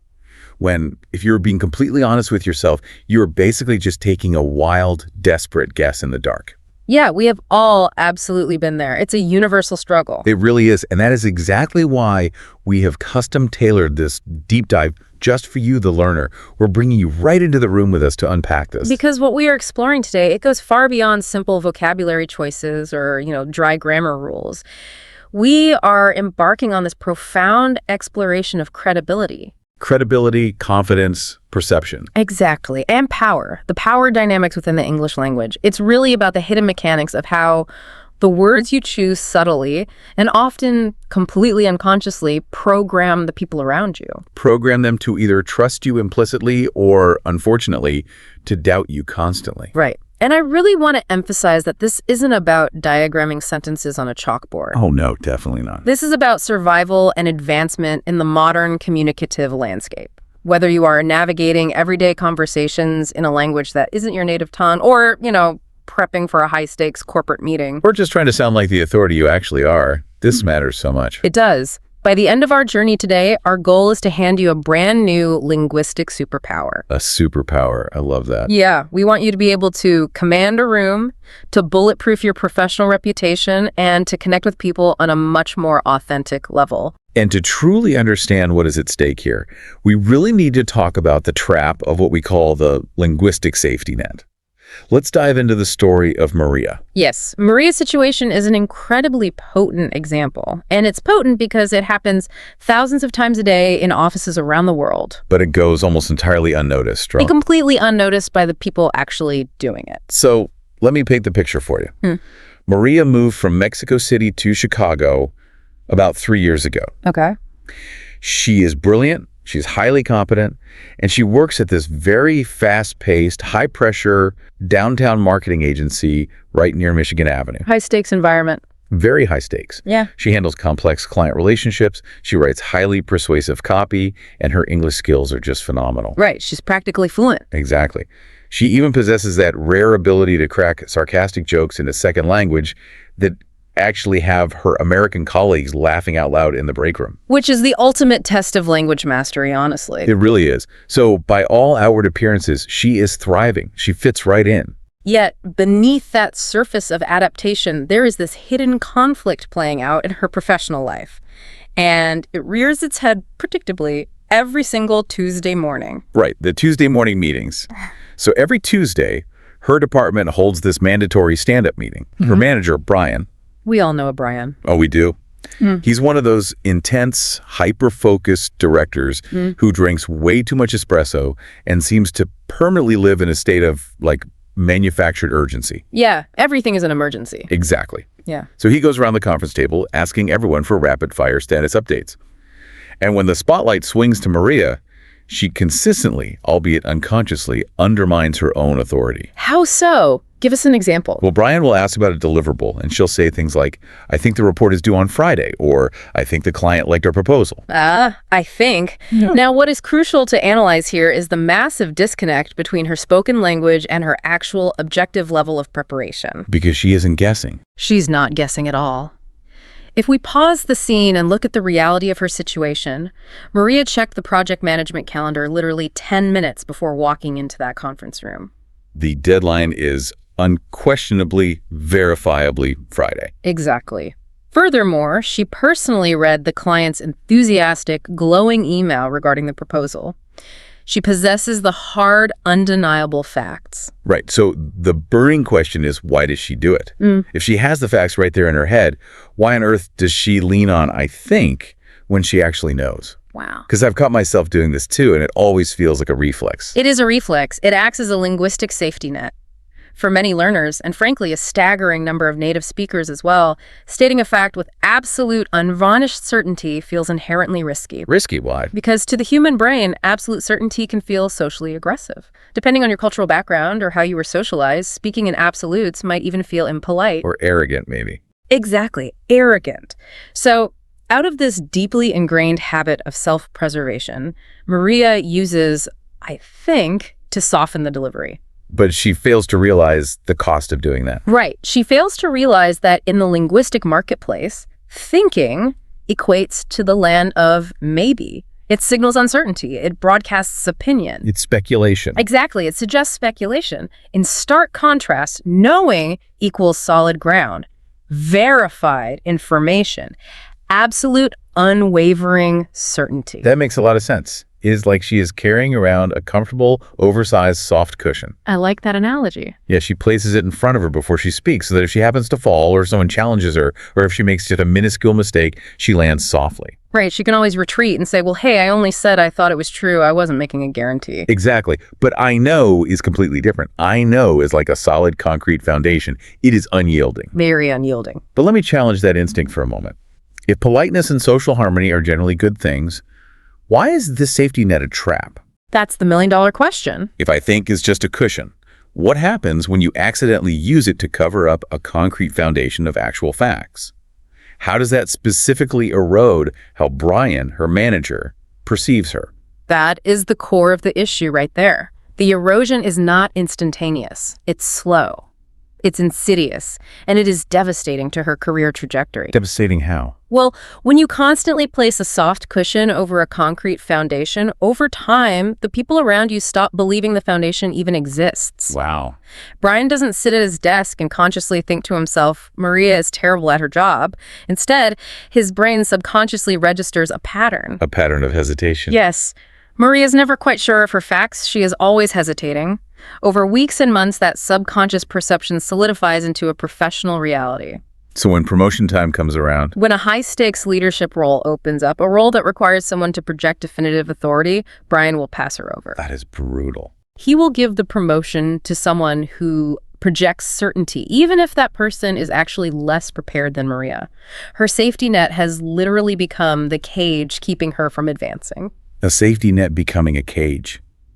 That is a chilling thought for anyone listening right now who uses "I think" as their default conversational setting. It's self-sabotage disguised as humility. That's exactly what it is. But let's flip the script entirely. We just explored how misusing the word think hurts your professional image by making you appear weak or unprepared. Right. Let's shift our focus to a scenario where the opposite error, recklessly misusing the word no, has consequences that are immediate, severe, and highly destructive. Okay, this takes us out of the corporate office and into an arena where the stakes of certainty are literal, tangible, and highly consequential. The legal system. Yes, the courtroom. It is the ultimate stress test for the English language. Exactly. Let me introduce you to David. David is sitting in a Boston courtroom. Okay, setting the scene. He is on the witness stand in a highly contentious civil trial regarding a serious multi-vehicle car crash.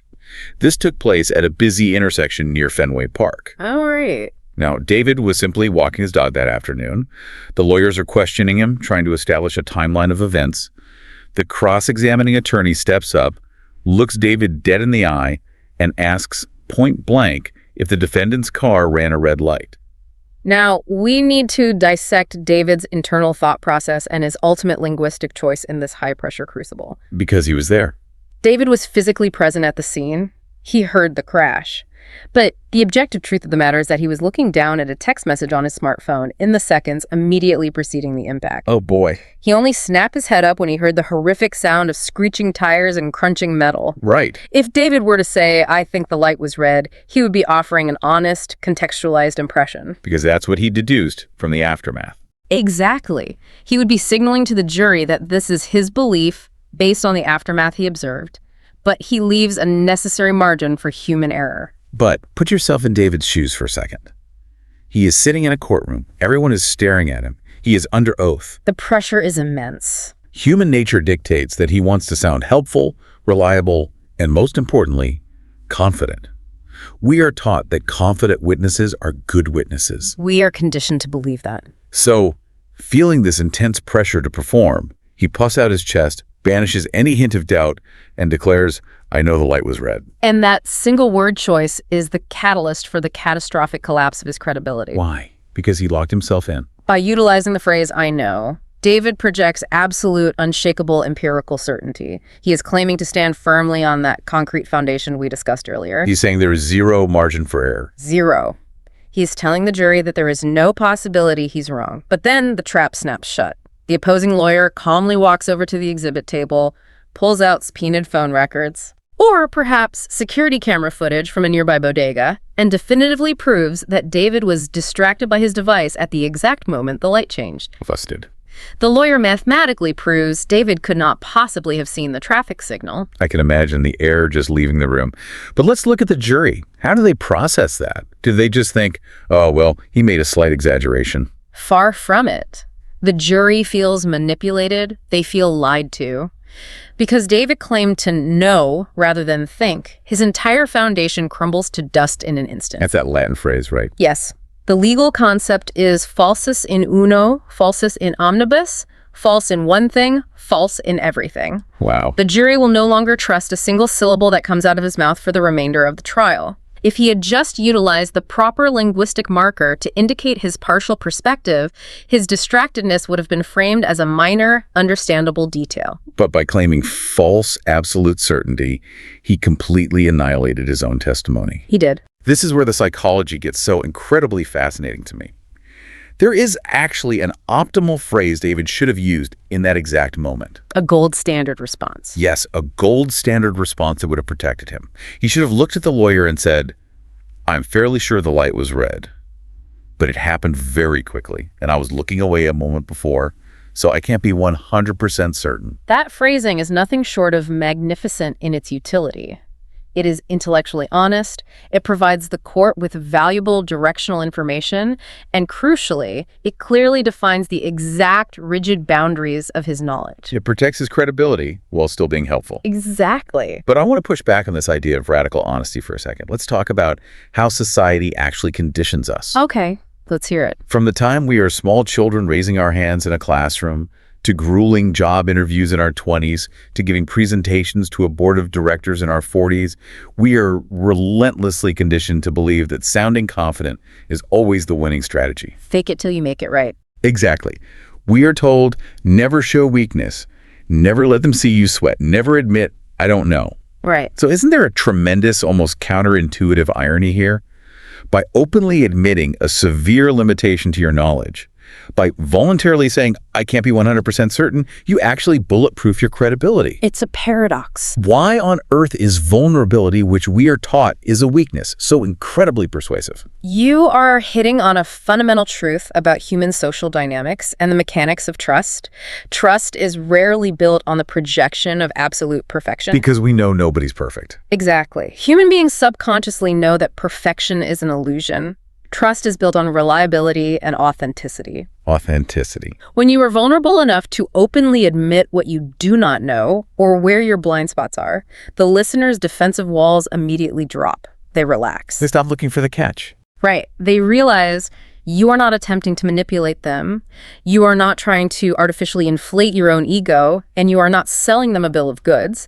You are acting as a reliable, objective narrator of reality. Which is so refreshing. So when you inevitably reach a point in the conversation where you do confidently say, "I know," the listener believes you completely and without hesitation. Because you earned it. You have already proven, through your previous vulnerability, that you possess the integrity to admit when you are unsure.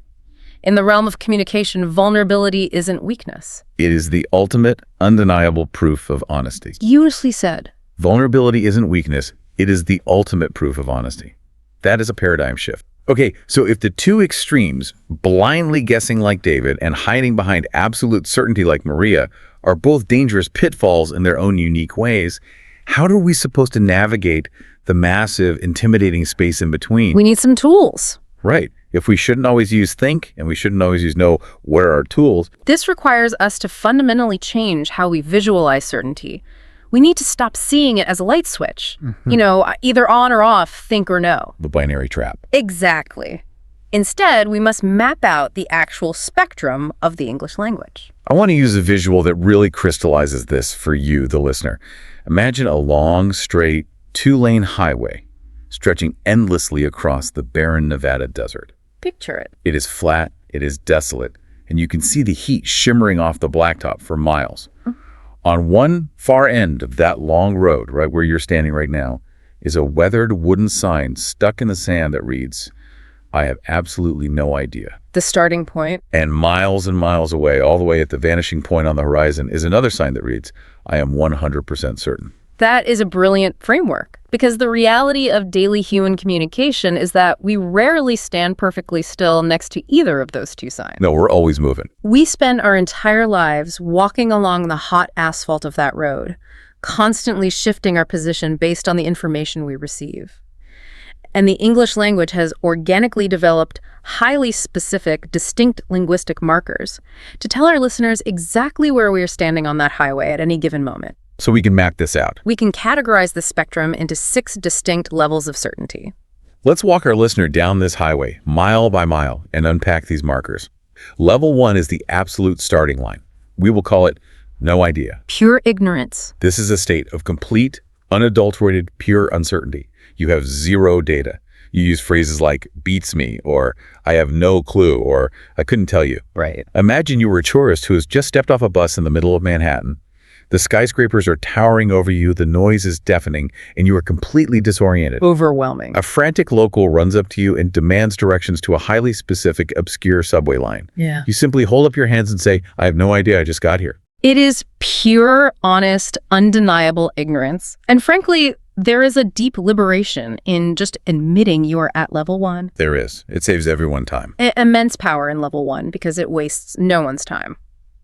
Moving a bit further down the desert road, we encounter level 2, the wild guess. Okay, the wild guess. You've taken a few steps away from the starting line of total ignorance, but you are still nowhere near the realm of certainty. Your linguistic markers here are phrases like, don't quote me on this, or if I had to guess, or off the top of my head. Right. Picture a loud, crowded bar trivia night in Austin, Texas. You are eating, the music is blaring, and the trivia host asks what year the Brooklyn Bridge was completed. Okay, so I don't know this. I have no formal education in civil engineering. But you vaguely remember half watching a history documentary 3 years ago while falling asleep. Right, a faint memory. So you lean over to your friend, lower your voice to indicate a lack of commitment, and say, don't quote me on this, but I think it was somewhere in the 1880s. I'm just putting it out there. You are explicitly offering a fragile fragment of memory, completely detached from solid confidence. By the way, the correct answer is 1883, so in that scenario, your wild guess was actually quite accurate. Hey, sometimes throwing a dart in the dark hits the bullseye, but you still wouldn't bet your life savings on it. Definitely not. Okay, let's keep walking. Level 3 is where things get a bit more structured. We will call this soft thinking. This represents low to moderate confidence. So what are the phrases here? The phrases shift to things like, it seems like, I believe, or the classic, I think. Let's say you are standing near the espresso machine, overhearing office gossip at a frantic San Francisco tech startup. Prime location for soft thinking. Exactly. Someone casually asks you when a specific colleague's last day at the company is. You heard a whispered rumor from the marketing department yesterday. So you have a data point. Yes, you reply, I think her last day is Friday, but you might want to double check with HR. This is the classic soft cushion. You possess a data point, the rumor. So you are not entirely guessing, but you actively acknowledge the vast, perilous gap between what you heard in passing and what is verified, documented fact.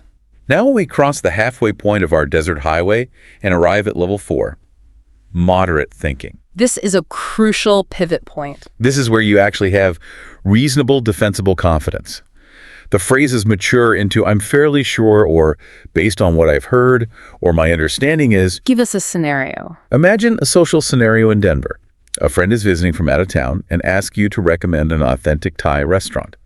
Now, you have never personally eaten at this specific restaurant. Okay. However, you have read a dozen stellar Yelp reviews, and 3 of your most trusted foodie co-workers constantly rave about their pad Thai. So you have secondary sources. Exactly. You look at your friend and say, I'm fairly sure it's amazing based on what everyone says. You have aggregated multiple independent sources of information, so your confidence level is commendably high. But you deliberately stop short of absolute certainty because you lack direct primary personal experience. You are being scientifically accurate about your own knowledge. Which brings us to level 5, strong thinking.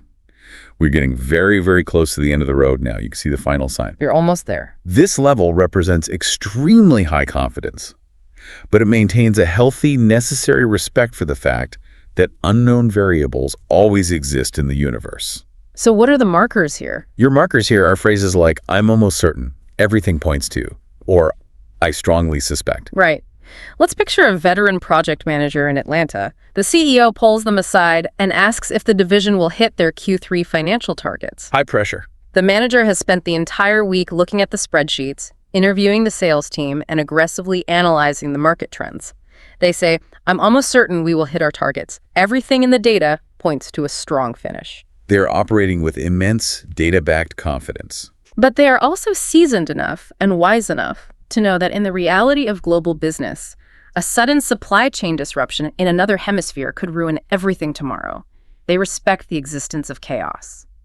Finally, we reach the absolute end of the road, level 6, knowing full, unwavering, empirical certainty. The end of the line. The phrases are definitive. I can confirm, without a doubt, it is a fact that, or simply, I know. Think of a highly trained nurse in a chaotic Houston hospital emergency room. Okay. Another nurse rushes up and urgently asks for the exact dosage of a specific dangerous medication for a patient. The first nurse does not guess. They do not rely on memory. They can't afford to. They physically pull up the patient's medical chart on the screen, read the attending doctor's explicit, signed orders, and state with absolute authority, "I know the dosage is 500 milligrams. It is written right here in the chart." This is the ultimate realm of authority, clinical trust, and factual verification. There is no room for interpretation. As we stand back and look at these 6 distinct levels mapped out, I have to point out a glaring issue. What's that? For English learners trying to navigate a new language, and honestly, for a huge percentage of native speakers who are just rushing mindlessly through their day levels 4 and 5, the realms of fairly sure and almost certain are almost completely tragically ignored. It's true, they are severely underutilized. It feels like the vast majority of people operate in a totally binary black and white world. They either say, "I think," or they say, "I know," and they ignore the miles of highway in between. They miss all that nuance. So my question to you is, how much conversational power, how much leverage does a learner unlock the exact moment they abandon that binary trap and start confidently utilizing a phrase like, "I'm fairly sure"? The transformation is profound. Honestly, unlocking those middle levels, levels 4 and 5, literally transformed you from a 2-dimensional speaker into a 3-dimensional communicator. A 3-dimensional communicator. Because when you are trapped in the binary of think or know, you often sound either timid or overly aggressive. But when you look at a colleague and say, "I'm fairly sure," you instantly, almost magically communicate nuance. You show emotional intelligence. Yes, and deep contextual awareness. It signals to the listener that you are not just a passive receptacle for information. You are an active processor. You weigh the evidence. You are someone who evaluates evidence, weighs probabilities, and calibrates your speech accordingly, rather than someone who just impulsively blurts out whatever comes to mind. It's a massive upgrade. It is the absolute hallmark of advanced linguistic fluency.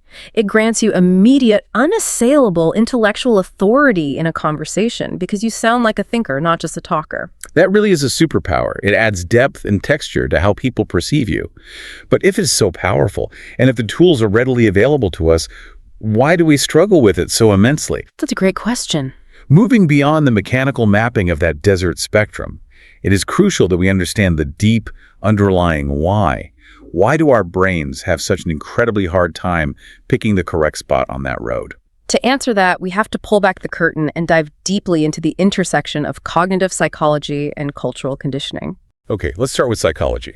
From a psychological standpoint, there is a very famous, deeply ingrained cognitive bias known in academic circles as the illusion of explanatory depth. The illusion of explanatory depth. The fundamental premise is that human beings possess an innate, almost comical tendency to believe that we understand complex systems, mechanisms, or concepts deeply right up until the exact terrifying moment we are forced to explain them step by step to someone else. Okay, I love this concept.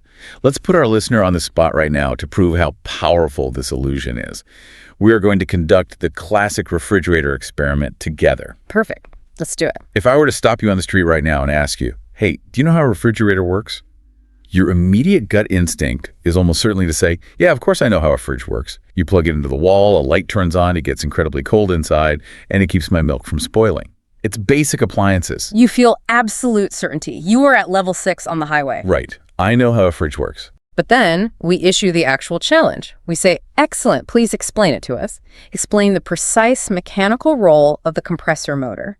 Describe the exact chemical process by which the refrigerant fluid changes from a pressurized gas to a liquid and back again. Uh-oh. Walk us through the thermodynamic cycle and the specific heat exchange process that is currently happening in those dusty copper coils at the back of the machine." And in that exact second, the listener's confident, "I know," violently, aggressively shifts backward, sliding miles down the desert road until they're mumbling, "Well, I think I have a general idea. It has something to do with Freon." Exactly. The illusion completely shatters. We walk around all day thinking we know how the world works, but the terrifying reality is that we actually just recognize concepts. Right. Familiarity masquerades as knowledge. That is a brilliant way to phrase it. Familiarity masquerades as knowledge. And this cognitive illusion heavily, invisibly dictates our daily language. So we're just tricking ourselves constantly. We confidently state "I know" in meetings and conversations because our brain constantly tricks us into feeling a false sense of mastery. It is an evolutionary shortcut to save cognitive energy. But beyond our internal psychological wiring, we also have to navigate external, highly complex cultural considerations, don't we? We absolutely do. How we express certainty is not universal. Different cultures around the globe view uncertainty through vastly, almost contradictory lenses. That is such a vital point for anyone working in an international environment. In some cultures, particularly highly hierarchical, high-context cultures, expressing any form of doubt in a professional setting is viewed as a severe, unforgivable weakness. It's seen as incompetence. Exactly. If you are the manager, you are expected to project unshakable monolithic confidence. You are supposed to be the stoic, omniscient leader who has all the answers, even if internally your stomach is in knots and you're entirely guessing. Admitting "I don't know" causes a massive loss of face in those cultures. Conversely, in other cultures, hedging your language, constantly cushioning your statements with "I think, maybe, or perhaps," is a strictly required sign of social humility and politeness. Because being too direct or claiming absolute certainty is considered incredibly arrogant, aggressive, and rude. It is a linguistic minefield. Yeah. And then you have American English corporate culture, which presents its own unique, often contradictory puzzle. Oh, American business culture is a maze. It highly values a very specific, sometimes incredibly tricky balancing act. How so? Well, on one hand, the explicit expectation is that you will be fiercely confident, assertive, and decisive when your position is backed by hard evidence and data. Bring the data, be confident. Right. But simultaneously, American culture places a massive premium on the concept of intellectual honesty.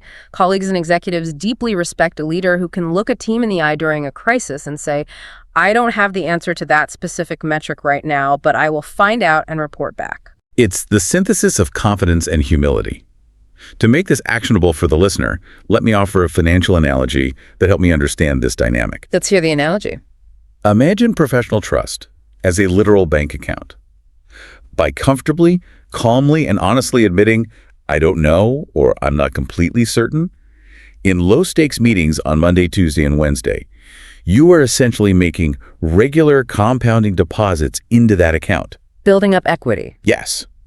You are actively saving up trust capital. Yeah. You are proving to your team that you don't inflate your knowledge. So when the high-stakes crisis hits on Thursday, and you finally look at your panicked team and say, "Listen to me, I know this is the right strategic direction," you have an enormous reserve of capital to spend. They will follow you into the fire without a moment of hesitation. Precisely because you proved your rigorous honesty earlier in the week. Your certainty is valuable because it is rare. That is an exceptional framework. You are strategically hoarding credibility for the moments when you truly desperately need it. But of course, because English is a living, breathing, wildly chaotic, and often deeply confusing language, mastering the literal definitions of these words is not enough, is it? Not even close. There are advanced, highly contextual nuances. Just when a learner thinks they have the logical rules figured out, native speakers will bend, twist, or entirely break those rules based purely on social and emotional context. Oh, native speakers are absolute menaces when it comes to this. We break our own established rules all the time without even realizing we are doing it. It's true. We need to reveal these nuances right now, because if you are trying to master this language, these hidden traps will trip you up daily. There are 4 highly specific, nuanced ways that the words think and know are utilized, where the dictionary definitions essentially get thrown straight out the window. Okay, let's start by unpacking the first one. The emotional "I know." The emotional "I know." It's a fascinating phenomenon. It is used to express profound, unshakable gut feelings or deep intuitions, completely and utterly devoid of any empirical facts or tangible evidence. Like zero facts. Zero facts. For example, a person talking about a brand new romantic partner after only 3 dates might clasp their hands together, sigh, and say, "I just know he is the one." Or, to use a business example, a highly passionate, sleep-deprived entrepreneur might look at a spreadsheet showing 3 consecutive quarters of catastrophic losses, pound the fist on the table, and declare, "I know this startup is going to change the world." Delusion. Well, they do not possess a shred of factual data to support these claims. What they possess is deep, overwhelming emotional conviction. The critical warning for our listener, however, is to strictly actively avoid using the emotional I know in any analytical or professional setting. Because it will inevitably be misinterpreted by colleagues as a claim of possessing hidden factual evidence leading to massive confusion. And keep the dramatic romance out of the quarterly earnings report. Understood. Okay. The second nuance is arguably my absolute favorite because it is so pervasive yet so deeply illogical when you really look at it. We call it the social I know. This usage has nothing to do with data. It is used purely for agreement, solidarity, and social empathy. Let's play this out. Imagine you and I are stuck in awful, gridlocked, bumper-to-bumper traffic on the highway. Okay, I hate traffic. It's raining. We haven't moved in 20 minutes. I turn to you, sigh heavily, and groan, ugh, this traffic is just terrible today. And you instantly reply, I know, right? Now, if we were to break your reply down literally mechanically, it makes absolutely zero sense. How so? By saying, I know, I am not claiming to have conducted a comprehensive study of municipal traffic patterns. I haven't cross-referenced the congestion data. You're just sitting in the passenger seat. Exactly. What I am actually doing is utilizing a secret, culturally ingrained handshake of conversational English to say, I hear you. I am experiencing the exact same level of frustration as you are right now. We are emotionally aligned in this moment. We are in this together. I am continually amazed by the mechanics of the social I know. Thinking about it purely from the perspective of an English learner, it must be so incredibly baffling. It really is. Because if a coworker drags themselves into the office on a Monday morning, slumps into their chair, and sighs, I'm so incredibly tired today, and I casually reply, I know.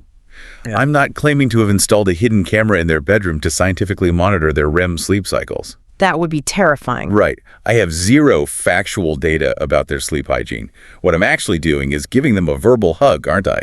That is precisely the function it serves, a verbal hug. It is a tool designed to build immediate, frictionless social rapport.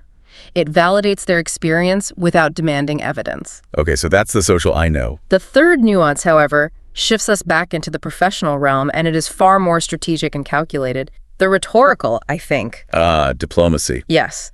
This is a diplomatic tool heavily utilized by managers, executives, and leaders to soften a blow or to deliver necessary constructive criticism without sounding tyrannical, condescending, or aggressively confrontational. Give me a scenario for this one. Imagine an experienced manager reviewing a truly awful, error-filled proposal submitted by a junior employee. The manager knows the report is fatally flawed. It is a verified, objective fact in their mind. Okay. But if they call the employee into their office and bluntly state, I know this report is terrible and completely unworkable, it instantly triggers the employee's fight or flight response. The employee becomes defensive, shut down, and incapable of learning. Exactly. So to bypass that defensive wall, the manager deploys the rhetorical, I think. They sit back, use a calm, collaborative tone, and say, I think there are several key areas in this report that could be significantly strengthened. That is a brilliant diplomatic maneuver. Yeah. They are deliberately taking a hard, sharp, jagged fact and carefully wrapping it in the soft, non-threatening cushion of, I think, to make the bitter medicine much easier for the employee to swallow. It invites dialogue and collaboration, framing the critique as an observation rather than a condemnation. It is a masterclass in face-saving theory within linguistics. And the fourth and final nuance takes us away from the office and into the lofty realm of history and philosophy. The philosophical I think. When discussing this word, we absolutely have to reference René Descartes' famous 17th century maxim, cogito ergo sum, I think, therefore I am. Right. In this profound context, the act of thinking is fundamentally not framed as a weak, hesitant, or apologetic guess. It is framed as an active, rigorous, incredibly powerful, critical mental process. Because you're asserting your existence through thought. To declare, I think, in a philosophical or deeply analytical debate is to formally declare that you are actively engaging your intellect, you are independently weighing complex evidence, and you are rigorously processing the reality of the world around you. I find that incredibly empowering. It rescues the word think from the trap of being just a timid apology or a default safety net. It reminds us that to think is a powerful, dynamic action. It is an action. And because true knowledge is an active, ongoing process, our language cannot remain static. Our words have to continuously evolve alongside our deepening understanding of a subject. Which brings us to the concept of the evolution of knowledge and avoiding pitfalls. This is a critical transition. Knowledge is never a static destination. It is a journey of continuous refinement. Therefore, the certainty markers you choose to use should never be permanently fixed. They must adapt as your expertise grows. Let's trace the exact linguistic journey of someone actively acquiring knowledge. Let's look at James, a passionate amateur astronomer living in Minneapolis. Okay, James the astronomer. It is freezing cold outside. He's looking through his backyard telescope, and he's deeply fascinated by the cosmos. One afternoon, he opens a popular science magazine and reads a very basic, high-level, two-paragraph article about a newly discovered exoplanet that scientists believe might possibly be habitable. Just a brief intro article. Based solely on that superficial light reading, he mentions it to a friend over coffee, saying, "I think they found a new planet that might support life." At this initial stage, James's language perfectly and correctly reflects his shallow introductory level of exposure. But James is naturally curious, so he doesn't stop there. No, he digs deeper. He goes online, searches academic databases, and actually reads the full peer-reviewed astrophysics research paper. It is incredibly dense, packed with complex mathematical jargon, but he spends hours parsing it and grasps the core methodology. So his language has to change. Now, his language naturally evolves. At his next local astronomy club meeting, he stands up and says, "From what I understand, based on the spectral analysis, the atmospheric conditions are highly favorable." That's a huge shift. He has intentionally moved from a soft, unanchored think to a moderate, evidence-based marker that references his specific source of data. Then James gets incredibly lucky. The lead astrophysicist credited with the discovery is doing a guest lecture series at the University of Minnesota. Wow. James buys a ticket, sits in the very front row, takes copious notes, and listens as the expert explains the raw data and answers complex questions firsthand. Primary source material. Exactly. Walking out of the lecture hall, buzzing with excitement, James tells his peers, "I'm fairly confident this planet has highly promising conditions." He has leveled up his certainty yet again, directly correlating with his increased exposure to primary sources. And finally, let's fast forward a year.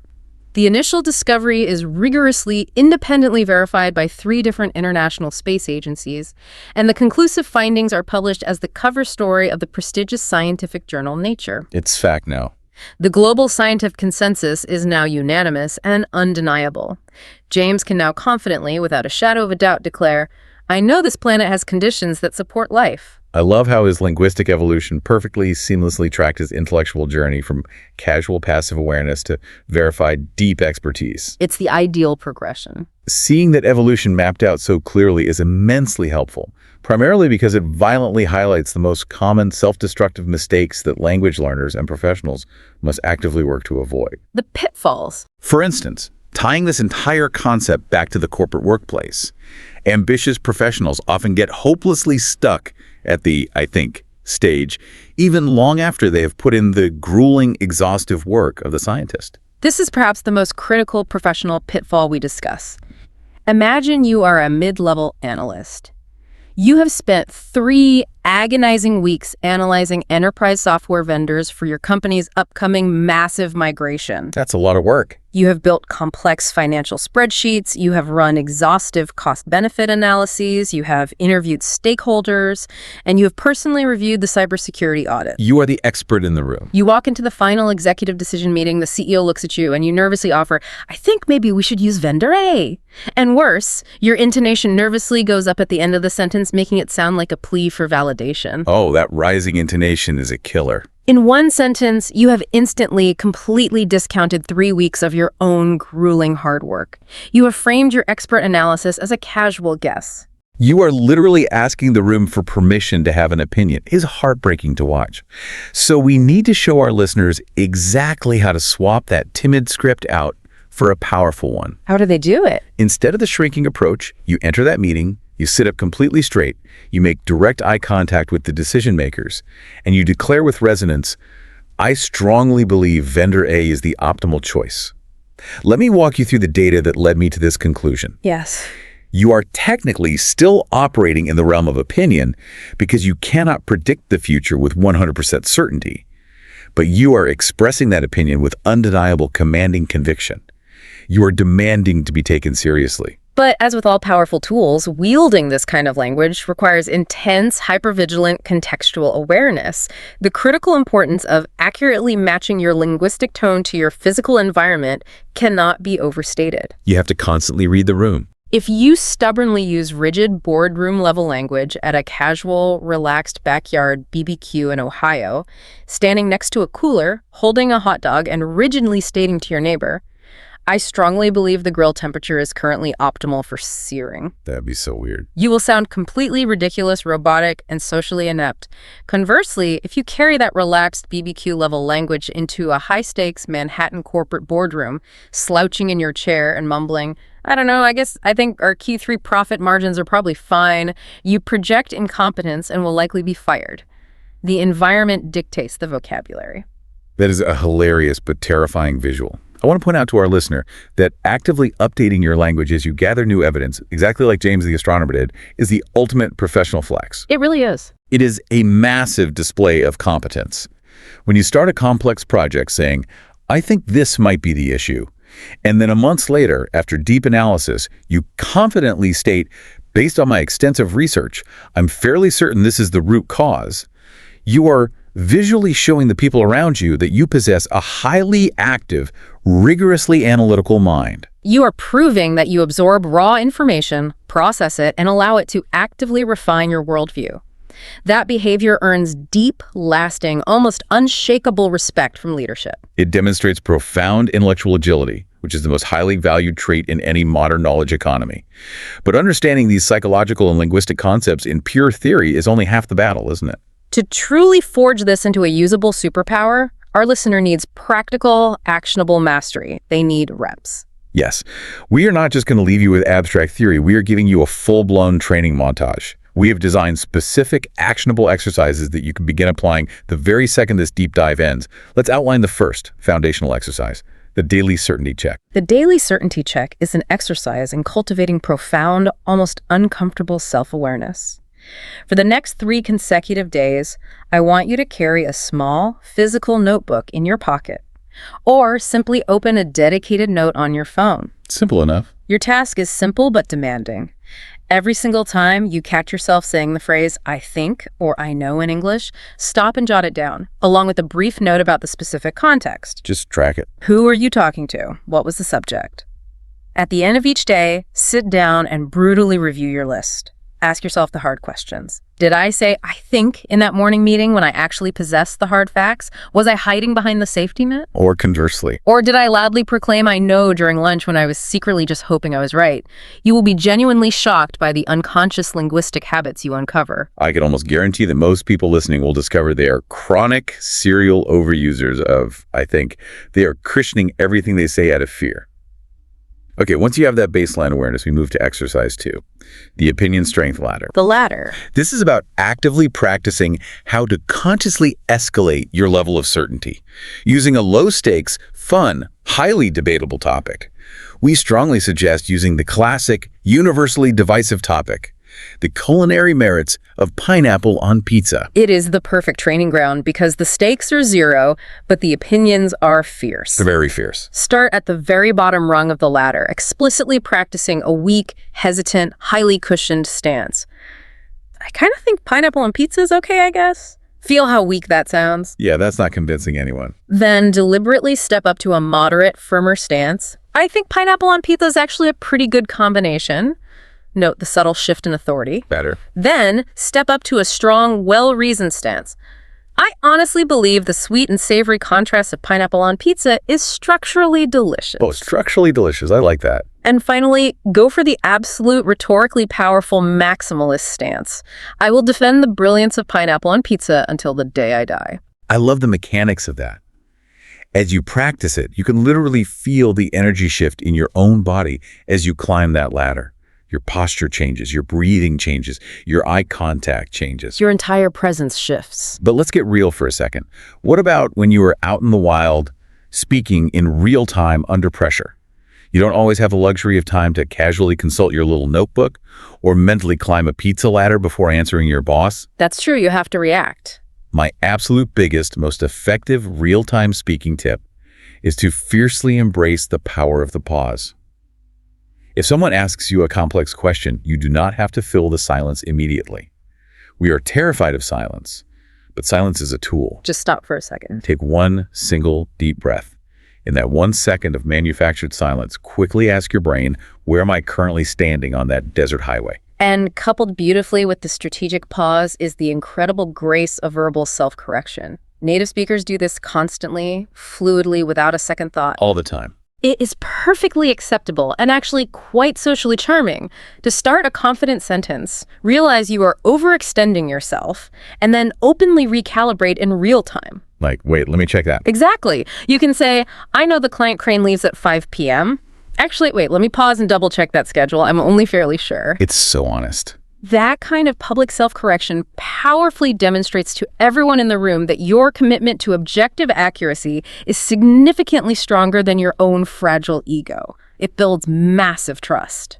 To bring all of these complex threads together, the psychology, the highway spectrum, the cultural nuances, and the practical exercises, and to show you what absolute, undeniable success looks like in the real world, let's look at the climax of our deep dive. Let's tell the final, triumphant story of Sophia. Yes, Sophia. Sophia is a talented Brazilian graphic designer, and tonight she's attending a sophisticated, bustling, highly intimidating dinner party in a beautiful, sprawling park slope, Brooklyn brownstone. Let's set the scene here. The atmosphere is vibrant, loud, and intellectually competitive. A real Brooklyn crowd. The host has cooked an incredible, complex meal, expensive wine is flowing freely, and the long dining table is packed with diverse, highly opinionated, very vocal New Yorkers, lawyers, journalists, artists. Intimidating. As the evening progresses, the conversation inevitably, magnetically turns to local politics, specifically focusing on a highly controversial, hotly debated new city proposal to install a massive concrete protected bike lane right down the center of a major commercial avenue in their neighborhood. Now, here's the critical context. Sophia actually rides her bike to work every day. She lives right in the heart of the neighborhood. And because she is diligent, she has actually sat down and read the city council's dry 40-page municipal impact study regarding this exact project. So she knows the facts. She genuinely knows the granular details. Suddenly, the loud conversation pauses. The host looks directly across the table, singling her out, and asks loudly, "So, Sophia, you're a cyclist. What do you think about the new bike lane proposal?" Now, in the past, before she understood the mechanics of certainty, plagued by the insidious linguistic safety net and intimidated by the forceful personalities at the table, Sophia would have immediately shrunk back into her chair. She would have defaulted to the cushion. She would have broken eye contact, nervously played with her wine glass, and murmured, I think it's probably a good idea. I think they said in the news it reduces accidents, maybe." Oh, that rising intonation again. She would have sounded like she was entirely guessing, essentially asking the table for permission to briefly occupy the conversation. But not tonight. Tonight is different. Sophia has done the work. She has mastered the entire spectrum of certainty. She doesn't panic. She orchestrates her words like a master conductor leading a symphony. She uses the tools. First, she utilizes the power of the pause. She takes a calm breath, looks confidently and calmly around the table, establishing eye contact, and then she speaks.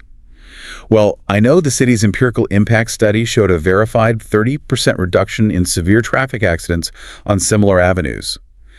The municipal data is extremely clear on that point." Boom. Factual concrete. She drops an anchor of undeniable authority right in the middle of the dinner party. It is a brilliant opening move. She establishes an unshakable foundation of empirical reality, but she is emotionally intelligent enough to know she cannot stop there. Because you can't just throw data at people and expect them to like it. If she only uses facts, she sounds like a robot. Yeah. So she transitions seamlessly, elegantly, to the middle of the spectrum to address the human element. She softens her tone slightly and adds, "Personally, I think it is a fantastic, necessary initiative for the safety of our community, but I completely understand the immediate trade-offs and the genuine frustration of the small business owners who will be losing critical parking spaces in front of their stores." It is an absolute masterclass in communication. Let's break down exactly why it works so perfectly.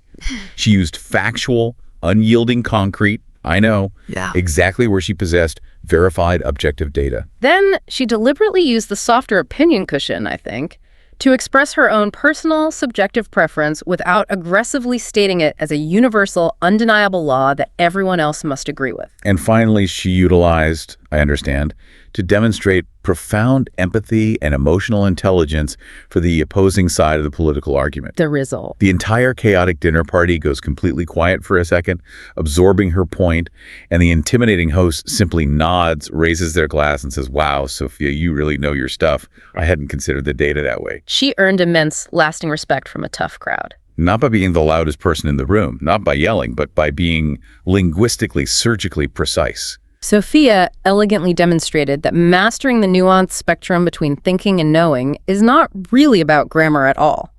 Ultimately, it is about rigorous intellectual honesty, profound contextual awareness, and fiercely, proactively protecting your own professional and personal credibility. It's about showing who you really are. She did not merely share a fleeting opinion.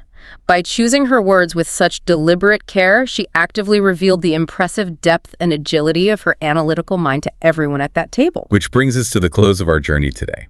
As we wrap up, I want to leave you, our listener, with a deep, lingering, almost philosophical question to chew on as you go about the rest of your day or your week. Something to mull over. We have spent this entire extensive deep dive establishing the premise that our internal thoughts, our private preparation, and our internal level of certainty ultimately dictate the specific vocabulary words we choose to speak out loud. That is the standard, accepted, linear flow of human communication.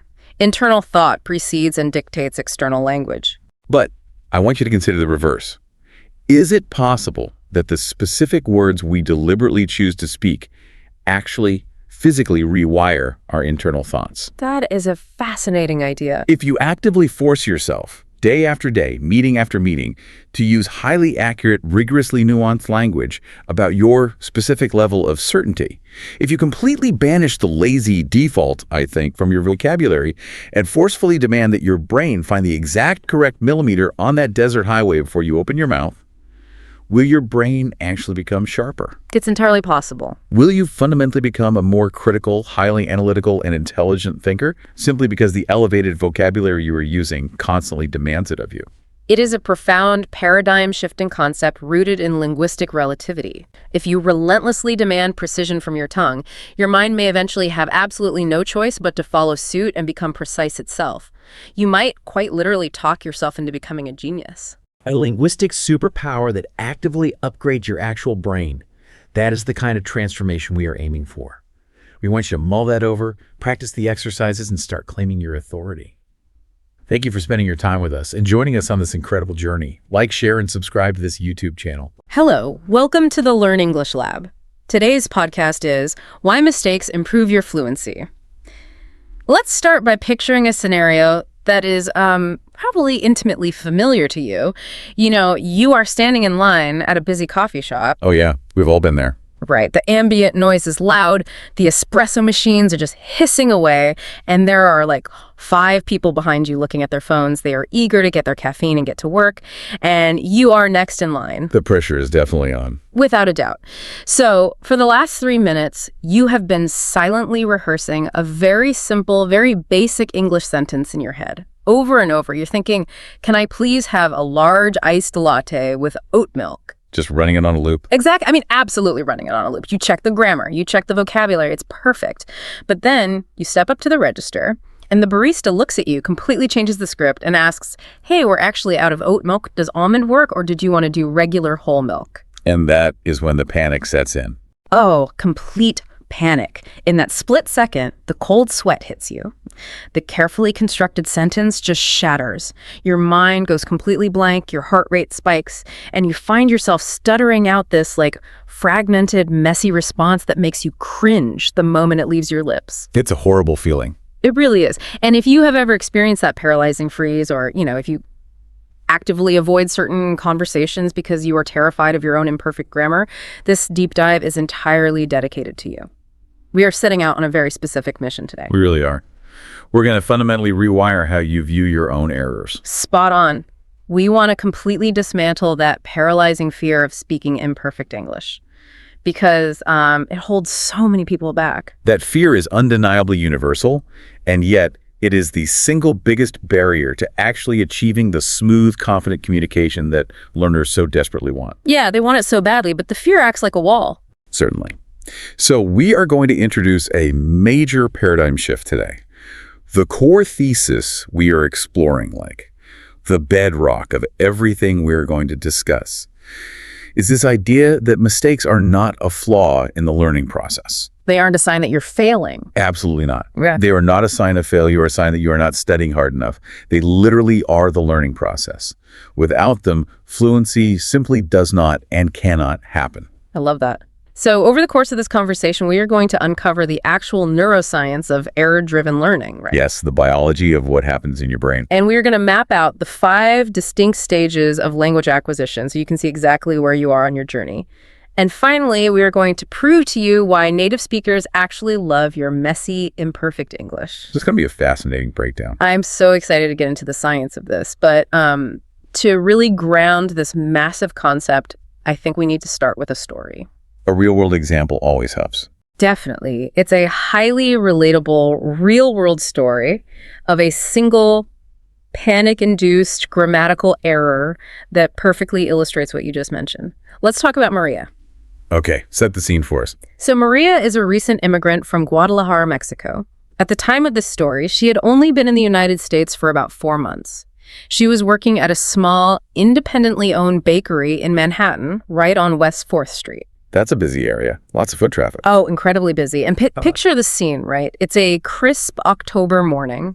It's the kind of New York day where the wind has a real biting chill to it. The leaves are just swirling on the sidewalk. And absolutely everyone is rushing indoors looking for something warm to hold. Right, they all want coffee and pastries. Without a doubt. Consequently, the line at the bakery is growing rapidly. Now, Maria's English, by her own incredibly harsh judgment, was terrible. We are always our own worst critics. We really are. She could read street signs just fine. She could catch fragments of conversations on the subway, but actually speaking, that was a terrifying beast for her. Which is an incredibly common phenomenon. The gap between passive understanding, like what you can read or listen to, and active speaking is a massive chasm for most language learners. Yeah, it feels like 2 completely different skills. It undeniably is. It's the difference between being able to appreciate a beautiful piece of music, and being asked to play it on a violin in front of an audience. Wow, that is a great way to put it. Thanks. Now, Maria's boss, a very kind woman named Dorothy, had actually given her a brilliant piece of advice on her first day of work. Dorothy told her, don't worry about getting the words right. Just worry about getting the words out, and the rest will follow. That is phenomenal advice. Really, really good. It is. But when you are in the trenches, standing behind a cash register with a line of impatient New Yorkers staring at you, that advice is very hard to internalize. The biological fear of social judgment just takes over. Spot on. The theory just flies out the window when the pressure is on. So on this particular Tuesday morning, a tall man in a sharp navy suit approaches the counter, and he is clearly in a rush. Typical New York morning. Exactly. I mean, definitely. He is tapping his fingers on the glass display case, actively, aggressively checking his watch. And he barks out his order. A large black coffee and a croissant. Okay, straightforward enough. Right. Maria understands this perfectly. She nods, turns around, and starts to prepare the order.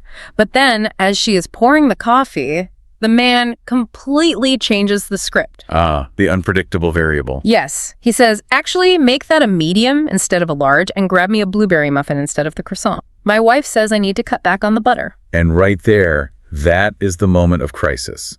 Because real-world conversation is completely unpredictable. It doesn't follow the textbook. Absolutely not. It does not follow the neat, orderly, linear dialogues you find in Chapter 4 of a language textbook. In a textbook, person A says a greeting, person B returns the greeting, person A states a need. Right. It's very robotic. But in reality, the variables change in real time.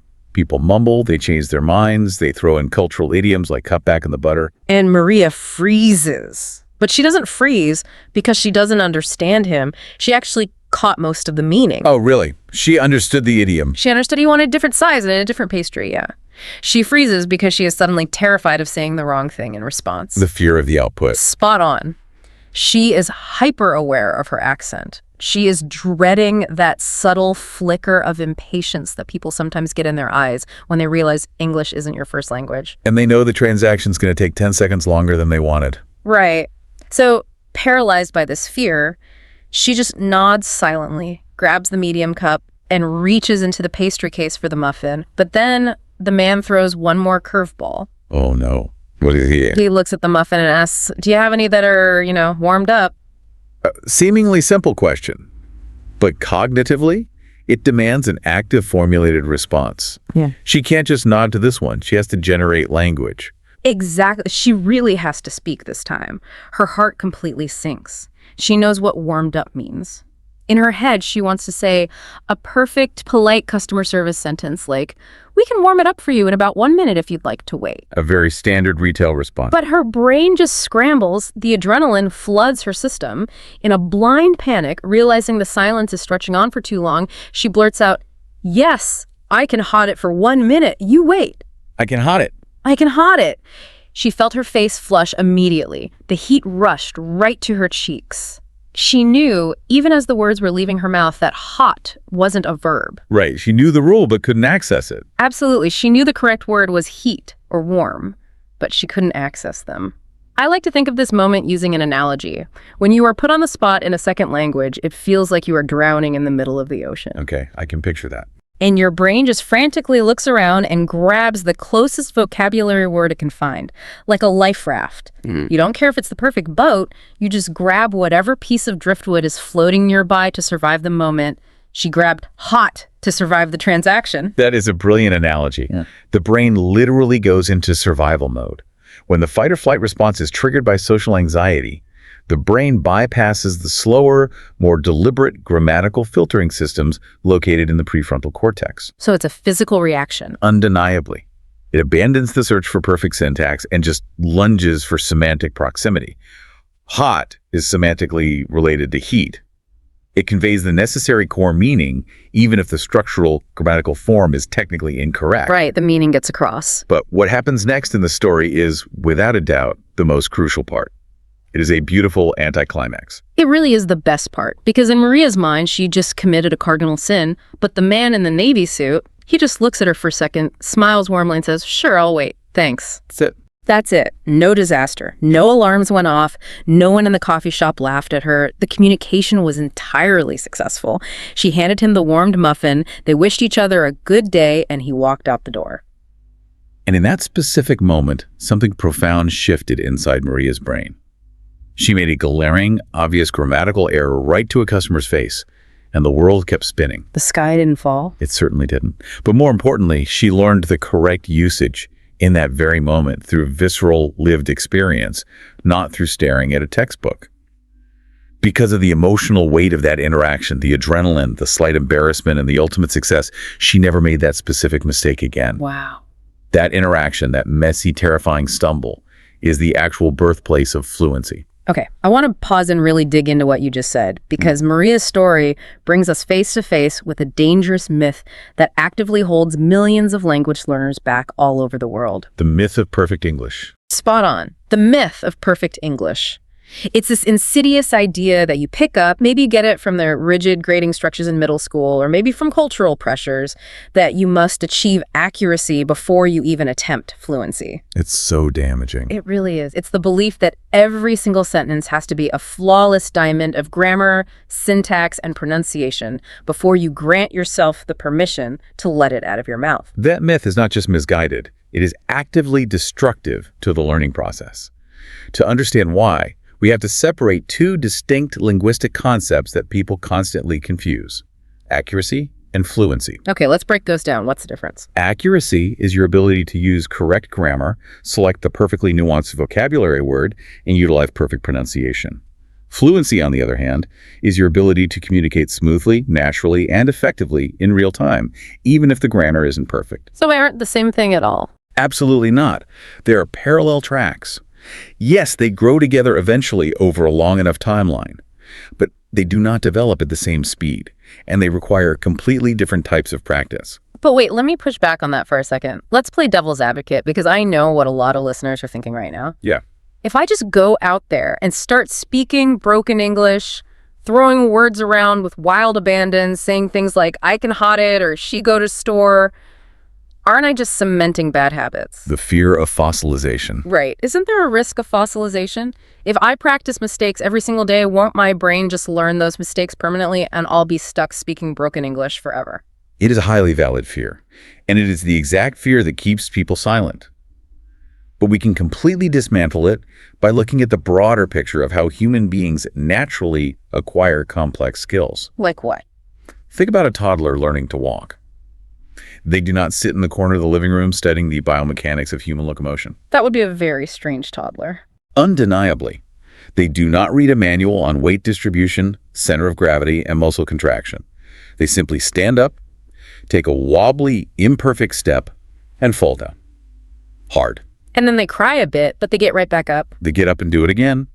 Every single fall, every stumble, every collision with the coffee table sends vital sensory data back to the brain, allowing the nervous system to recalibrate their balance for the next attempt. I see where you're going with this. So the falling isn't failing. The falling is the essential data collection process. It's the mechanism of calibration. Accurately stated. Now, imagine if that child made a conscious decision, saying, I absolutely refuse to take a single step until I am 100% guaranteed to walk flawlessly across the room without stumbling. They would never walk. They would remain seated on the floor forever. Waiting for accuracy before practicing fluency guarantees that you will wait forever. You trap yourself in a sterile academic cycle of preparation without ever applying the knowledge in the real world. You're just studying the theory of swimming without getting in the pool. Exactly. I mean, definitely. You cannot learn to speak a language without speaking it, and you cannot speak it dynamically without making errors. The errors are the feedback loop. So the fear of cementing bad habits actually creates a much worse habit, the habit of hesitation and silence. That makes so much sense. It's the ultimate trap. So if Maria's brain learned faster by making that hot mistake and feeling that slight embarrassment, what is physically happening inside our heads when we mess up? Let's transition into the actual biology of this. Let's talk about the neuroscience of stumbling. The biology here is absolutely fascinating, and it proves everything we've been discussing. Neuroscientists have spent decades mapping how the human brain learns new skills. Using, like, brain scanners? Yes, utilizing functional MRI machines to watch the brain in real time. And the consensus in the scientific community is incredibly clear. The brain learns significantly more from errors than it does from successes. Wait, really? More from errors? Without a doubt. When you get something right, when you formulate a perfect sentence, your brain gives you a tiny dopamine hit. It's a little neurochemical pat on the back that says, good job, keep doing that. Which feels great, obviously. It feels nice, it's pleasant, but it does not prompt massive structural or neurological change. Right, because if you did it perfectly, the brain says, hey, we already know how to do this. The pathway is already built. There is no evolutionary need to waste precious metabolic energy building new neural pathways. Spot on. The brain is inherently lazy. It wants to conserve energy. But when you make a mistake, the chemical and electrical response is dramatically different. What happens? When your brain realizes an error has occurred, like Maria realizing hot is not a verb, it produces what neuroscientists call an error signal or an error-related negativity. Error-related negativity. Okay. It is a massive spike of electrical and neural activity that demands your immediate, undivided attention. It's the brain's internal alarm system going off, flashing red lights saying, wait, stop, something went wrong here. Our prediction of reality did not match the outcome. It's basically yelling at you to wake up. Certainly. We need to pay attention and adjust immediately. This powerful error signal forces the brain to re-examine the event, identify the specific flaw, and physically create a new neural pathway to bypass that error the next time. Mistakes literally, physically rewire your brain circuitry in a way that effortless successes simply do not. That is wild. It's like the mistake is the actual spark that welds the new connection together. This really reminds me of a landmark study from Columbia University that was highlighted in our research materials. Ah, yes, the generation effect. Right. They were researching a psychological phenomenon called the generation effect. Can you walk us through the parameters of that study and how it works? Because I think it perfectly illustrates this point. I would be glad to. The Columbia researchers were deeply interested in how people retain information over the long term. They set up an experiment where they divided participants into two groups. Okay, two groups. The first group was just handed the correct answers to a set of questions or word pairs to study passively.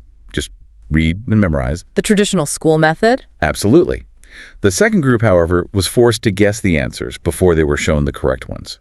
Because they were guessing on unfamiliar material, they inevitably made a huge number of mistakes. Because they had no idea what the answers were yet. Right. But after they made the mistake, they were immediately given corrective feedback.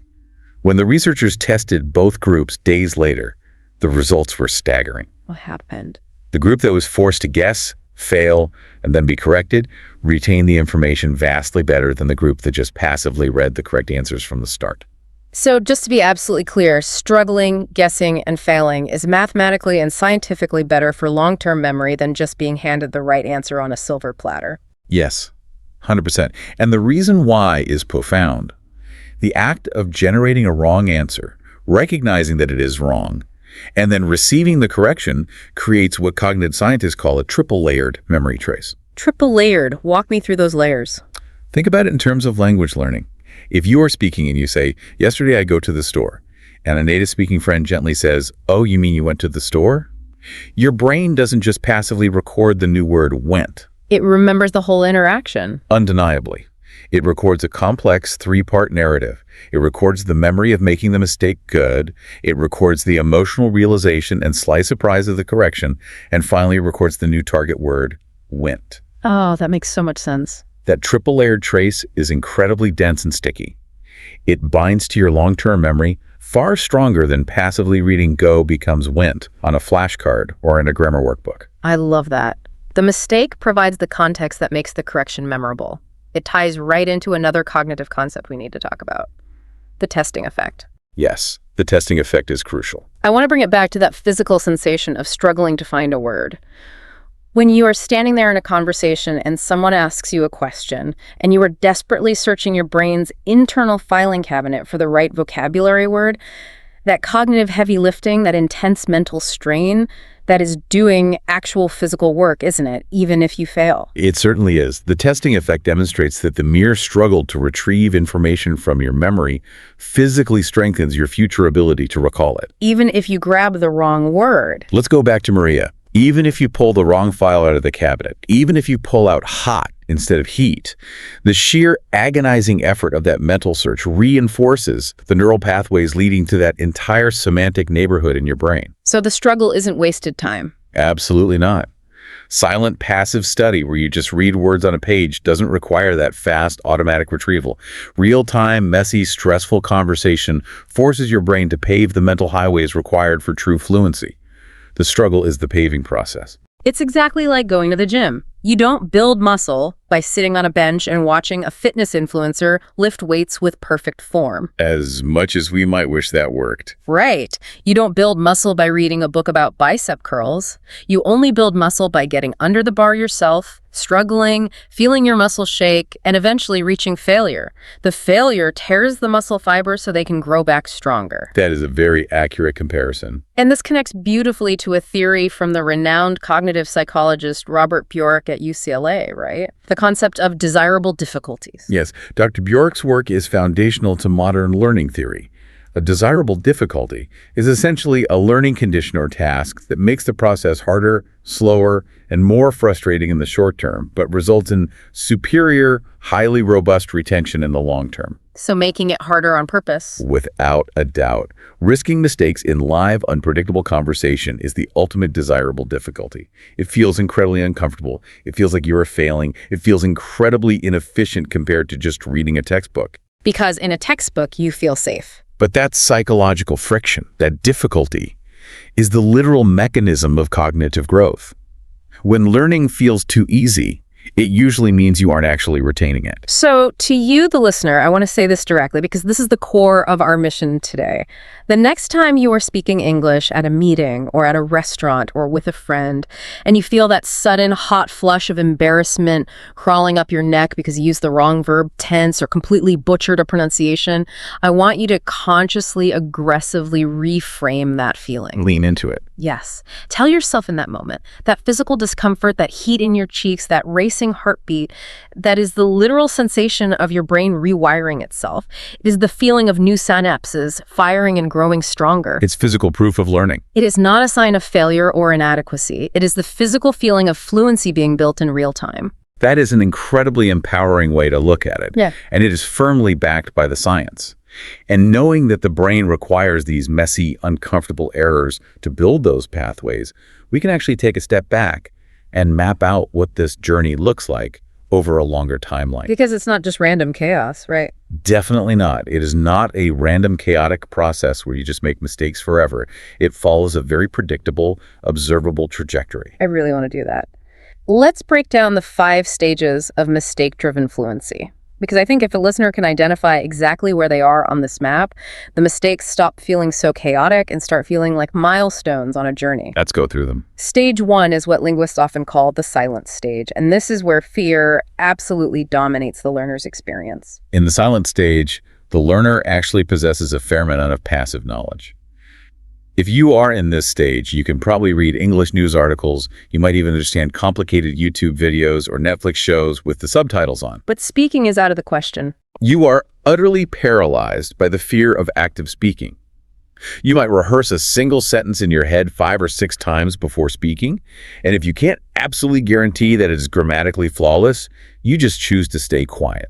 That sounds exhausting. It is. Your brain has all the raw materials sitting in the warehouse, but it refuses to turn on the factory assembly line because it's terrified of producing a defective product that others will judge. I have a great, very specific example of this from our notes. Think about Ahmed. Ahmed is a highly educated structural engineer from Egypt who recently moved to Houston, Texas for a new job. Okay, so he's a smart guy. Very capable. Very capable. Yes. But for his first 3 months in the US, he barely spoke a word of English outside of highly controlled, carefully drafted work emails. He would use Grammarly, check every word, and send it. But in person, he was a ghost. He was completely trapped in stage 1. He felt a deep psychological weight because he is a very smart man and engineer, but he felt like a child in English. Then one weekend, he is invited to a neighborhood barbecue. He is standing there, eating, and he really wants to compliment the host's cooking. The stakes feel incredibly high. Oh, astronomical. He is terrified. His heart is pounding. But he finally decides to break his silence. He walks up to the host, points at the grill, and says, "This meat is very delicious. Congratulations." Congratulations. It is such an endearing, fascinating mistake. Right. You don't usually congratulate someone on a hamburger as if they just graduated from college. But the host just laughed warmly, patted him on the shoulder, and said, "Thanks, man. Glad you like it." A completely positive interaction. The ice was completely broken. The specific mistake Ahmed needed to make wasn't important. He just needed to make any mistake. He had to breach the dam of silence and realize that the world wouldn't end if he used the wrong vocabulary word. Undeniably. The breach of that dam is the most critical moment in language learning. Because once that dam breaks, you are thrust into stage 2, the messy stage. And what happens in the messy stage? This is the stage where mistakes become incredibly frequent and, quite frankly, overwhelming. You start speaking more, which is great, but it feels utterly chaotic. You mix up words, you abandon sentences halfway through because you forgot the verb, you accidentally throw in words from your native language. So it actually feels worse than stage 1. Psychologically, this is the hardest phase, because you often feel like your English is actually getting worse. Which has to be so deeply discouraging for a learner who is putting in hours of effort. Why does it feel like you're regressing when you are actually practicing more? Because your brain is an active, massive construction zone. Think about a city that is installing a new subway system. Oh, it's a disaster. Detours everywhere. Absolutely. Yeah. Everything is torn up. There are detours everywhere. The scaffolding is blocking the streets, and traffic is a nightmare. It looks worse than before. Yeah. But underneath that surface chaos, crucial, permanent infrastructure is being laid down. You can't have the subway without the construction. Exactly. I mean, spot on. Your brain in stage 2 needs massive amounts of messy, real-world data, all those broken sentences and half-thoughts, so it can eventually learn how to autocorrect. That makes me think of Yuki, a graphic designer in Portland. She had studied English for years in Japan. She had perfect grammar on paper, aced all her written tests. But when she moved to Oregon and started chatting with American coworkers in the break room, she felt like she was completely falling apart.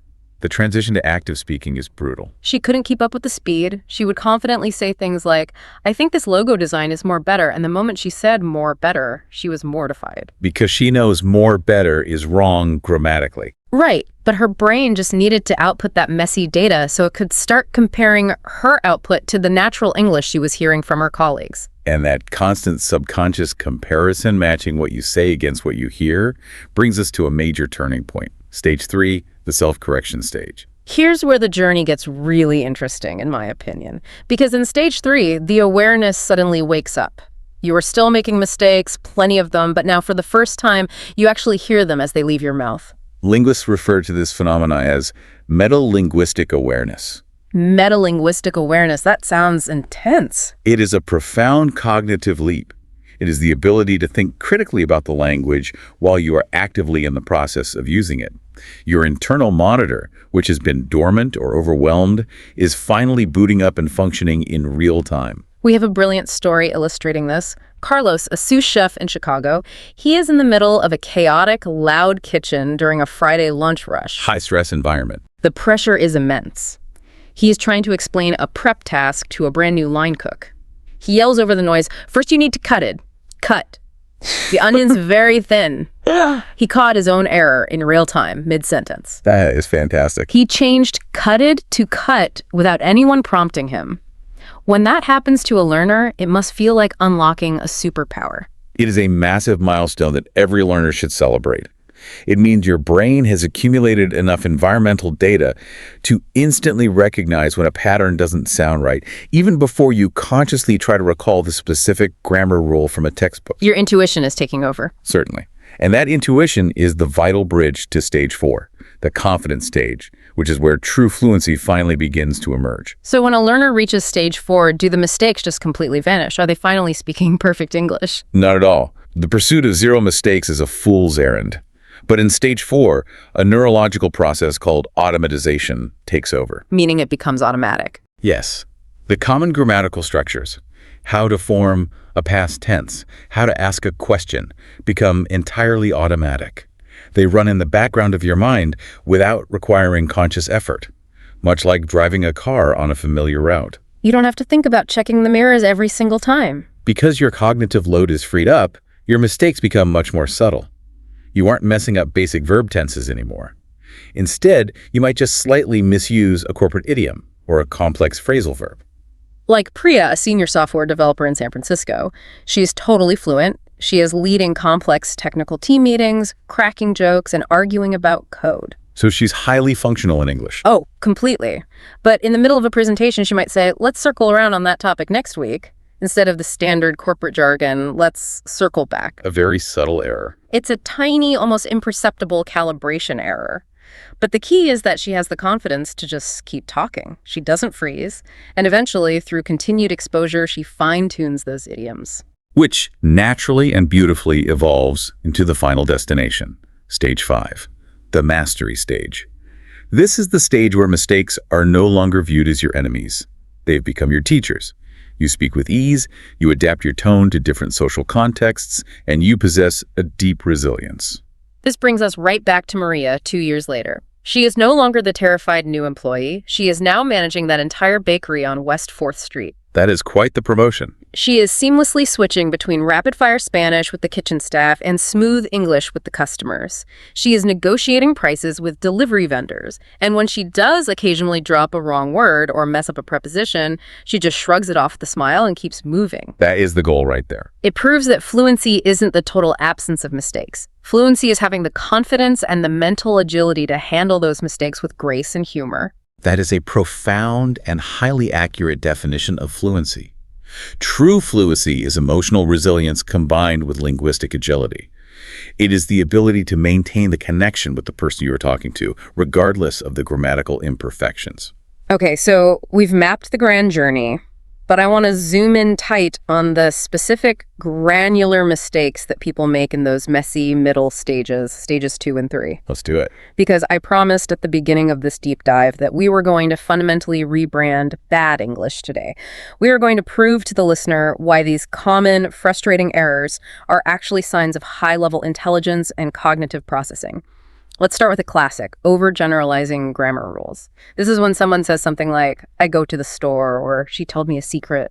To a monolingual native speaker who has never studied linguistics, hearing "I goed" sounds like a glaring elementary error. It sounds like a lack of knowledge. Like, I just haven't studied enough. But from a cognitive science perspective, it is a brilliant, beautiful display of system building. The learner's brain has correctly analyzed massive amounts of English data and identified the standard pattern for forming the past tense. Yeah. You add the ed sound to the base verb. Walk becomes walked, talk becomes talked, play becomes played. Right. When the learner says goed, They are actively, intelligently applying a logical, mathematical rule that they deduced themselves. They are not just blindly parroting memorized phrases, they are actively constructing language from scratch. They are acting like structural engineers, applying a reliable formula to build a sentence. It's just that the English language is a notoriously messy, historically cobbled-together language full of irregular exceptions that break its own rules. Absolutely. The exceptions, the fact that go becomes went, or tell becomes told, those anomalies just require rote memorization and prolonged exposure. You can't logic your way into went. But the mistake of saying goed itself proves that the cognitive engine of the learner's brain is running perfectly. It is finding patterns. What about the phenomenon of direct translation? This happens all the time when a Spanish speaker says, I have 25 years instead of I am 25 years old. Or someone says, mi hace illusion, translating it directly in their head and saying out loud, it makes me illusion instead of saying, I'm excited. This is another fascinating process. It shows the brain utilizing the native language as a necessary structural scaffold. A scaffold, like for construction. Yes, it is a highly creative problem-solving process. You have a complex, nuanced thought in your native language, and you are using absolutely every tool at your current disposal to build that thought in English. Yeah. Yes, the languages do not map one-to-one. They have different philosophies of reality. Different philosophies, that's interesting. English, for example, treats age as a state of being. You are an age, it is an adjective describing you. While Spanish and French treat age as a possession, you have years, you accumulate them. It is exactly like trying to build a complex Lego spaceship, but the only instruction manual you have is for a medieval Lego castle. That is a fun way to picture it. You know what you want the final product to look like. So you use the pieces you have, you look at the castle instructions, and you try to figure out what works. You might have to jam a drawbridge piece onto the wing of the spaceship. It might look a little weird, but it flies. It absolutely flies. And every time you make one of those translation errors and someone corrects you, your brain learns the specific boundaries and philosophical differences between the two linguistic systems. You learn that English and Spanish don't just use different words, they view the concept of age differently. That Lego analogy is completely accurate. You are repurposing existing knowledge to navigate a new environment. Then, of course, there's the classic hair-pulling issue of confusing similar words, homophones and near homophones. Oh, like writing lose with one O versus loose with two O's? Or saying advice with a C instead of the verb advise with an S. Oh, learners beat themselves up over this constantly. It makes them feel like they are regressing. They do, but confusing them is actually a profound symptom of vocabulary growth. Think about it logically. An absolute beginner doesn't confuse lose and loose because they likely only know one of those words, or neither. You can't confuse things you don't know. Undeniably. You only begin to confuse them because your internal vocabulary has grown so large and so complex that the mental files in your brain's dictionary are starting to physically overlap.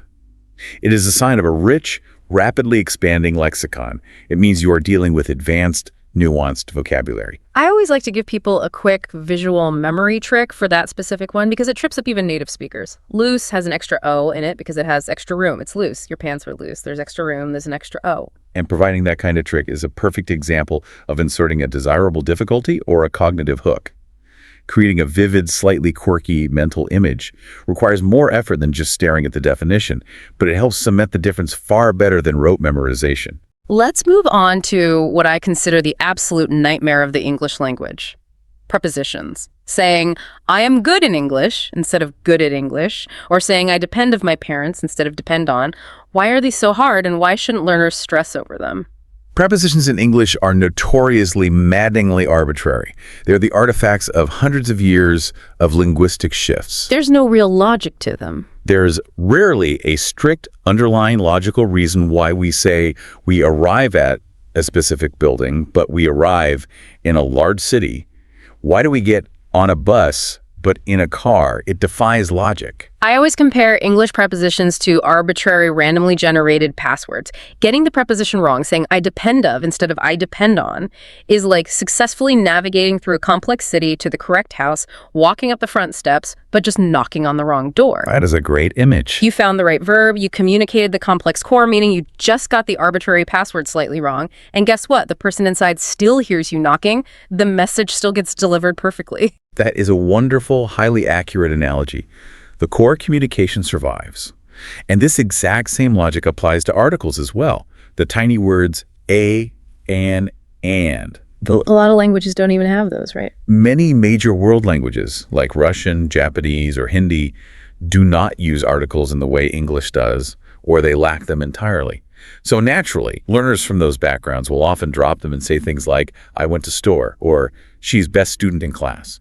And what does dropping those articles actually tell us about the fundamental nature of the English language? It proves mathematically how little inherent meaning articles actually carry. If someone walks up to you and says, I need new computer, the listener understands their need 100%. There is zero ambiguity. Right, you don't need the A to know what a computer is. The fact that the communication is flawless without the article shows that articles are mostly just grammatical baggage. They are decorative. Dropping them doesn't break the message. It just reveals that the learner's brain is acting with incredible efficiency, focusing all its limited cognitive processing power on the heavy lifting words, the nouns, and the verbs that actually carry the payload of meaning. Speaking of prioritizing the payload, what about the way learners handle question order and verb tenses? Someone saying where you are going instead of the grammatically correct where are you going, or saying yesterday I go to the park. This is the ultimate crowning example of the brain prioritizing the message over the formal structure. English has a very peculiar, almost unnecessarily complex rule where we invert the subject and the auxiliary verb to form questions, or we force the words do or does into the sentence. Like, do you like coffee? Right. But if you just state the phrase with a rising intonation at the end, you like coffee, the meaning is perfectly, undeniably clear to any native speaker. Similarly, with the phrase, yesterday I go, the word yesterday already firmly establishes the time frame in the listener's mind. So the past tense verb isn't technically needed for comprehension. The past tense verb went is grammatically required by the rule book, but semantically it is completely redundant. The learner's brain is being incredibly efficient, realizing that the time marker, yesterday, did the job. It is focusing entirely on the payload, not the packaging. The box might be a little dented, but the gift inside is intact. Okay, so we firmly established that grammar mistakes are basically signs of linguistic genius and efficiency. In many ways, yes. But eventually, as you practice, those basic grammar mistakes do start to fade. And here's where we hit a whole new, often surprising category of errors. Because beyond grammar, there are the cultural stumbles, the unwritten, unspoken rules of pragmatics. This is where language learning transcends grammar and becomes a deep study in cultural anthropology.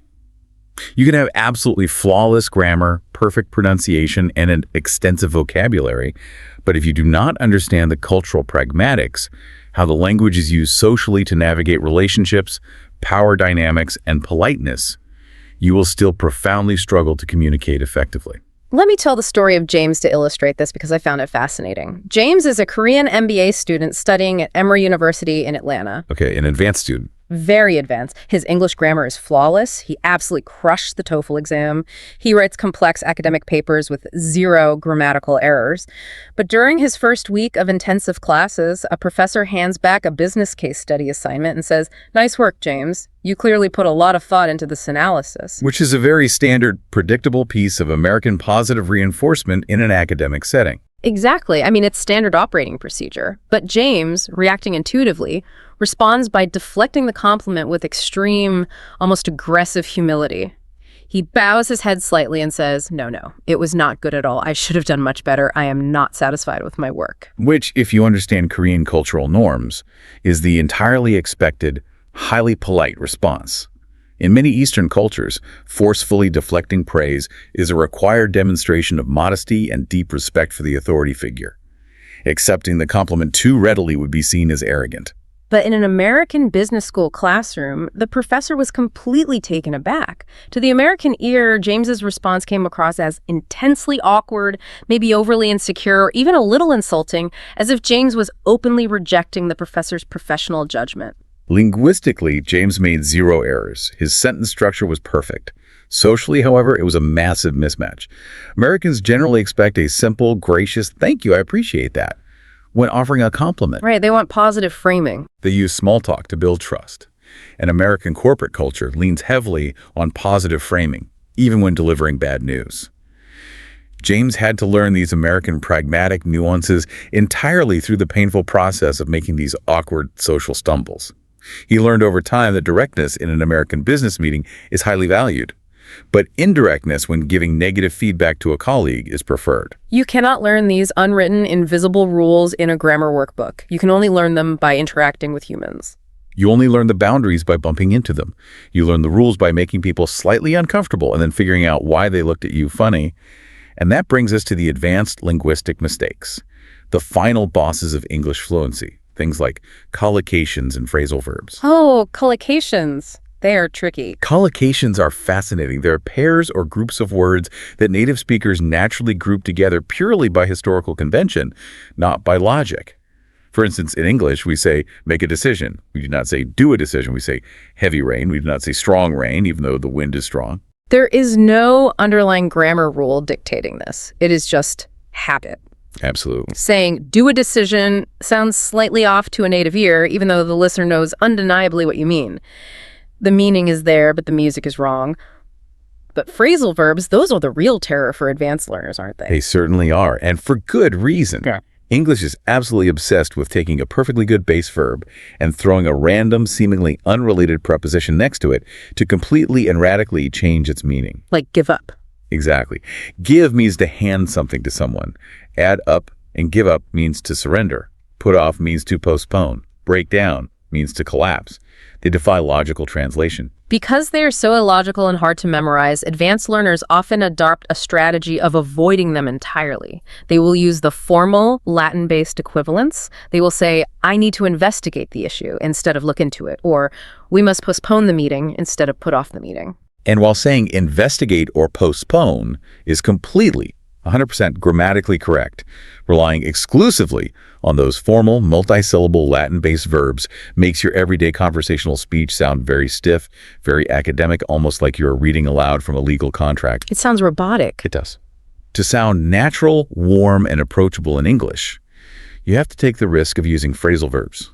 You have to be willing to mess up. You have to risk saying, I need to figure up this problem so that a coworker can smile and correct you to figure out. Avoiding the risk of the mistake actively prevents you from reaching that native-sounding, comfortable cadence. So what happens if we put these two distinct approaches head-to-head? The perfectionist approach, where you avoid errors at all costs, versus the mistake-driven approach, where you embrace the chaos. What are native speakers actually thinking while you struggle? Let's talk about the tale of two brothers. This is a famous, highly illustrative anecdote documented by Dr. Patricia Ramirez, a linguistics professor at a university in Texas. She tracked two students over the course of a year who were twin brothers from Vietnam, Minh and Duc. Okay, twin brothers. They arrived in the United States with the exact same background, the exact same education level, and the exact same baseline English proficiency.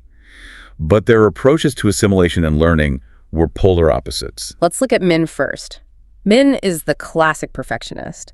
He spends hours every evening alone in his room with his nose buried in advanced grammar books.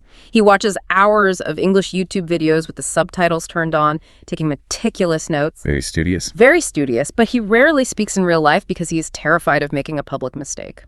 When someone asks him a question, he tries to construct the entire flawless sentence in his head before opening his mouth, and if he feels an error coming, he panics, stalls, or just gives short one-word answers. Minh is entirely trapped in the silent stage by his own perfectionism. He is building an incredible passive vocabulary, but zero active fluency. Duc, however, treats the English language like a messy playground. He doesn't care about the rules. He absolutely does not. He immediately joins a local recreational soccer team. He volunteers at a community center. He gets a loud, fast-paced part-time job at a restaurant, and he starts dating an American girl. He is speaking all day, every day, and his English is incredibly, wildly messy. Duc is out on the soccer pitch after a long sprint yelling, I am very exhausting, instead of, I am exhausted. His teammates are laughing with him. He is laughing at himself. He confuses words constantly. He uses the wrong tenses, but he keeps talking. And what was the measurable outcome after 1 full year of this experiment? It's striking. Mine's grammar on written tests is absolutely perfect, but in a live, spontaneous conversation at a party, he is completely frozen. He can't keep up with the natural, erratic pace of speech. He misses the punchlines of jokes because he's translating too slowly, and he feels incredibly isolated and depressed. Duc, on the other hand, is a vibrant social butterfly. He can negotiate with his boss, he can crack jokes with his teammates, he can persuade people. His grammar is still far from perfect, but his real-world fluency, his ability to connect, is off the charts. Dr. Ramirez uses this twin study to highlight a fundamental, undeniable truth in linguistics. Learners who actively prioritize communication and connection over grammatical correctness consistently achieve significantly higher levels of real-world fluency than those who prioritize correctness over communication. So connection over perfection. Without a doubt, fluency demands fast, intuitive, on-the-fly language processing. You simply cannot develop that rapid intuition in the sterile, safe environment of a textbook. You have to jump into the chaos of human interaction. But the reason Min stayed in his books is the exact reason so many of us freeze up. The deep, visceral fear of being judged. I want to address this directly because it's the elephant in the room. What are native speakers actually thinking when you make a mistake? People assume the worst. Right. The internal fear is that they are silently critiquing your grammar, assuming you are unintelligent, or losing respect for you. The reality of the situation is profoundly, surprisingly different. The vast majority of Americans, for instance, are strictly monolingual. They have never successfully learned a second language. Which is very true. When they encounter an immigrant or a visitor who is successfully navigating their daily life, handling their job, and building relationships in a second or third language, the primary overwhelming emotion they feel is monolingual awe. They are deeply impressed by the cognitive feat. Yes, I can attest to this. They aren't judging your missed preposition or your dropped article. They are marveling at the fact that you can function and thrive in a totally different linguistic world. It's like watching someone juggle flaming torches. You don't care if their stance is a little wobbly. You're just amazed they aren't burning the building down. And this brings up a fascinating psychological paradox, what we can call the irony of anxiety. The irony of anxiety. Explain that. When you are terrified of making mistakes, what does your body physically do in response to that fear? You speak much more quietly. You mumble your words. You avoid eye contact, which removes nonverbal context.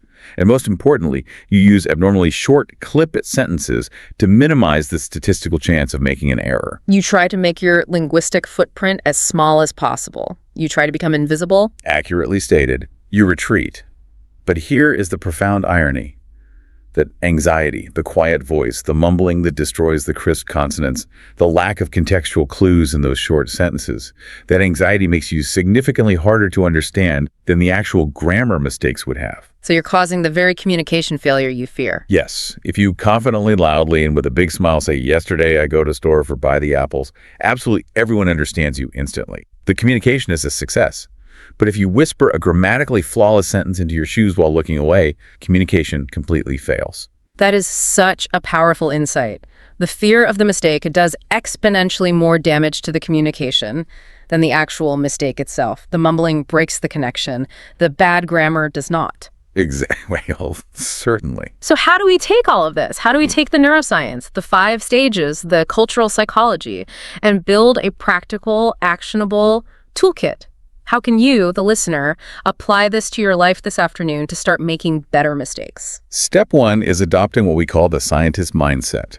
When you speak English, you need to stop viewing it as a high-stakes test, where your intelligence and self-worth are being graded by the listener. Instead, view yourself as a researcher running a series of lab experiments. I absolutely love this framework. You formulate a hypothesis in your head.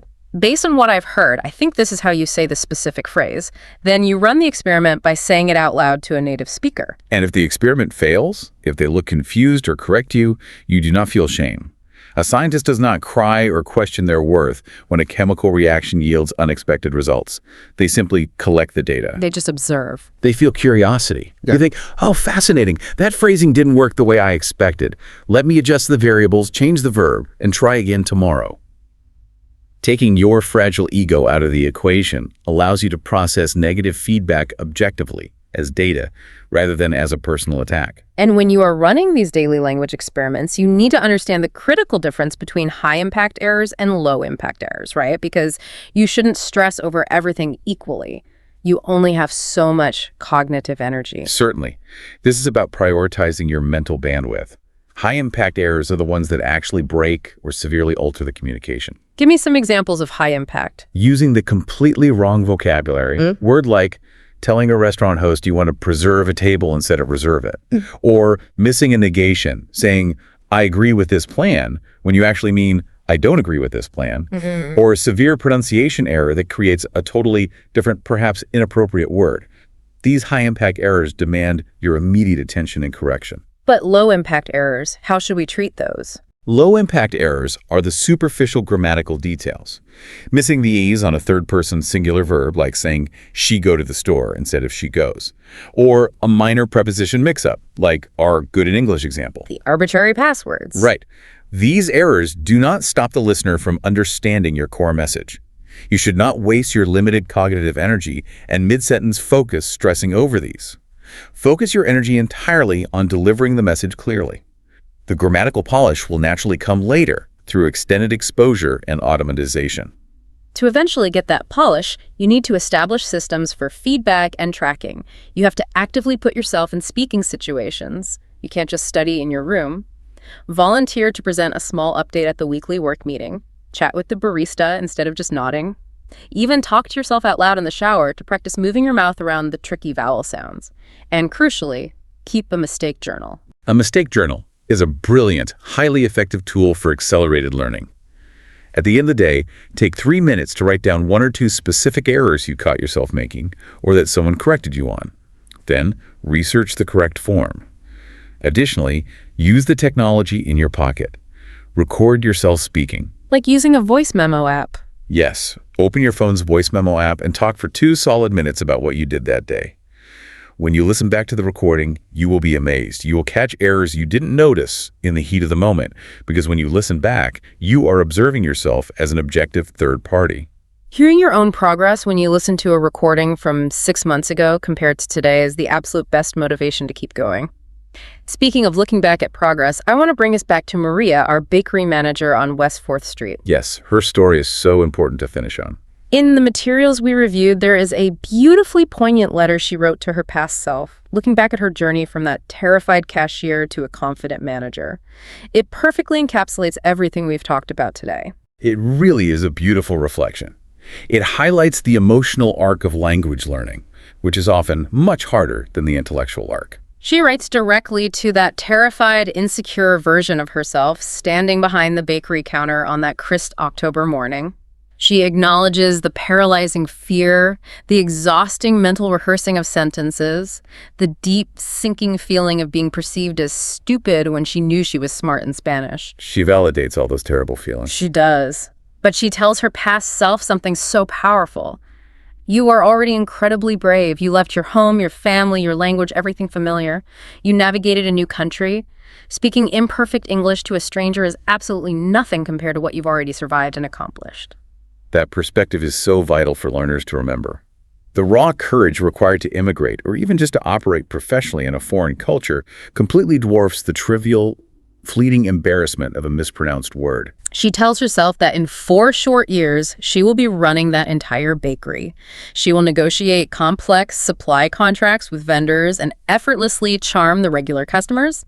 She notes that her English won't be mathematically flawless. She still has an accent. She still occasionally drops an article.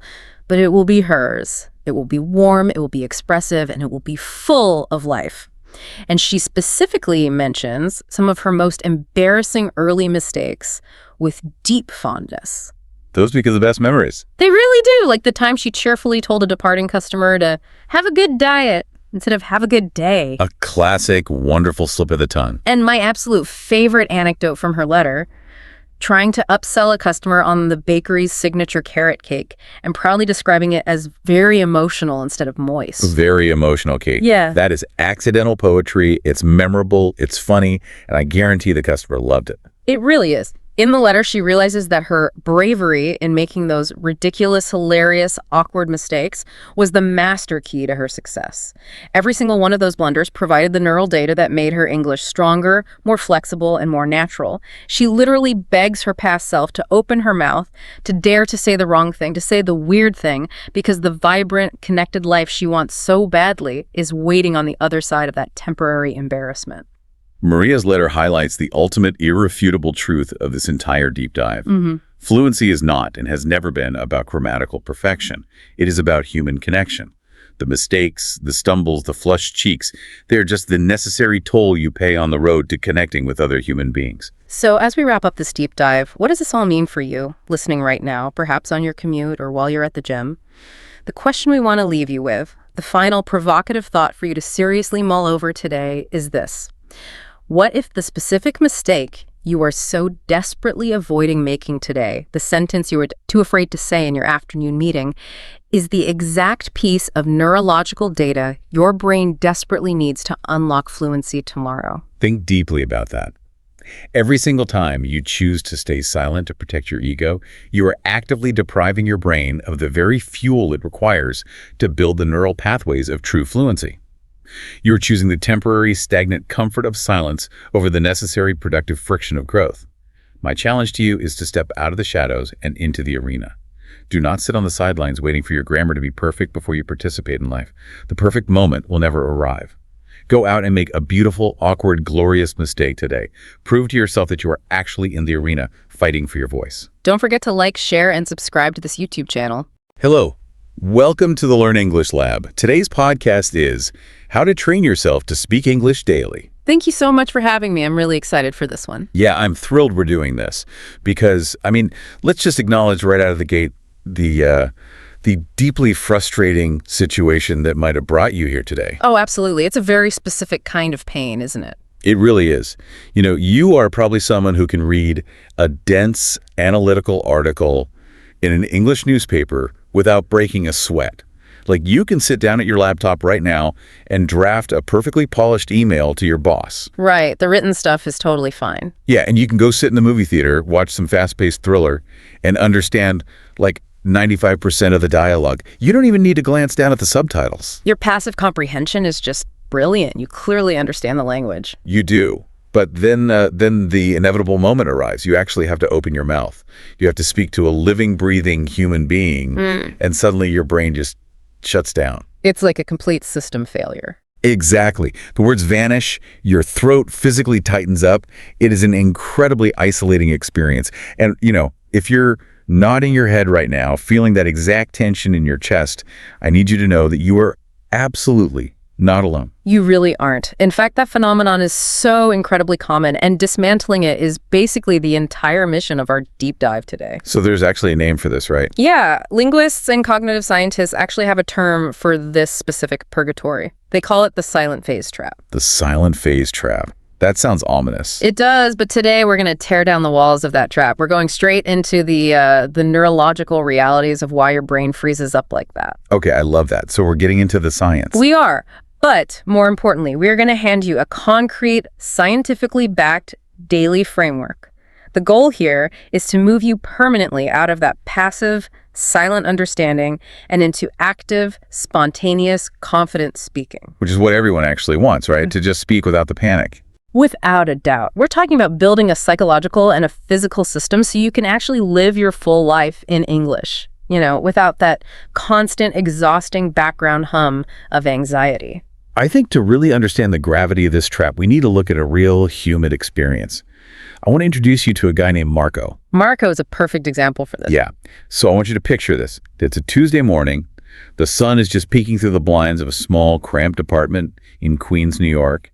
And Marco is sitting at his tiny kitchen table, just staring blankly at his phone. Probably dreading the day a little bit. Definitely. He has been living in the United States for 14 months. And if you look at his life on paper, he is thriving. Like he reads local news, he handles complex written communications with his landlord. He's highly functional. Right. He comprehends almost every single instruction his manager gives him at the logistics warehouse where he works. But the physical, real-time act of speaking, that feels like a completely inaccessible universe to him. Which brings us to arguably the most agonizing part of Marco's daily reality, which is the illusion of mental rehearsal. Oh man, the mental rehearsal. Tell me about that. Well, in his own mind, Marco is a remarkably eloquent speaker. Every single day as he walks to the subway, he rehearses these vibrant, elaborate interactions in his head. Like having full-blown conversations with himself. Yes, exactly.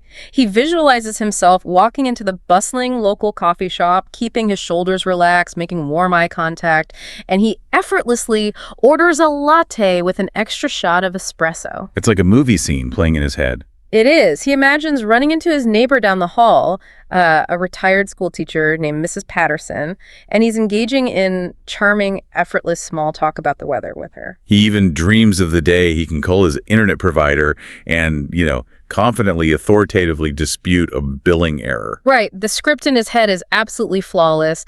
The vocabulary is rich. The grammar is impeccable. But the collision with reality is brutal, isn't it?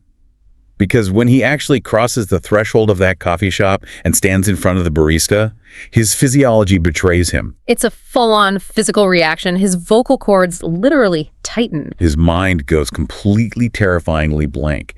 Words that he knows intimately, words he literally just read in a text message like 3 minutes ago, suddenly turn into complete strangers. They just retreat into the dark corners of his memory. They absolutely refuse to materialize on his tongue. And that is it. He is firmly caught in that silent phase trap. He has moved miles past the absolute beginner stage, where simply absorbing the language is natural and necessary. Right, he understands it now. Yeah, but he hasn't built the neurological bridges to push into active fluency.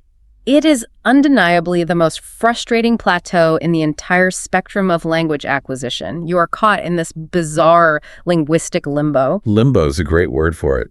You possess enough knowledge to understand the complex world happening around you, but you totally lack the active production mechanics to actually participate in it. You're sort of a ghost in your own life. Wow. A ghost in your own life? That is heavy, but it's so accurate. And there's a fundamental truth we really need to establish right now before we go any further. Fluency is not a personality trait. Say that again, because people need to hear that. Fluency is not an innate talent. It is certainly not some magical genetic gift bestowed upon a lucky few. It is simply a physical and neurological habit. And habits are constructed in only one way, right? Through repetitive physical action, day after day. Okay, I want to visualize what is actually happening inside Marco's brain. And honestly, inside your brain, if you are stuck in this phase, let's look at it through the lens of architecture. I love this analogy. So imagine your brain contains two completely separate, distinct rooms for language. Huh. Room 1 is massive. Think of an Amazon fulfillment warehouse, stretching as far as the eye can see. Just massive, towering shelves everywhere. Exactly. This room houses your passive knowledge. Yeah. You have spent months, perhaps years, painstakingly cramming this giant warehouse full of vocabulary flashcards, intricate grammar rules. All those textbook paradigms. Yeah, and all the passive dialogue you've absorbed from binge-watching television shows. When you hear a word spoken by someone else, your brain, lightning fast, retrieves the meaning from room 1.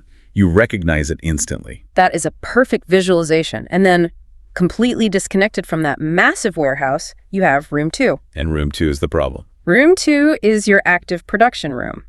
And compared to the sprawling expanse of room 1, room 2 is shockingly tiny. It is the size of a broom closet. A broom closet next to an Amazon warehouse. That is quite the visual. Right. This closet only contains the specific words and phrases that you can summon to your lips instantly, like in real time, while standing face to face with a living, breathing, unpredictable human being. These are the words you can deploy without needing a torturous 5-second pause to internally translate from your native language. Absolutely. And the disparity between the warehouse and the closet is what creates that agonizing frustration. But here is where my intuition, and probably the intuition of anyone listening to us right now, pushes back.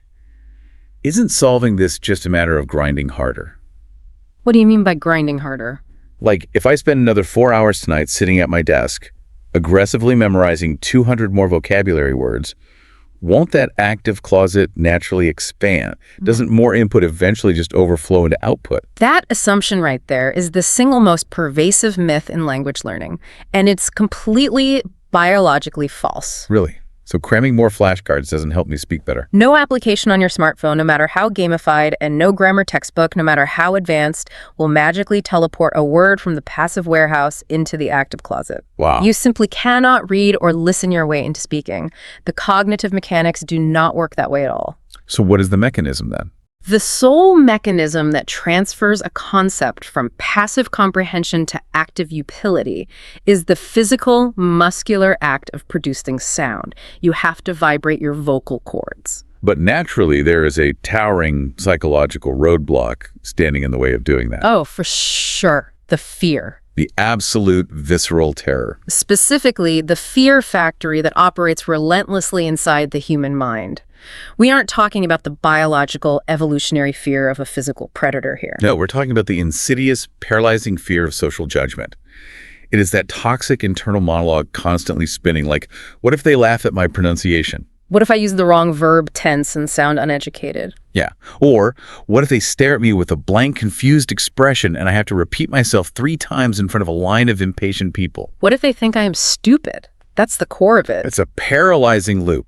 And what's worse is that it gives your brain a highly logical sounding excuse to simply remain quiet. Yeah. You convince yourself, I'll just nod, I'll just smile politely. I'll let the native speaker do all the heavy lifting. Because maintaining the illusion of competence feels so much safer than risking embarrassment. And this is the core reality check we really need to deliver right now. Every single fluent speaker that you look up to, every polyglot on the internet. Every confident immigrant who mastered a second language. Yes. Every international CEO who gives keynotes in their non-native tongue. Every single one of them went through a prolonged, agonizing phase of sounding incredibly awkward. They all made embarrassing mistakes, didn't they? They used entirely the wrong vocabulary in mortifying social situations, every single one of them. So what's the difference between them and Marco? The defining distinction between the individuals who eventually achieved effortless fluency and those who remained permanently trapped in the silent phase is not IQ. It is not a superior memory. What is it? It is simply the fact that the fluent speakers kept talking anyway. They tolerated the awkwardness. I hear that, and I mean, it's deeply motivating on a philosophical level. But let's be pragmatic here for a second.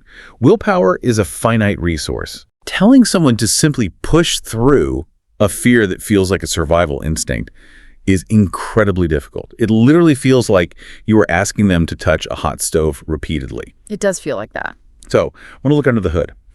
What are the actual tangible neurological mechanics at play here? Why does the physical act of talking through the fear literally rewire the brain's architecture? It fundamentally comes down to the science of neuroplasticity. We throw around the phrase rewiring the brain as a casual metaphor in, self-help circles. Right, that's a bit of a buzzword. But in the realm of linguistics, it is a literal biological reality. Your brain physically alters its shape and density. Wait, it physically changes shape? Yes. Neuroscientific imaging demonstrates that bilingual and multilingual individuals possess noticeably denser gray matter in the regions of the brain responsible for language processing, memory retrieval, and executive function. That is wild. When you force yourself to speak out loud, you are not just practicing, you are physically thickening literal neural pathways. So it operates on the exact same biological principles as building skeletal muscle in the gym. Without a doubt. And just as with physical hypertrophy, consistency drastically outperforms volume. Okay, unpack that for me. Imagine going to the gym and deciding to lift heavy weights for 4 agonizing hours on a Sunday, but then remaining completely sedentary for the next 6 days. You wouldn't build functional strength doing that. You'd just be incredibly sore. Exactly. You will only inflict severe muscle damage. But if you lift weights for a focused, intense 20 minutes every single day, your body adapts. It builds real, sustainable strength. So the brain is the same way. The brain's neural pathways operate on a strict use it or lose it principle. They weaken when they aren't activated. Daily vocalization prevents that synaptic decay. Which means a massive, grueling 3-hour grammar study session on a Saturday is virtually useless for fluency compared to 20 minutes of active daily speaking. Spot on. That makes total sense. And it actually reminds me of the process of learning how to drive a manual transmission car. Oh, that's a great comparison. Let's walk through that. Think about that very first time you get behind the wheel. It is sheer terror because every single micro-action requires massive conscious thought. You have to actively, verbally command yourself. Like, okay, check the rearview mirror. Yeah. Now, physically, turn your head to check the blind spot. Okay, twitch the clutch down. Now shift the gear. Now gently, gently lift the clutch while pressing the gas. It consumes 100% of your cognitive bandwidth. You can't even listen to the radio because your brain is completely maxed out. Right. And that state is what psychologists call declarative memory, isn't it? Conscious, effortful knowledge. That is a phenomenal analogy. Yes, that is declarative memory in action. You know the rules, but you have to actively retrieve them step by step. But then you fast forward 2 years. You are driving that exact same car down the highway. You are sipping a hot coffee. You are singing along to the radio, and you are deeply contemplating what you need to buy at the grocery store. You're not even thinking about the car anymore. Exactly. You smoothly downshift and take your exit without your conscious mind even registering that your hand touched the gear shift. The action has become entirely automatic. It is shifted into procedural memory. So true. So, if I'm tracking this correctly, the journey to fluency is simply the neurological process of forcing language out of the clumsy, effortful declarative memory where you are agonizing over rules and into the seamless, automatic procedural memory. That is the exact mechanism. You eventually stop agonizing over whether to use the past perfect or the simple past, and your vocal cords just spontaneously produce the correct sound based on instinct and pattern recognition. But the critical question is, how do we trigger that specific neurological shift? This brings us to a foundational concept introduced by the renowned linguist Merrill Swain. It's known as the output hypothesis. The output hypothesis, what did she propose? Swain proposed something revolutionary. She argued that producing language, the actual physical output of speaking, isn't merely a way to practice the vocabulary you already know. Okay, then what is it? The act of outputting is actually the primary driver of new learning. Wait, hold on. That sounds a bit paradoxical. How can the act of speaking teach you a word that you don't actually know yet? This is where the cognitive science gets fascinating. When you attempt to construct a sentence out loud and you fail. Like when you hit a sudden mental roadblock. Exactly. Yeah. Because you don't know a specific noun or you realize mid-sentence that you have no idea how to structure the thought, that moment of failure triggers a profound mechanism in your brain. What does it do? It forces your consciousness to actively notice the gap in your knowledge. The brain absolutely hates incomplete patterns. Oh, interesting. Once your brain is hyper-aware of that specific linguistic gap, your reticular activating system is primed. It acts like a radar. So it starts scanning for the answer. Yes. The very next time you hear that missing piece of information in a Netflix show or see it in a newspaper, your brain seizes it instantly. Wow. So the output actually draws the treasure map for future input. Failing to speak is not a mistake. It is the literal biological prerequisite to acquiring new language. The failure is the catalyst. If you remain silent, if you never attempt to construct original output, you never encounter the boundaries of your own knowledge. You never experience the gaps. And if you never encounter the gaps, your brain has no mandate to absorb new, specific tools from your environment. Failing to vocalize a concept is the biological trigger that screams to your brain, we have a critical structural weakness here. We need to find the missing brick to finish this wall. Okay, the science is incredibly clear on this. The brain absolutely demands that we produce output every single day to thicken those neural pathways and map out those cognitive gaps. Unquestionably. But we need to ground this in reality. Yeah. How do you actually execute that if you were in a situation where you live entirely alone? A very common scenario. Or what if you were just genuinely, paralyzingly terrified to walk up to a native speaker and initiate a spontaneous conversation today? That is precisely why we need a structured, tiered approach. You cannot just jump into the deep end without learning to tread water first. So what's the plan? We are going to break down a daily framework step by step. And the most comforting realization for many learners is that you do not need a conversation partner to begin producing daily output. Really? You can do it by yourself. The foundational steps of this framework require zero unpredictable human interaction. The very first step, the absolute cornerstone of the daily habit, is the morning monologue. The morning monologue. Okay, let's look at Marco again. Marco commits to this. This takes just 10 minutes, right? Just 10 minutes. Every single morning, before he even puts on his jacket to leave for the warehouse, he stands squarely in front of his bathroom mirror. And he simply starts talking to his own reflection. Out loud. In English. He has no script, no flashcards, no textbook open on the counter. He just starts describing the reality of what is going to happen that day. I imagine at first it is excruciatingly halting. Oh, it's rough at first. He is probably standing there saying, today is Tuesday. I will go to the train.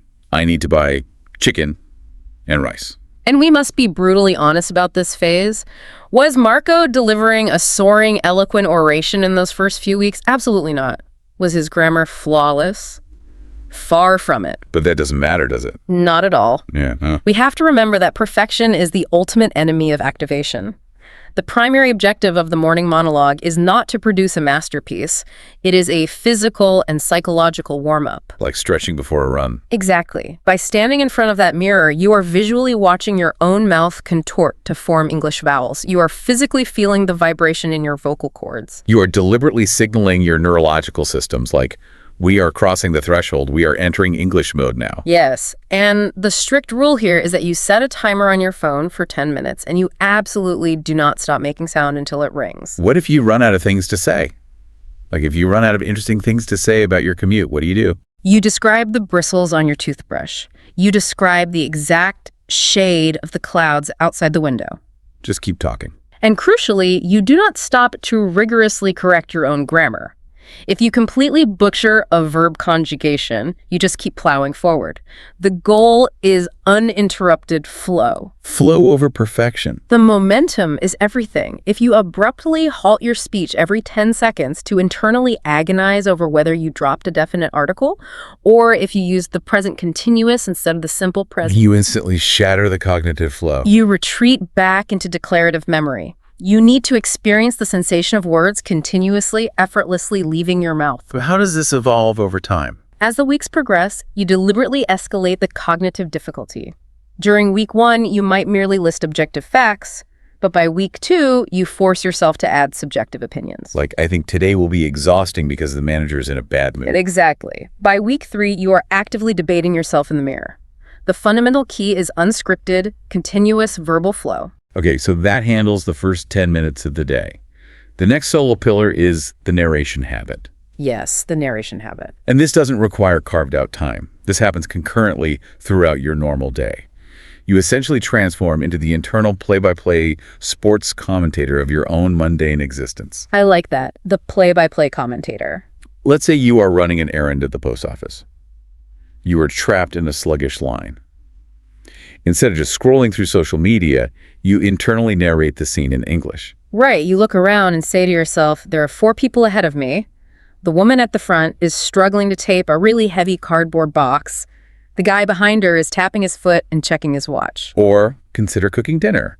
You are standing at the stove narrating, I am dicing the yellow onions. The fumes are making my eyes water. I need to reduce the heat under the skillet before the olive oil starts smoking. You are overlaying your physical reality with an English narrative track. Why is that so effective? The reason this specific exercise is so wildly effective for achieving fluency is that it aggressively forces your brain to bypass the sluggish native language translation layer. Ah, the translation layer. Instead of looking at an onion, retrieving the word cebolla in Spanish, and then translating it to onion, you are forging a direct, immediate neural link between the visual stimulus of the vegetable and the English sound onion. And I assume this is where Swain's output hypothesis really proves its worth in everyday life. It's the perfect proving ground for it. You are narrating your morning subway ride, and you think to yourself, I am holding on to the... Wait, what on earth is the specific English word for this metal bar hanging from the ceiling? You have instantly discovered a cognitive gap. You hit the boundary of your knowledge. But in this framework, it is no longer a moment of silent panic. It is a targeted, valuable discovery. Because you found it in the real world. Exactly. Because you encountered that gap in a vivid, real-world scenario, your brain flags it as essential for survival. So when you later look up the word handhold or pole on your phone, the retention rate is astronomically higher than if you had merely encountered it on a randomized vocabulary flashcard. Absolutely. You are learning the language in the exact context in which you actually need to use it. I really love that perspective. Transforming humiliating blanks into targeted discoveries. It changes everything. Let's move to the other heavy-hitting solo activity, which is the shadow technique. This requires a bit more dedicated time, maybe 20 minutes a day. Yeah. Yes, 20 minutes is ideal. And shadowing is, hands down, the most powerful solo conditioning tool in existence for developing natural cadence, authentic rhythm, and accurate pronunciation. How does it work? The methodology is remarkably straightforward but intensely challenging.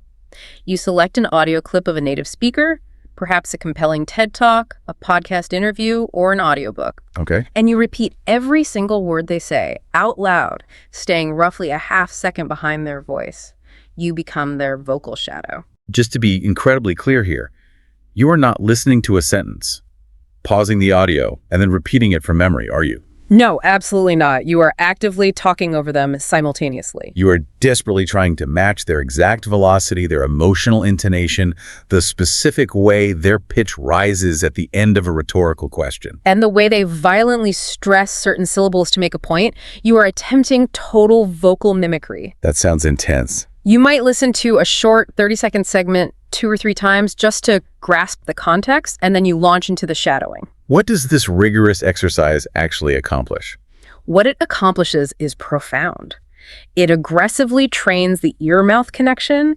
It forces the intricate facial muscles, the tongue and the jaw, to memorize the physical contortions required to produce authentic English phonetics. So it's literally physical conditioning. Yes, and more importantly, it forces your brain to internalize the natural musical prosody of the language. Prosody, the rhythm of it. English is a stress-timed language, meaning the rhythm is dictated by the stressed syllables. A textbook can tell you the rules of stress, but only the physical act of shadowing can burn that rhythm into your muscle memory. Okay, I have to ask the obvious question here. Go ahead. Doesn't standing in your bathroom, arguing with yourself in a mirror, or pacing around your living room, aggressively echoing a podcast host, feel profoundly ridiculous? Oh, it feels incredibly ridiculous. You will feel foolish for the first few days. So how does a self-conscious adult get past the sheer silliness of doing these exercises? You must implement a psychological reframe. Think of an elite athlete. A professional sprinter doesn't feel foolish doing exaggerated, high-knee mobility stretches on the track before a stadium full of people. Because they know it's necessary. Exactly. They know it is biologically necessary. These solo vocal exercises are your linguistic mobility stretches. You are conditioning your neurological pathways and your physical articulatory system in a perfectly safe zero-judgment vacuum. That's a great way to look at it. But, as you rightly pointed out earlier, shadowboxing in an empty gym is only the warm-up. Eventually, you have to step into the ring with an opponent. Right. But before we introduce the unpredictable chaos of other humans, there is one final piece of the solo framework that acts as a bridge: the weekly recording review. This is crucial. So every Sunday evening, you open the standard voice memo app on your smartphone, hit record, and you speak for 5 unbroken minutes, completely unscripted. You can review your week, vent about your boss, or review a movie you just watched. Then, you save the file. And once a month, you force yourself to sit down and listen back to those accumulated recordings. What does this do for you? This specific practice provides psychological armor against despair. Armor against despair. I like the sound of that. When you are immersed in the daily grind of language acquisition, your day-to-day progress is microscopic. It is invisible to the naked eye. You will inevitably hit mornings where you feel like you are actually regressing. Yeah, those plateau days are brutal. But when you play back that hesitant, stumbling recording from week 1 and immediately contrast it with the recording from week 12, the undeniable auditory proof of your neurological growth is right there in your ears. You can actually hear the difference. You will objectively hear fewer agonizing pauses. You will hear a more natural, fluid rhythm. It is the ultimate antidote to the illusion of stagnation. Okay, we have poured the concrete for the solo foundation. The articulatory muscles are warmed up. The brain is accustomed to bypassing translation through narration. Now we have to deal with the terrifying, unpredictable variable, other humans. The real test. Let's transition into the framework for real interactions. This is where we introduce the conversation quota. Yes, to achieve true fluency, you must engage in at least one genuine, real-world interaction in English with another human being every single day. Every day. No excuses. Solo practicing is brilliant because it allows you to control all the variables, but real-world communication is chaotic. It requires you to rapidly process unexpected questions, decipher unfamiliar regional accents, and formulate spontaneous thoughts while managing your own social anxiety. And jumping straight into deep conversations is too much, so we break this quota down into manageable levels. Level 1 is transactional conversations. Right. This is your focus for weeks 1 and 2, right? Correct. These are the mundane, highly predictable interactions you are already having. Buying a coffee, picking up dry cleaning, interacting with the cashier. The natural survival instinct here is to be as invisible as possible, right? Yeah. The silent phase trap tells you to just point at the pastry in the glass case, hand over your credit card in total silence, and flee. And the mechanism for breaking that trap is to deliberately, artificially expand those minimal interactions. Refuse to settle for the absolute minimum. Exactly. You must refuse to settle for the absolute minimum viable communication. When you step up to the barista, instead of pointing, you take a breath and force yourself to utter a full sentence. Hi, could I please get a medium iced coffee with a splash of oat milk? And actually, do you happen to have any of those blueberry muffins left in the back? Or when you are checking out at the grocery store, instead of staring at the card reader in silence, you engineer a micro-conversation. You ask the cashier, hey, quick question. Do you know if these strawberries are still on sale? I thought I saw a promotion sign near the entrance. You are intentionally serving a conversational tennis ball over the net. You serve a low-stakes question, they hit back an unpredictable answer, and your brain is forced to process it in real time. You are artificially manufacturing opportunities for active output. Once your nervous system realizes that you won't die from a transactional exchange, you escalate to level 2, social conversations. When do we start that? You generally attempt this around weeks 3 and 4. This brings us right back to Marco and his neighbor in the hallway, Mrs. Patterson. Right. This is the perfect example. For over a year, Marco had utilized the exact same heavily rehearsed script. He would see her, nod politely, say good morning, and quickly walk past. It was safe. Very safe. But one Tuesday, equipped with his new daily habit, he pushes his boundary. He adds a single unscripted sentence. He looks at her and says, "Good morning, Miss Patterson. How are you doing today?" And that one seemingly innocuous question shatters the predictable script. Because she answers back. She does. Mrs. Patterson's face brightens, and she immediately launches into a meandering, highly detailed story about her recent trip to the local pharmacy because her arthritic knee is acting up again due to the humidity. Oh, and the training wheels are off. Suddenly, the training wheels are completely off. Marco is thrust into an unscripted, highly unpredictable social dynamic. He has to actively listen, he has to infer the meaning of new medical vocabulary from context, and he has to formulate a socially appropriate, empathetic response on the fly. And the beautiful thing is, he succeeds. He processes her story and responds, "I'm so sorry to hear about the pain in your knee. Please let me know if I can help you carry your groceries upstairs later." The entire interaction lasts perhaps 45 seconds. But neurologically, it is a monumental breakthrough. Because he realizes he survived. He experiences a profound realization. The world does not spontaneously combust when he initiates small talk. She doesn't mock his accent. She doesn't correct his grammar. She just treats him like a completely normal neighbor having a completely normal human interaction. Which naturally paves the way for level 3. Extended conversations. By week 5 and beyond, the framework dictates that you must actively seek out environments where sustained multi-minute dialogue is the expected norm. Returning to Marco, he took a massive leap and joined a free Thursday evening conversation group hosted at his local public library in Queens. I cannot emphasize enough what a phenomenal resource public libraries are for this. You get this eclectic mix of retired native speakers who just want to socialize and fellow learners from all over the world sitting in a circle discussing completely random prompts. Childhood traditions, opinions on artificial intelligence, favorite local restaurants. And we shouldn't romanticize this first night, should we? No, we really shouldn't. During that first session, Marco was paralyzed by the group dynamic. He barely managed to string together 3 sentences over the course of an hour. But the magic of the framework relies on relentless consistency. He forced himself to return the next week and the week after that. By the 4th week, the neurological pathways had strengthened sufficiently. He found himself passionately sharing an extended 10-minute story about the complex street food culture he grew up with in Mexico City. The social environment demanded a higher level of cognitive output from him, and because he had been rigorously doing his morning monologues and shadowing, his brain was actually prepared to meet that high demand. Okay, I have to play devil's advocate here for a moment because I know what the highly empathetic listeners are thinking right now. What's that? What if the other person is busy? What if they just don't want to talk? Aren't we being a little bit selfish by deliberately cornering a stressed barista with extra questions or delaying our neighbor in the hallway just to get our selfish language reps in? That is a highly considerate question, and it highlights the need for basic emotional intelligence. You must observe and respect social cues. Like reading the room. Exactly. If the barista is frantically making 6 lattes while a line of 20 impatient commuters glares at them, you keep your order incredibly brief. If your neighbor is avoiding eye contact, clutching their keys, and walking at a brisk pace, you let them pass.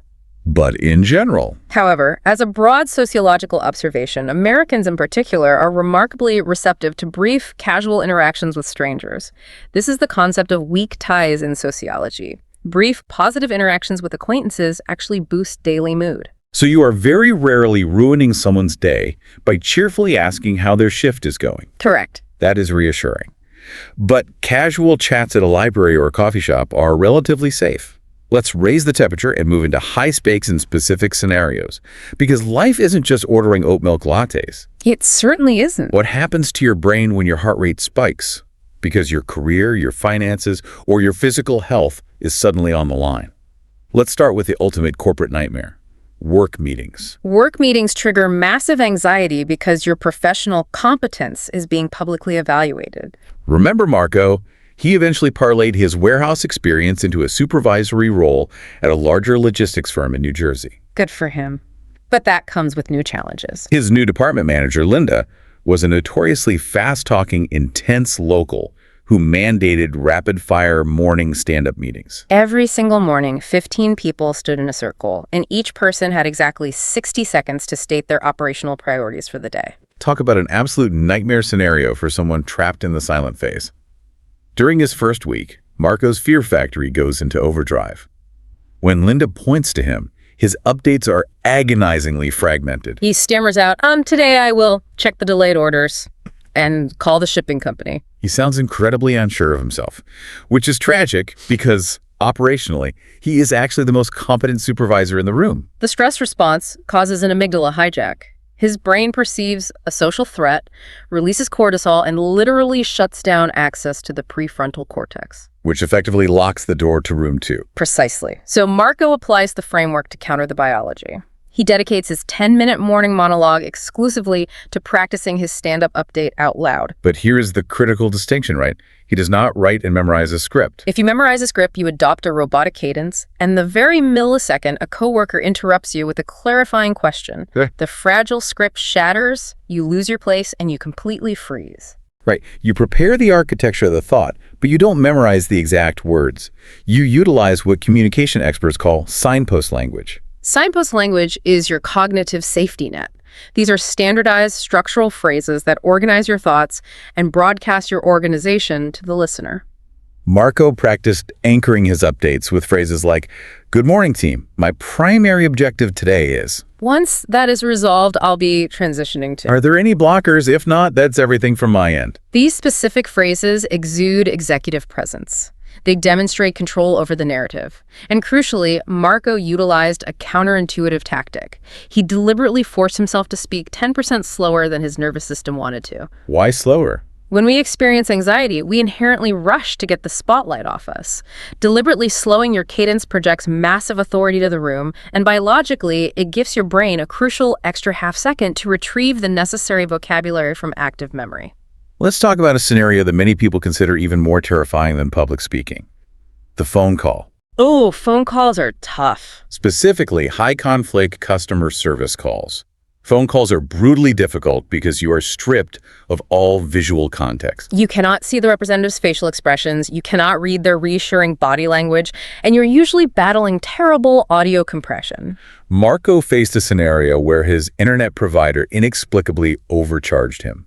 His monthly bill, which should have been $65, suddenly arrived at $85. And out of sheer linguistic dread, he ignored the problem for 3 solid weeks. He was terrified of entering a verbal sparring match with a fast-talking representative. The strategy for surviving high-stakes phone calls is to relentlessly control the variables that are within your power. First, you create a physical anchor. A physical anchor, like writing it down? You take a notepad and write down highly specific bullet points, your account number, the exact date of the error, and the precise financial resolution you are demanding.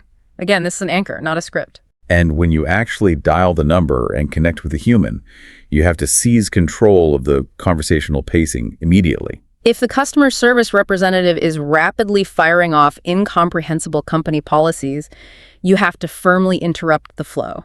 You deploy a specific tactical phrase like, "Excuse me, I want to make absolute sure I'm understanding you correctly. Are you stating that?" That phrase is a linguistic superpower. It abruptly halts the representative's rapid-fire momentum and forces them to rephrase their complex jargon into simpler, digestible terms. Furthermore, to build the necessary courage for that high-stakes $85 dispute, you manufacture low-stakes practice calls. You call a local movie theater and ask a human what time a specific film starts. You call a busy restaurant and ask if their kitchen accommodates severe peanut allergies. You intentionally build your phone-centric neural pathways in arenas where a communication failure costs you absolutely nothing. Let's pivot to a different kind of anxiety, the social gathering. The dreaded friend-of-a-friend backyard party. Marco gets invited to a massive 4th of July BBQ by his coworker James. Marco arrives, and aside from James, he does not know a single soul in the backyard. He is standing awkwardly near the cooler, having an internal panic attack about his accent, when a stranger named Tyler, wearing a baseball cap, strolls up and introduces himself. This is the ultimate unscripted test of conversational agility. How do you survive that? The survival stratagem in this scenario relies heavily on basic human psychology. Fundamentally, human beings absolutely love talking about themselves. Your most potent weapon at a high-anxiety social gathering is the strategic deployment of questions. You deflect the spotlight. Yeah. You ask, how exactly do you know James? Have you lived in this neighborhood long? Are there any decent restaurants around here? What are you currently binge watching? Asking a thoughtful question completely shifts the cognitive burden onto the other person, granting your nervous system precious time to regulate your breathing and assemble your subsequent thoughts. And when the spotlight inevitably swings back to you and you have to respond, the golden rule is to share narratives, not just sterile facts. If Tyler asks Marco where he is originally from, Marco should never just give the dead-end answer, I'm from Mexico. That immediately kills the conversational momentum. Instead, Marco says, I'm originally from Mexico City. I grew up in a neighborhood packed with cobblestone streets and the most incredible late-night street food you've ever had. A narrative gives the listener multiple hooks to grab onto. It organically invites further engagement. And there is one absolute ironclad, non-negotiable rule when navigating these social gatherings as a non-native speaker. What is it? You must never, under any circumstances, apologize for your English. I find that advice so fascinating and honestly a bit counterintuitive. Why is that an ironclad rule? Doesn't starting a story by saying, I'm so sorry, my English isn't very good, politely lower their expectations so they are more patient and forgiving of your mistakes? It feels polite, but psychologically, it is highly self-destructive. Really? How so? The exact millisecond you apologize for your language skills, you fundamentally alter the power dynamic of the interaction. You instantly frame yourself as a burden, as someone requiring charity from the listener. Oh, wow.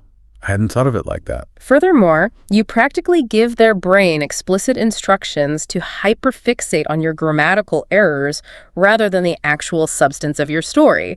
You are subconsciously signaling, please evaluate my flawed syntax, instead of, please enjoy this hilarious anecdote. You must project the assumption that you belong in the conversation. If you drop a preposition, you drop a preposition. The vast majority of people simply will not notice, and the minuscule fraction of people who do notice will not care. That is a massive perspective shift. Yeah. Stop asking for permission to speak. Okay, let's examine a scenario where clarity is absolutely non-negotiable. The doctor's office. Oh, that's a high stakes one. Marco wakes up one morning with severe, radiating lower back pain.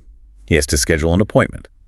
Medical vocabulary is notoriously dense and intimidating even for native speakers. Because the stakes are literally your physical well-being. The strategy here shifts from fluid conversation to surgical preparation, doesn't it? You must actively study the foundational vocabulary of physical symptoms before you walk into the clinic.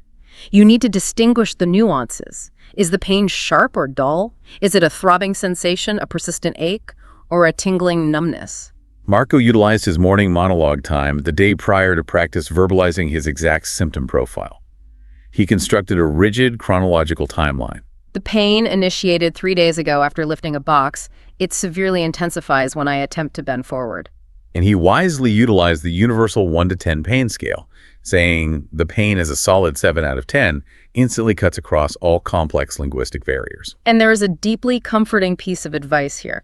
There is absolutely zero shame in pulling out a physical piece of paper or a notes app on your phone while sitting on the examination table. Read your prepared symptoms directly from the paper if your mind goes blank. Your physiological health is infinitely more important than maintaining the facade of flawless, spontaneous fluency. That is an essential point. And if the physician casually uses a diagnostic term you do not comprehend, you must actively advocate for yourself. You deploy a clarifying phrase like, Doctor, could you please explain what that specific term means, using simpler vocabulary? I want to ensure I fully understand my treatment plan. What about the ultimate pressure cooker? Job interviews. Marco decides to apply for a senior supervisory role. He finds himself sitting in a sterile conference room across from Patricia, the intimidating hiring manager. This is the ultimate stress test of Room 2. Can you pull complex, active vocabulary from the closet while under extreme psychological pressure? The preparation strategy for a job interview requires ruthless, audible repetition, silently contemplating your brilliant answer to the cliché question, "What is your greatest weakness?" while staring at your bedroom ceiling does absolutely nothing for your fluency. Your articulatory muscles must physically practice forming those complex corporate concepts. Marco rigorously practiced his answers out loud with his coworker James. He practiced them in the shower. He practiced them during his morning mirror monologues.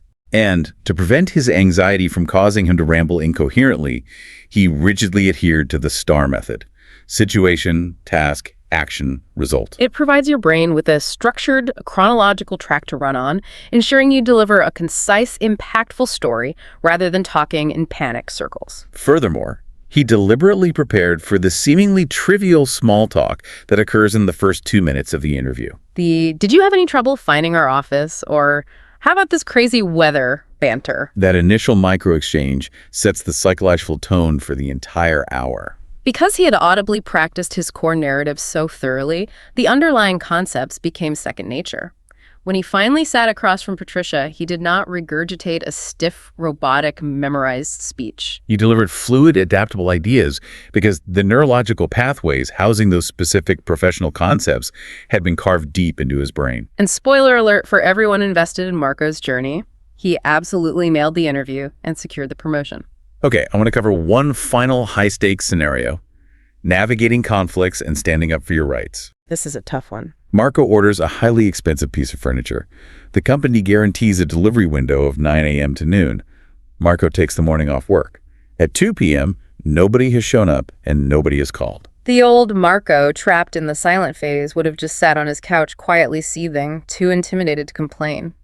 But the new Marco, fortified by months of daily speaking habits, aggressively picks up his phone. When navigating conflict in a second language, the paramount strategy is to completely extract your raw emotion and rely entirely on objective facts. When you are furious, your cognitive load skyrockets and your second language retrieval skills deteriorate incredibly rapidly. You must remain icy calm and highly specific. He gets a representative on the line and calmly states, "My order number is 7742.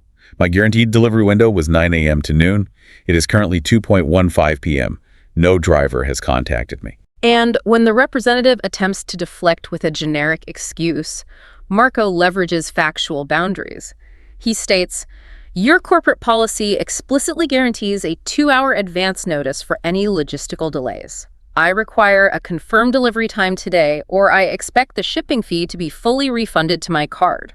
Knowing your consumer rights and referencing them with clear signpost phrases gives you immense conversational authority. Your policy explicitly states, according to the terms of the agreement, you practice these assertive, boundary-setting phrases during your private morning monologues. That way, when a company attempts to take advantage of you, the English vocabulary required to defend yourself is already sitting at the very front of Room 2, primed and ready for immediate deployment.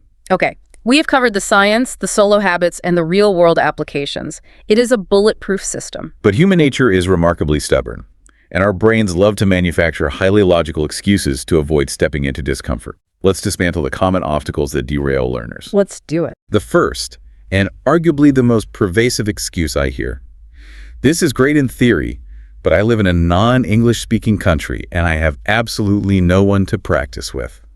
That excuse instantly crumbles under basic scrutiny of our framework.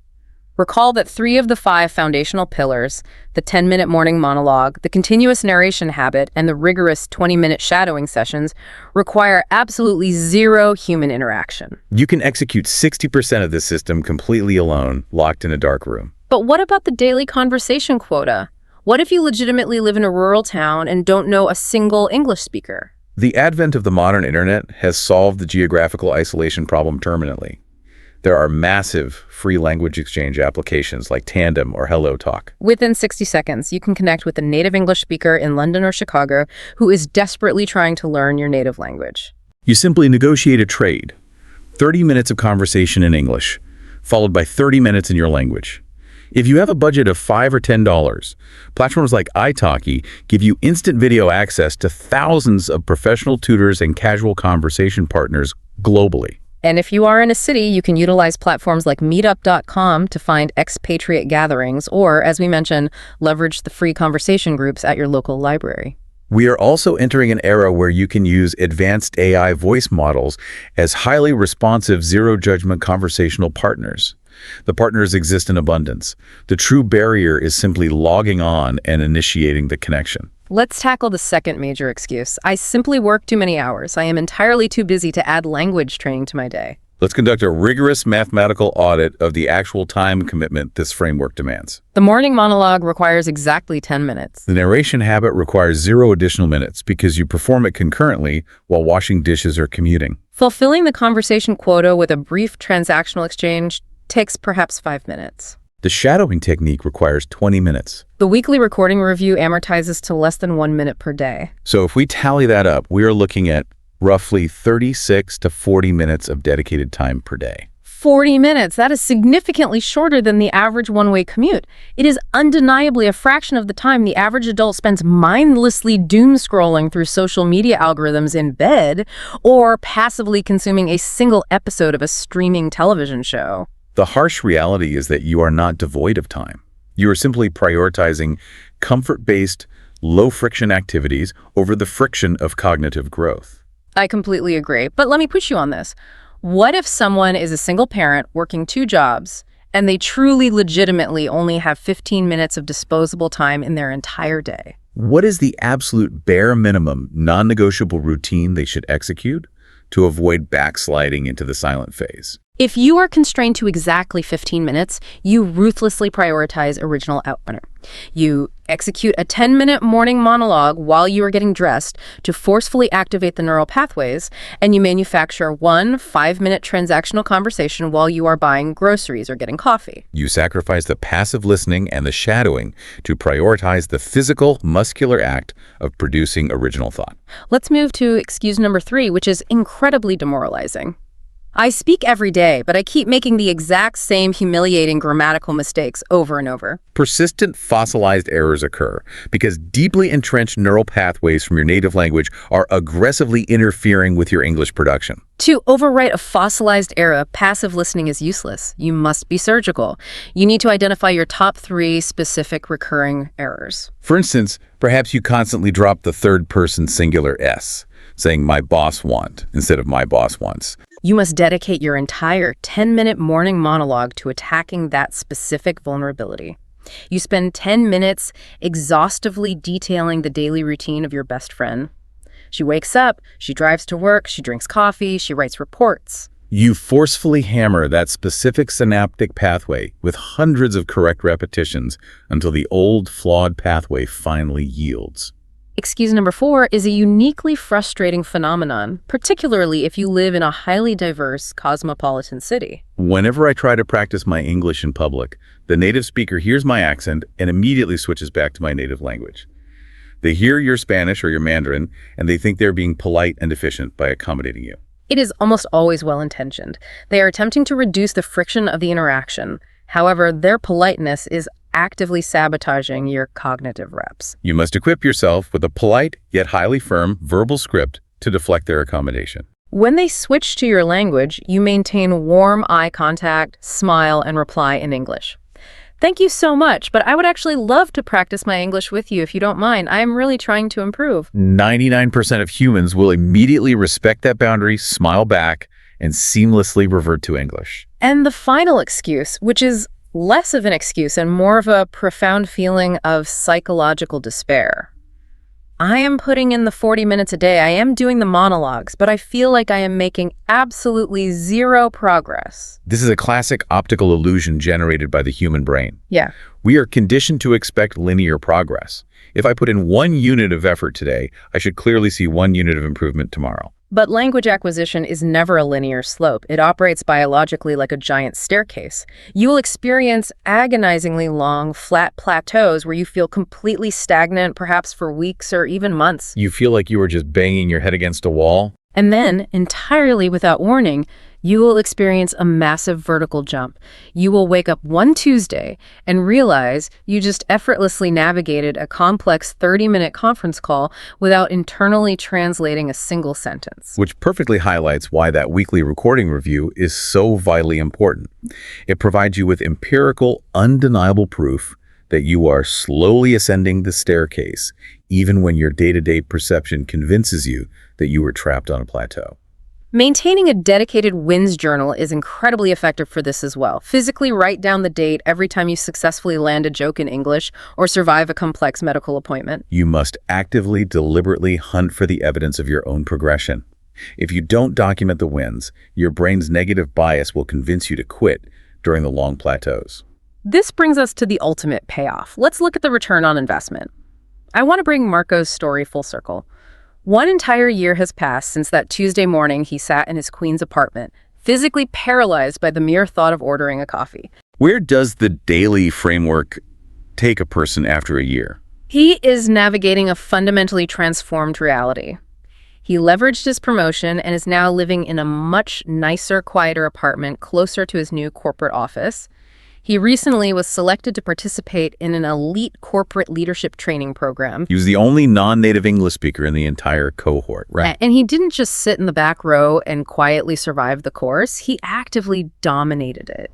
He delivered his final, complex, strategic presentation in English to a conference room packed with 30 senior colleagues and executives, and he scored the highest evaluation metric in his entire class. And on a deeply human, personal level, he still runs into Mrs. Patterson in his old neighborhood occasionally.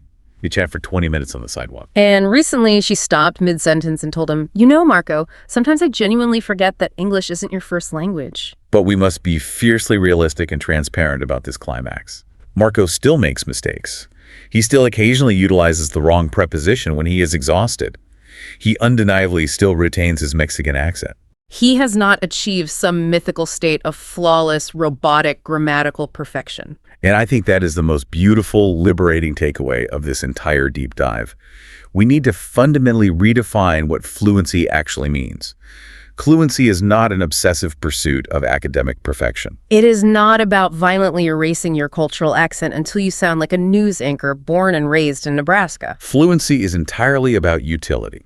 It is the functional, real-world ability to sit across from a hiring manager and confidently negotiate a higher salary for your family. It is the emotional capacity to sit with a grieving friend and offer deep, nuanced comfort. It is the power to stand up for your consumer rights, to tell a hilarious story at a BBQ, to instantly explain your complex thoughts without hesitation. Fluency simply means possessing the cognitive and vocal ability to live your life fully, authentically, and completely unrestrictedly in another language. Your voice in English, your humor, your intelligence, your unique personality is already fully formed inside you.